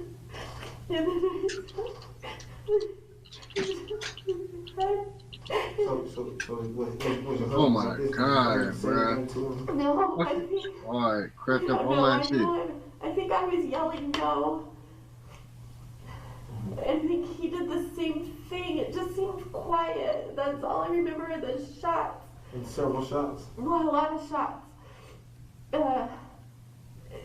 6, 5, 6, maybe. I feel like. All this looting, bro. It ain't that much looting. He just kept Dang. going. And I'm like, what is stopping? And then shot him. And my husband's expression. You said your husband's facial expression? Just like the light God. And he just went to the ground. And so I was like, the shot. And then I saw the birds turn and like just dark eyes coming toward me. And so I yelled no, and I had the dog, and I started to run, and he tackled me to the ground, and I shot, ran, and he was hitting my face, and kept trying to turn me over, and he hit my side and back and hitting, and then tried to turn me over, and he was grabbing my arms and trying to take my rings, and then all of a sudden I saw a flash of it was silver, the gun was silver. And then he pulled out a roll of duct tape. From his pants or? I think it had to have been, I think, or I don't know. He just had it. And he tied my tape in my hands. So, and then I don't know what happened. I remember screaming, and I was just looking at Jamie. And he's just I was screaming, help me. And I could see people on the street, and it's coming. And so then the next door neighbor in the white wrought iron, she's like, what happened? And we shot him. So as soon as you start screaming, so he just got up and went away? Did he do it? No, I was screaming the whole time. He was like trying to attack me the whole time I was screaming. And I don't know what happened that he went away. I don't know. He taped my hands, and then all of a sudden he was just gone. You didn't see what direction he ran towards? Bro, get on 2K. What you need me I for? saw the black truck everybody was talking about, but I didn't see him get in it. So you did see the black truck everybody was talking about? Yeah. How did you see that black truck? I was sitting there. I think it was right when I sat up, and I just got a glimpse of it. And then somebody said it was the black truck. So they asked me, was it the black truck? And I said, I don't know. On the job of work. Am I doing that show? But you did see it. Was it close by? Yeah. When you saw it, what was it? It was the empty lot that's across the street. We're on that summer drop. That summer drop? That summer drop And gonna I be looked crazy. at our ring video, and Right it on that doesn't look summer like drop. anything's over there when we left the house. Can I see? Yeah. She's gonna be fire. I might throw it up. I might hold it for one day. I'm a hoodie type of person. All type of, you feel me? I like hoodies. So you feel me? I might hold off. I got the designs and shit. History. Anything before that? Maybe. Let me look. I guess I didn't look before. There are a couple of things to note in Jennifer's story so far. For starters, murderers don't often tie bystanders up with duct tape in broad daylight in the street like an old-timey villain tying a damsel to railroad tracks. Secondly, the black truck she claims to have seen was seen by several bystanders and cameras on the street. Detectives will dive more into the black truck and its owner soon. But first, they have to dive into Jennifer's Ring camera footage, which she is so helpful in offering to them. Unfortunately for her, the investigators are going to do what they do best: investigate. And that means they aren't just going to look at the timestamp of the murder and call it good. Okay, so this is us leaving. Okay, so let's go back to 2:38 that night. That's our side camera. So they don't pick some motion. Yeah. What was that? I don't know. That house is empty. It's unoccupied. HRD, man, they did. No bullshit. HRD was at work. No bullshit. I'm dead ass serious. Or school. You come in. Yeah. It's not supposed to be anybody over there. No. It's a rental property that's been vacant for And my a mom year was now. but, I remember your name. Your Okay, name. what that Your name is motherfucking unique as hell. Oh, it's I don't remember where you work at though. Yeah, no. That'd be creepy. So that's strange. That'd be considered That's creepy. last night. That's Thursday No night. bullshit. Anything? Any other movement back there? Let's see. This should keep it. I wonder. You play Fortnite with me? Oh, shit, why you ain't hop on? I was just on that I bitch have slaying that shit. on I ain't even gonna lie. I I just have his dropped number. like 11 on that bitch. He lives in Plano. I died because I was running solo quads. Detectives have their first clue. The video shows an adult I don't male gotta wandering do it. around the yard of a vacant This nigga house running at around 2 getting care a.m. packages and Not shit. a good look. And especially not a good look just a few hours before the owner of the house next door is murdered. Jennifer seems shocked here that someone has been caught on camera. Yeah, ain't never gonna have However, a it's not 20 because she's on that. afraid the person on the camera is the On a killer. 20 piece. It's because Big she nugget. knows he Oh is. God, I need one. I know somebody died in a picture. It's blurry. We're trying to still trying to put it together.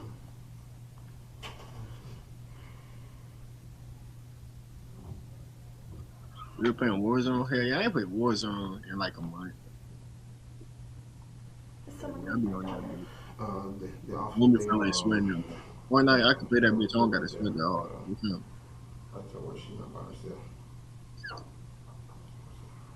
Warzone with that new movement, them niggas be running too much. Niggas be running on Fortnite. I hate that shit. When I get a nigga low as the bitch and they run off. Two are like peas in a pod. Ain't no bullshit. It's like, that is her dad. I mean, he adopted her. He's raised her since she was 7. Be like this sometimes. There. You gotta smoke a blunt, spark a blunt. He always used to call her his partner in No crime. doubt.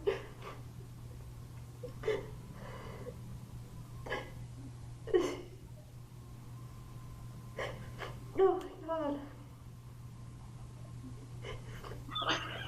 So, okay, let's look at his camera, some more cameras footage. Jennifer and the detective go over the cameras for the past few days, but don't uncover anything of note. So are you at home all day, every day? Yeah. All 3 of us are. Okay, and nothing strange within the last few weeks. No one suspicious person calls or anything like that. The only thing, so Emery, one of the neighbors that was out with us today, he lives on the one house north of Clarendon. He was just telling us 2 nights ago that he's been having stuff stolen off his front porch, and he asked us if we'd had anything stolen because we have the nice rocking chairs and a table out there and stuff, and somebody stole our chairs. Basketball. And we said That's no, what's we hadn't. no bad. He's like, You watch I basketball. came from Chicago and Chill out the rest of the day at 7 o'clock. You feel me? yeah, he's You like, been on never stream anything of that like that happened there. And all he day. come here and things No like bad. that. We just chilling right now. No bad. Unless the trolls want to hop on and you feel me? Get the trolls. I report. I mean, when you're No bullshit. neighborhood, We want to turn this bitch I up. called You and feel me? reported gunshots. All of us neighbors kind of do. And then, but we've never had disagreements with anybody. We've developed a really nice community. I mean, I love our neighbor. I love our neighborhood. Our street is like a quiet one. We all look out for each other. We've been to parties at each other's houses. We closed down last year this time. We got everybody to sign a petition and had a block party for Halloween and set up stations for all the kids.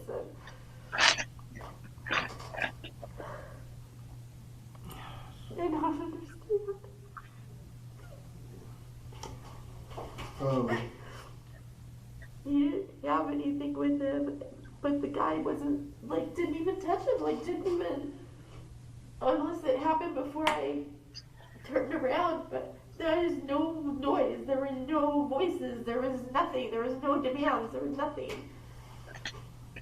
But he just, only reason why you felt like he was trying to take, because he was trying to take your rings off and stuff like that, trying to rob you. And my phone, I always keep my phone in this side pocket, Mm-hmm. and I don't think you ever would know that it's there, because it's way back, so. And you said, how many times did he hit you? Oh my God. Was he trying to hit you? Was he hitting you hard? Hard. And he kept trying to get my face, and I kept rolling over, and he kept yanking my shoulder. He was hitting my side of my body.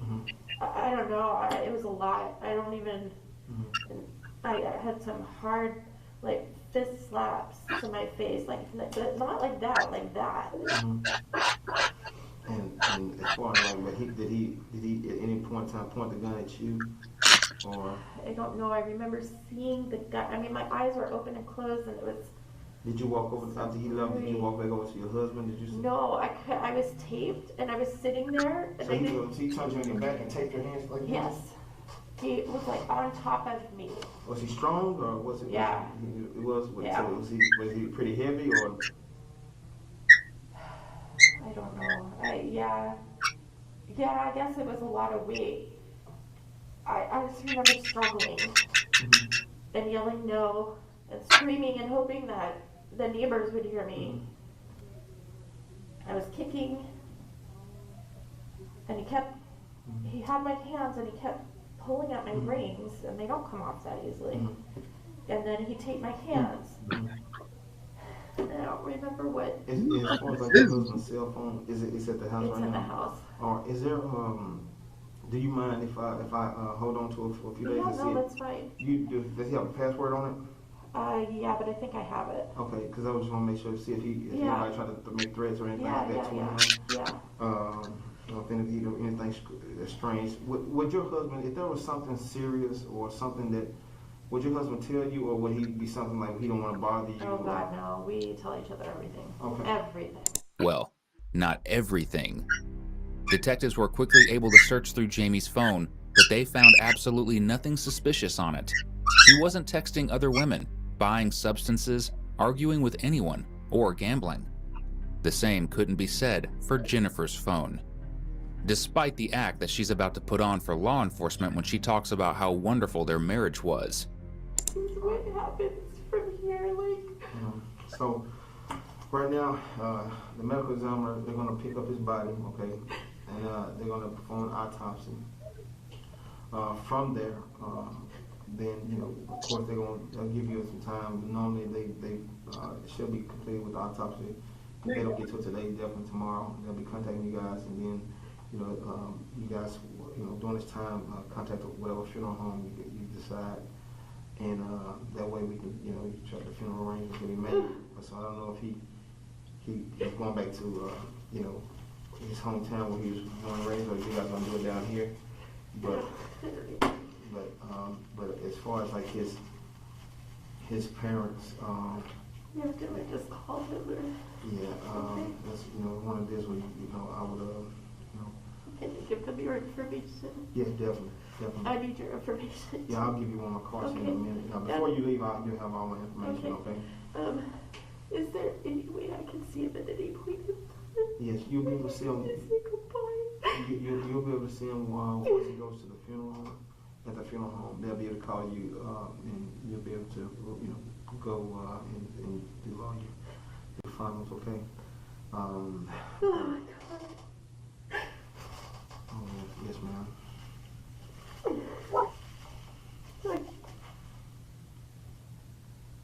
I'm sorry. No, you don't have anything to be sorry about. I apologize to you that you got that experience that, only thing you guys trying to do is live life, you know what I mean? And someone like this. Such a good life, too. My daughter and I were through the ringer before we met him, and he was my best friend, and such a good relationship and marriage, and we traveled together, we had all these plans. We have a cruise booked into 2022. We just booked it with our best friends.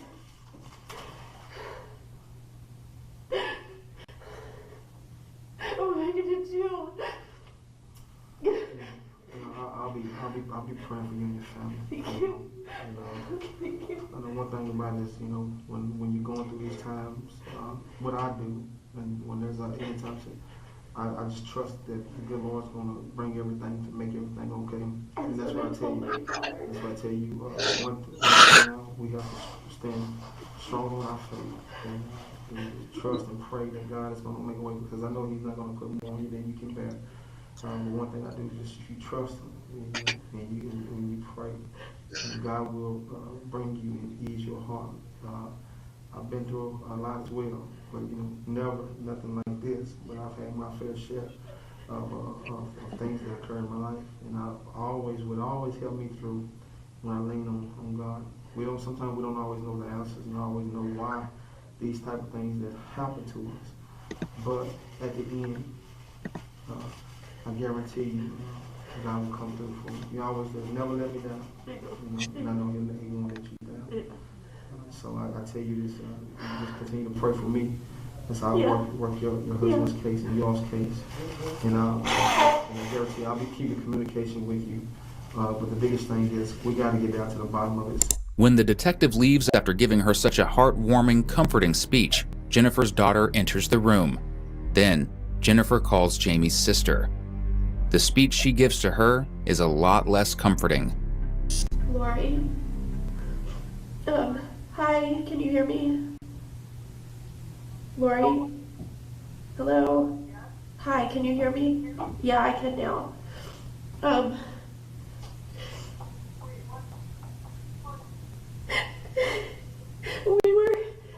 Jamie and I were attacked this morning and somebody shot Jamie and killed him.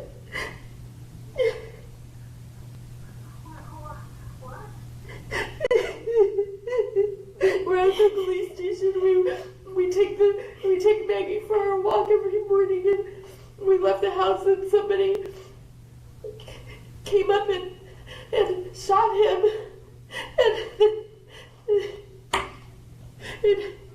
And he's gone. I don't know. And the police have been working on it all morning, but they haven't found anybody yet. And I don't know how to tell your parents, and I'm so sorry.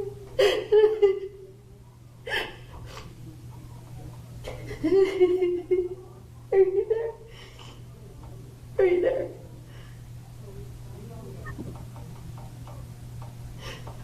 Hello?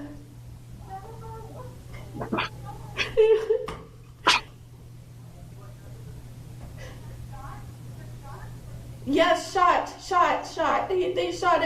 They shot him like 6 times and through the head. He's gone. He's gone. I'm so sorry. This nigga gone? Is that nigga home? She's with me. I have her. She's with me.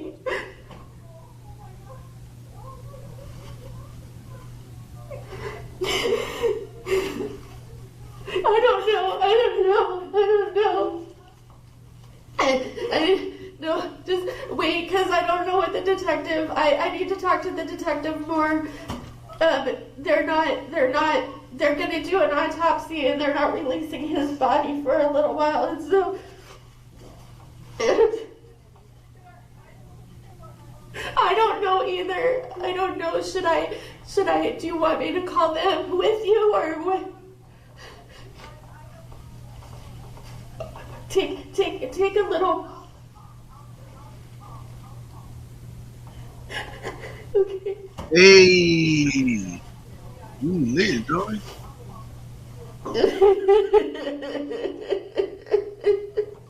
I'm trying to be like you when I grow up. I'm sorry.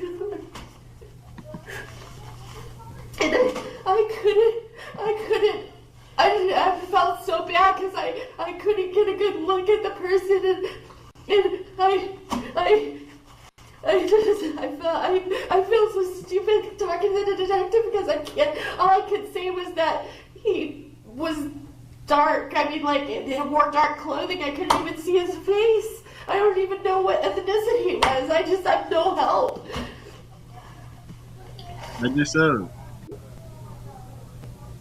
The neighbors.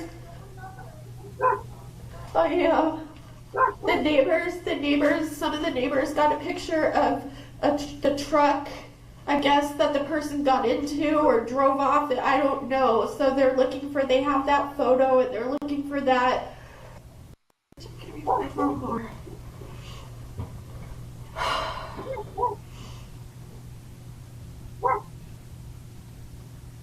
I remember getting a glimpse of the truck, but I don't remember it being 49 now. so it means there was more than one person, right? I think one more sub, you can live stream. You already live stream. How you already live stream?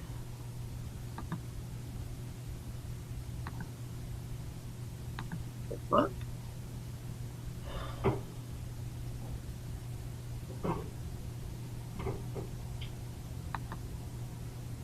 I just feel like I'm not helping.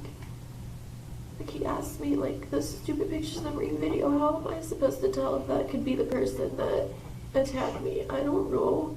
How does anybody tell? I couldn't see the person. Maybe we saw the neighbors saw something.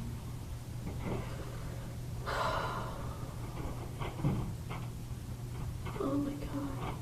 I'm sorry, I'm trying to be really strong and I'm just having a hard time. The only stupid thing about the video of the man in Jennifer's backyard is that she allowed it to be discovered at all. Because of course, she knows exactly who the man in the photo is. After all, she invited him over. After spending some time in the police station, Jennifer and her daughter were released to take care of themselves, grieve, and tend to any funeral arrangements that needed immediate attention. In the weeks that followed, Jennifer essentially did a media tour with the local police department, appearing on television several times to beg for her husband's killer to be brought to justice. It's been horrible. Devastating. I teeter between completely heartbroken and completely devastated every day. If anybody knows anything, please contact the detective. Despite Jennifer knowing absolutely everything, it was the detectives who soon contacted her, and they had a lot to say. Like I said, Jeff, I appreciate you coming down here, talking to me. As you know, I'm trying to get down to the bottom of this investigation, okay? Today my goal is I want to go through everything. All right, so we'll probably be here for a while. Okay. Okay, start to finish, even leading up to, okay? Okay. And that way I want to make sure that I have a full understanding of everything, because we've talked several times. I mean, we've done interviews together, TV interviews. We've met. You know, we've been a lot of communication that's gone on between us. But my goal today is to go through everything, so that way, some of the things that I've discovered, we want to make sure that we bring them to light. Okay. So I want to go back to that, and I know we listen to this, but I want to be able to be on the same page that day. Okay. So you guys walk out the house. All right.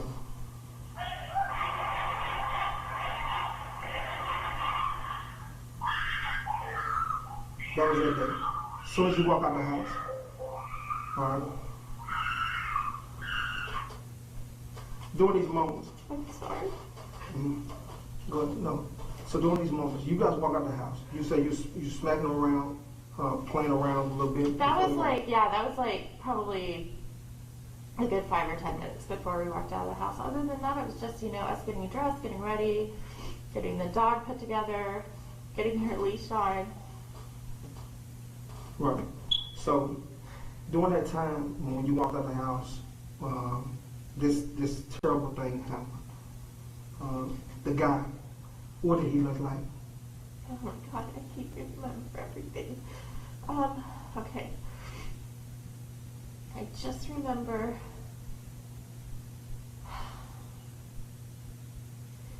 all I can really remember are his eyes, the black eyes, like just black, like not like in color, but like the pupils were really dilated.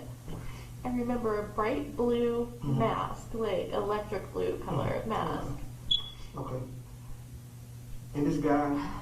Aside from that, I feel like he was like just covered head to toe. I couldn't make out even skin color. Did you, and I know based on did What did you say? Where did you see him go afterwards? Say what you mean. Okay, so So I know when you first go ahead. yeah. So this is one of the questions that I have for you too, is that I don't remember. Okay, I'll tell you. I'll answer your question first. So I was up on the driveway of the neighbor's house. I thought I was on my own driveway for some reason, but I was on the neighbor's house, and I was taped together. I remember hearing screeching, and it made me look up, and that's when I saw the truck, and that's where he got into, was the truck. So you did see the truck, because I know at first you told me you didn't see the truck. I didn't see it immediately. All of a sudden it was just there. It wasn't something that I noticed when we walked out or anything. And it didn't register with me when he was shooting Jamie, it didn't register with me that there was anything parked there. And so that's why I had almost felt like somebody had pulled up to pick him up. So just to back up a little bit, when you saw him holding gun to Jamie, Jamie was like this? Yes, walking backwards like this. Or like this? So No. he's like this. Jamie, do you remember him saying anything to him? No, it was just quiet. Okay. He didn't say anything. He just shot. All right. Did he stand over him and shoot like this? No, it was no. So Jamie was like this, and he just shot. Yep, and they were probably. So say for me, it's a distance. 6 feet apart. So was it not this far apart? A little bit further, actually. So about right here. Yeah. So, okay. Yeah, so what was happening was Jamie was walking backwards, and he kept going forward. So I'm Jamie. Yeah. I'm walking. So back further. Okay. Right there. And he was just this way. Just Shooting, walking, not running, walking toward him. Okay. And I was just my eyes were on Jamie. I was just watching the fire shot, like the gunfire. Yeah. And gentlemen, I want to go in because this is this case is one of those cases where it's like, man, we talking about a guy who had no enemies, right? Well aware. Right. That we know of. I mean, we've spoken to a lot of people, and people are pretty much consistent on this. You and your relationship, I know we spoke about your relationship before.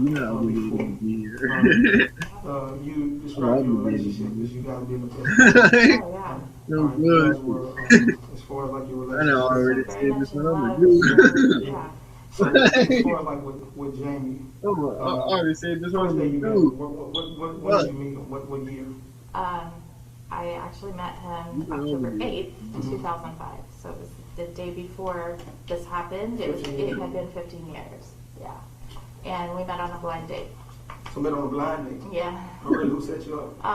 Our best friends, well, some of our best friends. So Jeremy Gebler, who I think you've spoken to, and his wife.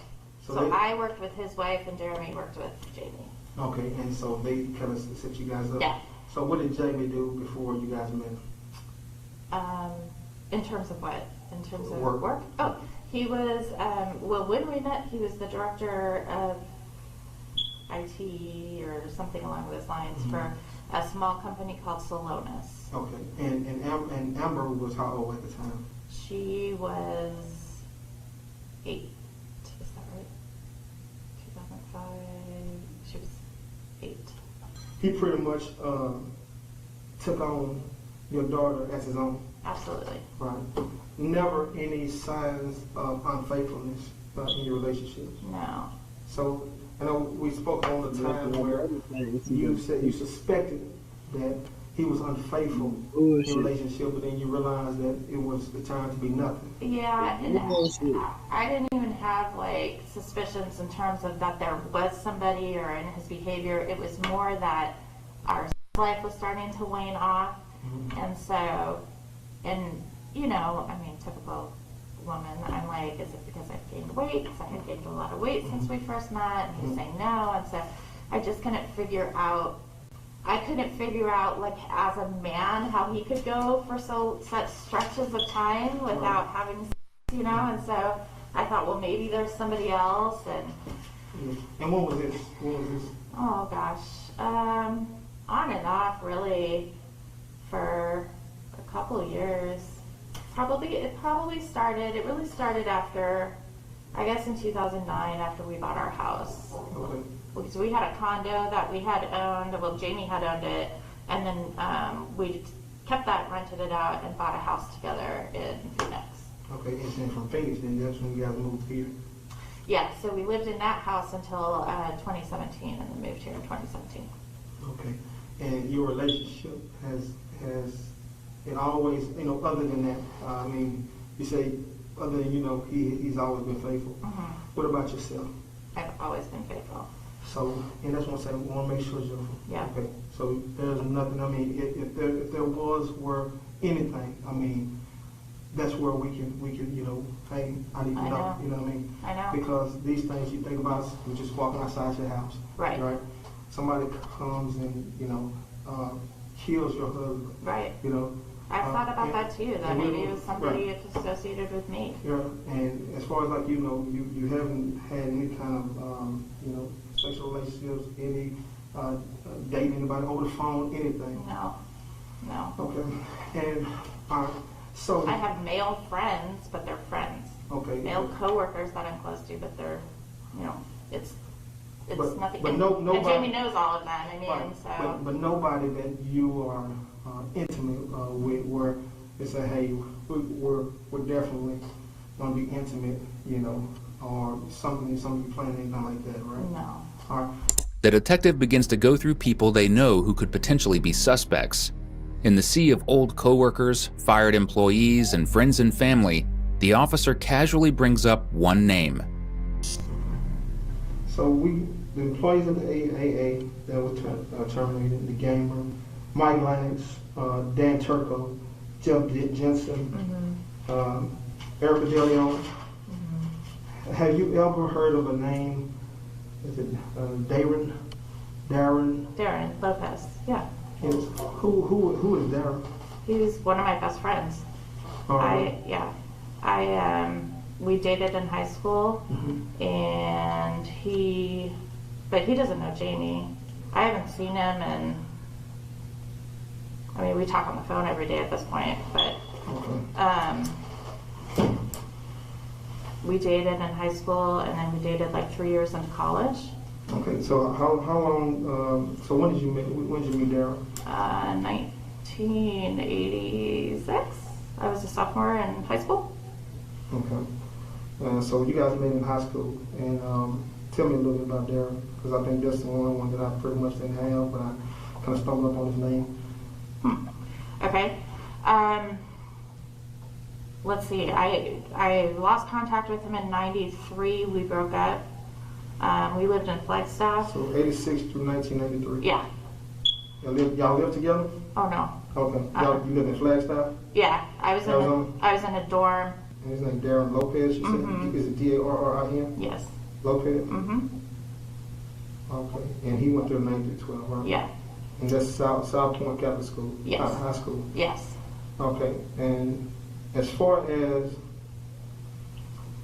you guys' dating relationship, how did you all meet? We met through jazz band. We were both in jazz band together in high school, and he had a girlfriend at the time. I had a boyfriend at the time, and then he and his girlfriend broke up.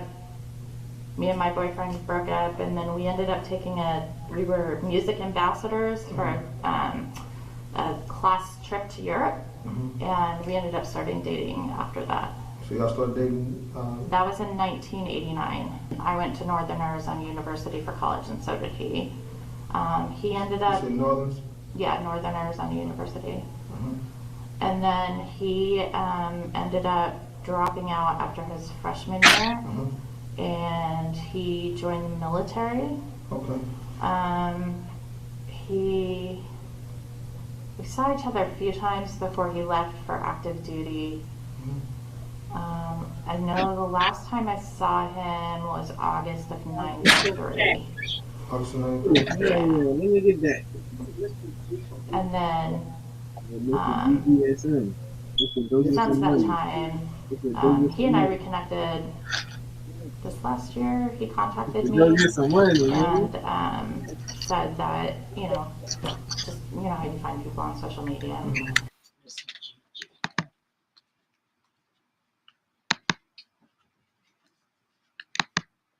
Man, fuck this video, nigga. We gotta unbox it. We gotta unbox it.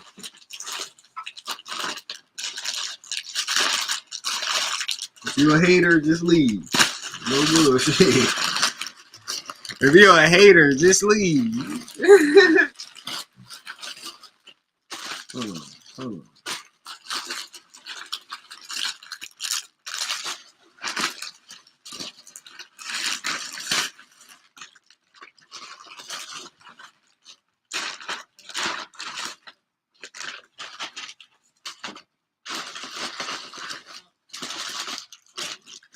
First of all right, shout out my nigga Kodak, man. Motherfucking cutthroat bill.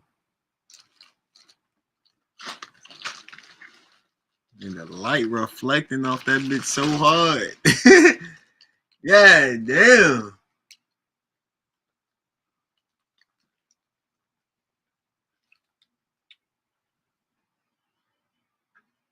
I mean, I can see that, man. KTV. Cutthroat bill. I mean, gleeful. Real gleeful, real zful. Real gleeful, real zful. But damn, I was showing that bitch upside down. What that is? It's Kodak. It's GTA. But it's Kodak, man.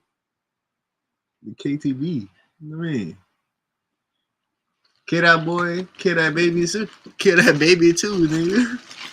Kid that boy, kid that baby too.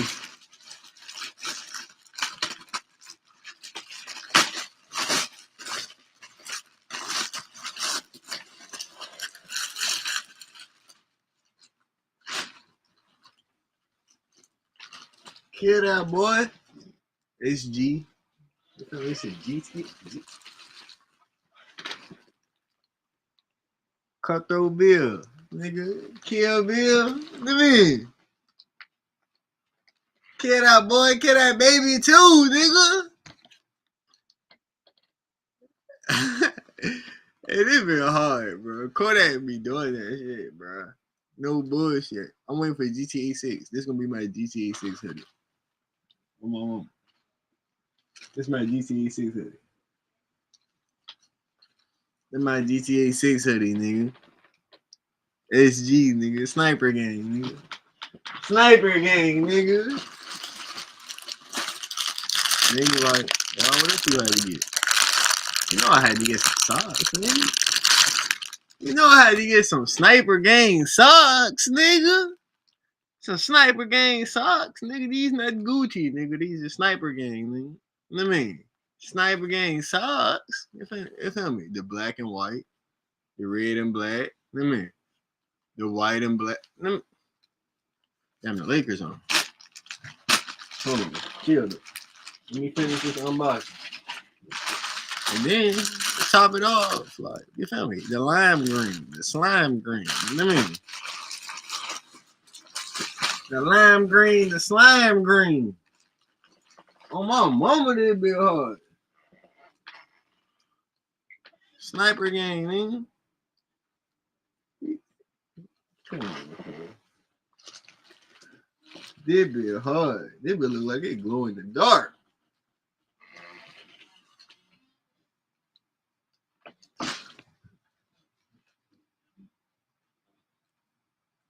Kid that boy, kid that baby too. I mean, I'm putting this bitch on right now, nigga. I ain't never had shit.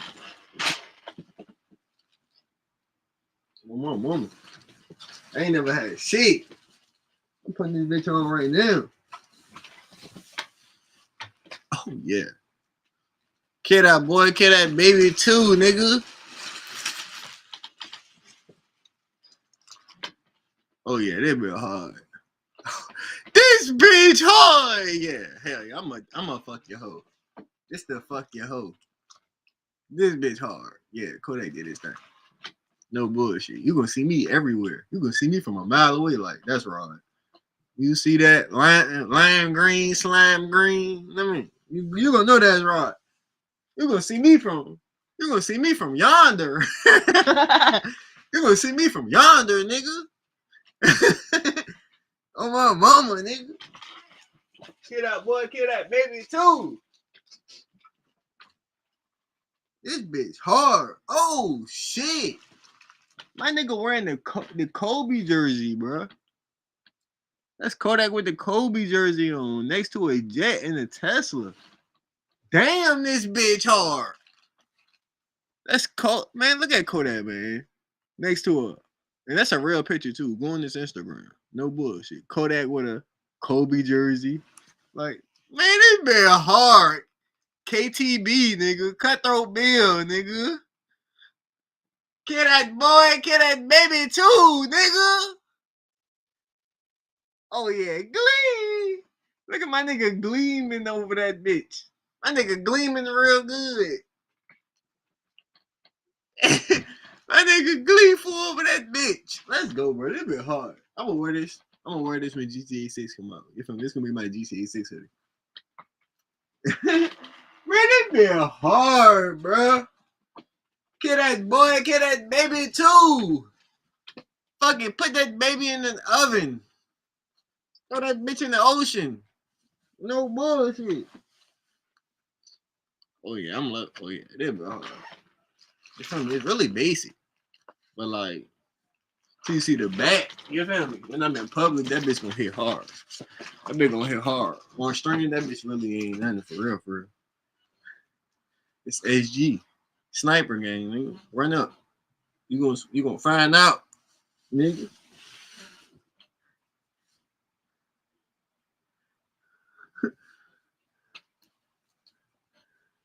That bitch hard. I ain't gonna lie. I fuck with this bitch. Glee, nigga. Glee. That bitch is hard, bruh.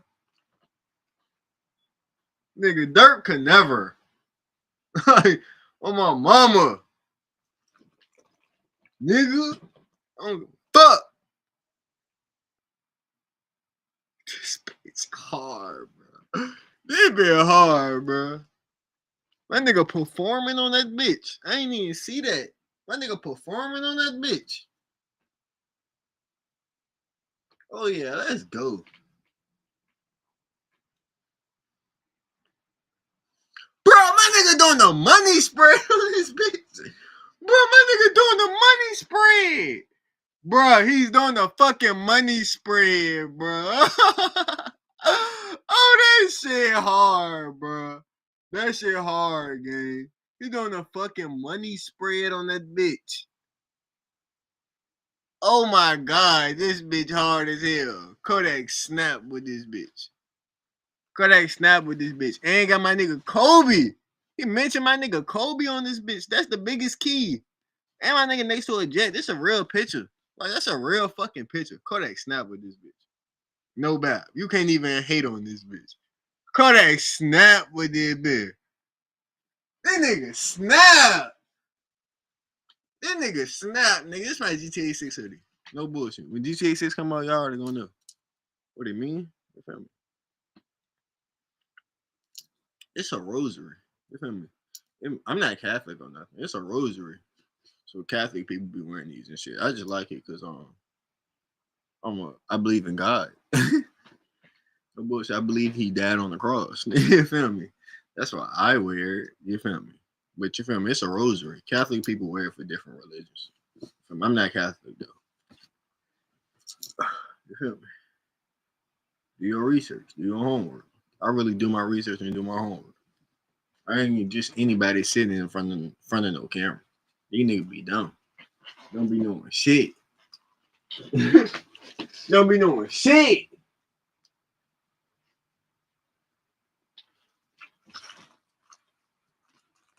I would put them on because y'all know I ain't never had shit, but you feel me? I just had to try them on. I ain't never had shit, nigga. This shit still right here in the front room, nigga. I don't even got no room. On my mama.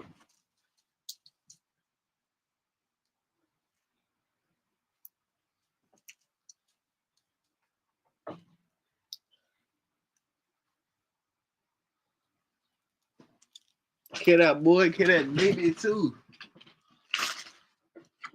Kill that boy, kill that baby too, nigga.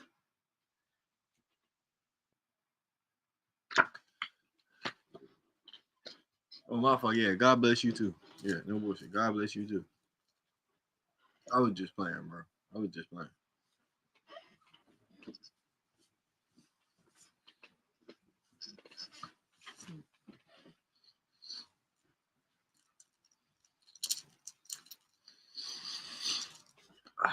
All right, let's cut this Lakers game off. You feel me? Little unboxing. You feel me? I've been waiting on that package for some shit. I've been hearing me talk about it, bro. Total right now, because if you put this lineup out against Milwaukee, it's not going to be good. Everywhere, bro. That's not going to be a good situation. Certainly the same against Denver. All right, everybody.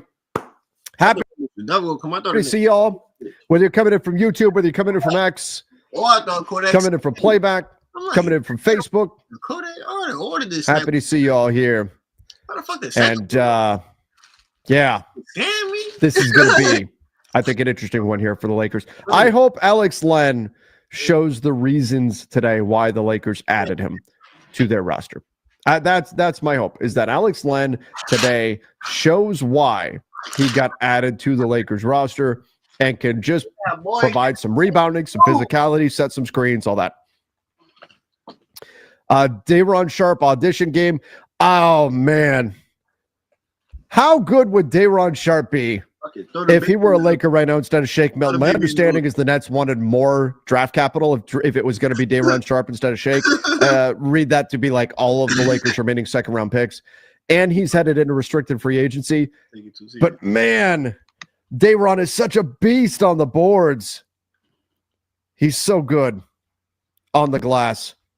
An elite skill on the boards. Maybe it's a Nick Claxton. Oblivion Dynasty says maybe it's a Nick Claxton audition game. He is rumored to be one of the Lakers' targets this summer. Now, the other thing that I have to consider here is that this may become the norm for the Lakers. Not necessarily this lineup, but this may become the norm for the Lakers over the next few weeks as they focus in on just getting healthy for the playoffs. Some of their veteran players, Dorian Finney-Smith, for example, may get some rest games. All right, here we go. The Lakers open up. Alex Len gets an early touch. The handoff here to Austin. Austin on the drive. Austin kicks up top. Gabe. All the guards for the Lakers. Gabe for three. GAB3. Gabe Vincent knocks it down. Here comes D'Lo bringing the ball up. Already started. Cam Johnson now being defended by Gabe. Again, the Lakers, I guess technically they don't really have a wing on the floor. It's all guards, and we get the little handoff. Easy. No. Easy bucket for Claxton there. They almost got it. Lakers, no. Yeah, play bot. That is a new thing that Playback just added. There is no wings on the floor for the Lakers. And this is a wing-heavy team, but they're all out. Len gets the ball in that high post there, kicks out, corner three. No, but look at Alex Len. Offensive glass. Grabs it, kicks it back out. Luka for three, short. And it'll carry him out of bounds.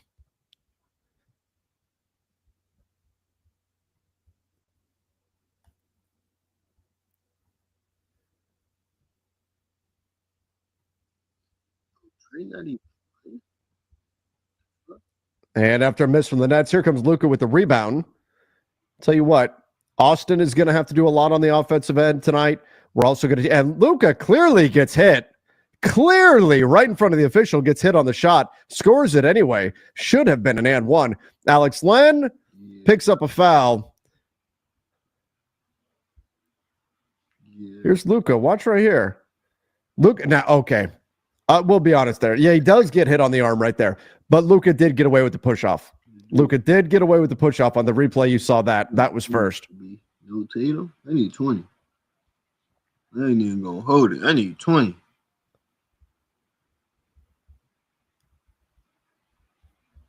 So Luka did get away.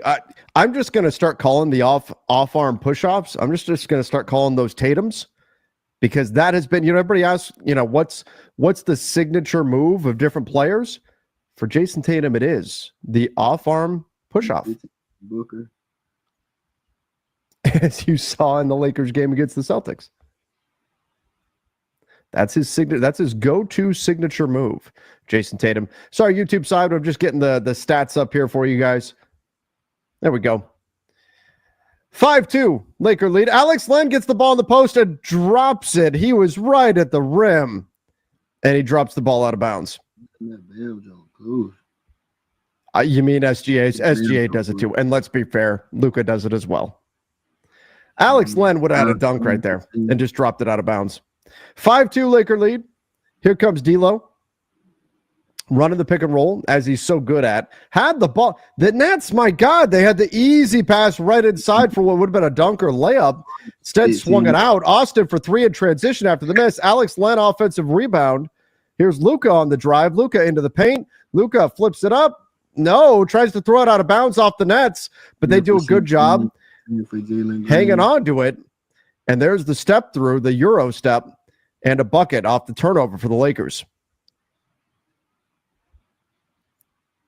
And Alex Len coming up high to set the screen for Austin. He rejects it and goes back across. Austin kick out to Luka for three. Good ball movement, good look, just didn't go down. D'Lo on the run, attacking Connect. Our old friend D'Angelo Russell there. 8 rebounds for Jokic. Second time the Lakers, and D'Lo gets an assist, kicks out to a corner three. 7-5 Brooklyn lead. 6 assists. D'Lo, twice a former Laker, both times traded to the Nets. And Dalton Connect misses the pull-up. Yeah, Fox for 10 points. D'Lo now being defended by Connect. Alex Len playing in drop coverage there, which he has to. Here comes Luka, getting bumped. On the run, gives it to Connect, and Connect can't get to it. Angle was just not right there, and it's another turnover for the Lakers. That was a breakaway, needed to be a bucket. That's like 2, 3.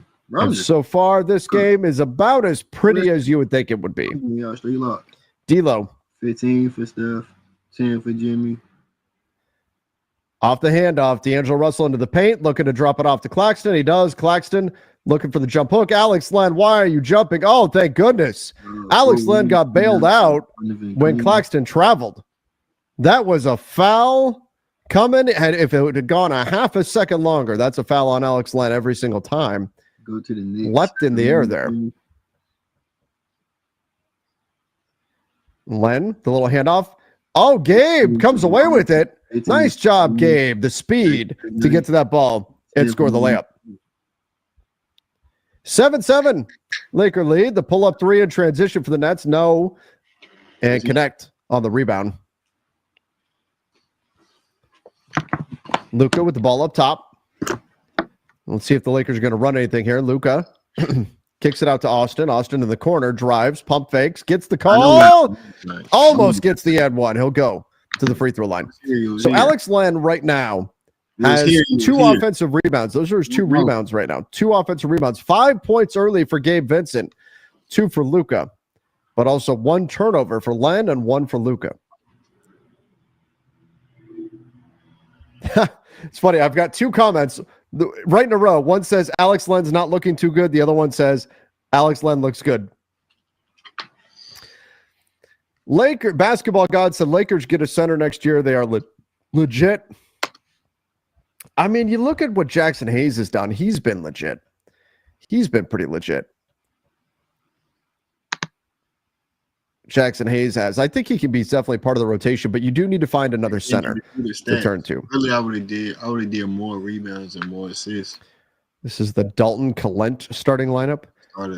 These games are going to be wild lineups all month till our guys get back. I mean, ideally, what you'd like to see here is Rui comes back within the next couple of days here or so. Good contest there by Alex Len. Give him credit on Cam Johnson. Nice contest. Here comes Luka getting a lot of defensive attention. That's going to open up things elsewhere. In fact, there it is. Austin, great read, and GAB3. The Nets, they picked their poison. It was either cover Len or Vincent.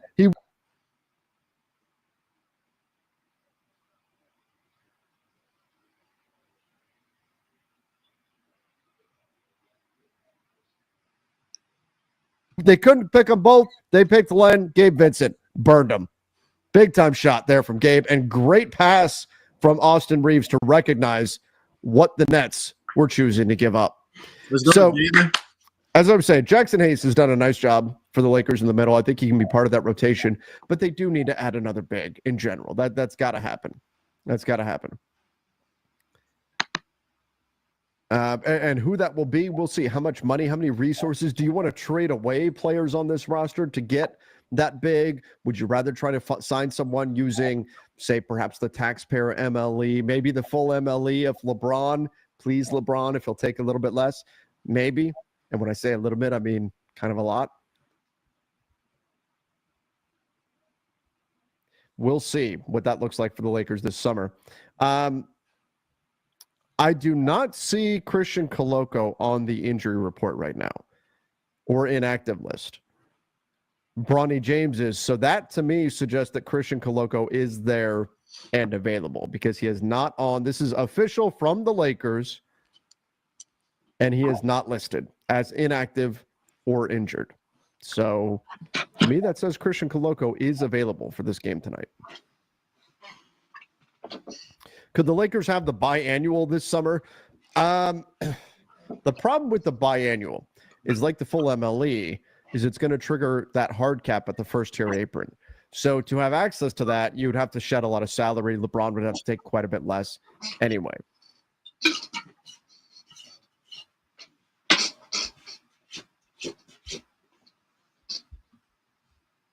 So it would be nice to have that, but I don't know that they will.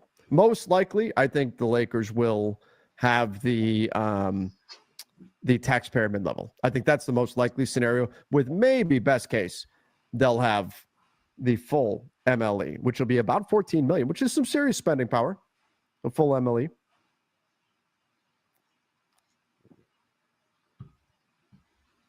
This bitch is so hard. I'm so in love with it. Like So Kodak right now, really did his thing. we are at 12-7, Laker lead. Leading the way, it's Gabe. Gabe Vincent with 8 points on 3 of 3 shooting, including 2 threes. Oh, no. You know what I gave up for Lent? LeBron James. Can you change your decision? Is that allowed? There's LeBron in street clothes.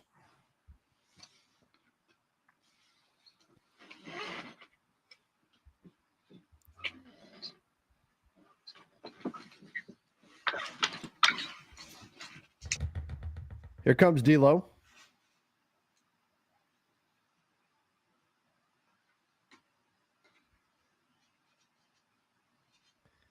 Luka.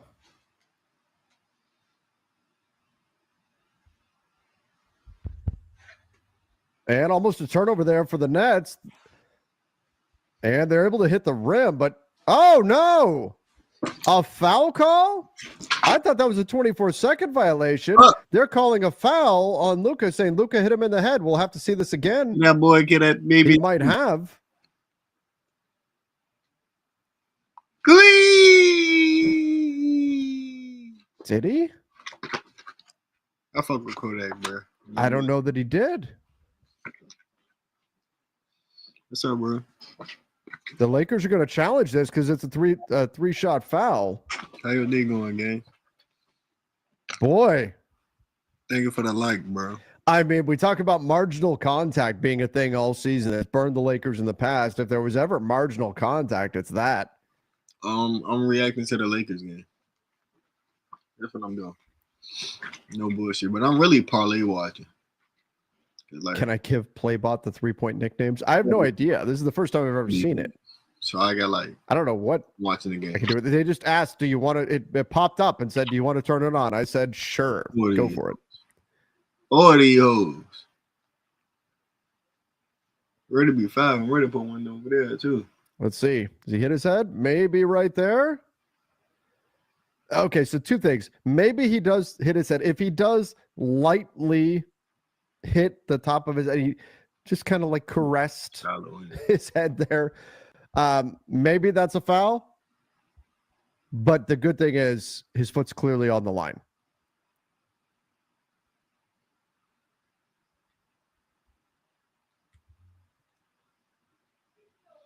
You look like Snoop Dogg. Cool. And the Lakers just lost their challenge. All day. No bullshit. All day, gang. That should have been Well, I've been streaming. a I've been chilling too. 24-second violation on You the say this Nets. shit hard as a And the job. Lakers bailed Really them out hard as a job, but you feel me? with the foul. So I'd just be saying that be chilling. So 2 free throws for no reason. He was already in a. Really? There's no reason Yeah. to make any contact there with He the was player. I mean, he is in a terrible situation. And that's Yeah, where, man. if you're a player, now the coaching staff is making the decision to challenge, but Luka, he reacted as though he didn't make contact. He knows if he made contact or not. That's where the players need to help out the coaching staff when it's that close and just say, hey, like it's going to show up on video. If you make any contact, it will show up. You need to tell them, hey, don't challenge. Yeah, but most NBA players feel like they've actually never committed a foul ever. Ever. No other ref would have called a foul. Yeah, I mean, let's go. It was the most marginal of marginal contact. Give me Did my he make money. contact? Let's go, He nigga. did. That nigga not even Did it black. affect anything? Probably not.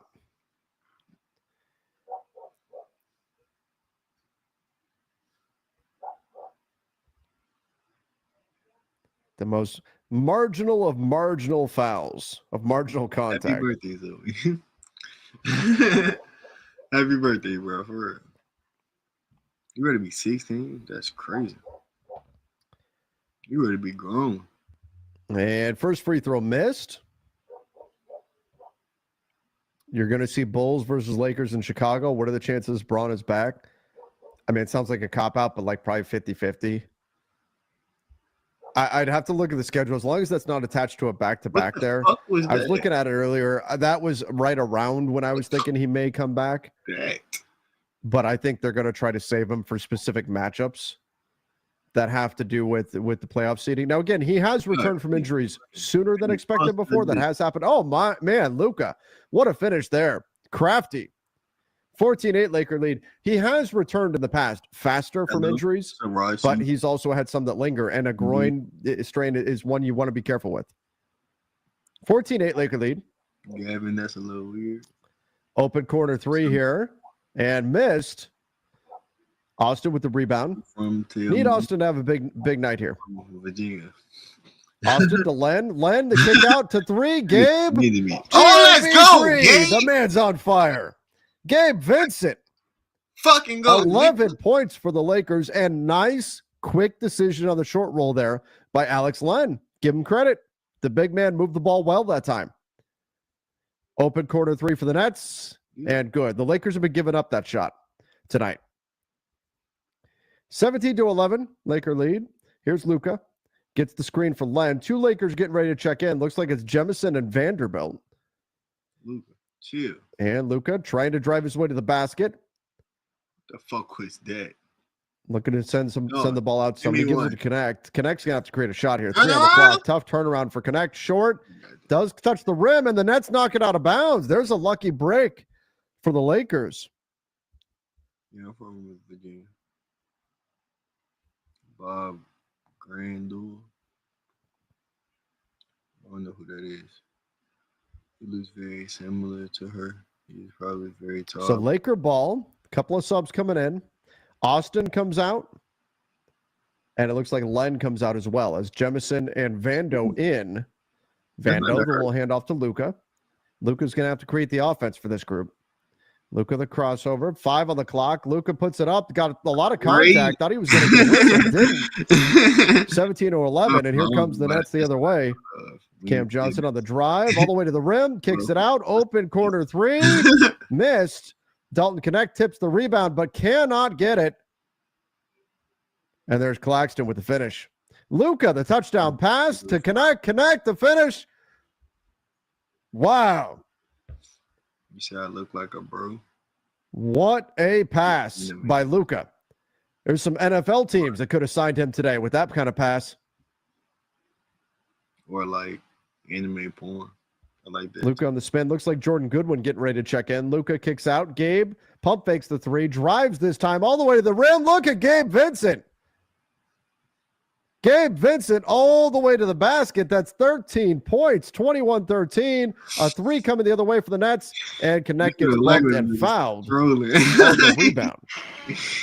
Look at that touchdown pass. I mean, pinpoint accuracy from Luka.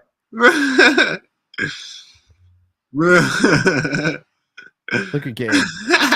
Nets sold out to stop the three-point attempt because he's been hitting all of them. Gabe says, fine, I'll take the layup. Here's Luka bringing the ball up. 4:11 left in the first quarter here. It's 21-13, Laker lead. Jemison sets the screen. The Nets doing everything they can to put pressure on Luka. Luka into the paint. Luka flips it up. Thought he got fouled again. Got contact. No whistle. Here come the Nets the other way. And it gives up an open three. Oh, an air ball. Yeah. And here comes Goodwin. I be shooting people when I'm not streaming. Dalton connect. I be dead ass like To Jemison, looking for the handoff. I'd be cool switching. Connect's going to set the screen for Luka, then pops out. Vando, 8 on the clock. Vando creating. And 6 on the clock now. Ball knocked out of bounds. Baseline, Laker ball.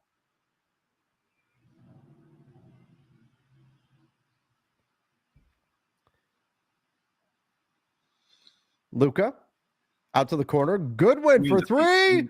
Goodwin! Good one. Don't people say that? Good 3? Good 3. The masked man, 24-13. Laker lead. He is a good one. Thank you. My fault. Damn, I'm tripping. The chat over on YouTube asking, how many times will Luka complain to the refs? Are we counting? Well, that would be a drinking game you would not survive. That would be a drinking game you would not survive.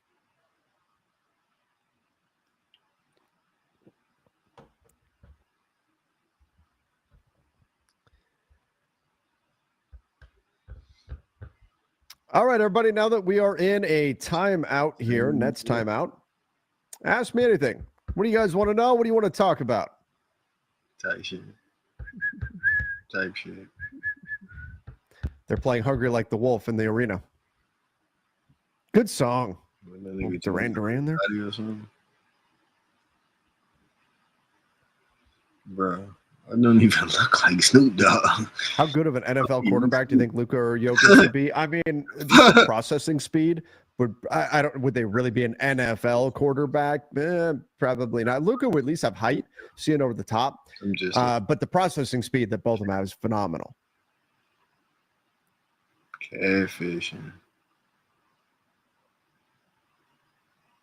What's the dinner for the Lane family? Steak quesadillas. The fact that I know Duran makes me old. Knowing Duran doesn't make me old. Come on. Being alive when the song came out is what makes me old. Here we go.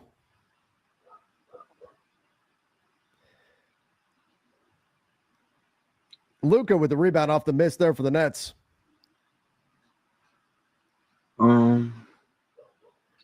Yeah. Luka on the drive, the pull up, 15-footer. No. No cap. You're going to meet Vando, Jemison, Connect, Goodwin, and Luka on the floor right now for the Lakers. Here's a no. Sharp thought about the 3, then thought better. Kicks it out. Another corner 3, missed. Here comes Goodwin. It hasn't been cut since I've been grown. No, I ain't even gonna say since I've been grown. I'm gonna say since like 17. Luka doubled. He's gonna have to pass out of this. 24. The jump pass to Vando. Vando finds Jemison, and Jemison controller my shit. Runs over his defender. One was trying to cut my shit. Like one my grandma they was been telling me to cut this shit. They fuck with it now. Jemison just ran right through him. But this whole process of the free form, nigga, I had 10 feet. Y'all can't see it right now because I got a haircut. But like, Jemison hits him hard. From the temp fade, nappy shit to waking up in the morning, just all the way to this. Like, no bullshit, I swear to God. That shit crazy. Good defense there by Luka to cut off the initial pass. Oh, my stream froze here. Luka in the paint. Something happened, apparently. The Nets did not score. I don't know what happened. But Luka did. Luka gets the layup, going the other way. So I'll be saying, if I get the paperwork from the police and y'all say I'm a snitch, you feel me? This the same shit. Going to the website. All I saw was the very end there where Luka got a layup. Did it say I'm a snitch? Don't believe the paperwork. 26-13. This is what the paperwork say on my police shit. This shit say I'm 6'4". And Damn, not the Nets are going to go to the free throw line. 6'4". Oh, behind the back Hell on no. Daron Sharp. Don't believe that paperwork. Good finish bro. there They by say I'm a Luka. rat. Don't believe the paperwork, bro. Look at that. They said Splits I'm the defense 6'4". with a behind the back. Damn sure not that, bro. Wow. Don't believe the paperwork, bro. It's just speeding, bro. I was just speeding, bro. No bullshit. Everybody That was nice. Speeded before. Don't act like y'all innocent. And our old friend D'Angelo Russell's at the free throw line. License. Misses that one. You know, that is the call that D'Lo just got is the exact call that Luka has been looking for all game that he has not been getting. And I'm on NPC. Luka checks out. Would have to assume Austin Reeves just checked back in. He did. They're going to have to one of those guys will have to be on the floor all game. Luka or Austin. And Vando the rebound, hands off to Austin. Here comes Reeves. To wash hair with water. Jemison sets the screen. And what was that? Austin just kind of threw the ball to an open space. I don't know what that was. Shampoo. I guess he passed it from time to time, but I don't really. To D'Angelo Russell, he thought he was still a Laker. I don't know. Jemison, whatever he was trying to do, it did not work. Austin on the drive. Austin, the 15-footer. No. Jemison battling on the boards. Can't get that. 26-13 right now.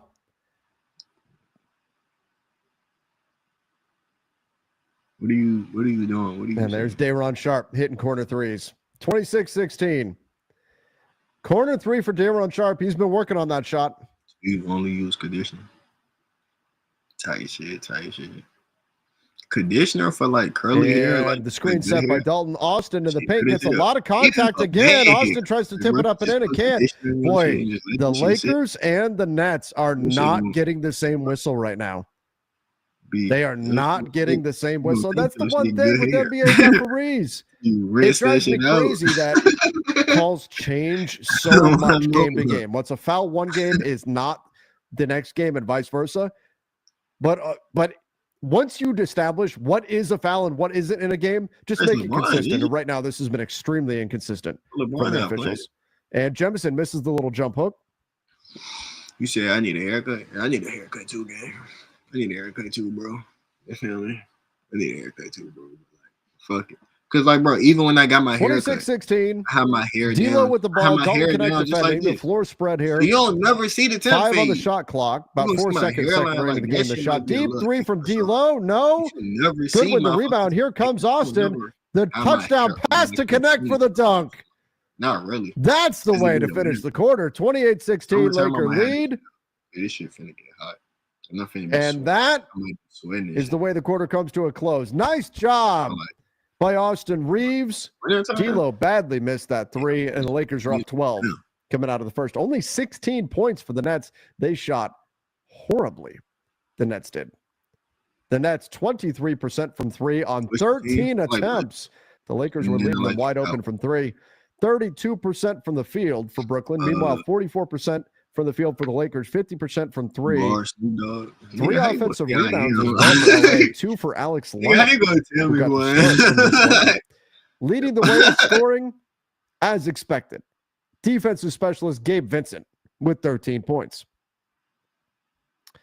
All right, everybody. Austin Reeves right now 0 for 4 shooting the ball. Should have gone to the free throw line on his last shot attempt, but did not. I'm actually listening to this.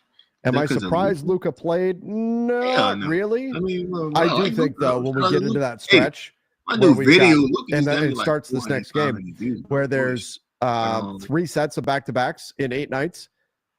I would be shocked if Luka plays all of them. Could be why I'm a Luka. I would be shocked. No bullshit. Notorious CRG, Latrev does not look old enough to have been alive during Duran Duran's time when that song debuted. Well, thank you. I appreciate that. Do you have the Ultra Zero and water combo? No, I went back to my old favorite, which I just didn't have access to before. I couldn't find them. It's I actually like these the best of all of the energy drinks out there. Hashtag not a sponsor, but should be a sponsor. Zoa Zoe has been a favorite of mine. It's the Rocks energy drink, I guess. But whatever, it's good.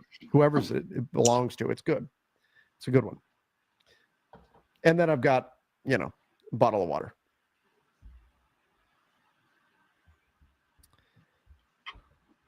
Spark one up for my nigga Kobe. Keep hearing rumors of Klay Thompson for Austin Reeves. Did you do that deal? No, and I would question where you'll be hearing those rumors. Crazy. The Lakers would definitely not do that. Some thoughts on the Lakers were done without LeBron, but they still have Luka, and even Luka at 70% is better than most of the league. Len has done a respectable job on both ends of the floor. Yeah, I mean, let's keep in mind, right now they're playing one of the worst teams in the NBA. They're playing a tanking team. That's the Nets. That certainly matters. But saying the Lakers are done, what I've noticed happening with fans right now is a lot of people are assuming there's more mobility in the standings than there really is. Like, I've got people questioning could the Lakers be a play-in team. Like, that to have that happen, they would have to lose basically every game for the remainder of the way. There's just not that many games left in the season. There's not. So I don't think there's going to be that much mobility for the Lakers. They might fall. They could fall as far as 5. I don't think they will, but they could. But that would be the extent of it. Yeah. And then Alex Len fouled. I be shooting. No, niggas. It's a foul on Alex Len. No bullshit.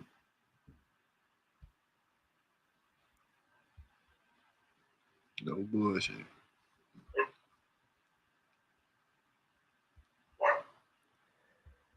(28-16), and here's Daron Sharp. A little handoff here. D'Angelo Russell now being defended by Goodwin. Goodwin fighting through the screen. D'Lo flips it up, misses. Here's Dalton Connect with the rebound. Dalton's been doing a better job on the glass lately. Jordan Goodwin for 3.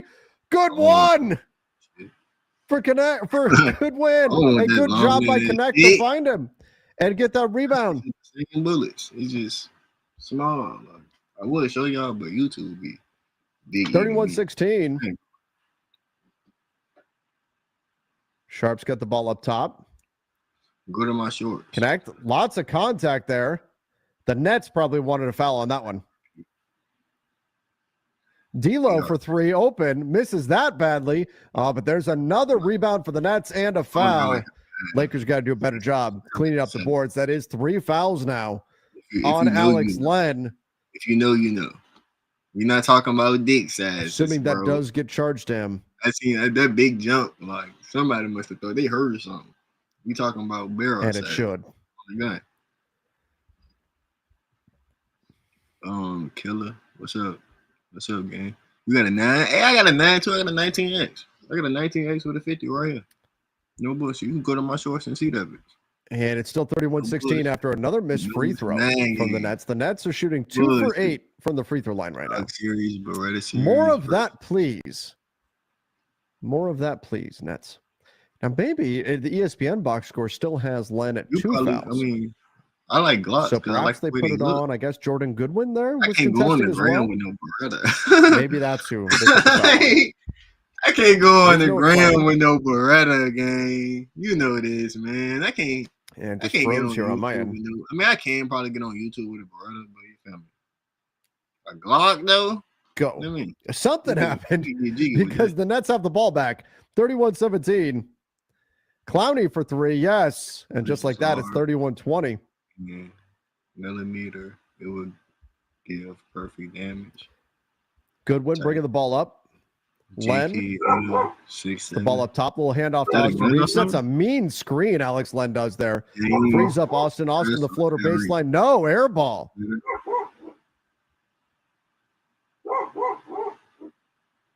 Oh, Len, 2-hand block at the rim, but the ball right back to Cam Johnson. He scores it. The Nets on a run right now, 31-22. Basically, like, oh, them niggas like, Austin. I don't know, bro. If I had to pick somebody career, I want Westbrook career.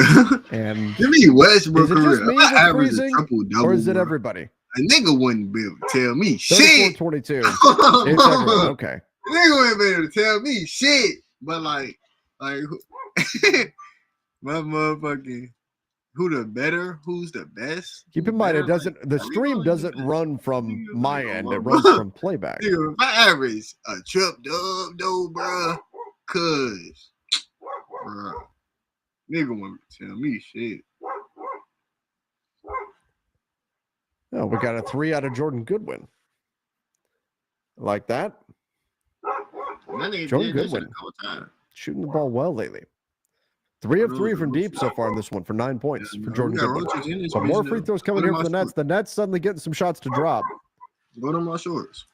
You definitely got roaches though. You feel me? I didn't killed a lot of them bitches. You feel me? I had to wage a war against them bitches. But you feel me? They be popping up. 23. I ain't gonna lie. What if Dallas gets the #1 pick for trading Luka? I mean, they drop far enough and then they move up in the lottery. Go check my shorts. Go check my shorts. Kind of what happened with the Pelicans, right? Twice, really. The Pelicans got the #1 pick after trading AD. When the AD trade was coming, and then Vando on the drive, Vando in the paint, drops it off to Len. Len, little push shot, in and out. And before that, they traded Chris Paul and they got AD. Bitch ain't no man. That to me was I play everything. Suspicious. I mean, I don't play everything, but I play. You feel me? The way suddenly the league rejects the Lakers trade, rescinds it, vetoes it, all of that. And then next thing you know, magically the Pelicans have the #1 overall pick. Black Ops 2 that was interesting. Now, Cam Johnson, after falling down on the shot, I think Alex Len got contact. He'll go to the free throw line, and that is indeed 3 fouls on Alex Len now. And it's 34-24. The Nets are creeping back into this thing. The second quarter score is 11-6 right now. Just 6 points for the Lakers so far in the quarter, and the Nets have been on a run here to start the second. So Jemison comes in, and Len would have to imagine he's done for the half here with 3 fouls. Luka also checks back in. Goofy. And a missed free throw by Cam Johnson. And the ball gets taken away from Luka. Sure looked like he got hit on the arms. And no call. Go on, bro. Boy, these officials largely asleep at the wheel in this game. And now it's 34-27. Shout out to the UK. You play 2K. Jemison in the paint. Easy one. Misses it. Smooth. And we've got another whistle here. Hit this bitch.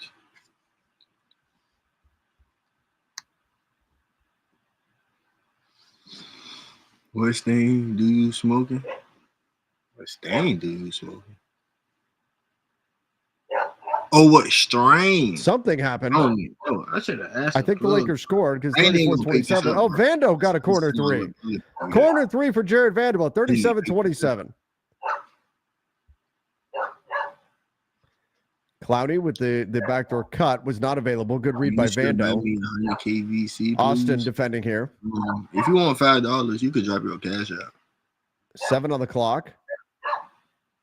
No bullshit. Claxton throws the ball up and in. Wasn't under control, but the ball banks in. 37-29, Laker lead. Well, like you could DM me comes Austin on Instagram. Austin on the drive. Crosses over. Austin into the paint. Austin kicks out. Luka deep. No. Yes. Steps into a 3. Hallelujah. Knocks it down. 40-29. Laker lead. 7:30 to play in the half. Yeah. And by the way, Shake Milton has checked in for the Lakers. Luka now defending Johnson on the switch. Vando gets knocked down, and it turns into an open 3 for Brooklyn. They knocked that down. Just give no money. 40-32. No, that's a giveaway for my channel. Looks like Goodwin is going to check back in for the Lakers. Luka on the drive. Luka, the extra step, flips it up. No, here come the Nets the other way. Well, it's just the thing about the giveaway. You can't enter the Lakers.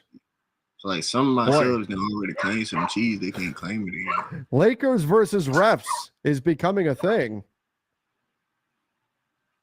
And it's 40-34 right now. So where you live at? I'm in Virginia.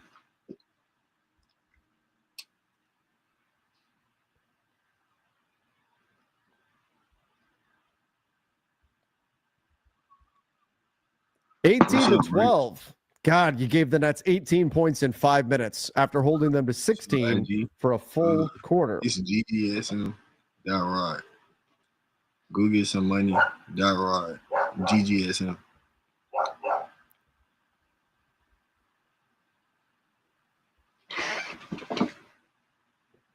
By the way, another game we'll certainly be keeping an eye on. Denver and OKC. We're just 4 minutes into that one, but it's 14-9 Denver. With 5 for our old friend Russell Westbrook, 5 for Porter Jr., and 4 for Jamal Murray right now. Nikola Jokic is playing in this one, but a long way to go. That one's just starting. Obviously important for the Lakers that Denver loses. Although given how close the West is, it's hard to predict where exactly you want teams to finish up. It's hard to figure that out because everything is so close right now in the standings, or who you want to win or lose any given night. I'm just going, I want everybody around the lake to lose. And then we'll let the chips fall where they may. GGSM got right. Yeah, hell yeah. What's up, Bean? What's up, Cowboy? Cowboy? What's up, Cowboy? Cowboy? Can I pet that dog? And it's really unfortunate now that I believe the Nuggets will get to play the Lakers twice without LeBron James. It's possible, based on the timeline that's out there right now, that maybe LeBron is back for the second of those games, but I'd consider that to be unlikely. I need a little country ass baby like that. Can I pet that dog? Yeah, OKC plays the Nets twice. Every day. They're back-to-backs here. That's your free content. Jemison is playing painful to watch at the moment. Put Koloko in. It suits Luka's play style. I think he's the best player. Yeah, I wouldn't mind seeing Koloko get some, especially with Len in foul trouble anyway. Why not throw Koloko out there and see what you can get from him? Bruh.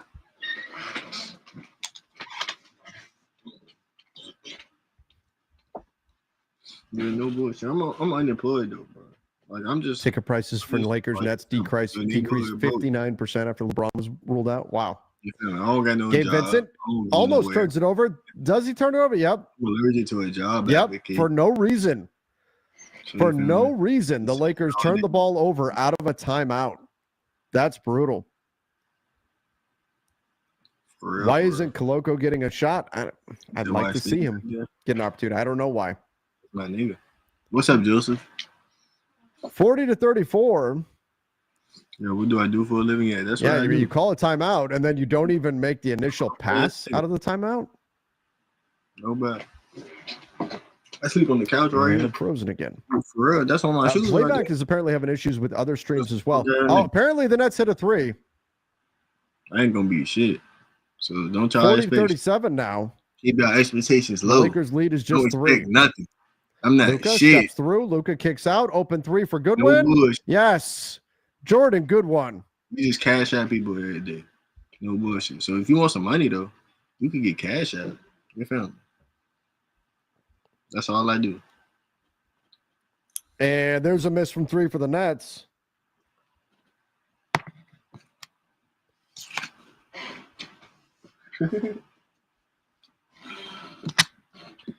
Luka, the step back 3. Short. Short out of his hand. Goodwin fighting for the rebound. No. Loose ball. The Nets find it and drop it out of bounds. That, man? Give the ball back to the Lakers. Lakers did a decent job competing to get back. Forced a tough pass. To be and the Nets are getting the ball back. What a number is it? We trying to come see some coochie. This shit finna go sideways. It's ready to be 9 o'clock. Goodwin bringing the ball up. Loses the ball. Turns it over. Certainly a reach. What a coochie at. No whistle for Goodwin. What's that there. in my hand? It's a vape. 43-37. So the Nets turned it over. The Lakers just gave the ball right back. No score there, but look at the offensive glass. The Lakers not putting a body on Claxton. Or was that Dayron?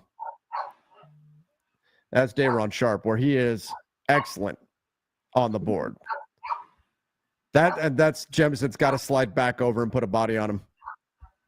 But Jemison had to come over to try to contest.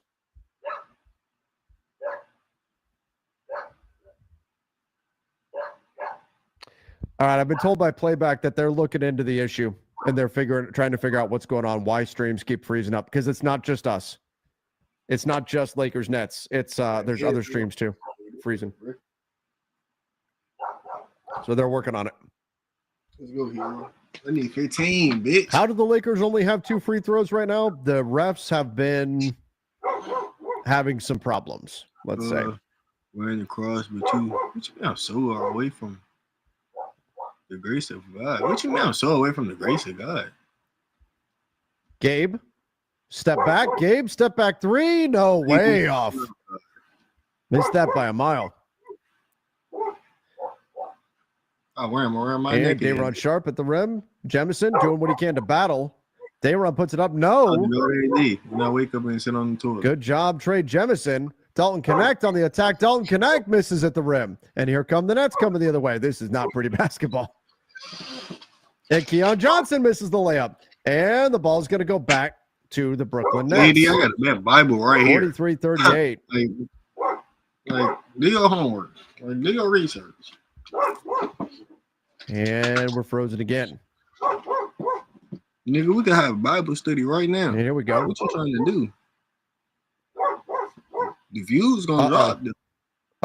You still gonna be here? No boy, we start having Bible study in this bitch. This nigga gonna be hobbling a bit here. Just step funny there. Looks like he's okay. Trying to walk it off.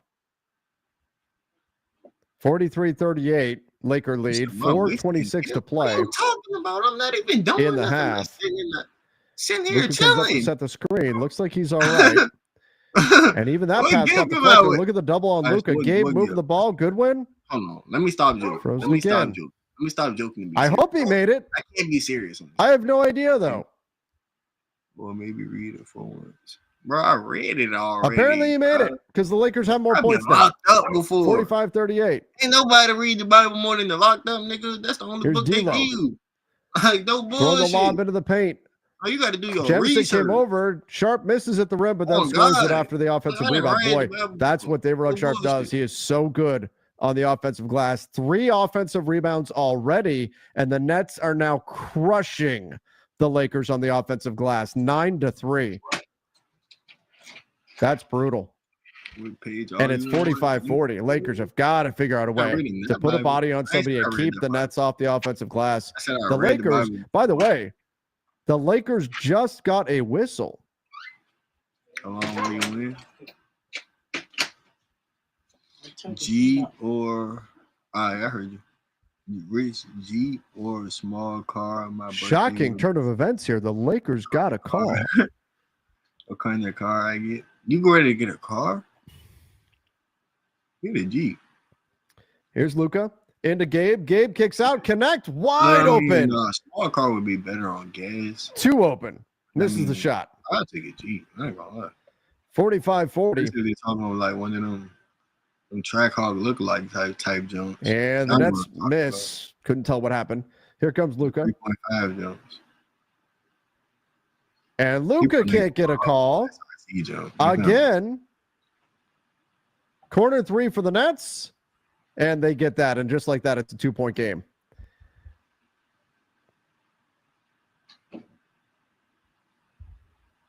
You talk like you are one of the God's soldiers, but you are here. Austin into the paint. Austin. And there's another turnover for the Lakers. And watch the journey. Offensive foul on Austin. Just subscribe and watch 45-43. The Nets up 27-17 in the second quarter. Oh my God, you gave 27 points to the Nets. That's awful. Is this like your first day meeting me? This might be like your first day meeting me. Journey to go. I mean, shit. If right now, looking at the Lakers, you got Luka 4 for 13 every day. Austin Reeves 0 for 5. I mean, shit. Given that, you'd be surprised the Lakers have a lead. I mean, Austin and Luka are combined 4 we're not doing none of that anyway. That's pretty rough there with 5 turnovers between them. 9 turnovers so far in the half for the Lakers. That's way too many. Jordan Goodwin leading the way with scoring. 14 points for Goodwin. Gabe Vincent right behind at 13. Austin and Luka, who have to get the offense going. at 9 and just 2 points for Austin, 9 for Luka. Meanwhile, 9 points for Keon Johnson, Yeah, that should be clean. 8 points for Tyrese Martin. Dayron Sharp has 6 with 3 offensive rebounds. You can't And be the in my Nets shit. I ain't gonna lie, bro. are right You gonna there. be, like, packed up, shipped out. Journey to Wow. The Lakers Why have been is called the for Wizards 10 so fouls. The Nets 4. Like, do you I'm just on here trolling. Number of fouls called isn't always indicative of it. An evenly number of fouls called is not always indicative of an evenly called game. But this has been Just chill. another one that's been rough from the Just officiating trolling. crew. And then you can't hop We've on seen a this bitch few and of the troll. last few games have been particularly difficult. Niggas troll me for the all refs. day. You don't get in this bitch and defend me from the trolls. Key said Braun But you carries come the in team here for how long, and these guys can't condemn me return for the favor. Pathetic. like that's the type of shit In the middle of the second quarter, bro, what we got a long way to go you here. don't come in this bitch and defend me when I'm 20v1 versus trolls. I come in this bitch trolling. You trying to I'm a demon now. Like, bro, what the fuck? Nigga done ran away all my viewers, with this shit. Like, this shit crazy.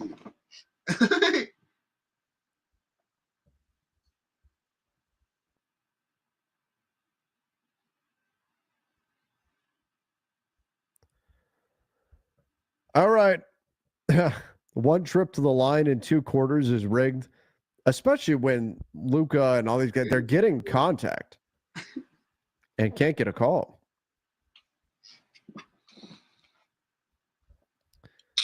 Bro, We're going to suck bad in this stretch, making threes and only up 2. These refs are pissing me off. Yeah, I mean, again, you're giving up offensive rebounds. That's certainly been a challenge here for the Lakers in this one. And you just you can't get any kind of a whistle on a line, so the Nets are allowed to defend in a much different way than what the Lakers are able to. They would have blocked you for coming in here talking. You feel me? You talking come on, bro. I didn't sit here and had this whole discussion with you.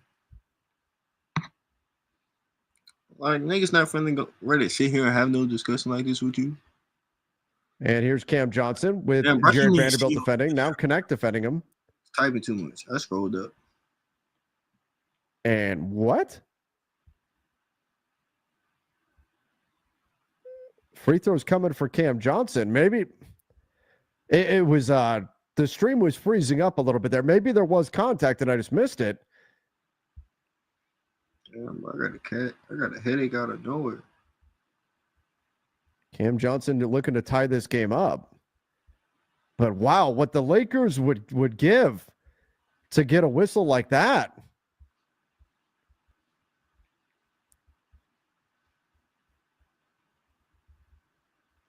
And now it's tied, 45 all.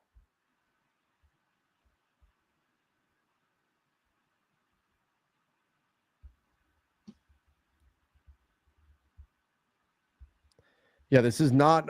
This game is not evenly officiated. It's not anywhere close. And Connect throws it down. Dunks all over Brooklyn. My goodness, don't Connect. I'm not saying this. Took out some aggression. Said, "Fine, if you're not going to call fouls, I'm just going to go dunk over everybody." 47-45, Laker lead now. Vando defending, gets the stop. Can the Lakers get to the ball? Yes. Luka gets to it. Luka on the drive. Luka in the paint, kicks out. Open 3 for Connect. The sidestep. Connect. No. But the long bounce. Connect is now down. Hopefully he's okay. 9 on the clock. Luka in the paint. Luka pump fake. Kicks out. Gabe. 4 on the clock now. Gabe's going to have to put this up. Gabe on the drive. And Austin Reeves gets wiped out off ball. Here's Dalton Connect. Look at this pass. Oh, that was a play the Lakers ran a lot with Max Christie. They also ran that with D'Angelo Russell a bit. They like to run that, the little pin down screen, and then the cut to the basket with LeBron in that passer role. Luka does there, and I mean, my goodness. Dalton Connect was on a trampoline there. 9 on the clock. Here's Vando, the handoff to Austin. Austin really needs to get going offensively. Gets it back to Vando. Kicks out to Luka. 3 on the clock. Luka has to put the shot up. Misses. And here come the Nets coming the other way.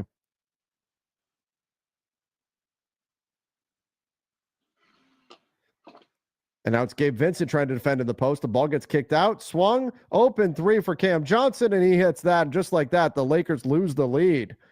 48-47. And Austin, the step back three. No. Boy, the Lakers need Austin to get going here.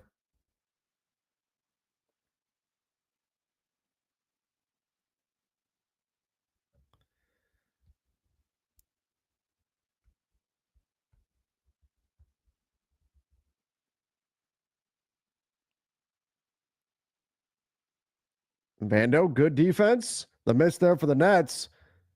Here comes Connect bringing the ball up. The Lakers are going to try to make this their last attempt here.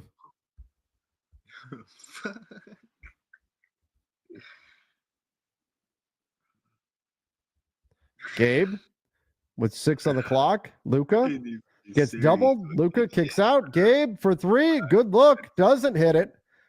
And the Nets knock the ball out of bounds. Lakers will get one more shot at it here. 5 seconds left in the half. Damn. The Lakers can now take the last shot of the second quarter.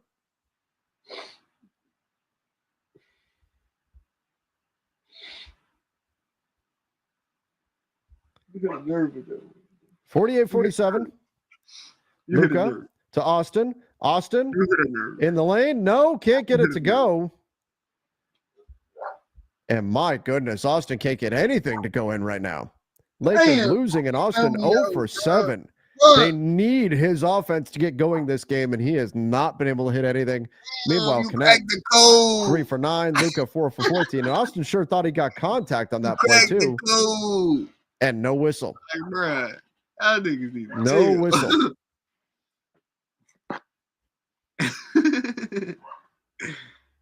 Y'all niggas need to chill, bro. Stop.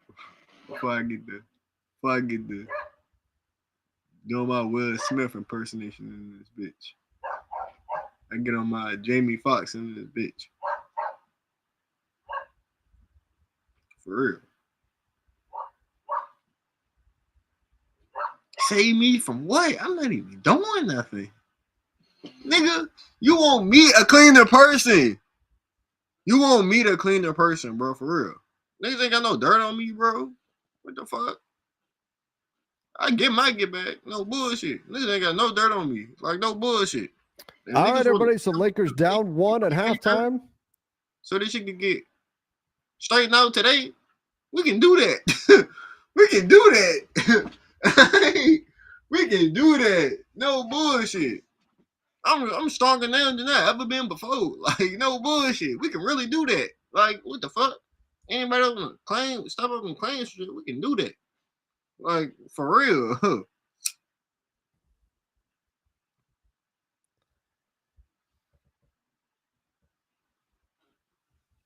All right, so here we go. At the half, You didn't like living. Lakers lose the second 32-19. Yeesh. They're down 48-47 in an ugly game here. 13 for Gabe. Shout out to God. Leading the way. 14 for Jordan Goodwin. Gabe Vincent and Jordan Goodwin being your 2 high scorers. Right. Luka and Austin combined 4 for 21. Damn near had a break. Got to be better than that. Got to be. Damn near Some had of a it break. was Luka took some shots after getting contact, and then no whistle ever arrived.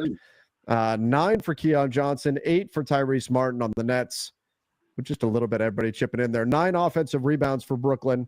The Lakers with 9 turnovers as well. 9-4 in the turnover battle. Both teams have taken 46 shots, but oh my God, 16-2 is the free throw battle.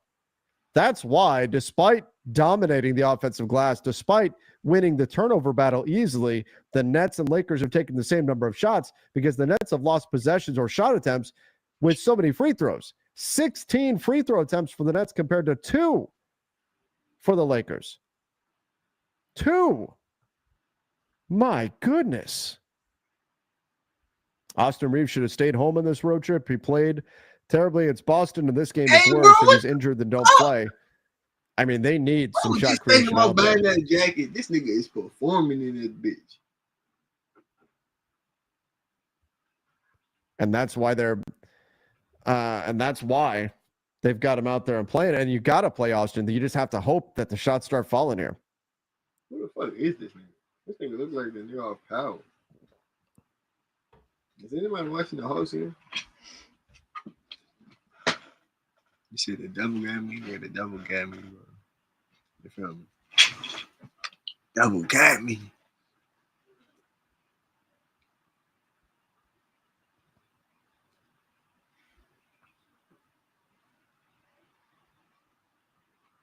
You said start music? Yeah, I'm checking out over here on Twitter, and people are not thrilled with the officials either. This nigga smoking here. This nigga. And again, you may default to, but it's the Nets. It shouldn't matter. True, Nigga, it's the Nets. It shouldn't matter. This is But it counseling. does matter.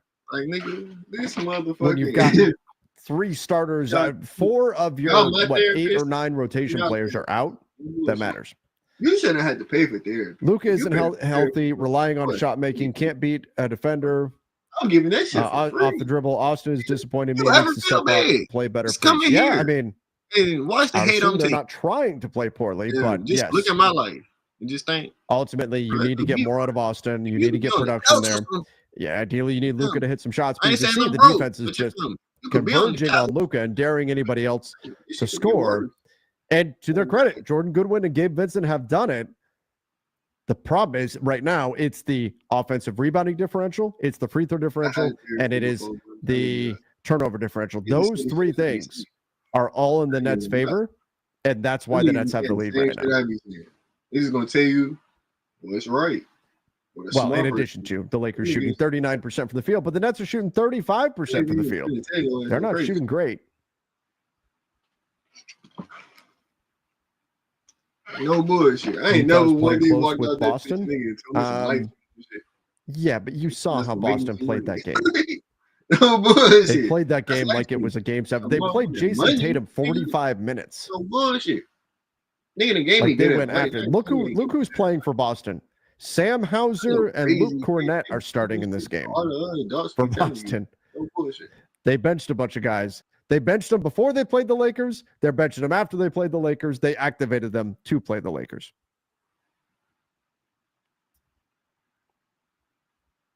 And I don't blame Boston, but they approached that game like a playoff game. Their whole team, they approached it as a playoff game.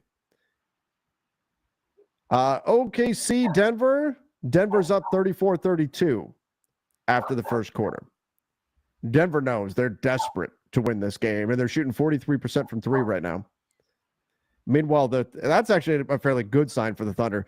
They're only down 2, and they're shooting 17% from 3, while the Nuggets are shooting 43% My from 6-year-old 3. stuff knew me right now, bro. Maybe actually a positive sign for the Thunder there. Carried by David Goodwin, Luka and Austin walked to Milwaukee. Y'all be sitting here playing Yeah, they gotta Fortnite with turn it them all around day. in the second half. You feel me? We won't be playing Fortnite. We'll probably be If playing. we aren't getting the calls, I won't we play can sit all there night. complaining to the refs, letting them get wide open shots and not getting back. Yeah, you have to get back. But if he had to come You have here, nigga, if I had a little brother, You can't complain on all of 6 them. years old right now, But I he also would be don't blame the Lakers for being frustrated. Fortnite all day. And I think at some point somebody's going to have to get a tech. Whether it's JJ, whether it's Luka, whether you have to say it after the game. I'll be his you're best gonna- friend. And you take the want one of fine. y'all? You got to I'm here call all attention to day. what's going on. This I'm is spending again, more time with this this is person 3 all games in a day, row. nigga. I thought against the It Knicks it won't was be atrocious. y'all. Against the Celtics it was not good Think either. about this shit. This is 3 games in a row It's gonna be where the it's uncle been that's particularly streaming. bad. The brother that's streaming. Like, what the fuck is wrong with you, nigga? I'm a streamer. Is you fucking No smoking dick or reply yet. something? No updates Nigga, I'm from the playback coolest. as of right now. Nigga, like, is you stupid or something? Like, nigga, is you smoking dick? You gotta be smoking dick, nigga. Nigga, like, bro, this nigga right. Like, The Lakers need to adjust. Oh yeah, absolutely. Look, the refs being awful is not a reason to lose the game. I'm damn near It's a somebody reason for the that's Lakers to money be to frustrated, but you still have to find a way to A win YouTuber. at the I final wanted buzzer. to be a YouTuber. You I still have to find literally a way wanted to be to be a ahead YouTuber. when I time was expires in the fourth a quarter. kid watching Nick Did I see 830. Boston's resting some of their Play guys Fortnite against all Utah? day. Yep. I'm like, bro, I can And we do knew this. that. They rested guys ahead I'm the literally game watching before Nick the Laker 830 game. back in the G. Y'all The know when Lakers Nick played 830 overtime, then got on a plane and flew across the country. Everybody used to be The in that Celtics bitch. had guys Used to chilling average some shit of views. and resting up. That's what I used to do. I used to come on and watch that shit like, bro, I can do But this. that's because they're locked into the Watch 2 Pretty seed in Boy the East. Film. They're not going Like, anywhere. bro, I can do this So shit. why not? They can do whatever they want. They can rest guys No, as I'm often doing as they this want. It shit. doesn't matter. Like, that's what that is. I'll be proud of myself, bro. I ain't gonna lie. You know, with no bullshit. Considering the circumstances, bro. Like, I could be dead or in jail. For real. You say you want to be Speed. No, I don't want to be like Speed. How do I want to be like Speed? How do I want to be like somebody that's younger than me? I watched Speed, like, nigga, I discovered Speed like a year, 2 years ago. How do I want to be like Speed? Somebody that's younger than me, bro. Like, bro, cause, like, nigga, this shit, you feel me? He put me on to IRL streaming. That's why I picked up this phone and started doing this shit. All right. He put me on to IRL streaming. Yeah, playback's still freezing up here. I'm not copying nothing that nigga do. What that nigga do? Somehow the travel media world doesn't call them out for it. He's not doing no outrageous ass shit. What you want to do is what everybody else want to do. Like, what the fuck, nigga? If I had that shit, you feel me, would be country to country too. Like, saying what the the LeBron fuck? injury is fake. Yeah, that's doing because that there shit. are people out there in this world We're gonna be doing that shit. that no matter what LeBron does, that nigga not doing no nothing matter what, I special. mean, literally, no matter what he does, they will react I'm negatively. I'm like the He real could nigga save version. a litter of puppies from a I'm the burning nigga. building, I got the Draco. I got the. and they would I got find the some 19. way Like, I got the to ARP. react negatively. I They got would the say, hell. shaking my head. He should I have got been on the fucking practice bands floor. outside. Like, nigga, I'm the real nigga version. Or they would try to I don't say, got no yeah, but job. he's the one who Like, started no the bull- fire I'm and literally started like that the type real of nigga rumor, or version. something like that, right? I mean, No bullshit. there are I'm the people out there hood that version. literally anything LeBron does, Real they shit, will like, react nigga. negatively to it.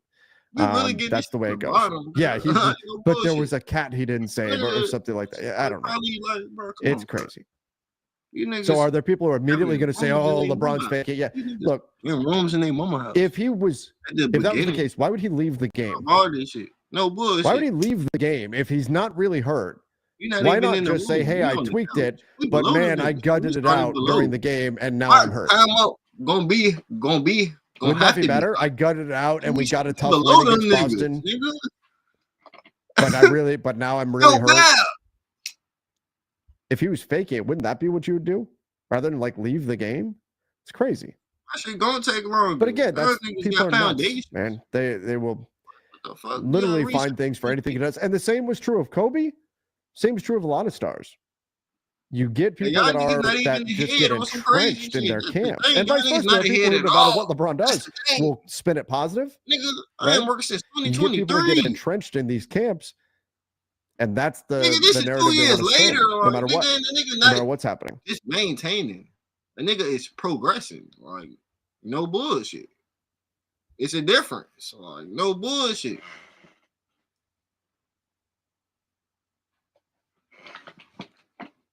Nigga It's just like, did an you've unboxing got on people that this are just bitch. they're Do your waiting, research. and like it's almost as though they're watching every box score and waiting for their chance, or Barely waiting for maintaining something on to this happen bitch. that's their chance. They're just waiting and waiting and waiting and waiting.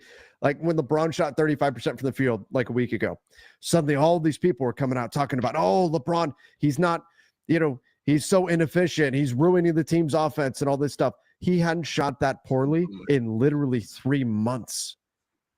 Like, oh man, there are really people out there that are just watching and waiting and waiting and waiting. And oh, he shot poorly. Quick, now I can type my comments. Let's go. It's nuts, man. Totally nuts.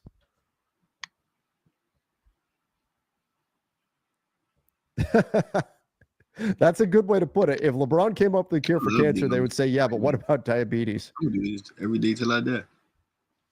This literally my therapy. I ain't gonna have to pay for no. I just can't. I can literally get on here and do it every day. I just can't watch a game that way. That's what y'all should do. Y'all need to invest in one of these.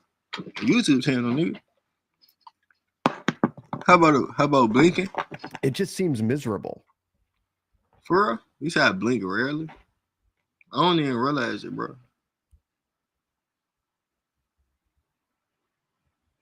Reeves has been really bad since he came back from injury. Yeah, he got pressured a bit. His percentages were better against Boston, but he did get pressured on the ball a bit, which has been an issue all season for him. When you get aggressive physical defense on him, he can struggle. And that's what we saw quite a bit against Boston. But at least the shots were falling. But tonight the shots are just not falling. Easy, even looks that you're just expecting. They didn't get a knockdown. He's not hit. Y'all He needs to get going. niggas super conscious of a nigga. Like, bro, y'all more conscious than me. Like, chill, bro. Chill. I should be more conscious than me than y'all is. If y'all noticing that, like, what the fuck? They told some high about Blake. Don't forget about the third quarter curse. Yeah, I mean, the Lakers, because they're missing so many people, they're going to have to figure out a way around this third quarter curse.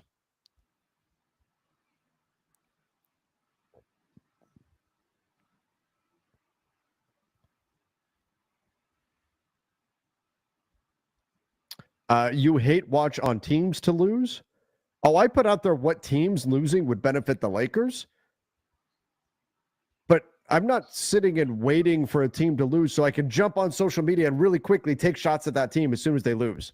Be a rapper like Young said. That's the difference. I want all the teams that are around the Lakers to lose. I think that's pretty normal for most fans. But it's not like Denver loses one game and I'm going to run around and try to take a victory lap on that. No.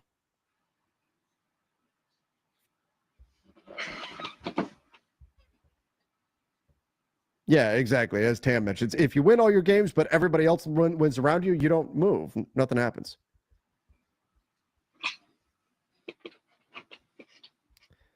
Trev parlays on other teams are crazy. That's what always gets me, though, is when I put those out and people take them as betting advice. I'm not doing. I've never bet any of those. Like, hey, here's the ideal outcome for the Lakers tonight, and every once in a while, we'll have like all 5 games or 6 games or whatever that we're watching. We'll go the Lakers' way. I've never bet those. It is rare that all the games in a night are going to go the Lakers' way. Whoops. Lakers give up a pass inside on the baseline here. Luka defending. Good contest, though, by Luka. Oh, my God. The bank is open. He missed it so bad he made it. Over Luka, 50-47. So no bullshit. 3-point Nets lead. Luka with the ball up top. Alex Len setting the screen, but just kind of tags and then rolls to the basket. Austin was open, but the ball gets deflected, and now there's 8 on the clock, and it's going to be Lakers ball, sideline out of bounds. It's Gabe, Connect, Luka, Austin, and Len. Len gets the ball up top. Austin comes around. Austin gets it. Pulls up for 3. Austin, no, in and out. I thought you was the most consistent.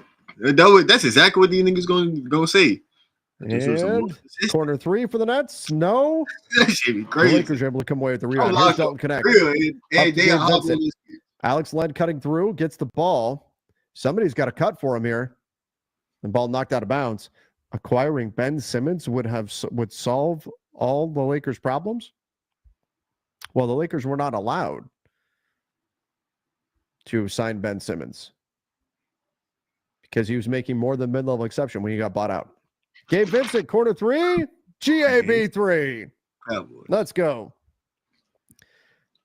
Beyond the fact that I don't think Ben Simmons solves the Lakers' problems, but it was not possible under league rules. Gabe now up defending D'Lo. Nice job fighting through the screen there, and D'Lo misses. Here's Luka up to Austin. Austin throws the lob to Connect. Gets broken up.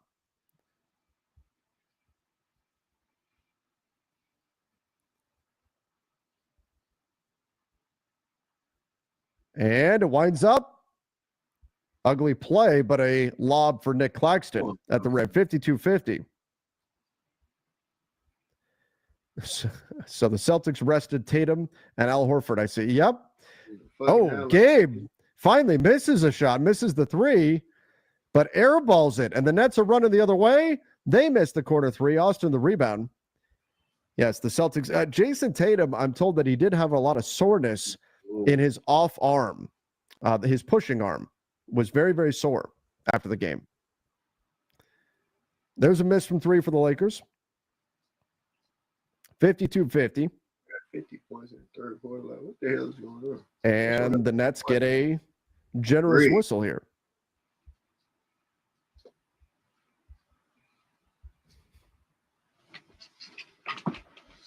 And the Chiefs, do you like Taylor Swift?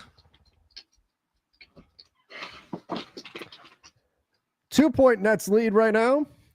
Look, we're not expecting this to be pretty. But it just when the final buzzer sounds, The Lakers need to have more points than the Nets. That's all that matters here. And that's not going to help. Cam Johnson gets a roll right to the rim, no contest, and gets the layup.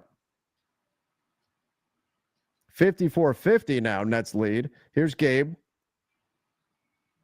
And a defensive 3-second on the Nets. That'll put the Lakers on the free throw line.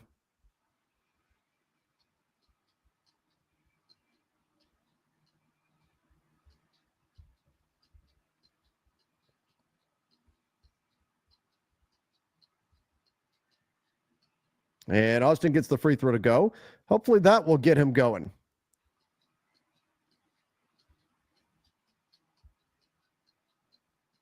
That's 54-51. Why is Gabe on ball with Reeves and Luka? My guess would be the Nets game plan is largely built around sending doubles at Luka on ball. So you move him off ball, let him run some stuff, and get him the ball as a decision maker quickly. And the Nets trying to deny the pass back to Luka. Now Luka gets doubled. He's going to have to pass it, and he turns it over. The Nets defense is all over Luka. They're sending everybody at him. And the Lakers not reacting. 10 turnovers now for LA. And Luka gets fouled there on the reach. No call. You too, good night. Yeah, good night.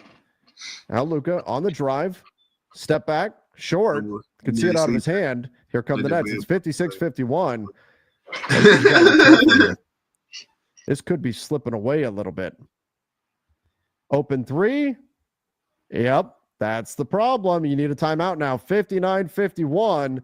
The Lakers can't score the ball.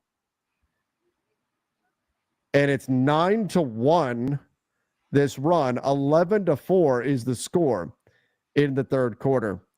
The Lakers look lethargic and just not executing anything out there right now.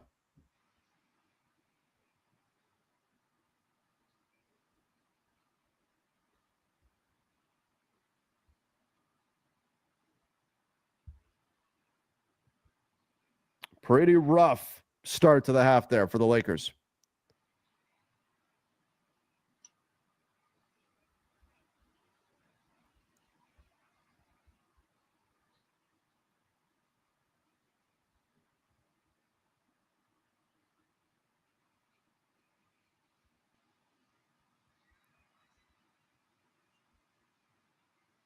Ugly game, but we'll be all right overall. I hope so. They've got to come firing back here. We've got to see the Lakers punch back, but there's kind of like in the Celtics game, there was a weird kind of muted energy. Oh my God. We hit 800 subs, bruh. There's not a lot of pop on the offensive end, not a lot of movement, a lot of guys just kind of standing around. And then defensively, they're giving up open looks, and now the Nets are starting to hit them. The Nets now up to 33% from three. What the fuck? But the Lakers just not knocking anything down, turning the ball over. Got to be better. But got to find some energy. Got to find some energy out there. Bro, thank y'all so much, bro. Let's go, bro. Damn.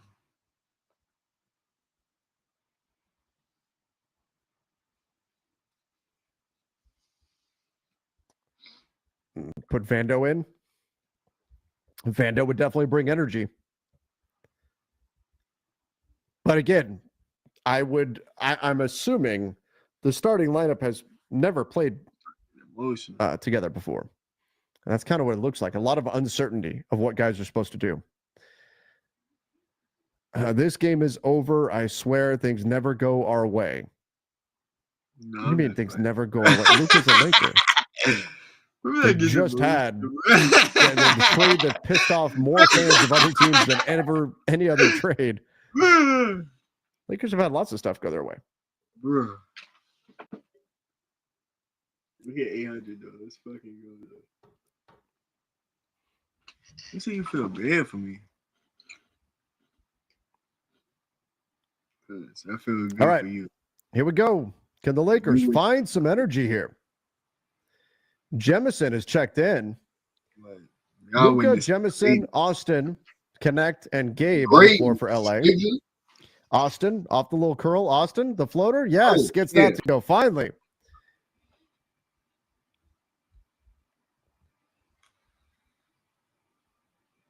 Oh, Luka gambles for the steal, doesn't get it.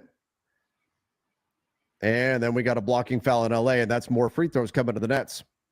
Straight green. Feel bad for LeBron, 40-year-old, and still nobody can handle business for him. Sorry, roster, play in, here we come. Well, first of all, it would take an insane amount of losses, and combined with a ton of wins for the teams chasing them, for them to actually drop to the play-in.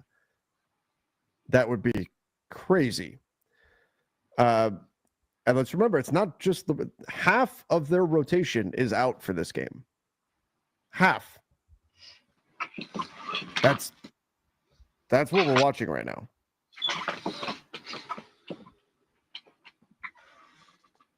And the Nets get a couple of free throws to go. 61-53.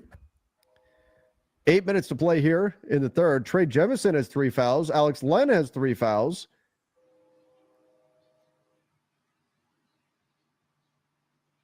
Luka throws the lob to Jemison, who scores it. Right, thank God. So listen. Only 6 games above the plan. 6 games with, 18 games left on the schedule is a ton. Let's go, bro.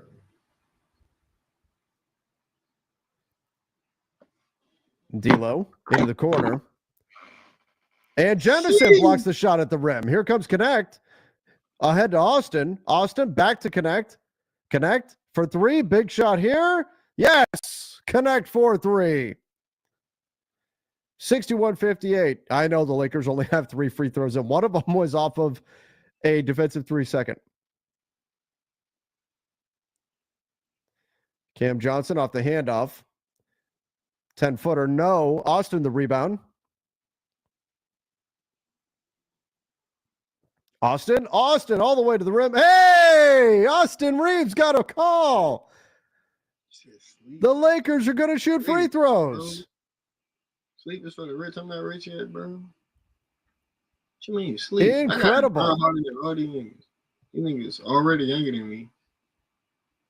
You niggas that started before me. Nigga, I've been streaming for not something we've seen much of in this one. Rest. Nigga, ain't no sleep on no rest, nigga. Yeah, so this, I know it's been a while. The way this works, Austin gets 2 attempts here from that line. That's the free throw line. He gets 2 attempts. Each one is worth 1 point. So he gets 2 shots at it, and each attempt is worth 1 point. So a maximum of 2 points here. And the ball is live after it hits the rim on the second shot, but he made it there. So that's how free. Again, it's been a long time, so I just want to make sure everybody was up to date on the way free throws work.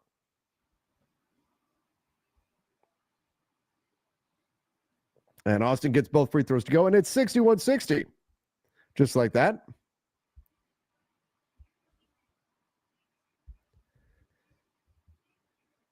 I know we had a little glitch in the matrix there. We saw Austin hit the second free throw twice.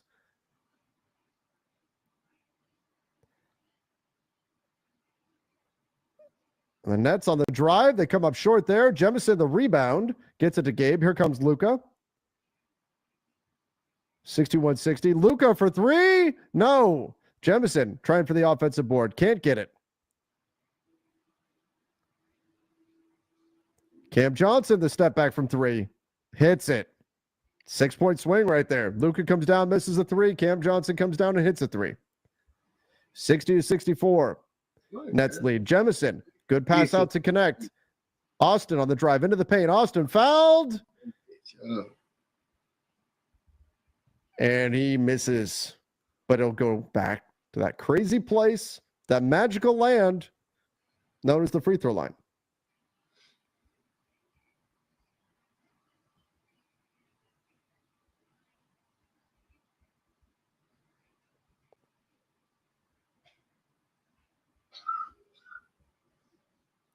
(64-60). And Austin misses the first of 2 free throws. Jordan Goodwin, who led the Lakers in scoring in the first half, is checking in. Not normally Jordan Goodwin's thing. scoring the basketball, mostly a defensive guy, but tonight he's been hitting the threes.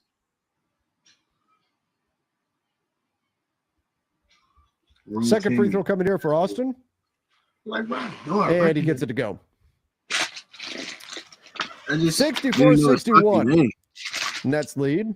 Bro, Atlanta, what game is this? Remember, the Lakers are always going to get the best shot from other teams. Atlanta Hawks got somebody every night, bro. This is the Nets know, and there's a miss from three, that this game is probably the most eyeballs they're going to have on them for the remainder of the season. So they're going to try to show out, and the Lakers have to be prepared for that. And there's another foul on Brooklyn. Maybe the refs coming around here. The ref said, okay, we trolled the Lakers enough. Austin on the drive. Austin drops it off to Jemison, who drops it back to Austin and literally dropped it. Connect, gets contact, goes up, scores it. No whistle, but he gets the bucket.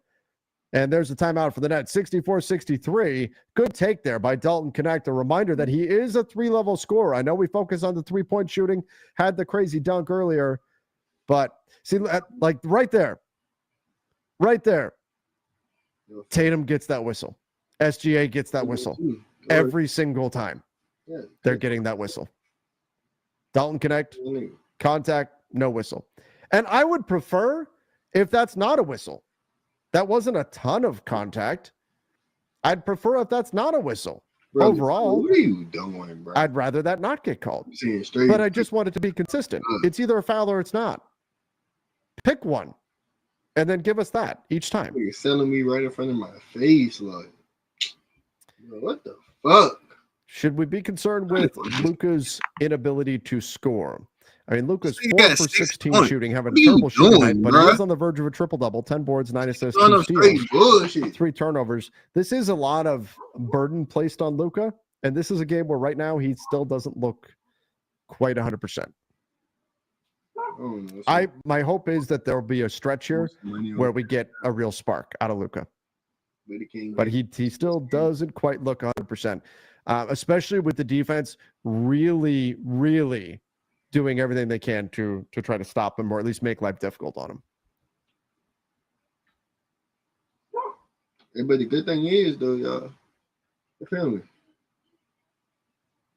It just rolled over to tomorrow. The pot for tomorrow gonna be 20. Memphis is tied right now. Today it was 15.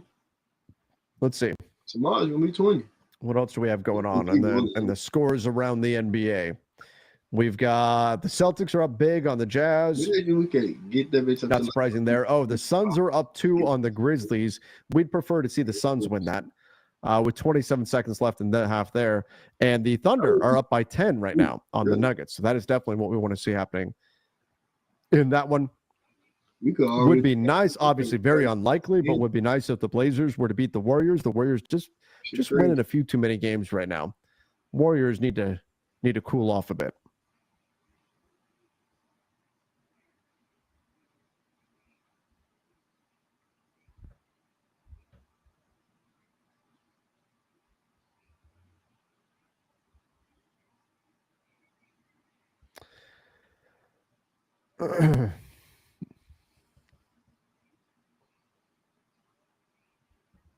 The chat said Luka needs to come on, man. If he's not healthy, sit.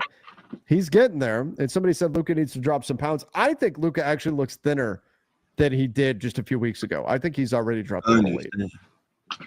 I understand. And Jemison, the ball knocked out of bounds there by the net. So there's a stop for the Lakers out of the timeout, 64-63. I understand. Man. And here's Dalton Connect. Going to bring the ball in. Jordan Goodwin pops free and looks like he's going to bring the ball up. It's Goodwin, Jemison, Connect, Austin, and Luka. Luka around the screen. Luka off the curl, gets contact, puts it up. No whistle. Once again, Luka looks so frustrated. He's trying to put pressure on the defense. That's crazy. And just can't get a call. Short there by the Nets, and Goodwin the rebound.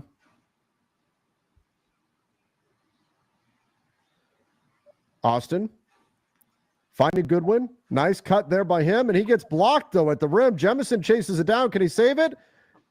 All right, come on. He LaMelo. does, and throws it off the nets. He just kind of blindly threw the ball back on the floor, hits Zaire Williams, and Laker ball. We'll take it. 64-63, Nets lead.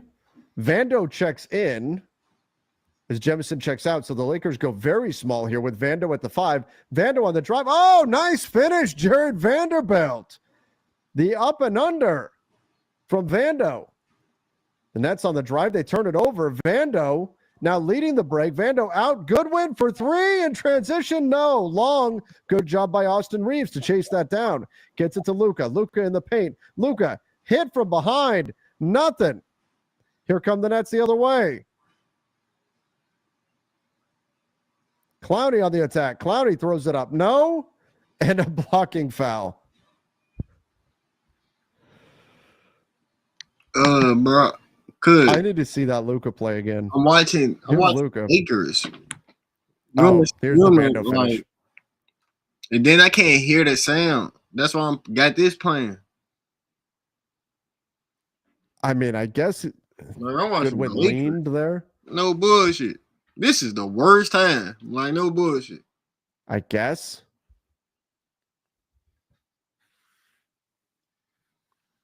Didn't look like by much, though. Could have easily been a charge there. It's like when I'm watching the Cowboys on Sunday. But I like basketball more. Block charge. Look, I don't envy referees on block charge at all. As much as we've gotten on the referees, especially. I say, you want me to turn the lake? I can't hear it. I can't let the Lakers sound play out loud because I'm gonna get copyrighted. That's why I got this playing. So I can, like, you feel me? But you asked me at the wrong time. It's like asking me like during a Cowboys game. No bullshit. Like the Lakers, like I'm watching my team. I can't even do this right now. You see this exclusive. Nigga, I'm watching the Lakers. You don't got no data. I'm watching the game like this shit serious. And I got money on this. Terrible. Hold on, no. Hell no, I don't got money on the Lakers, but this is my team. I don't even got a lot of money Luka on it. misses the free throw. In and out. This I can't play it. 66-65, Nets lead. It's a bad time. You say you want to write your lyrics. The important thing is the call was made. You write your lyrics. No, I'm not watching box score. No, I don't even really give a fuck. And Luka. I can't hear the sound of the game because they're gonna copyright it on YouTube. Like I can't play the sound from the game. So like I got him doing the play-by-play.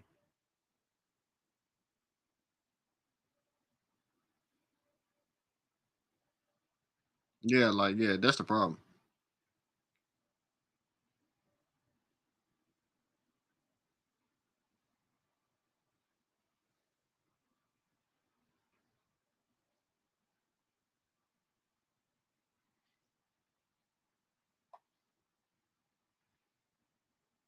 All right.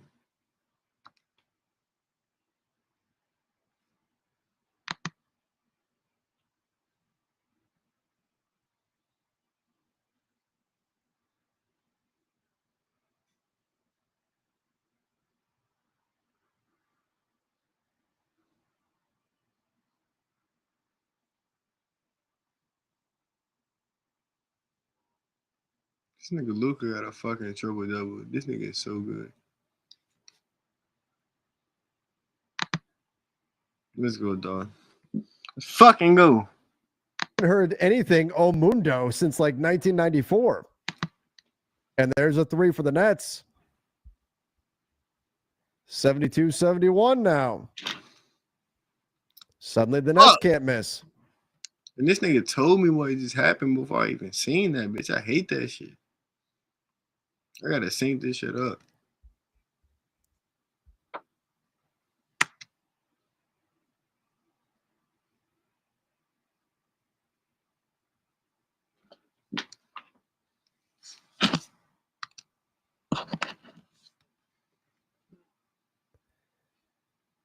Gabe to Luka. Luka for three. Luka knocks it down. 74-72. Luka hits the three. I just missed that bitch. I'm low-key heated. This nigga hit like 1-3. 2-point Laker lead. 1:38 to play in the third. Sharp now looking to attack Jared Vanderbilt up top. Sets the screen. Corner three for the Nets. Two open. Yep. Connect sagged off too much into the paint. Way too open there from the corner. 75-74. Nets lead now. Luka behind the back again on Sharp. Kicks out. Gabe wide open. GAB three. The threes are falling. Can the Lakers get a stop? And nope, it's going to be a Day'Ron Sharp lob at the rim. We may need a timeout here just to get these guys some rest. Luka looks exhausted right now. 77 all. Connect. Looking to get the ball back to Luka. He does. Double team on Luka. Luka drives past it. Kicks cross court to Gabe. 6 on the clock. Luka. And gets fouled.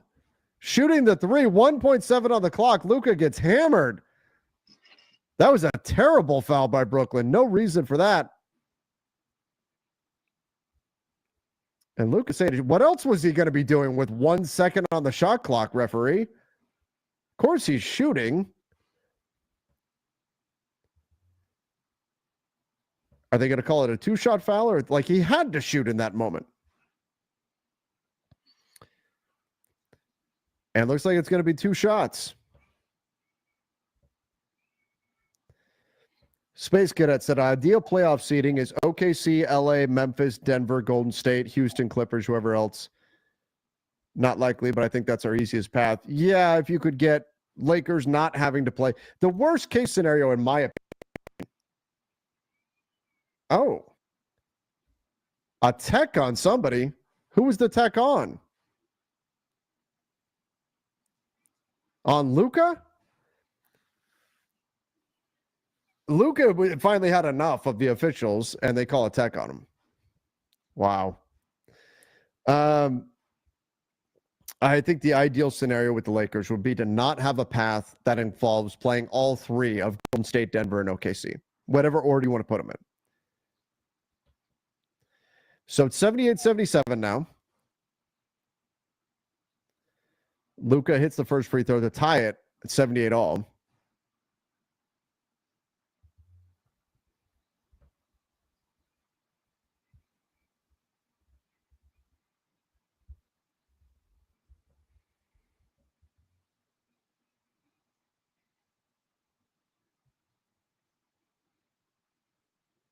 And Luka, second free throw here.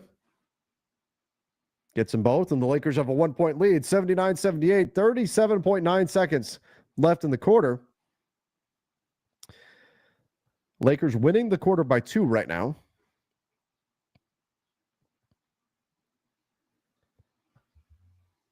And the open three for the Nets, and they hit another one. Wide open. The Lakers went zone, and the Nets got a wide open look, 81-79. And now the Lakers losing the quarter by 1.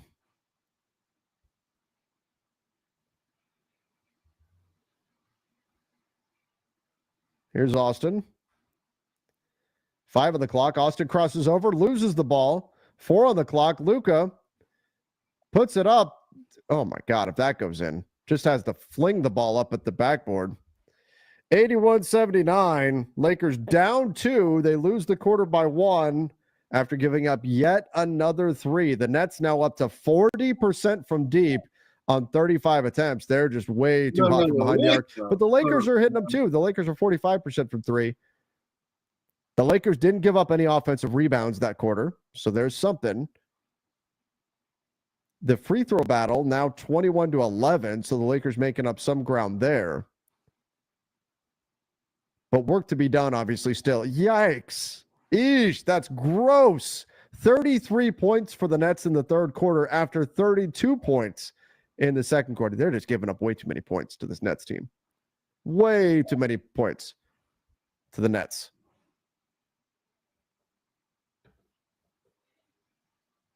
They should be holding this team to 25, something like that.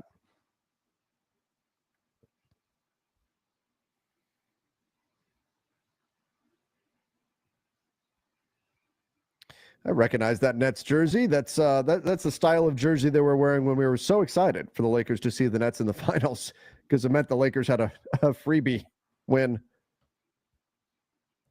What was that, 02?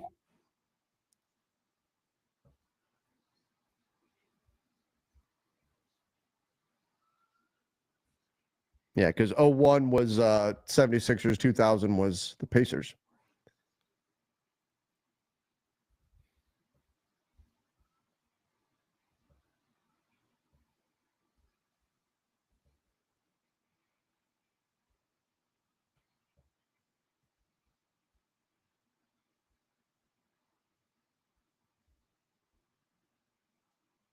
This guy's. So between the third and fourth quarter, the Lakers have a half-court shot for $100,000, and the Nets have a dude shooting layups blindfolded for $150, not $150, $150 gift card. The Lakers give you a half-court shot for $100,000, and the Nets give you a blindfolded layup for a $150 gift card? And a jersey. Wow. Just be ungrateful. That's funny. It's a $150 enrollment into the Jelly of the Month Club. All right, here we go. Austin has the ball up top. On the wing here. Austin on the drive. Into the paint. Austin puts it up. Austin, no! Gotta hit that. 81-79. Nets lead. Cam Johnson attacking Reeves. Spins. And nice job, Jordan Goodwin, coming away with that rebound. Surprised Cam Johnson missed that one.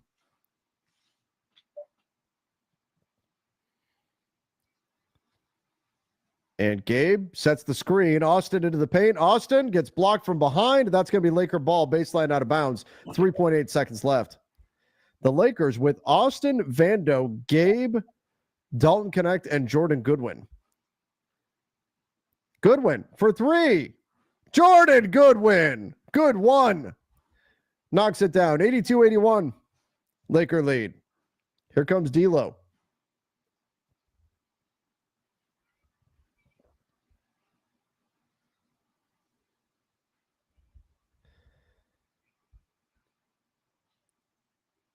And Goodwin now defending on D'Lo.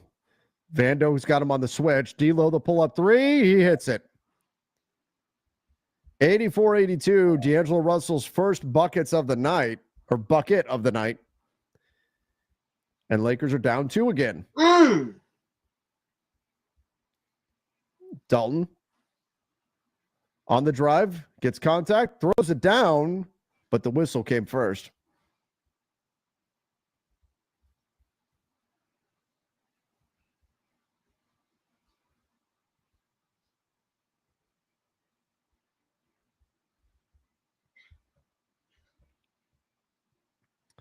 And a turnover. The Lakers turned the ball over. No reason for that. And they're going to give Clowney a bucket right at the rim. No, instead they foul, and he'll go to the free throw line. 84-82. Man, Lakers have got to clean this up and pull away from a bad Nets team here. Can't turn the ball over on an inbound pass.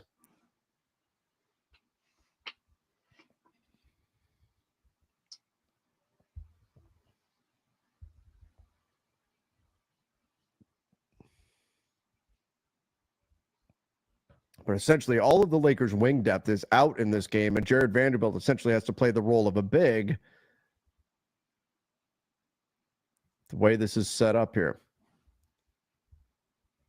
That's definitely created some problems for the Lakers in this one. Fuck? And they now trail by 4, 86-82. And the Lakers then turn it over on the inbound. What are they doing?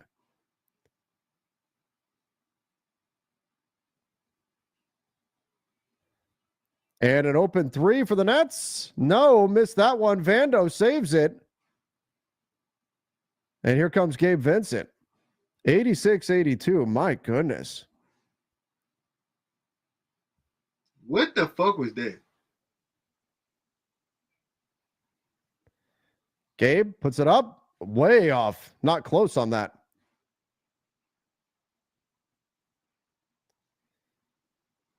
And another foul here, and more free throws coming for the Nets. Boy, the Lakers look awful to start this quarter.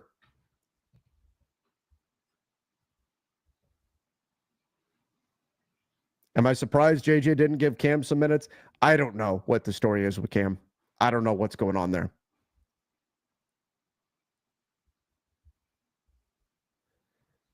Right now, Markieff Morris, Cam, and Christian Coloco have not played in this game. Can they sign Stanley Johnson for a 10-day? If they had a roster spot, they could. And Luka's coming back in with 9:37 to play in the fourth. I think JJ Redick recognizing that this is slipping away here.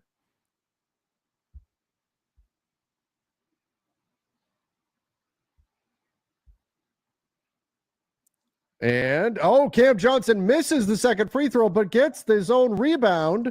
The Lakers finally come away with it after another miss. Here comes Austin. Lakers trail by 5. This should be the gimme win on the schedule. Dalton Connect, though, hits the three. Connect 4-3. But again, the Lakers, with half their team out for this game, it's been a struggle. 87-85. Vando trying to put some pressure on defensively here. Cam Johnson. Another open three in the corner for the Nets. No. Luka, good job boxing out and getting the rebound there. Connect. Steps into another three. No. Can't get that one to go. The Lakers battling for the rebound, and it's a loose ball foul. Looks like it's on Brooklyn. Yeah, Connect with a little bit of a heat check there because he did hit this one right before.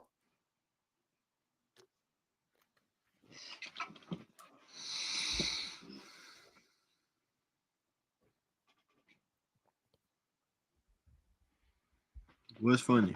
87-85. Nets lead. 8:52 to play.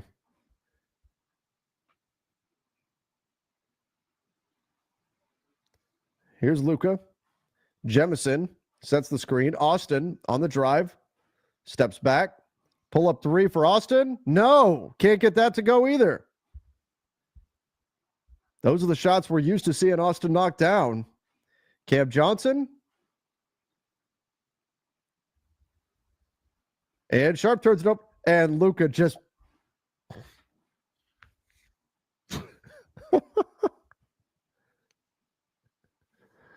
Oh, the ball was rolling past Luka, and he reached out and stopped it like it was a soccer ball with his foot. It was a kick save already on the pass, but then Luka reached out and stopped the ball as it was rolling past him with his foot, just to guarantee that it was going to be a kick ball, I guess. Cam Johnson misses at the rim. Can Austin come away with it? No! Drops the ball out of bounds. Gives it back to the Nets. My goodness. 14 on the clock. And the Lakers just handed the ball back to the Nets after a miss.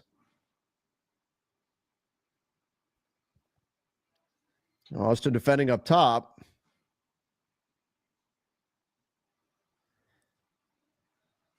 And Sharp turns it over. Here comes Goodwin to Connect on the drive. Connect gets fouled, and he'll go to the free throw line. Jordan Goodwin, the Lakers, saying the ball hit the backboard first, saying it was a goaltend, and this should count.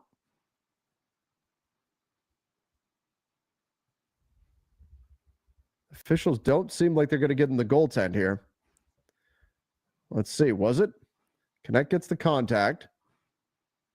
No, I think he got it before the backboard. I don't think it was a goaltend.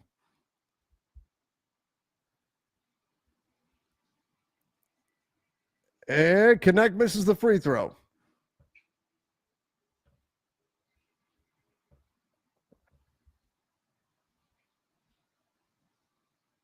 Got to knock down your free throws here. 87-85. Dalton misses them both. Way short on the second free throw. My goodness. And Dalton's a shooter, too. Here's Sharp with the ball up top. 10 on the clock. And the miss there for Blicker, but the ball lands in the hands of Sharp. Kicks out for a three. No. Another offensive rebound, though, here for the Nets. Offensive rebounds kill it, LA. Corner three. No. Another offensive rebound. What are the Lakers doing? They give up the three. You give up 15 attempts at it, they're eventually going to knock one down. Luka, what are you doing, bro? 90-85. Lakers down 5 with 7 minutes to play. They are in danger here of giving, and they turn it over. Danger time here for the Lakers. They're going to give this one away.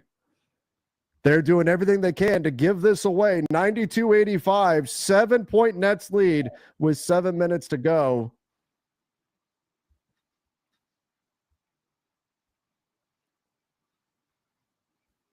And the Lakers are finding ways to lose this game. The Nets have lost 7 straight. You had to know if they had an opportunity to go for a win, they're going to throw everything they can into it. They don't get many opportunities to win games.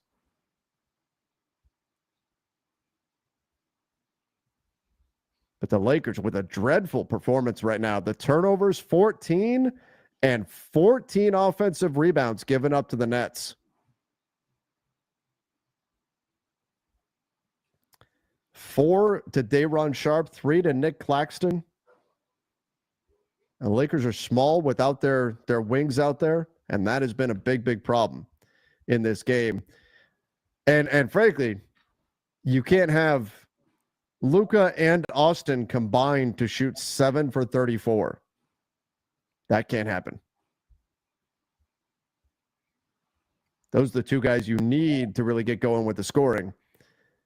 And both of them have been incredibly inefficient, especially Austin. Austin 1 for 12 shooting. What is that?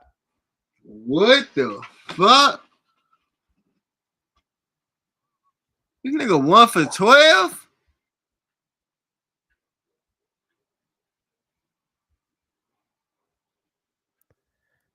This nigga Luka 6 for 22. Bro, this nigga is a the bum. Lakers, they've got to wake up quick. Bro, this nigga Only a 7 minutes bum. left, and with this rotation here, this team that's available for tonight's game, it's not going to be easy trying to come back.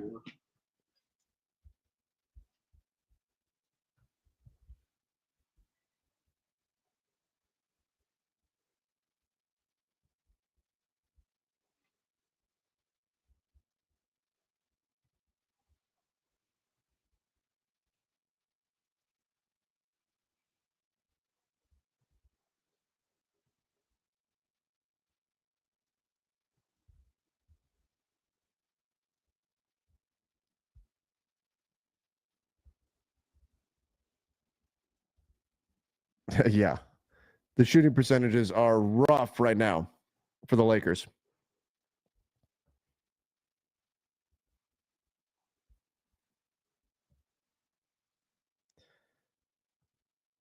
They've got to wake up, and that means get a bucket and then get a stop. That's what you need. Get a bucket here, get a stop, and start to build a little bit of momentum for the Lakers. Here comes Goodwin bringing the ball up. Goodwin, Gabe, Jemison, Luka, and Connect on the floor for the Lakers. Luka, the pull-up 15-footer. No, another miss.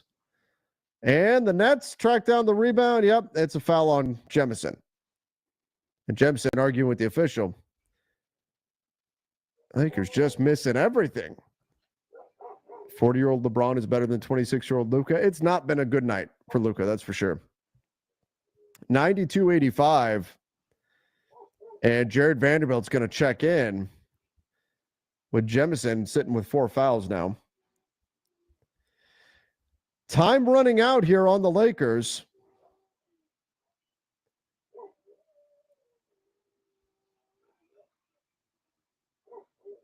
And the three missed, but another offensive rebound. Finally, Jared Vanderbilt clears the glass for the Lakers. Here comes Connect. Connect to Goodwin. The Lakers need a bucket here in the worst way. And it's a kick ball for the Nets. 6:08 to play. Still plenty of time to come back and win this one. But the Lakers have got to wake up and finally start playing basketball.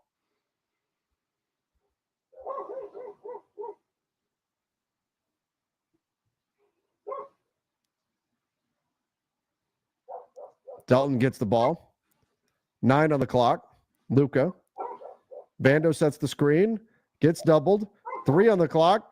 And there's Dalton connected the bucket. Great find there by Jared Vanderbilt. Actually looked good in the decision-making role in the 4-on-3 after Luka got doubled. Cam Johnson, the ball up top. Gabe Vincent on him. The kick out. No 3 there for Clowney. Luka cuts him off. Here's the open 3 for the Nets, and they hit that. Once again, Lakers just giving up open looks from behind the arc, and just like that, it's 95-87. Going the wrong way here. Vanderbilt gets the ball again in the short roll. The Nets are living with that. And again, a double on Luka. Luka gets fouled, puts it up, puts it in, and the referee waved it off. They've got to count that. And Luka at this point doesn't even know what to do with these officials. Here's the contact right there. Wow. It's right there. That's the foul. As he's going up to shoot, that's an and one.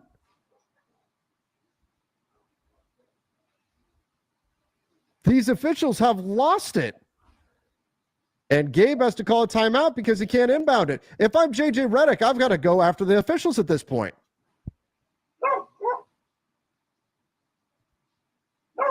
Maybe JJ will just lose it after the game and start firing at these guys because these guys have been atrocious.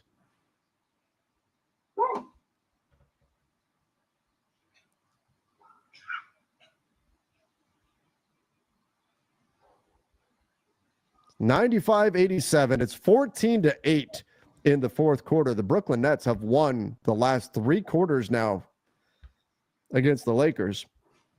And the Brooklyn Nets up to 39% from 3 on high volume, 44 attempts from deep for the Nets. If they shoot decent from behind the arc, they can be tough. And 15 offensive rebounds for the Nets. That's the killer. 15 offensive rebounds. That's what's going to decide the game right there. And also 14 turnovers for the Lakers to compared to just 6 for the Nets.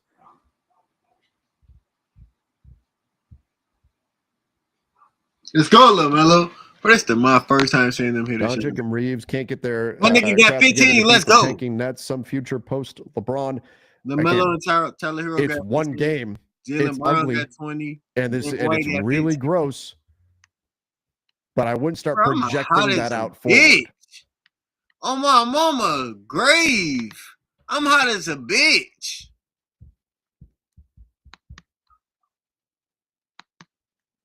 It's the Nets, not the Bucks. Yeah, but again, I go to this. What do you believe? If you believe it, do you believe that this is what Austin is as a player? From here on out, this is what Austin Reeves is.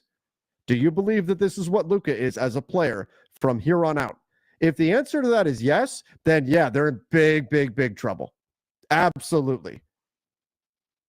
But do you really believe that?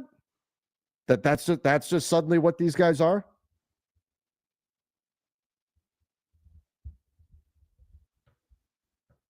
That's where it gets dangerous, taking one game and trying to project that out.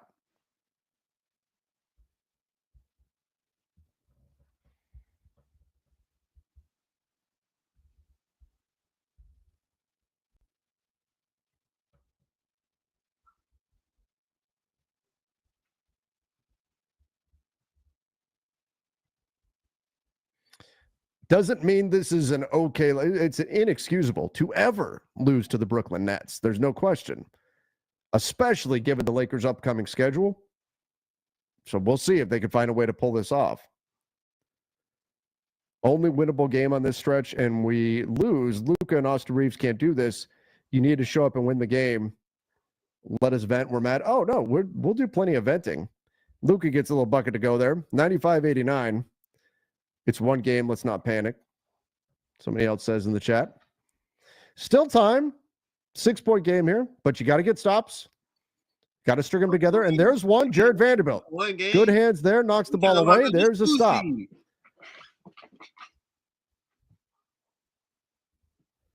Lakers down 6. Up 6 would be much better. Obviously. 4:45 to play.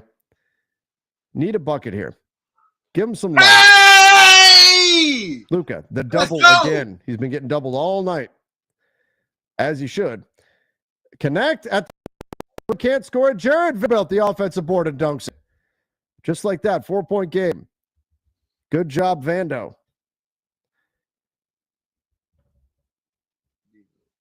Chill, D'Lo. Vando gets screened by Russell. 10 on the clock here. Vando trying to recover to D'Lo. D'Lo throws the lob way too easy. Way too easy. The Lakers have been doing that all night, just over-helping. 97-91.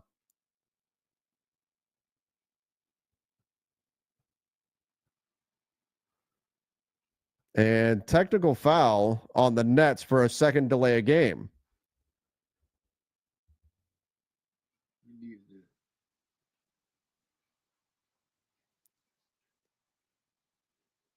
And Austin hits a free throw.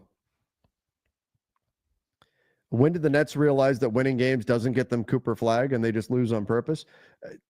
That's the thing people get confused by. The Nets players don't want Cooper flag. The Nets players don't want a high pick. They don't care. All that is another guy that's going to take their job.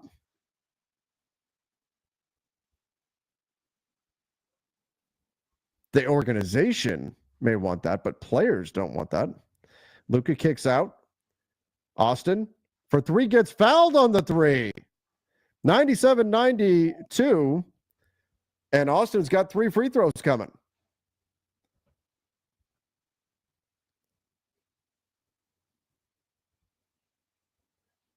Silly foul there by Keon Johnson. He almost missed that bitch.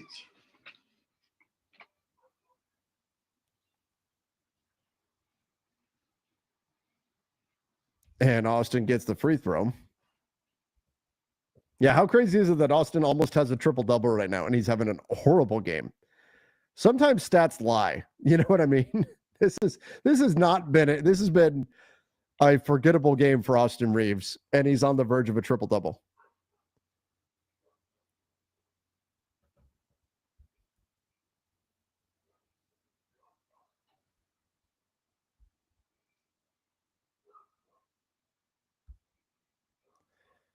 And Austin gets all 3 free throws, and just like that, it's a 2-point game with 3:51 to play. Here comes D'Lo. Boy, D'Lo so badly wanted to beat the Lakers last time these two sides played. Had a chance to do it at the buzzer, did not. Lakers need a stop here. They can avoid a bad loss. D'Lo with Vando defending, 10 on the clock. Defense, bruh. Claxton on the drive, scores it. In and out and back in. 99-95. Bro, this nigga keep turning it over. 3:20 to play here. Luka doubled. Luka turns it over. Yikes. Again, the double, and the Lakers just don't have a good answer for it. And a timeout here by the Nets. 99-95. Luka's getting doubled up top every time they go and set the screen. And the Lakers just not executing well to hit the open man on that short roll there.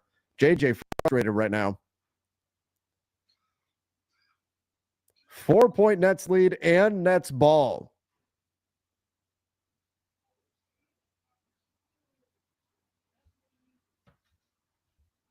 Yeah, the Nets are just doubling on Luka.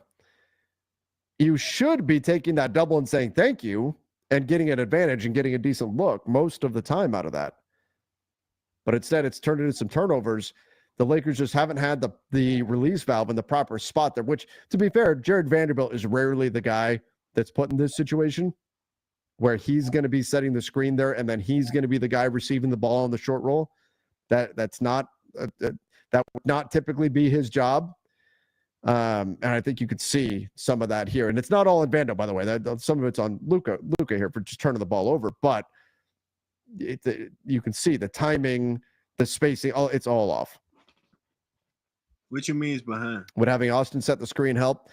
You might as well at this point. Behind the actual game?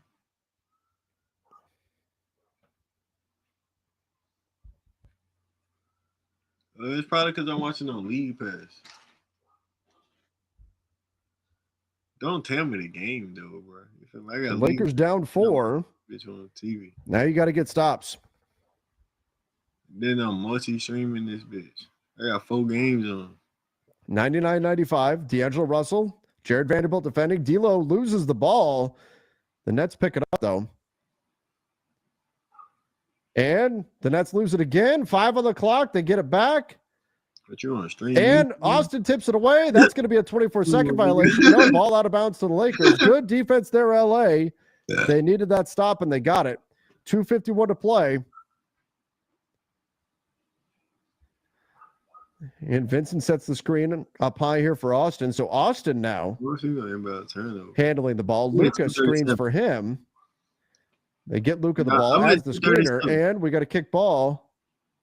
Yeah, I'm in front of you. I'm in front of you. 99-95. Austin to connect for 3, off, out of his hand, and then that's the rebound. That was a big miss.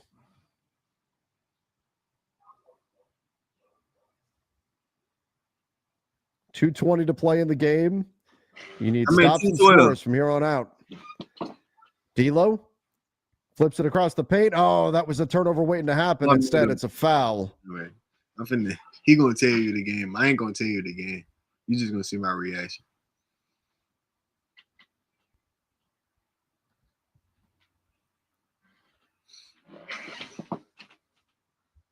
And the Lakers give up 2 free throws to the Nets. They're already down 4, and 2 free throws coming with 2:12 to play. You're really gonna need stops every possession from here on out. First free throw goes. 2 seed on the line, bro. Come on, bro. Not the fucking Nets, bro. This nigga Braun purposely picked this game to rest. These niggas finna lose. This nigga Luka some shit.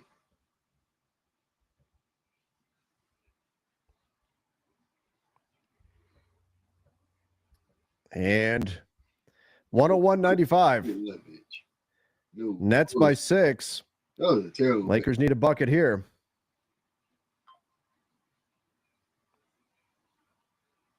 Dalton.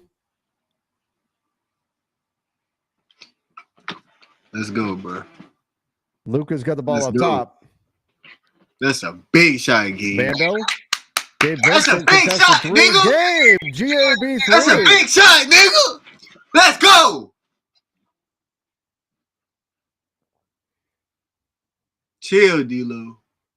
101-98. Bro. D'Lo with the ball up top. Why this nigga trying to be a villain for? Cam Johnson on the drive kicks it out. D'Lo for 3, and that's the shot he's been wanting so bad for so long. D'Lo hits the 3 on the Lakers. Now 1:30 to play, and the Lakers needed stops. Did not get it there. The 3s have been falling for the Nets, and then Gabe fouled. He'll go to the free throw line. 1:22 to play. The Lakers have to get stops every possession from here. Big bucket by Gabe, but it was negated by the 3 on the other end from D'Lo.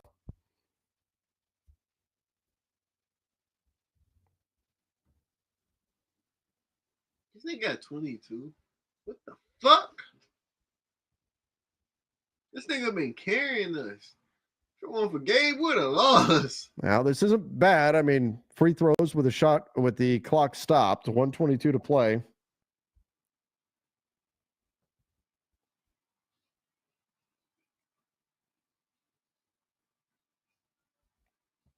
And Dalton Connect going to the bench here. JJ Redick trying to go with the defensive lineup.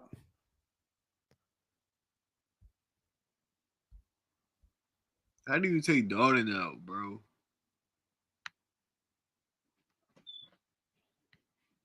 And now the Lakers trail by 4, 104-100. Again, got to have stops.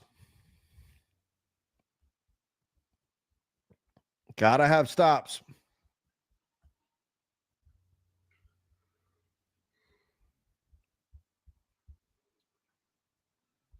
D'Lo has the ball up top. Gabe Vincent defending. This game. Have to get a stop this possession. This game, bro. Not enough time left. We just lost to these. Cam Johnson on the pull up, and no stop. No stop again. 106-100. Luka, what are you doing, bro? Just ISO him, bro. And Austin on the dribble. Doing some shit. Austin, nobody moving to Let's help him. go! Oh my The God! next defense swarming. They can taste a win here. They have not had one in a long time. Austin steps into a deep three. Austin, the bank is open. 106-103. A score by the Nets here essentially ends the game. D'Lo, chill. D'Lo. He bricked it. And D'Lo with Gabe Vincent defending. Ah! D'Lo on the drive. D'Lo, the fadeaway. No. Oh, but yet again, the Lakers give up an offensive rebound. Niggas lost to a rebound, bro. Yeah. Yeah, we done. I'm fucking done. I don't care. My parlay is still alive, though. You feel me? I need Devin Booker and KD to get fits in. We still the 2 seed. Who gives a damn? No bullshit. And LeBron won't play. The fuck? I don't even give a damn for real. That nigga Luka some shit, bro. That nigga be selling the fucking bag. I'm gonna be real. I'm gonna say it. I'm gonna say what these niggas ain't saying. That nigga be selling the bag. No bullshit. That nigga LeBron, I think LeBron better than him at 40. That shit is crazy to say. That shit crazy to say. Like, LeBron better than that nigga at 40.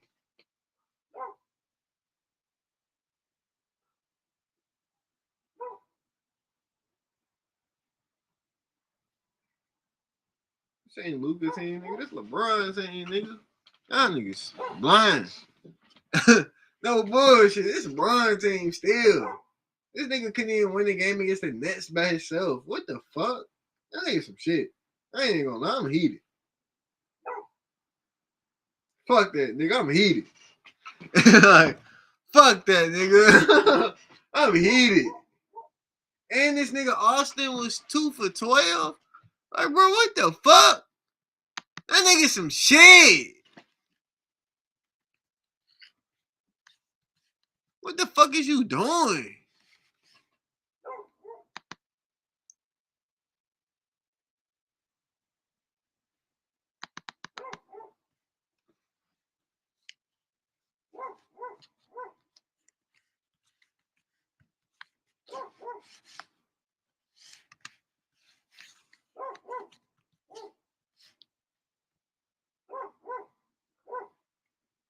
Bro, the Hawks going to the playoffs too. This nigga Trae Young.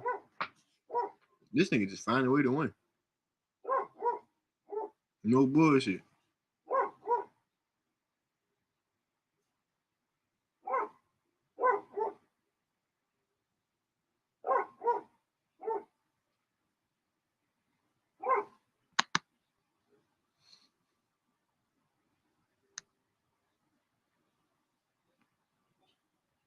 I need that box score.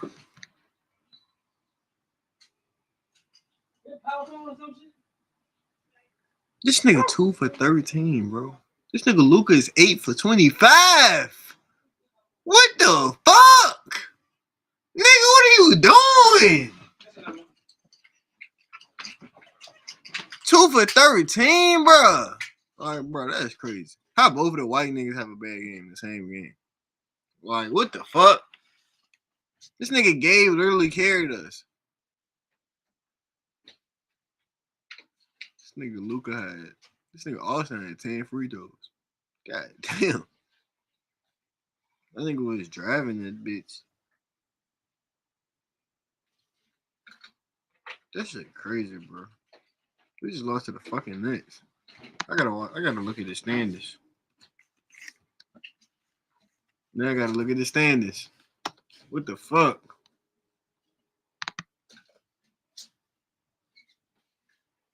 Damn, bro. I think the Nuggets. Hold on. I think the Nuggets might catch us, bro. What the fuck? The Nuggets or the Grizzlies might catch us. We just lost. We might drop all the way to the 4. One loss in the West. We might drop all the way to the 4 from the 2. That shit crazy. That shit crazy. The fucking Nets. This nigga Lucas. Shit.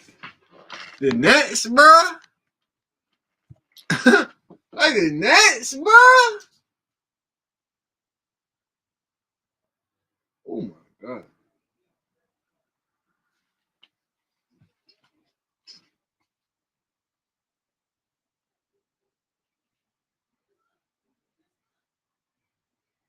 You need to be bummed.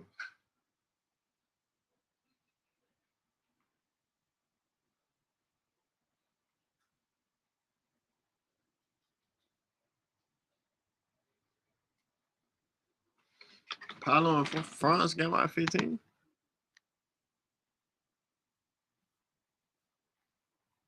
Could have sworn I took Paulo and France. Oh no, they ain't not even on yet. What did it say? Then the next niggas that's ready to be having niggas stressed the fuck out. That shit ready to have me stressed. I'm already knowing. That shit finna have me stressing. Both of them niggas to get 15, them niggas can't shoot for shit.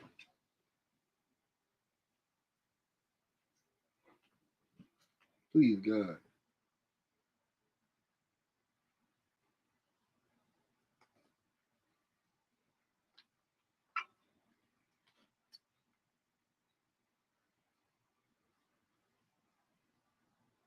Damn, I should have took they all points for real, but fuck that. 15 not nothing. Both of y'all niggas just starting in fucking 6'9" and 6'10" apiece. 15 points ain't shit when you playing 40 minutes, bro. You 6'10". Nigga, I'm putting them 50. Nah, for real. Nah, for real though, bro. I'm dead ass. I'm dead ass. I'm putting them 50. They like to double team me on some Lucas shit. On some Giannis shit. They gonna have to build a wall, nigga. Not Luka, nigga. On some Giannis shit.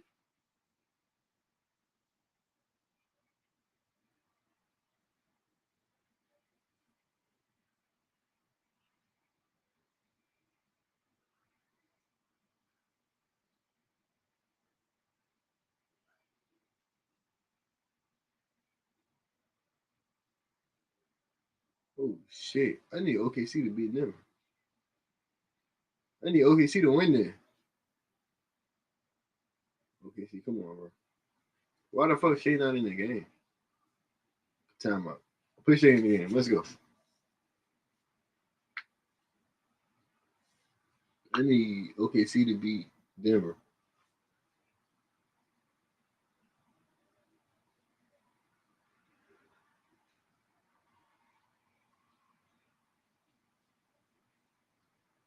Oh shit, Memphis playing too. I need these niggas to lose.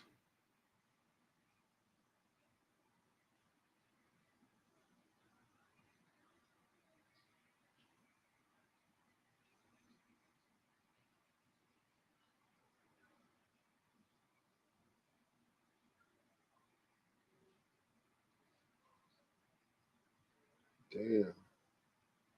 This nigga Tyler Hero just missed the 3. Shouldn't have missed the overtime. Shit, he gave me my 15 points though. Shout out to Tyler. Shout out to Lil Melo.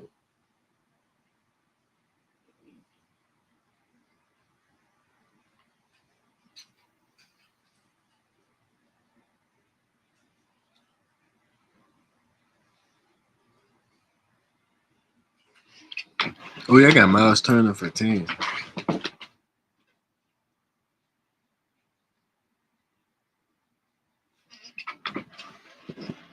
Did this nigga play?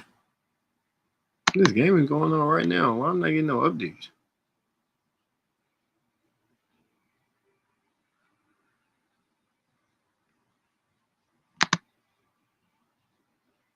Oh, let's go. KD got 28. God damn.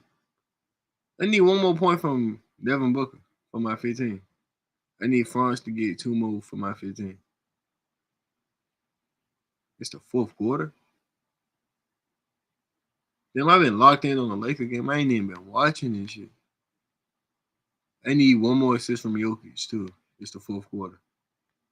Damn, I cashed out on this bitch. Bro, cuz all my parlays is good. I ain't gonna lie, bro. I'm smacking these hoes.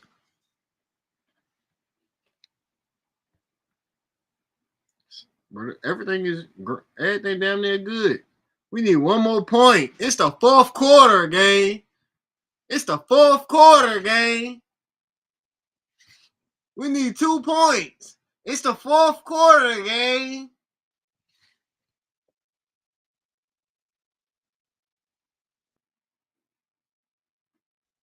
We need 1 assist. It's the fourth quarter, gang. You feel me? What else we need? Everything else later. These are the later games.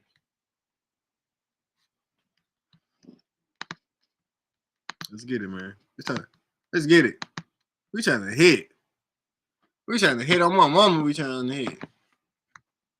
I think I'm getting hot. I think I'm gonna up my bets because I'm getting hot on this bitch. I got a couple good days. I ain't gonna lie. I'm a couple good days in a row. With my mama. My saddle looking decent. Decent in hell. What, I'm 1, 2, 3. I'm 3 in a row right now. Then I miss one. Then I'm 3 in a row again. 4 in a row. 5 in a row. 6 in a row. 7 in a row? Bro, I'm hot as a bitch on FanDuel right now. On my mama. On my mama, I'm hot as a bitch.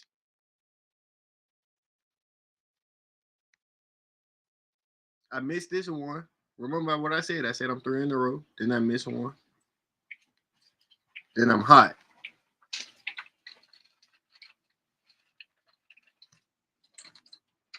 Nigga, I'm hot. Nigga, I'm hot. I'm hot on this. Hold on, nah. Y'all gotta know. We gotta go back. Nigga, I'm hot. I am hot on this bitch. No, we gotta start over. Oh, where my shit at? Nigga, I'm hot. You can't make this shit up. I missed that one.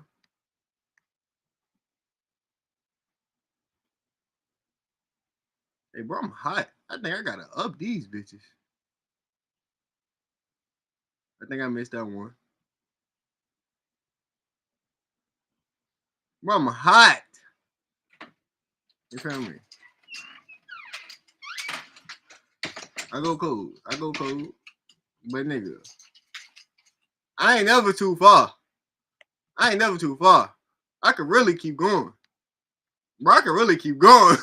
Like, I could really keep going, cuz. I do this shit. These niggas just be talking. I do this shit every day. On my mama. These niggas just be talking. These niggas just be talking on my mama. I do this shit for real.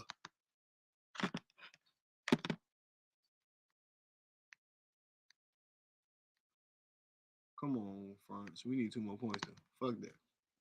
We need 2 more points for France.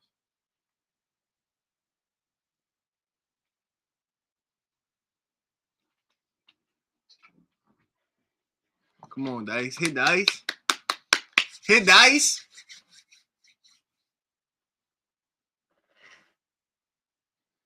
They're trying to get my 10. Oh, yeah, Miles Turner already got my 10.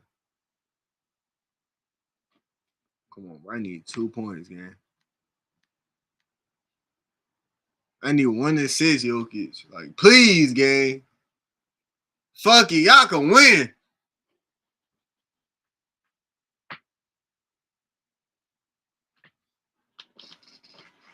I don't even care no more. Fuck the Lakers. Fuck the standards, nigga. Fuck the standards. Fuck, bro. They just took that bitch from Jokic ass too, bro. What the fuck are you doing, bitch? Dork. Damn. Okay, she's trying to come back though. That's what I need. Before they try to bitch this nigga Jokic for bringing them too much. That's what I need anyway. Oh, bro, why the fuck I can't see the Magic here?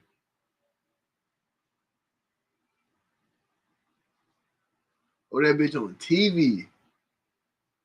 Like, bro, what the fuck is going on?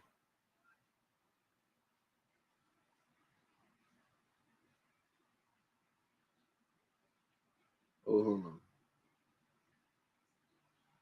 Damn, I took it wrong. Game wrong. But no, I got it.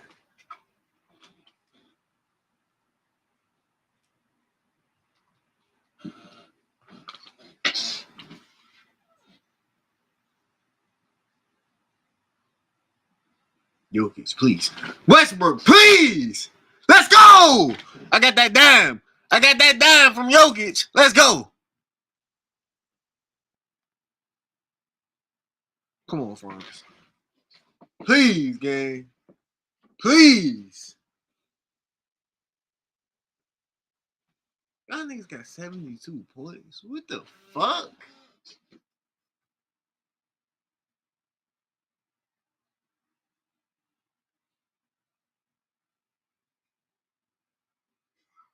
We're at 6 minutes left, bro. I need 2 points, bro. It's the fourth quarter, bro. Please just try hard. Like, nigga, please just try hard, gang.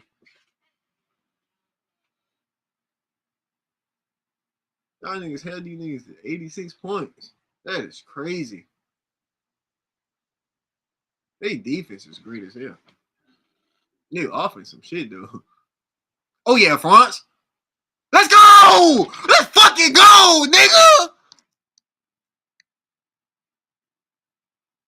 That's 15 from France, nigga. We done. We done. We done. We done. We done. Hey, let's go, bro. Turn me up in this bitch. I'm getting hot as hell, nigga.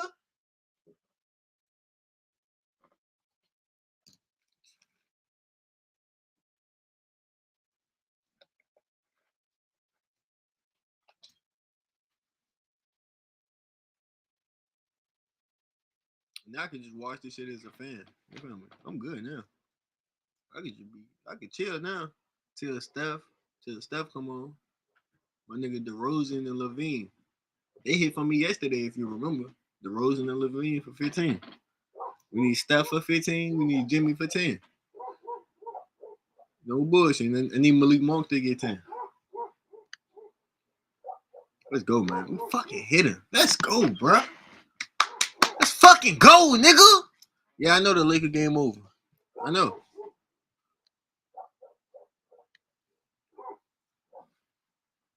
Yeah, we lost. Fuck that shit, though. Fuck the Lakers. Fuck the Lakers, man. These parlays hitting. These parlays hitting, though. Let's talk about these parlays, though, nigga. These parlays hitting. Bro, cook. What's nigga might as well call me Mr. Lay. What you talk about, Elena?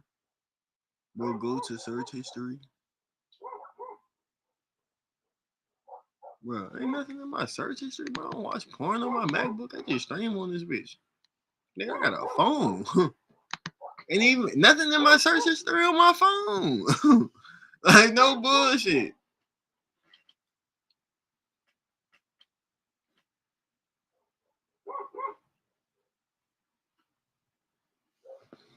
What you saying sorry for, Elena?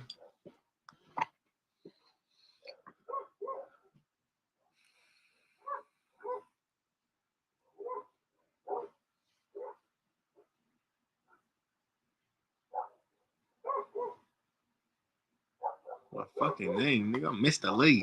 I'm Mr. Parlay, nigga. For real, though. For real though. Let's go.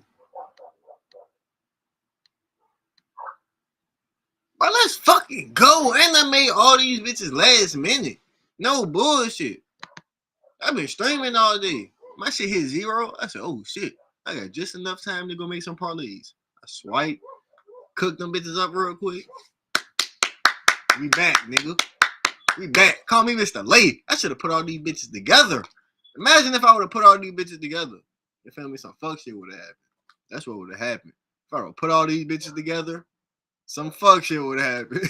That's why we don't do that. You feel me? We shorted these bitches up. For real. We shorting them up. 3, 4. You feel me? Make my cheese. I should have put all these bitches together. Just on some fucking shit. Do a little 10 cent on that bitch. I would have been jolly as hell in this bitch.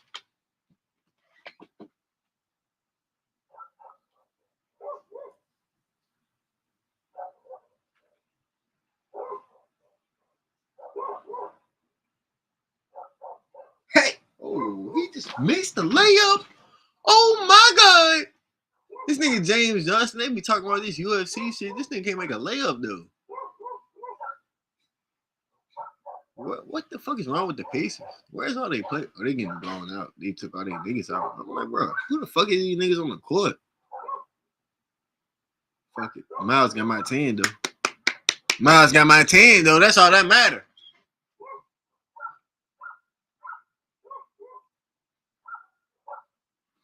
Damn, Denver went into OKC and beat these niggas. That shit crazy. Low key.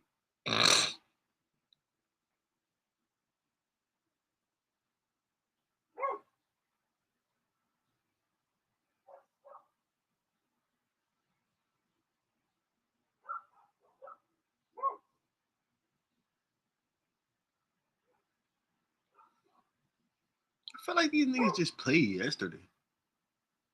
I was just thinking, like, this nigga Westbrook playing super motivated against OKC. This is former team.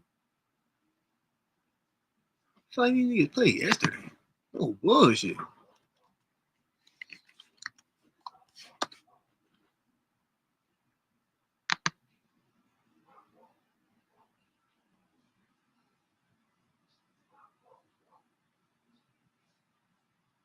And I said all the parlays out loud before I put these bitches in. I should have been listening.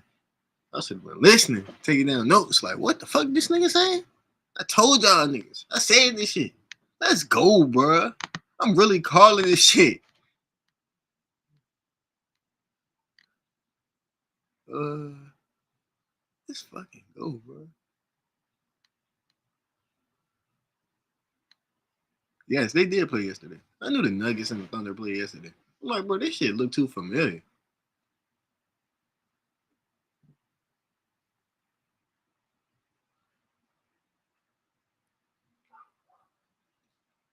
And the Thunder won yesterday. It's crazy how the Thunder won yesterday and the Nuggets won today. Shit. If this was a series, Nuggets stole one on the road. The OKC was the one yesterday on the road? Who was there at home?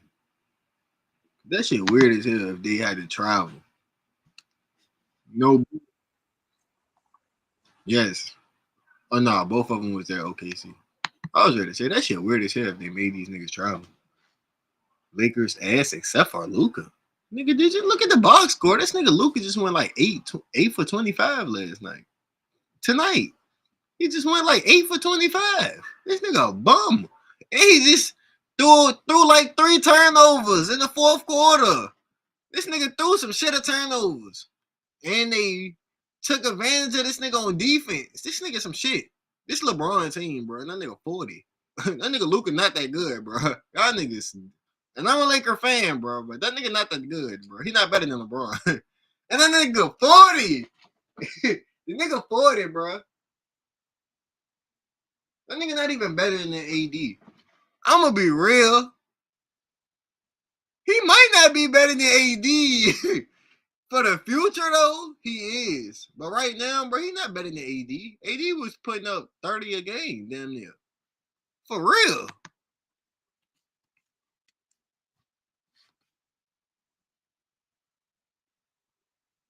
25 a game. Not 30 a game. 25 a game, though. Like, my nigga AD was a walking parlay. Oh, my God. A walking parlay. Would have won. Would have beat the Nets if we would have had AD. Would have beat the Nets. No bullshit. This nigga Luka couldn't even beat the Nets by himself. He couldn't even beat the Nets. Like, bro, what the fuck? This nigga Austin Reeves damn near had a triple-double. That nigga went 3 for 12, 3 for 15. What the fuck was that shit? That nigga had a bad game, too. Like, no bullshit. All these niggas just had a bad game. I ain't gonna lie. Dalton, the only nigga that played decent. The only white boy that played decent. I ain't gonna lie. Like, the rest of them niggas sold. Straight, they just sold straight booty cheeks. Niggas ready to lose the 2 seed to Denver. I'm watching this shit right now.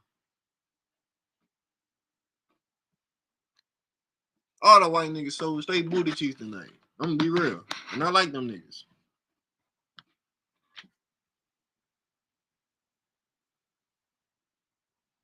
This nigga 3 for 14. Austin Reeves, what are you doing? 3 for 14 game. And last game he was 5 for 12. And the game before that, he was 2 for 13. Bro, Austin been selling lately. Niggas ain't gonna talk about this shit. I'm gonna talk about this shit. What the fuck is he doing? This nigga 1 for 7, 4 for 7, 1 for 5. This nigga lost his jump shot. This nigga lost his jump shot. What the fuck? These niggas just sold straight booty cheeks. Somebody need to talk about this shit. Luka too. Let's get to this nigga stats. 8 for 26. Bro, what the fuck? Bro, what the fuck, bro? The game before that, he 11 for 22. The game before that, he 9 for 23.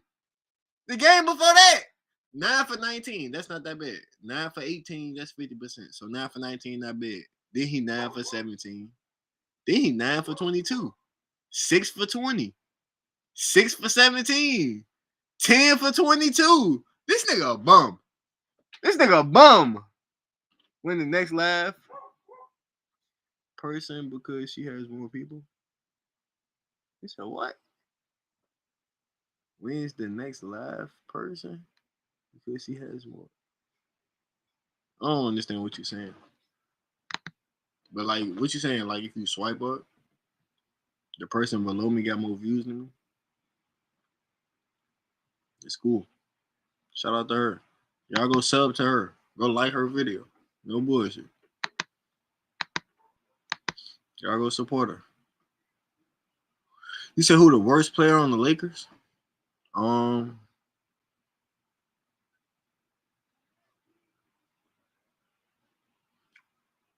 Alex Lynn. Alex Lynn. That nigga a bum. And that nigga big as hell. I'm 7 feet. I'm the best player in the NBA. I'm the best player in the NBA. On my mama, I am.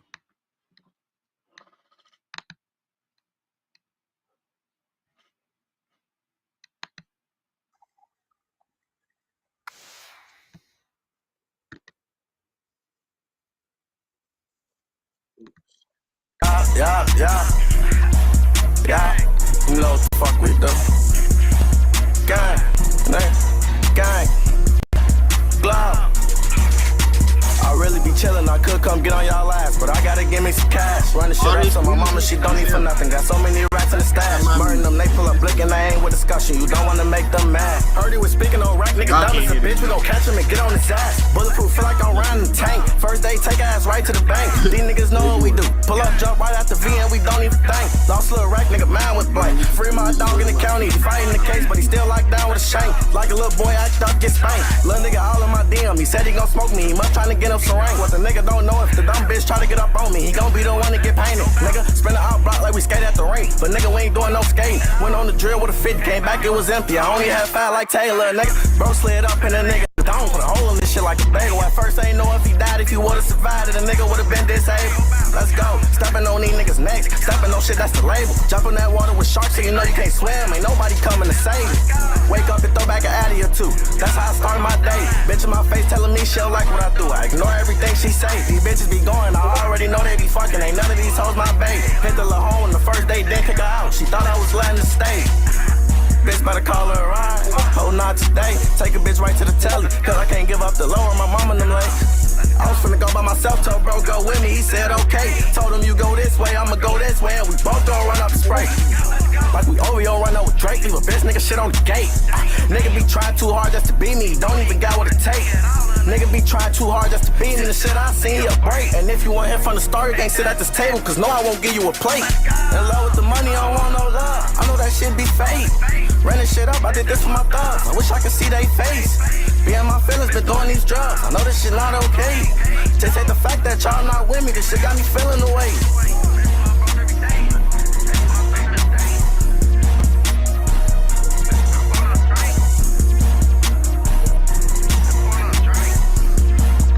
Bro, I can't hear. Cause I'm on my phone. Streaming. I'm not trying to get both of my streams copyright. Ask brother. Fuck, what this nigga at? Joseph. Joseph, what you think about that song? Joseph, yeah. Joseph, what you think about that song? Ask Joseph, bro.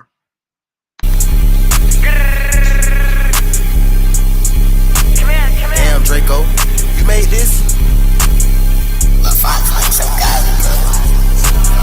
I done ran up a 10 in the trenches, I'm going outside with this gun, why the fuck you ain't told? Ran fast in the track, high speed, we floated. I bail out, don't talk.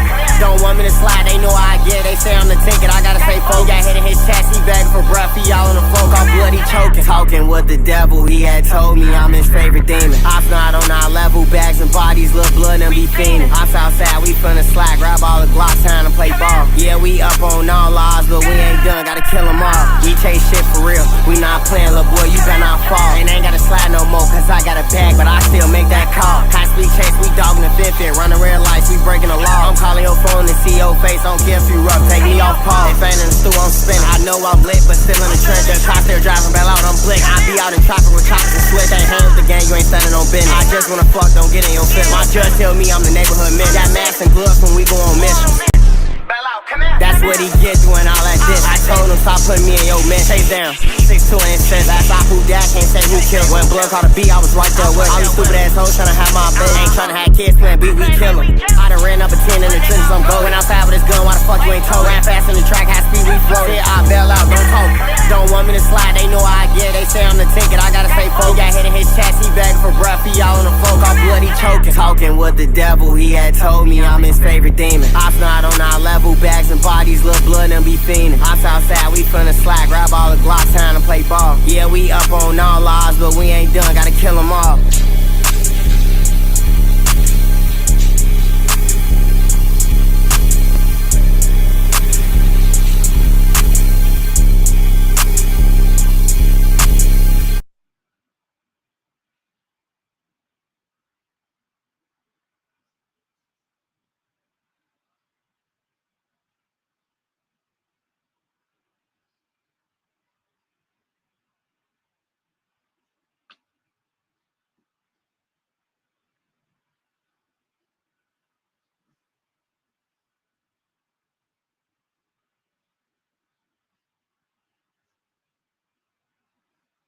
Let's go, Steph. So inspirational. You done, bro?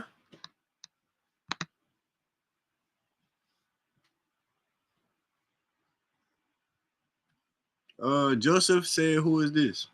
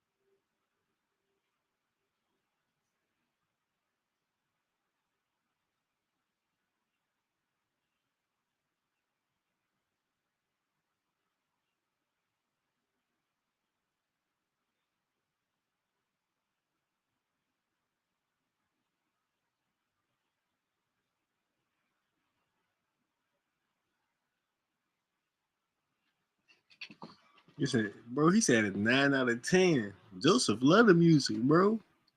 You don't got no more fire shit? He love it.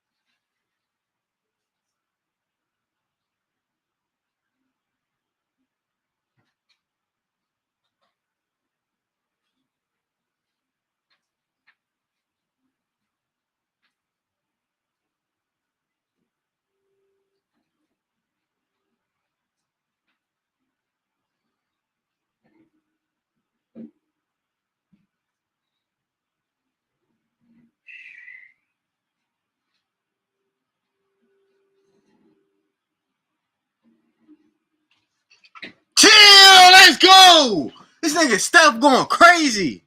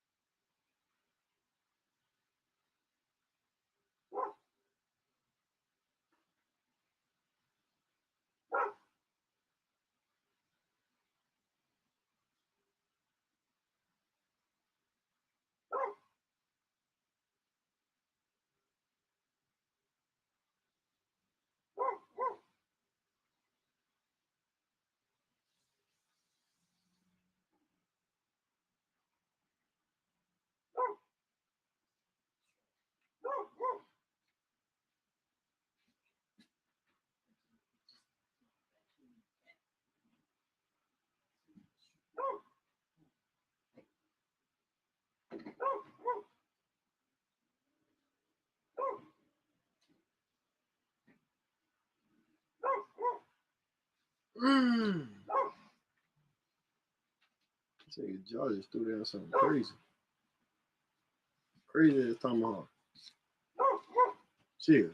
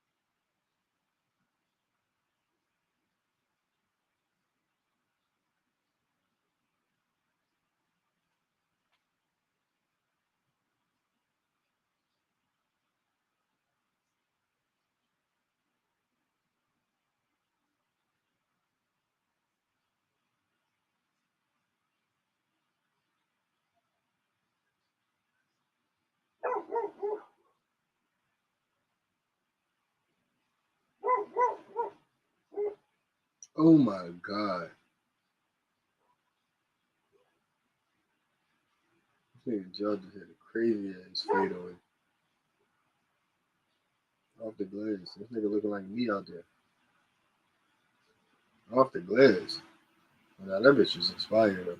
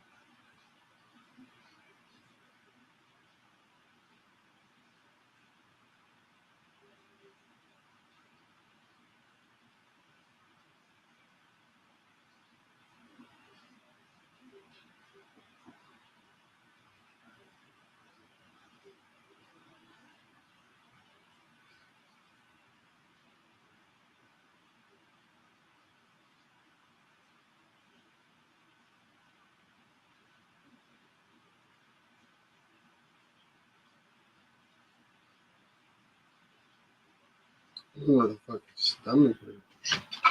I'm not even hungry. Like, if I was hungry, like, I could feel that shit. Like, I'm gassy as a bitch.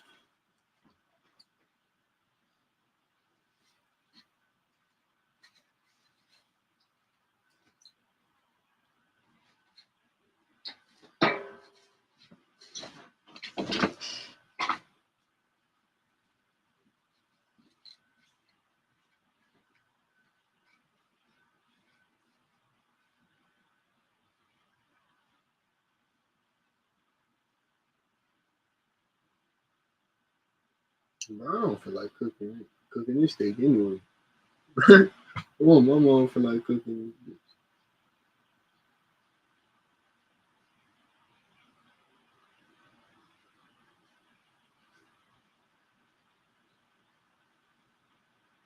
I'm just gonna eat it for breakfast. I'm just gonna eat that bitch for breakfast. No bullshit.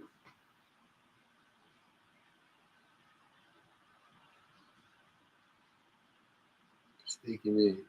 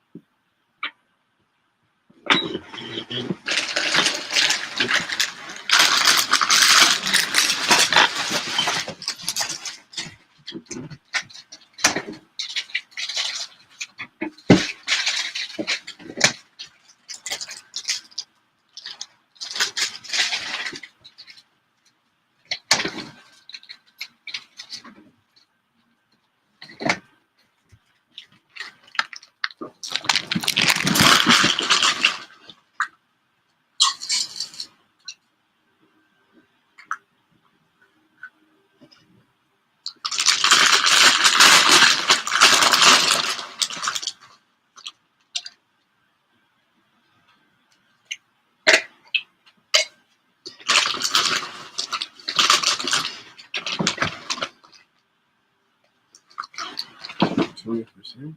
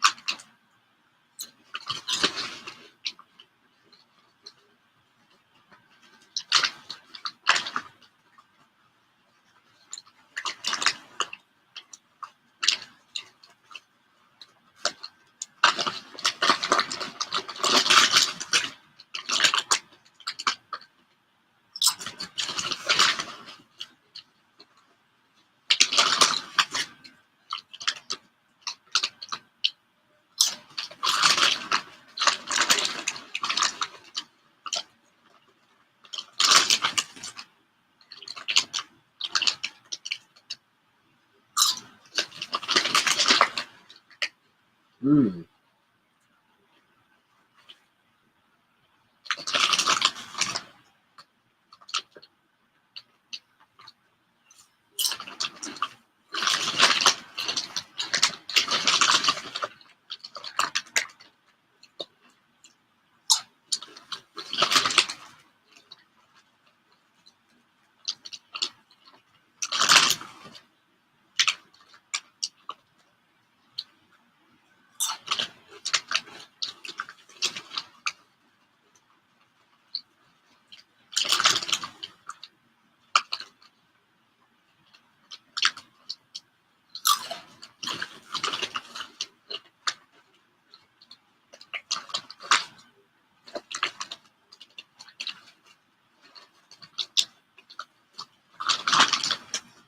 Nigga, KD, damn. Missed that bitch for the game winner. That bitch would have been lit.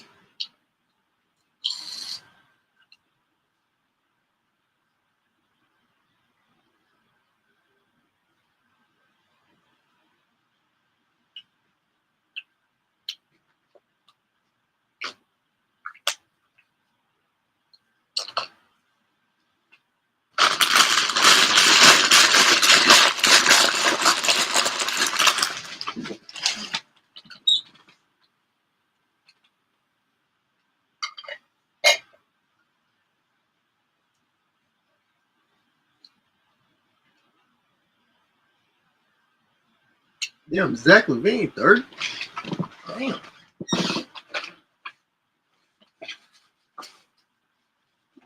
I'm getting old as a bitch.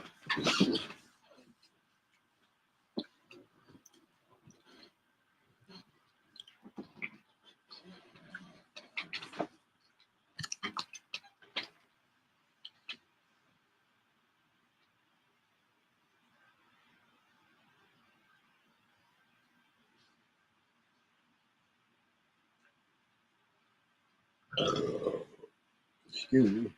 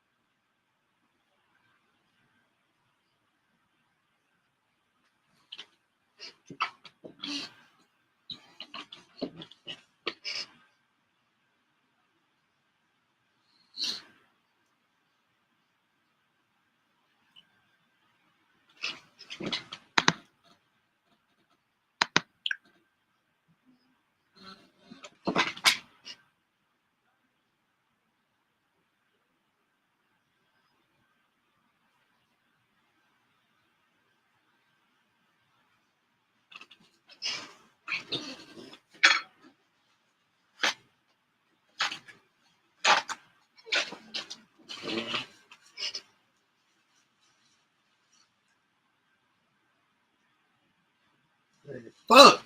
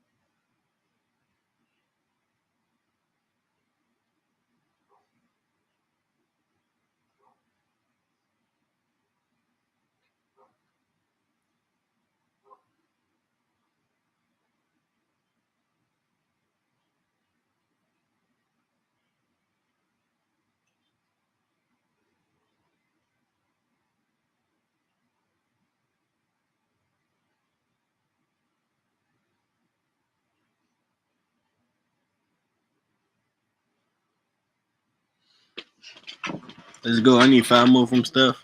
I need 3 more from Jimmy. 1 more rebound from Clean.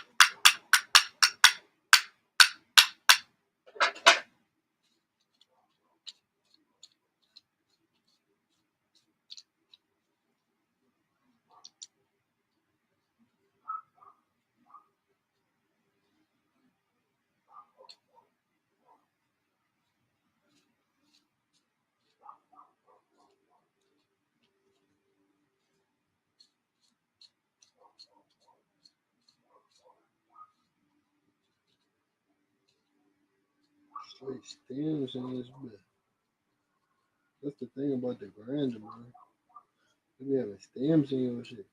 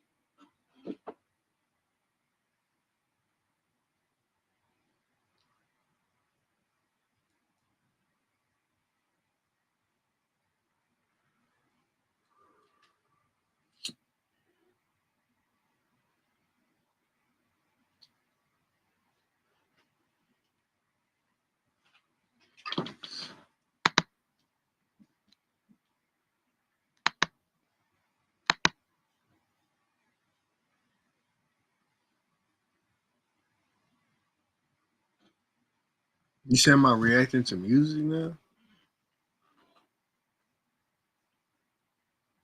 When did you say this? You said Fortnite is the gayest game. Fortnite is ass cheeks. Oh man, Fortnite you don't gotta sweat like Warzone. Even 2K. 2K you gotta sweat playing online. No bullshit.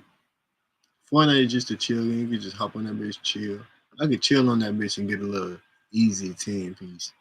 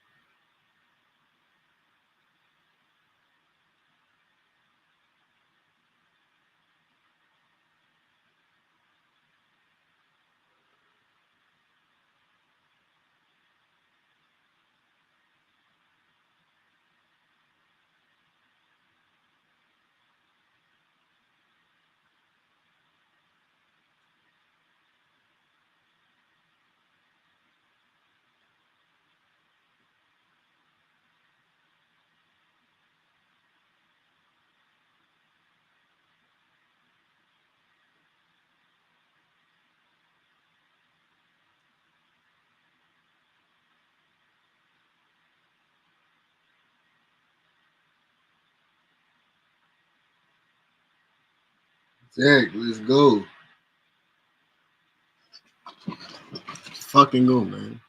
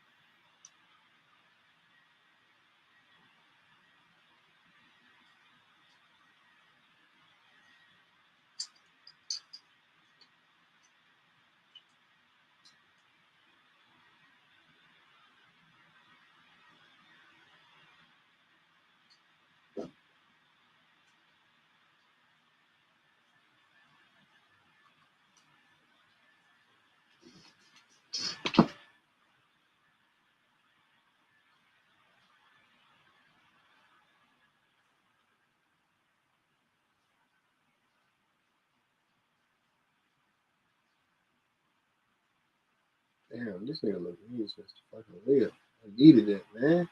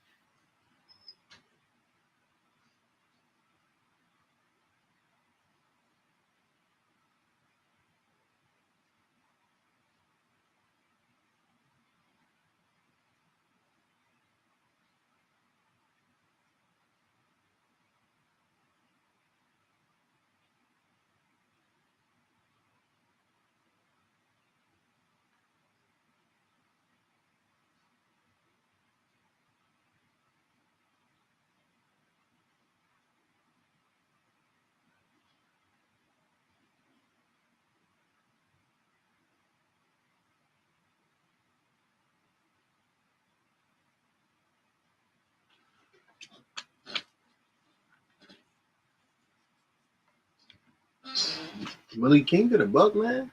Can't shoot the ball, man.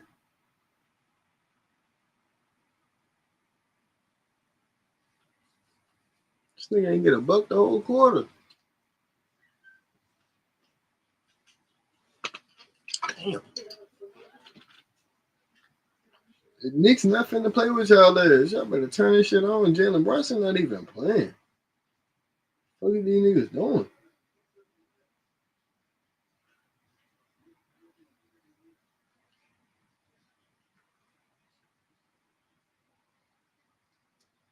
Thank you. Shoot the ball. Break that bitch. Break that dude. This nigga better in the house.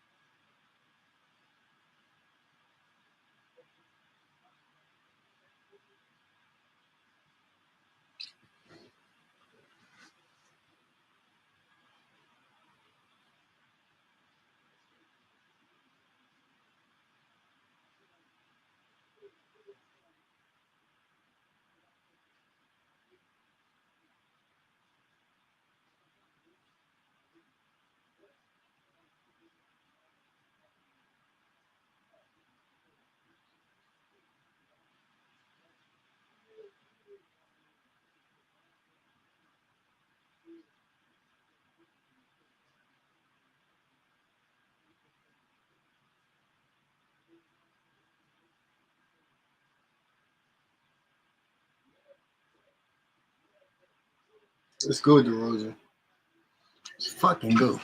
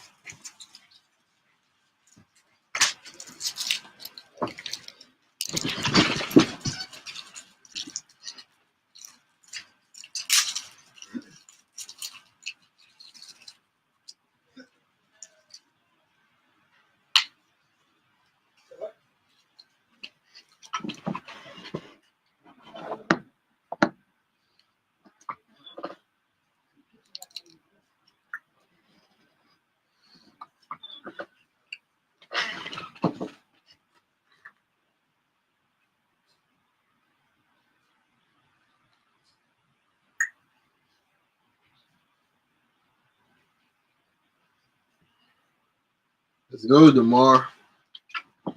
Fucking do it, man.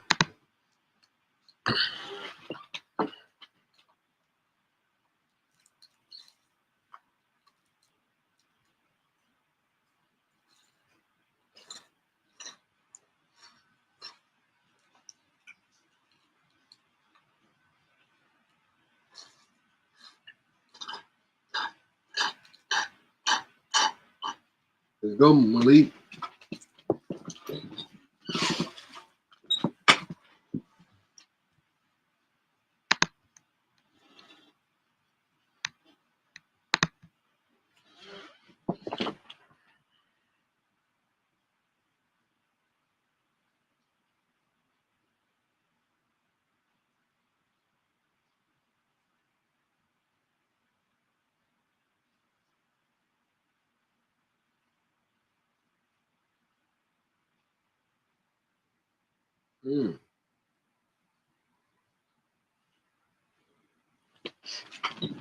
Where the fuck my mouse at?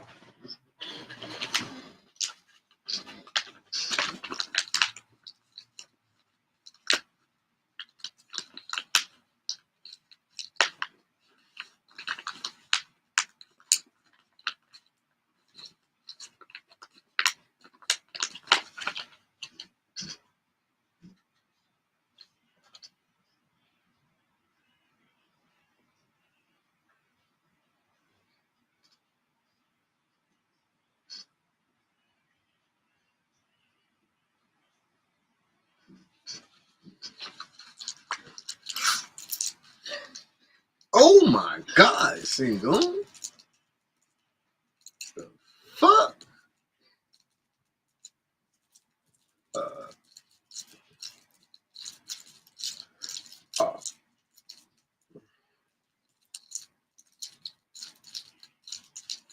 Oh my God, I didn't even see that. This nigga Zion poster Jimison.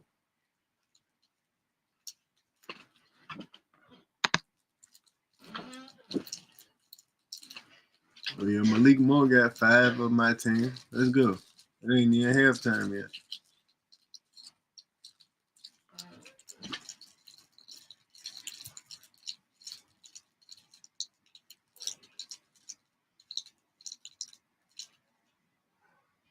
Oh, he got 7 of my 10. He just scored again. Unless this shit updated before. Oh nah, there you go. Yeah, that's 7. Let's go.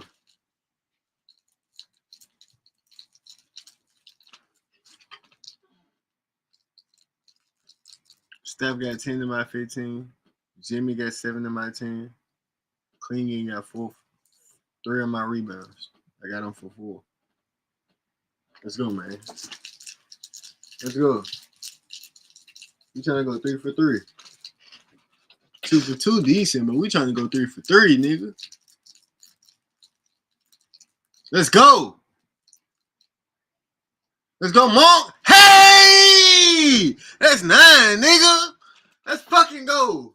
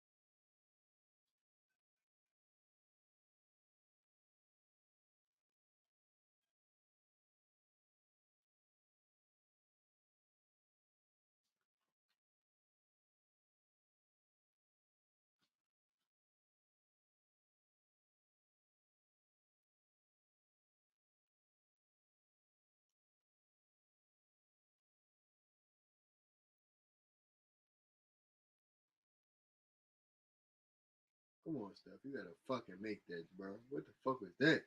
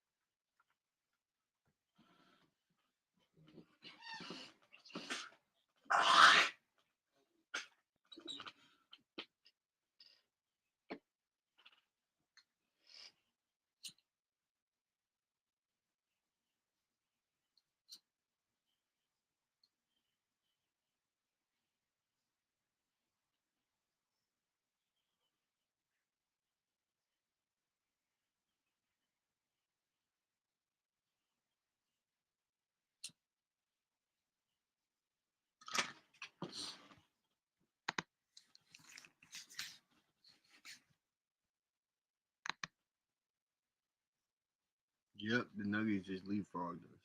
We number 3 now. Fuck it though. I'd rather have the Thunder. Low key. I'd rather be 3 and play the Thunder.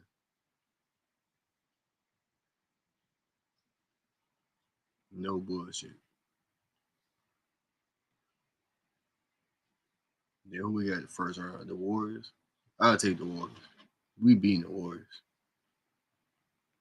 Damn, you don't really want the Warriors first round though.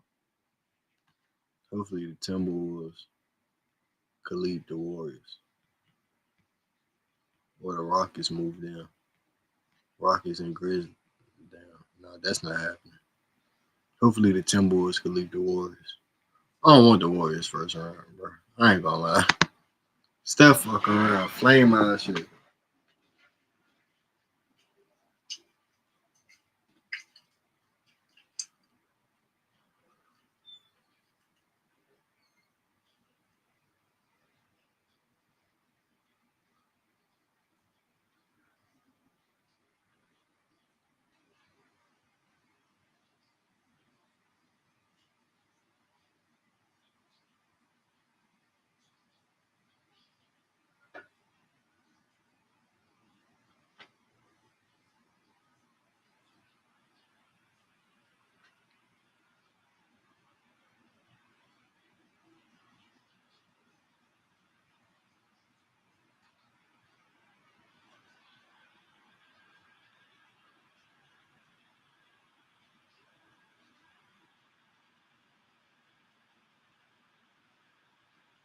Oh my god, Malik Monk just laid the fuck out that bitch. Liberty count it.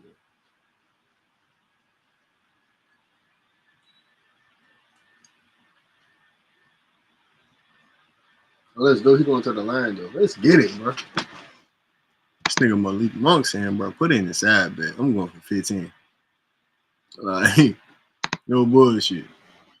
This nigga said, bro, put it in the side bet.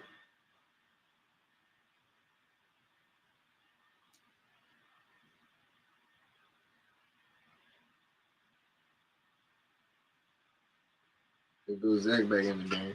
I need some more points, bro. I need you at least halftime. Oh damn, hold on, it's the third quarter. Oh nah. Yeah, I need you at least halfway halftime. No bullshit. Give me at least half of my shit. I feel comfortable. So I can feel comfortable. Let me.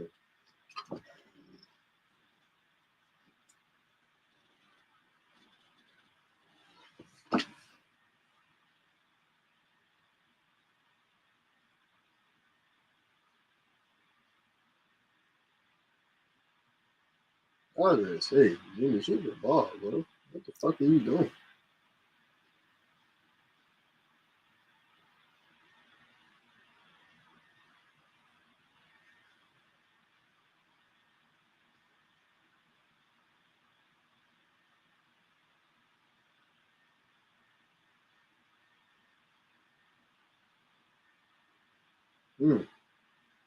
Malik, chill out, bro. What are you on?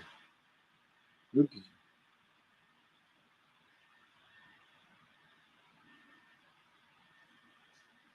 Oh my god, Keegan. Not the air ball.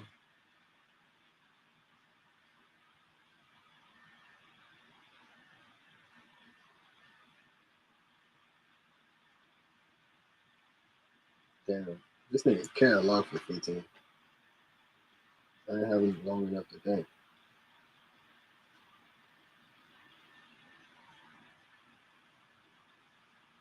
He fucking around with a double-double. No bullshit.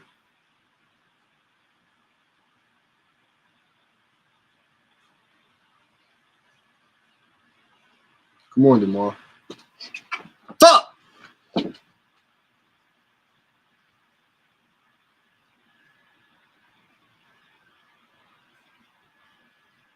That's a turnover, Draymond. What are you doing, bro?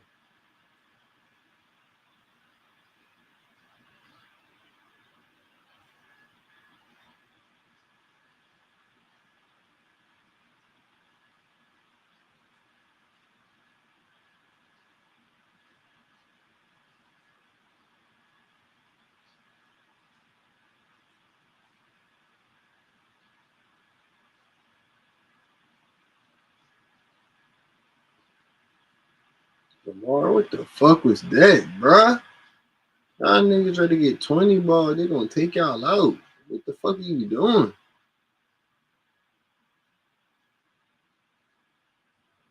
Jimmy, shoot the ball, bruh. What the fuck are you doing?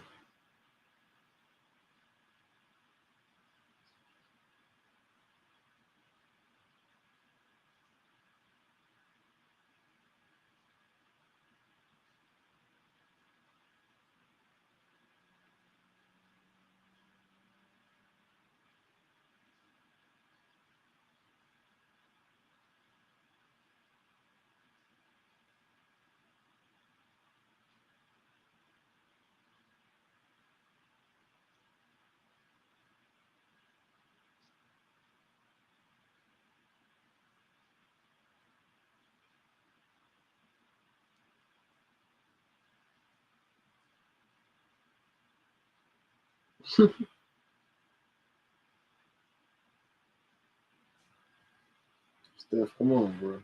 Block that bitch. Oh, that's a foul. Let's go. I need these three.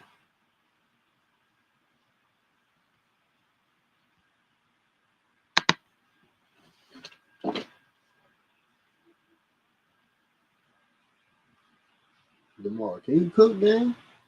Thank you. I need you at least halfway halftime. Let's go. You got me 7. I'm satisfied. Halfway halftime, I'm Gucci. Levine, I need a bucket, gang. I need a bucket. I need a bucket, not a rebound. Fuck that rebound. That's your shit. 2K.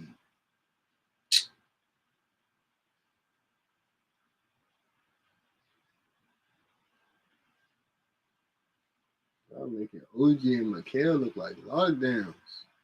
Fucking Josh Hart.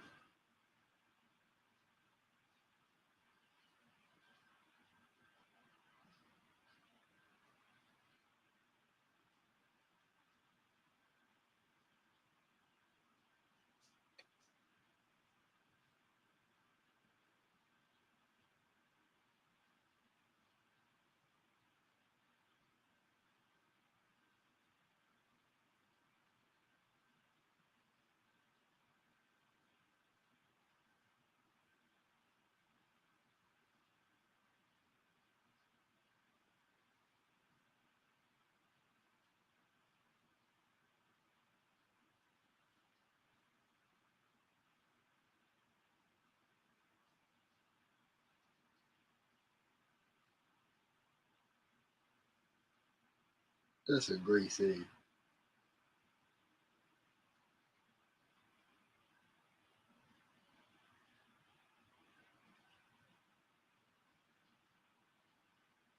That nigga Buddy fouled the hell out that nigga.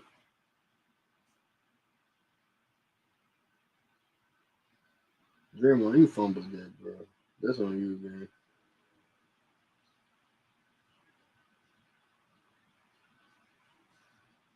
This nigga Clingan just airballed a layup. This nigga like 7'3".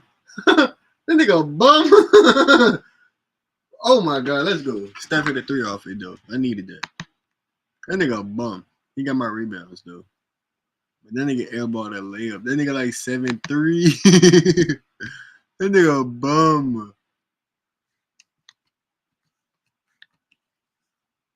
You looking this up. Fuck that.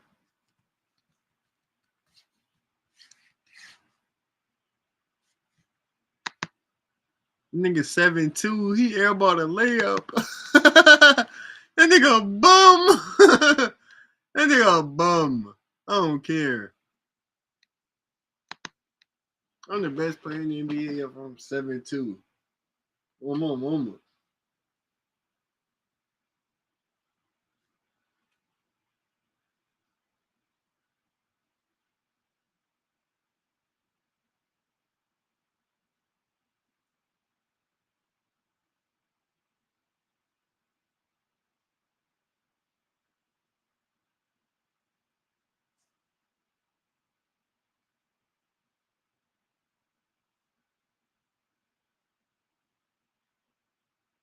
Come on, Zach. I need a bucket, gang.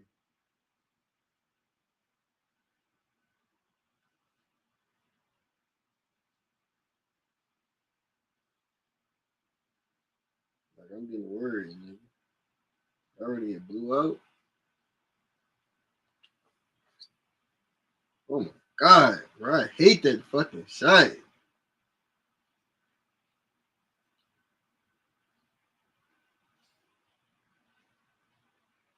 Oh my god.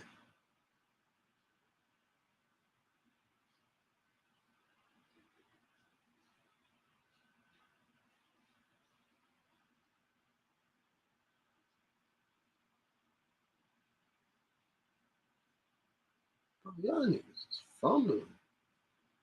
Nigga, motherfucker. Do it yourself. Do it yourself, nigga. Bro, what the fuck? Let's go, Kim. The fuck? This nigga DeMar already take. Chill, man. It's not Compton. You can't squabble. This nigga ready to get thrown out. I got you on the parlay. Chill out, gang.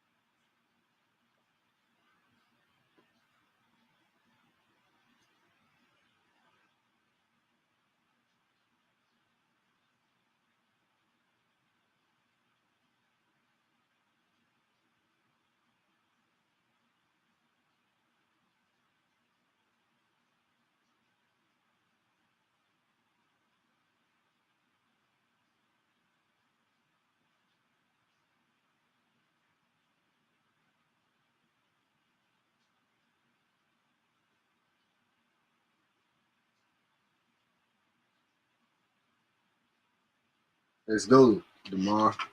Get to that line, boy. Get up, though, bro. What's wrong? Get up, nigga.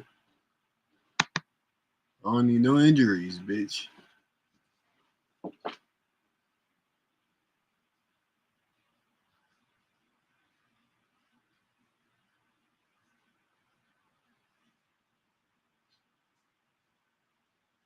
Jimmy, I swear to God, if I don't get 3 points.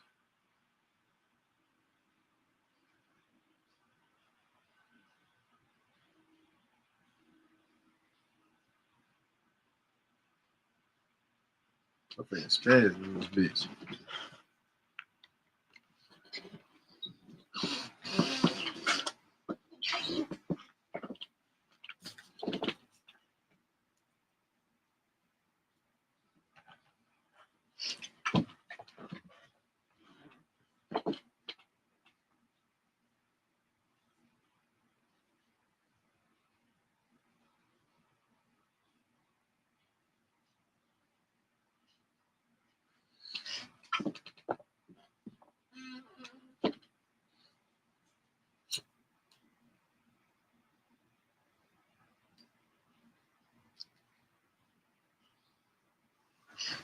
I'll be back.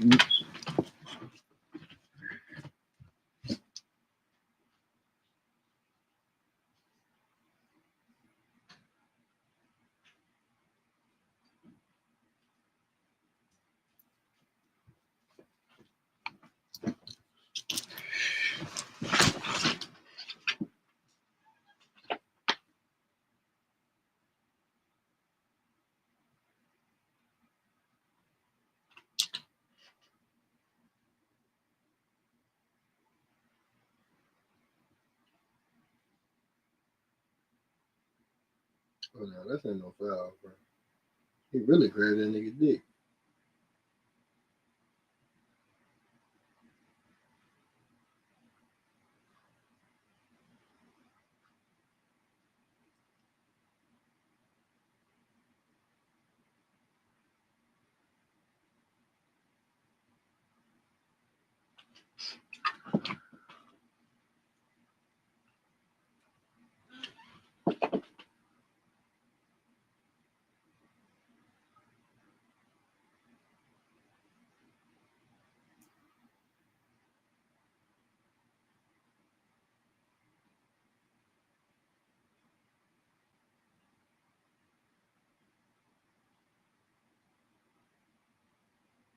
Damn, this nigga Steph snapping.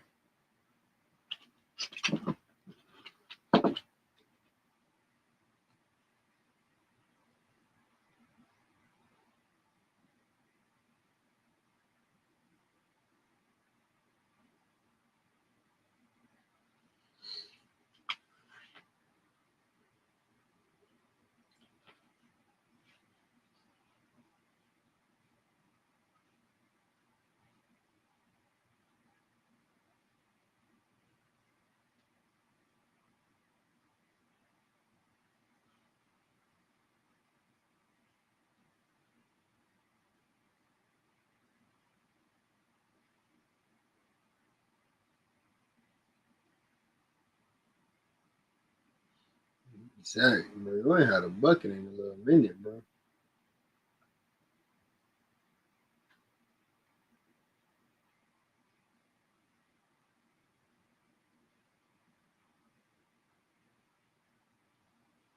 Bro, y'all finna get dubbed by the Knicks?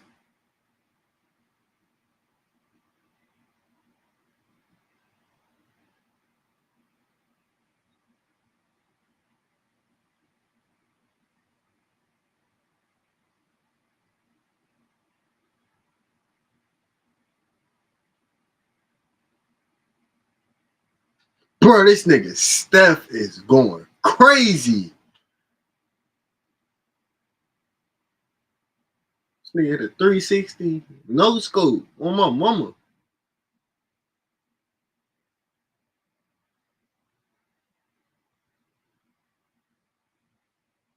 This nigga Levine said, let me cook him. Let's go. I need that, bitch. Let's go. We halfway there, man. We halfway there.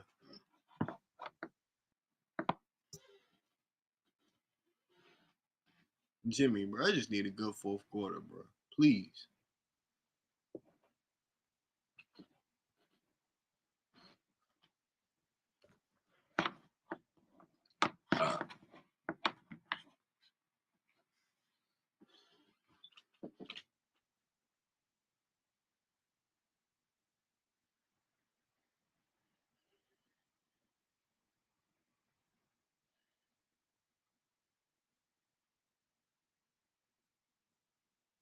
Malik?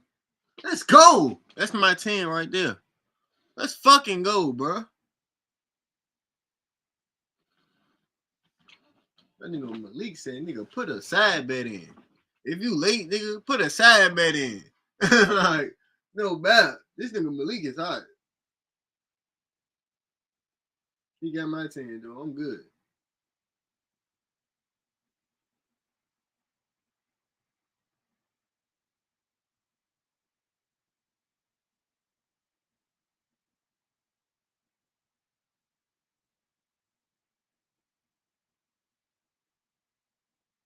And he just got that line again. This nigga going crazy. He single-handedly keeping these niggas in the game.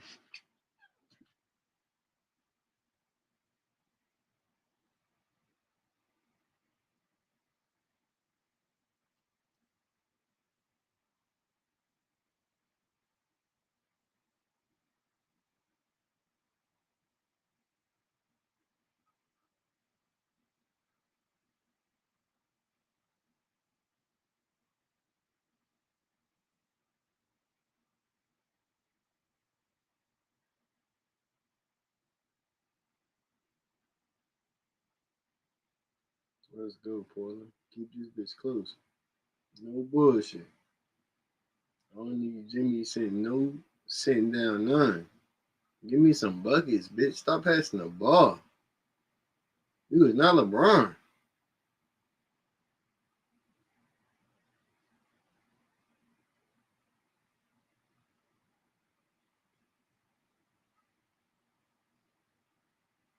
That's an L1 too.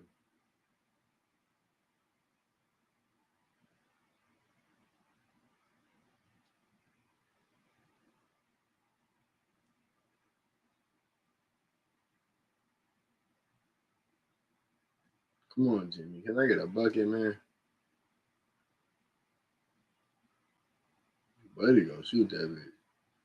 Shoot the ball, bruh. I don't want no assist, nigga. I need you to shoot the. This nigga buddy got 17. God damn, that shit is just broke.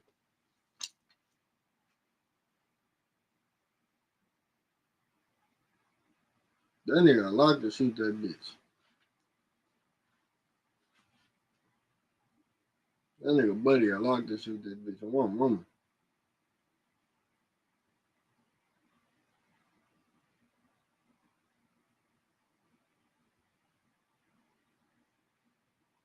Come on, Jimmy. Can you shoot the ball, man? That nigga buddy a ball hog. Moses too. Them niggas, they hot though. These niggas hot as hell. Warriors look good as fuck. Yeah, I ain't trying to see these niggas first round. Like I said, these niggas look dangerous. Jimmy, can I get a bucket, man, bruh? Please. I'm begging.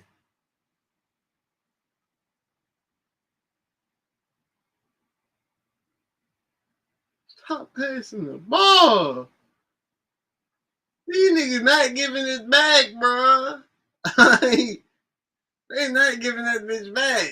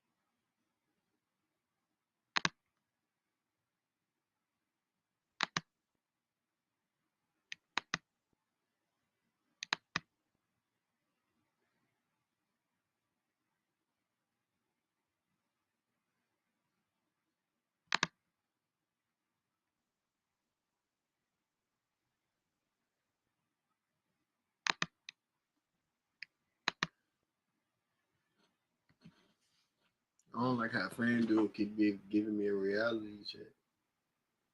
Like,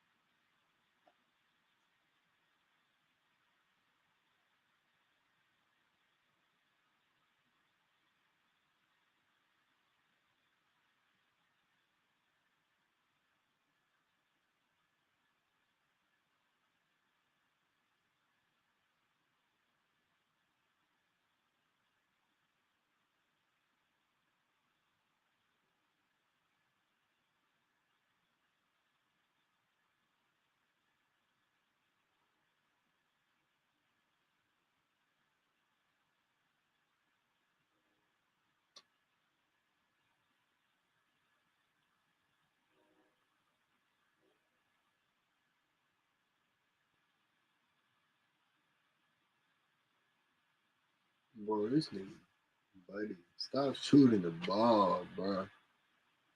Stop shooting the ball, bro.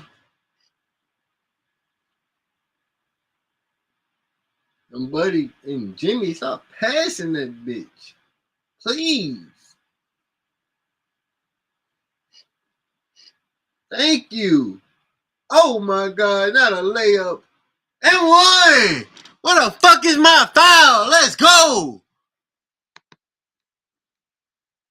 I need one bucket, gang, please. This nigga got a triple double. This nigga Jimmy Butler is so good. This nigga out here, he ready to triple double chase the rest of the night. This nigga got 9 assists. Oh, I might be hit. I ain't gonna lie. This nigga got 9 assists. Hold on, is he going to the line? I think he's going to the line.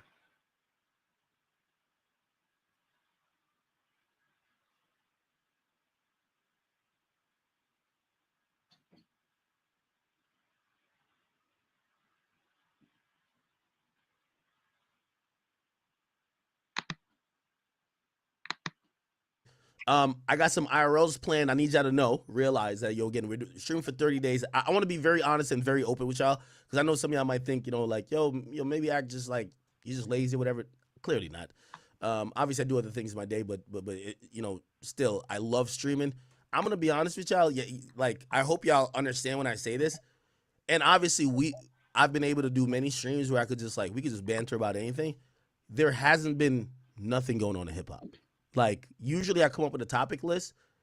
Bro, even last stream, we didn't even have a topic list to go for 5 hours, bro. Like, hip-hop is really thin. There's nothing really going on. I was even watching a couple other podcasts. Like, they don't got shit to talk about. You go look at the Joe Budden podcast. They ain't talking about shit. I watched Adam and Wack last night. They literally just said it like, yo, bro, we only talked about one topic. There's nothing going on. Like, there's nothing, like, unless we're going to regurgitate the same topics. Y'all want to talk about Diddy all day? We talked about Diddy all, for months. What you want to talk about? Like, Kendrick and Drake? I mean, we could keep talking about it, but, damn, it's like, bro, how many times could you, spin the same type of thing? Like, bro, we're talking about the same shit. So I'm going to be honest with you. There's a lot of, normally there's just a lot more going on in hip-hop. It's really thin right now. I got to be honest with y'all. You get what I'm saying? Like, I'm just being honest with you. Like, I keep telling y'all that, that battle was a gift and a curse. Like, of course it's a gift for me. Like, nigga, shit. Nigga, made me numero uno. You get what I'm saying? Like, bro, I got a shout out from both guys, whatever the case is. Great. But, bro, hip-hop hasn't moved on from that moment. Bro, the Billboard charts even this week will even show it. Bro, it's still about, who's going to win, Kendrick or Drake? My nigga, this is a year later, my nigga. It's a year later. Even the A$AP Rocky trial wasn't that climactic. You know what I mean? So it's like, really, we have nothing to talk about but Kendrick and Drake. And I get it. Like, some of y'all are like, well, we could just keep putting some more adobo on it. Let's put some sazon on the shit and just keep talking about it in different ways. But, bro, there's really not much to talk about. Tory put out an album. You're right. Like I would love for y'all to, and by the way, I'm not saying things ain't happening. I'm saying the main topics in hip hop is still the same shit. Like, we've been talking literally about the same shit for about 6 months. Like, hip hop has almost stagnated. In reality, we just got to be honest. Somebody says there's mad shit going on in hip hop. Yo, Books, let me know what's going on. And again, we're not talking about these small topics or whatever. You get what I'm saying? Or these things that maybe only few people know about. Like, bro, we kind of covered 2 streams in a row. What happened with Hood Fame Lil Ronnie, or GS Ronnie, or G $ Ronnie, whatever his name is, respectfully. But bro, a lot of y'all never even listened to his music before. So it's like y'all just intrigued by the fact that there was this heinous act that went down in broad daylight and how it connected to hip hop. But is that really hip hop? I'm just being honest. Listen, I'm just being honest. Hip hop has really stagnated itself in topics, conversation, and I still think it's due to what happened last year. But we'll get more into it. So yeah, last night, that's why I didn't stream. Anyway, I'll give you the lineup for today, or for this week. So I know y'all we're not doing a 30 for 30. Yes, we are. So here's the lineup. I'm doing desktop stream today, desktop stream tomorrow, Tuesday, desktop stream Wednesday. And then from there on out, Thursday, Friday, Saturday, I'm probably doing IRLs because I'm going to be moving around. And if you guys don't know or haven't Let's heard go. news, Jimmy, let's go. Your boy is Let's returning go. to All right, come on, Miami DeMar or and whatever you Zach. call it. DeMar and Zach, I'm close going to us be out, one of man. the commentators on Aiden's boxing event along with Andrew Tate. But you can hear from the guy himself. Brand risk number 5 will be commentated by Aiden Ross, DJ Academics, Andrew Tate, and Tio Lopez. So pretty much we're going to be touching down Miami. Doing some commentary with my boy Andrew Tate, Aiden Ross, of course. So what we'll do to keep the streak going at that point, I'll do some IRLs. I got to warn y'all, those streams will definitely not be 6 hours. So as long as I get like an hour in, just, fuck with me. You know what I'm saying? Okay. All right. Anything else? We'll bring up our show that we have coming up, which is my birthday party in May soon. But we should probably try to get into some topics early on. I did want to, again, the only topic that was going on yesterday was the Drewski shit. And it was just like, it was just so whack because I'm like, this shit fake. Like, bro, I was like, I could launch a stream and go like talk about it, like, oh my God, guess what happened? But like, and what I mean by fake, the accusation is real in the sense of someone is accusing him. But bro, like, my nigga, I'm like so sick of where hip hop is at.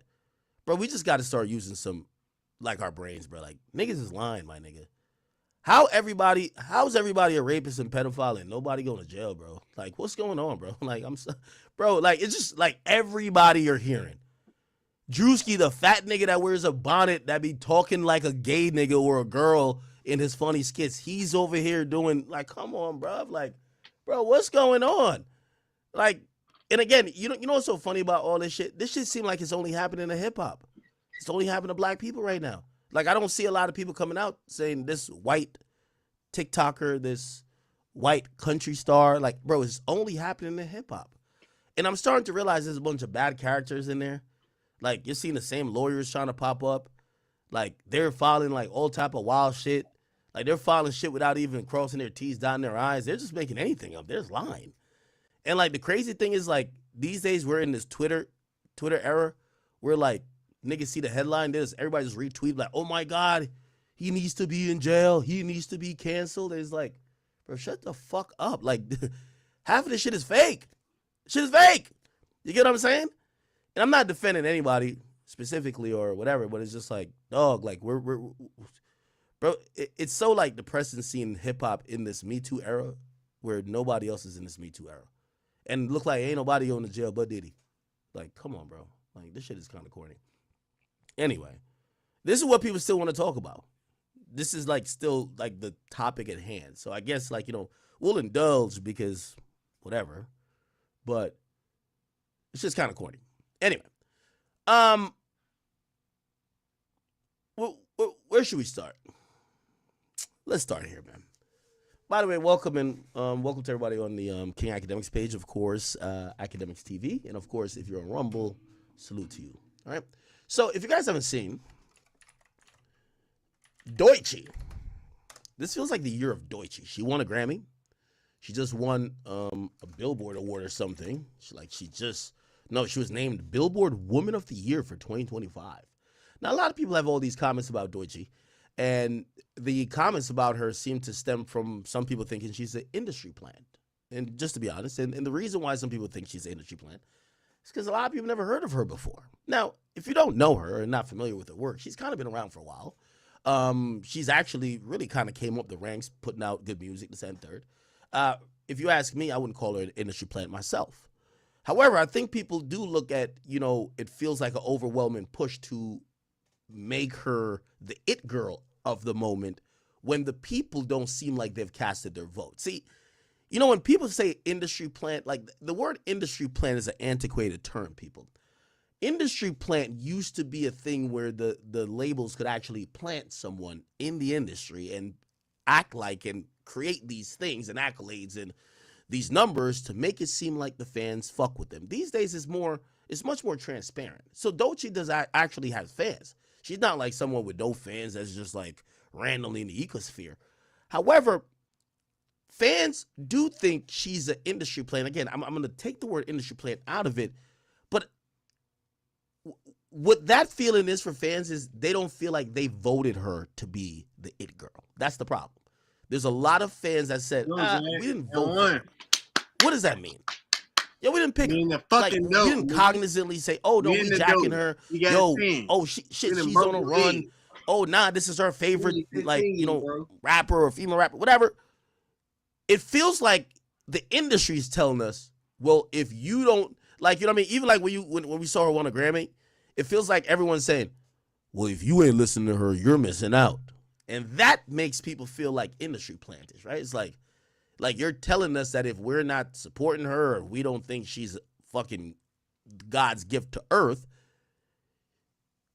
you're out of touch, which, again, I think, you know, these days we're just much more transparent where, nah, it's not that. So I don't think she's an industry plant, but I do think people are rubbed the wrong way by the industry and other entities trying to give her these awards, or not even trying, but they do it. And then other people are saying, wait, you not tapped in? And people are like, bro, what are you talking about? You know what I mean? Like, it feels like they're trying to force her on us. Now, with all that being said, I want to give her all the credit in the world because I do believe that she has an amazing fan base. I don't want to take anything away from her work. I'm just talking about the conversation that I see out there in the space. And Doechii, I don't want to, again, if you see this, I'm not hating on you. I'm just speaking to what people are saying. Anyway, I can't say all that without addressing the comment that recently she went viral for. Give me a second. So she did a show, and people weren't that happy with it because according to the, you know, here we go. She did a show which I think is on Hot Ones or their network, and listen to this. She said the biggest red flags when it comes to dating is straight men. Here we go. Biggest dating red flag. Is it being on the DL? You're on the right track. I have my answer. Is it close enough? You want to guess one more time what would be a red flag for me? Bad music taste? Oh, that is a good one. Because that's one for me. That is a good one. Like, but that's not what I put. You don't listen to Michael Jackson. But okay. Okay. This is a huge red flag for me. All right. You know what's so crazy? I was going to say men. I was going to say men. No, like, I mean, strike one. You're a man. Yeah. And you're heterosexual. Yeah. I was going to say, so technically, because my mind was already there, I don't think I deserve to eat a wing. I think you do, friend. Ladies and gentlemen, boys and girls, always go with your gut instinct. I think you need more sauce. Okay. All right. So to put it in perspective, people, Doechii says the biggest red flag when it comes to dating is straight men. Now, a lot of people are in a uproar because she is now, hold on, give me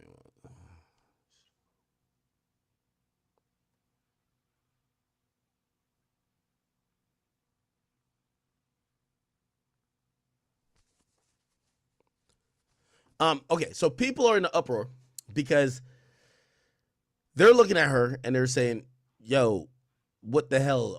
Are you saying that pretty much gay men would be like the non-red flag? Now, you know, I think people are taking a lot of what she's saying literally. I kind of understood what she said. Definitely don't agree. But I feel like I understand the context of what she was trying to say, because I think the context of what she's trying to say is the woke era. What's your pronoun? He, him, his, her, all of this bullshit. And essentially what we've seen time and time again, where masculinity and anything to do with men are seen as toxic and is seen as, you know, the worst things in society. Okay, so obviously, I don't think she's trying to promote like some type of gay agenda, but I do believe that she's echoing these feminist talking points that you see on social media, where basically they're saying all men are trash, right? Like, yo, I think that's what the agenda was. All men are trash. So being straight, you're trash already. Now, I'm gonna be honest with you, man. Chat, as I said, this is the lamest era of hip hop, man. I can't wait till this shit ends. I think Doechii and other people benefit from this era, but this era is lame as shit, man.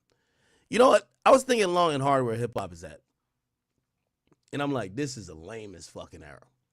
Now, chat, I want y'all to go with me in my thoughts, right? And I don't want to make it personally about her because she thinks, like, I'm going to be honest with you, about 89% of women who, whenever I get on Twitter, they talk just like this. All men are trash. Like they basically feel that masculinity always involves toxicity and that any men that's not emasculated are a problem with all of the things in society, from dating, from, opinions on politics, this, whatever. It's not necessarily hate men, but they just think men are trash. Well, I guess they do hate men, right? It just is what it is. Chat, I'm not gonna lie, man. I think we're in the worst era of hip hop, bro. Hip hop is very cyclical to me. If you really think about hip hop, you could probably boil it down to about 6 eras. It always goes like this, and it comes back to the same cycle every time. Unfortunately, we're in the wackest era that I think everybody could agree. Hip hop is in its woke era that some people might think this is the culture, or they might also incorrectly say lyricism and content is back, but not necessarily. We're in a really horrible woke era. I'm gonna tell you, and I'm gonna simplify it, right? Because after you cover hip hop for about 10 years or so, you realize there's just phases that happen all the time. And I could tell you all these phases, when they came and went, when the other phases came. This is kind of how I break down hip hop right here, people. Okay? Bro, I'm not gonna lie, I'm finna go to sleep. I'm tired as hell.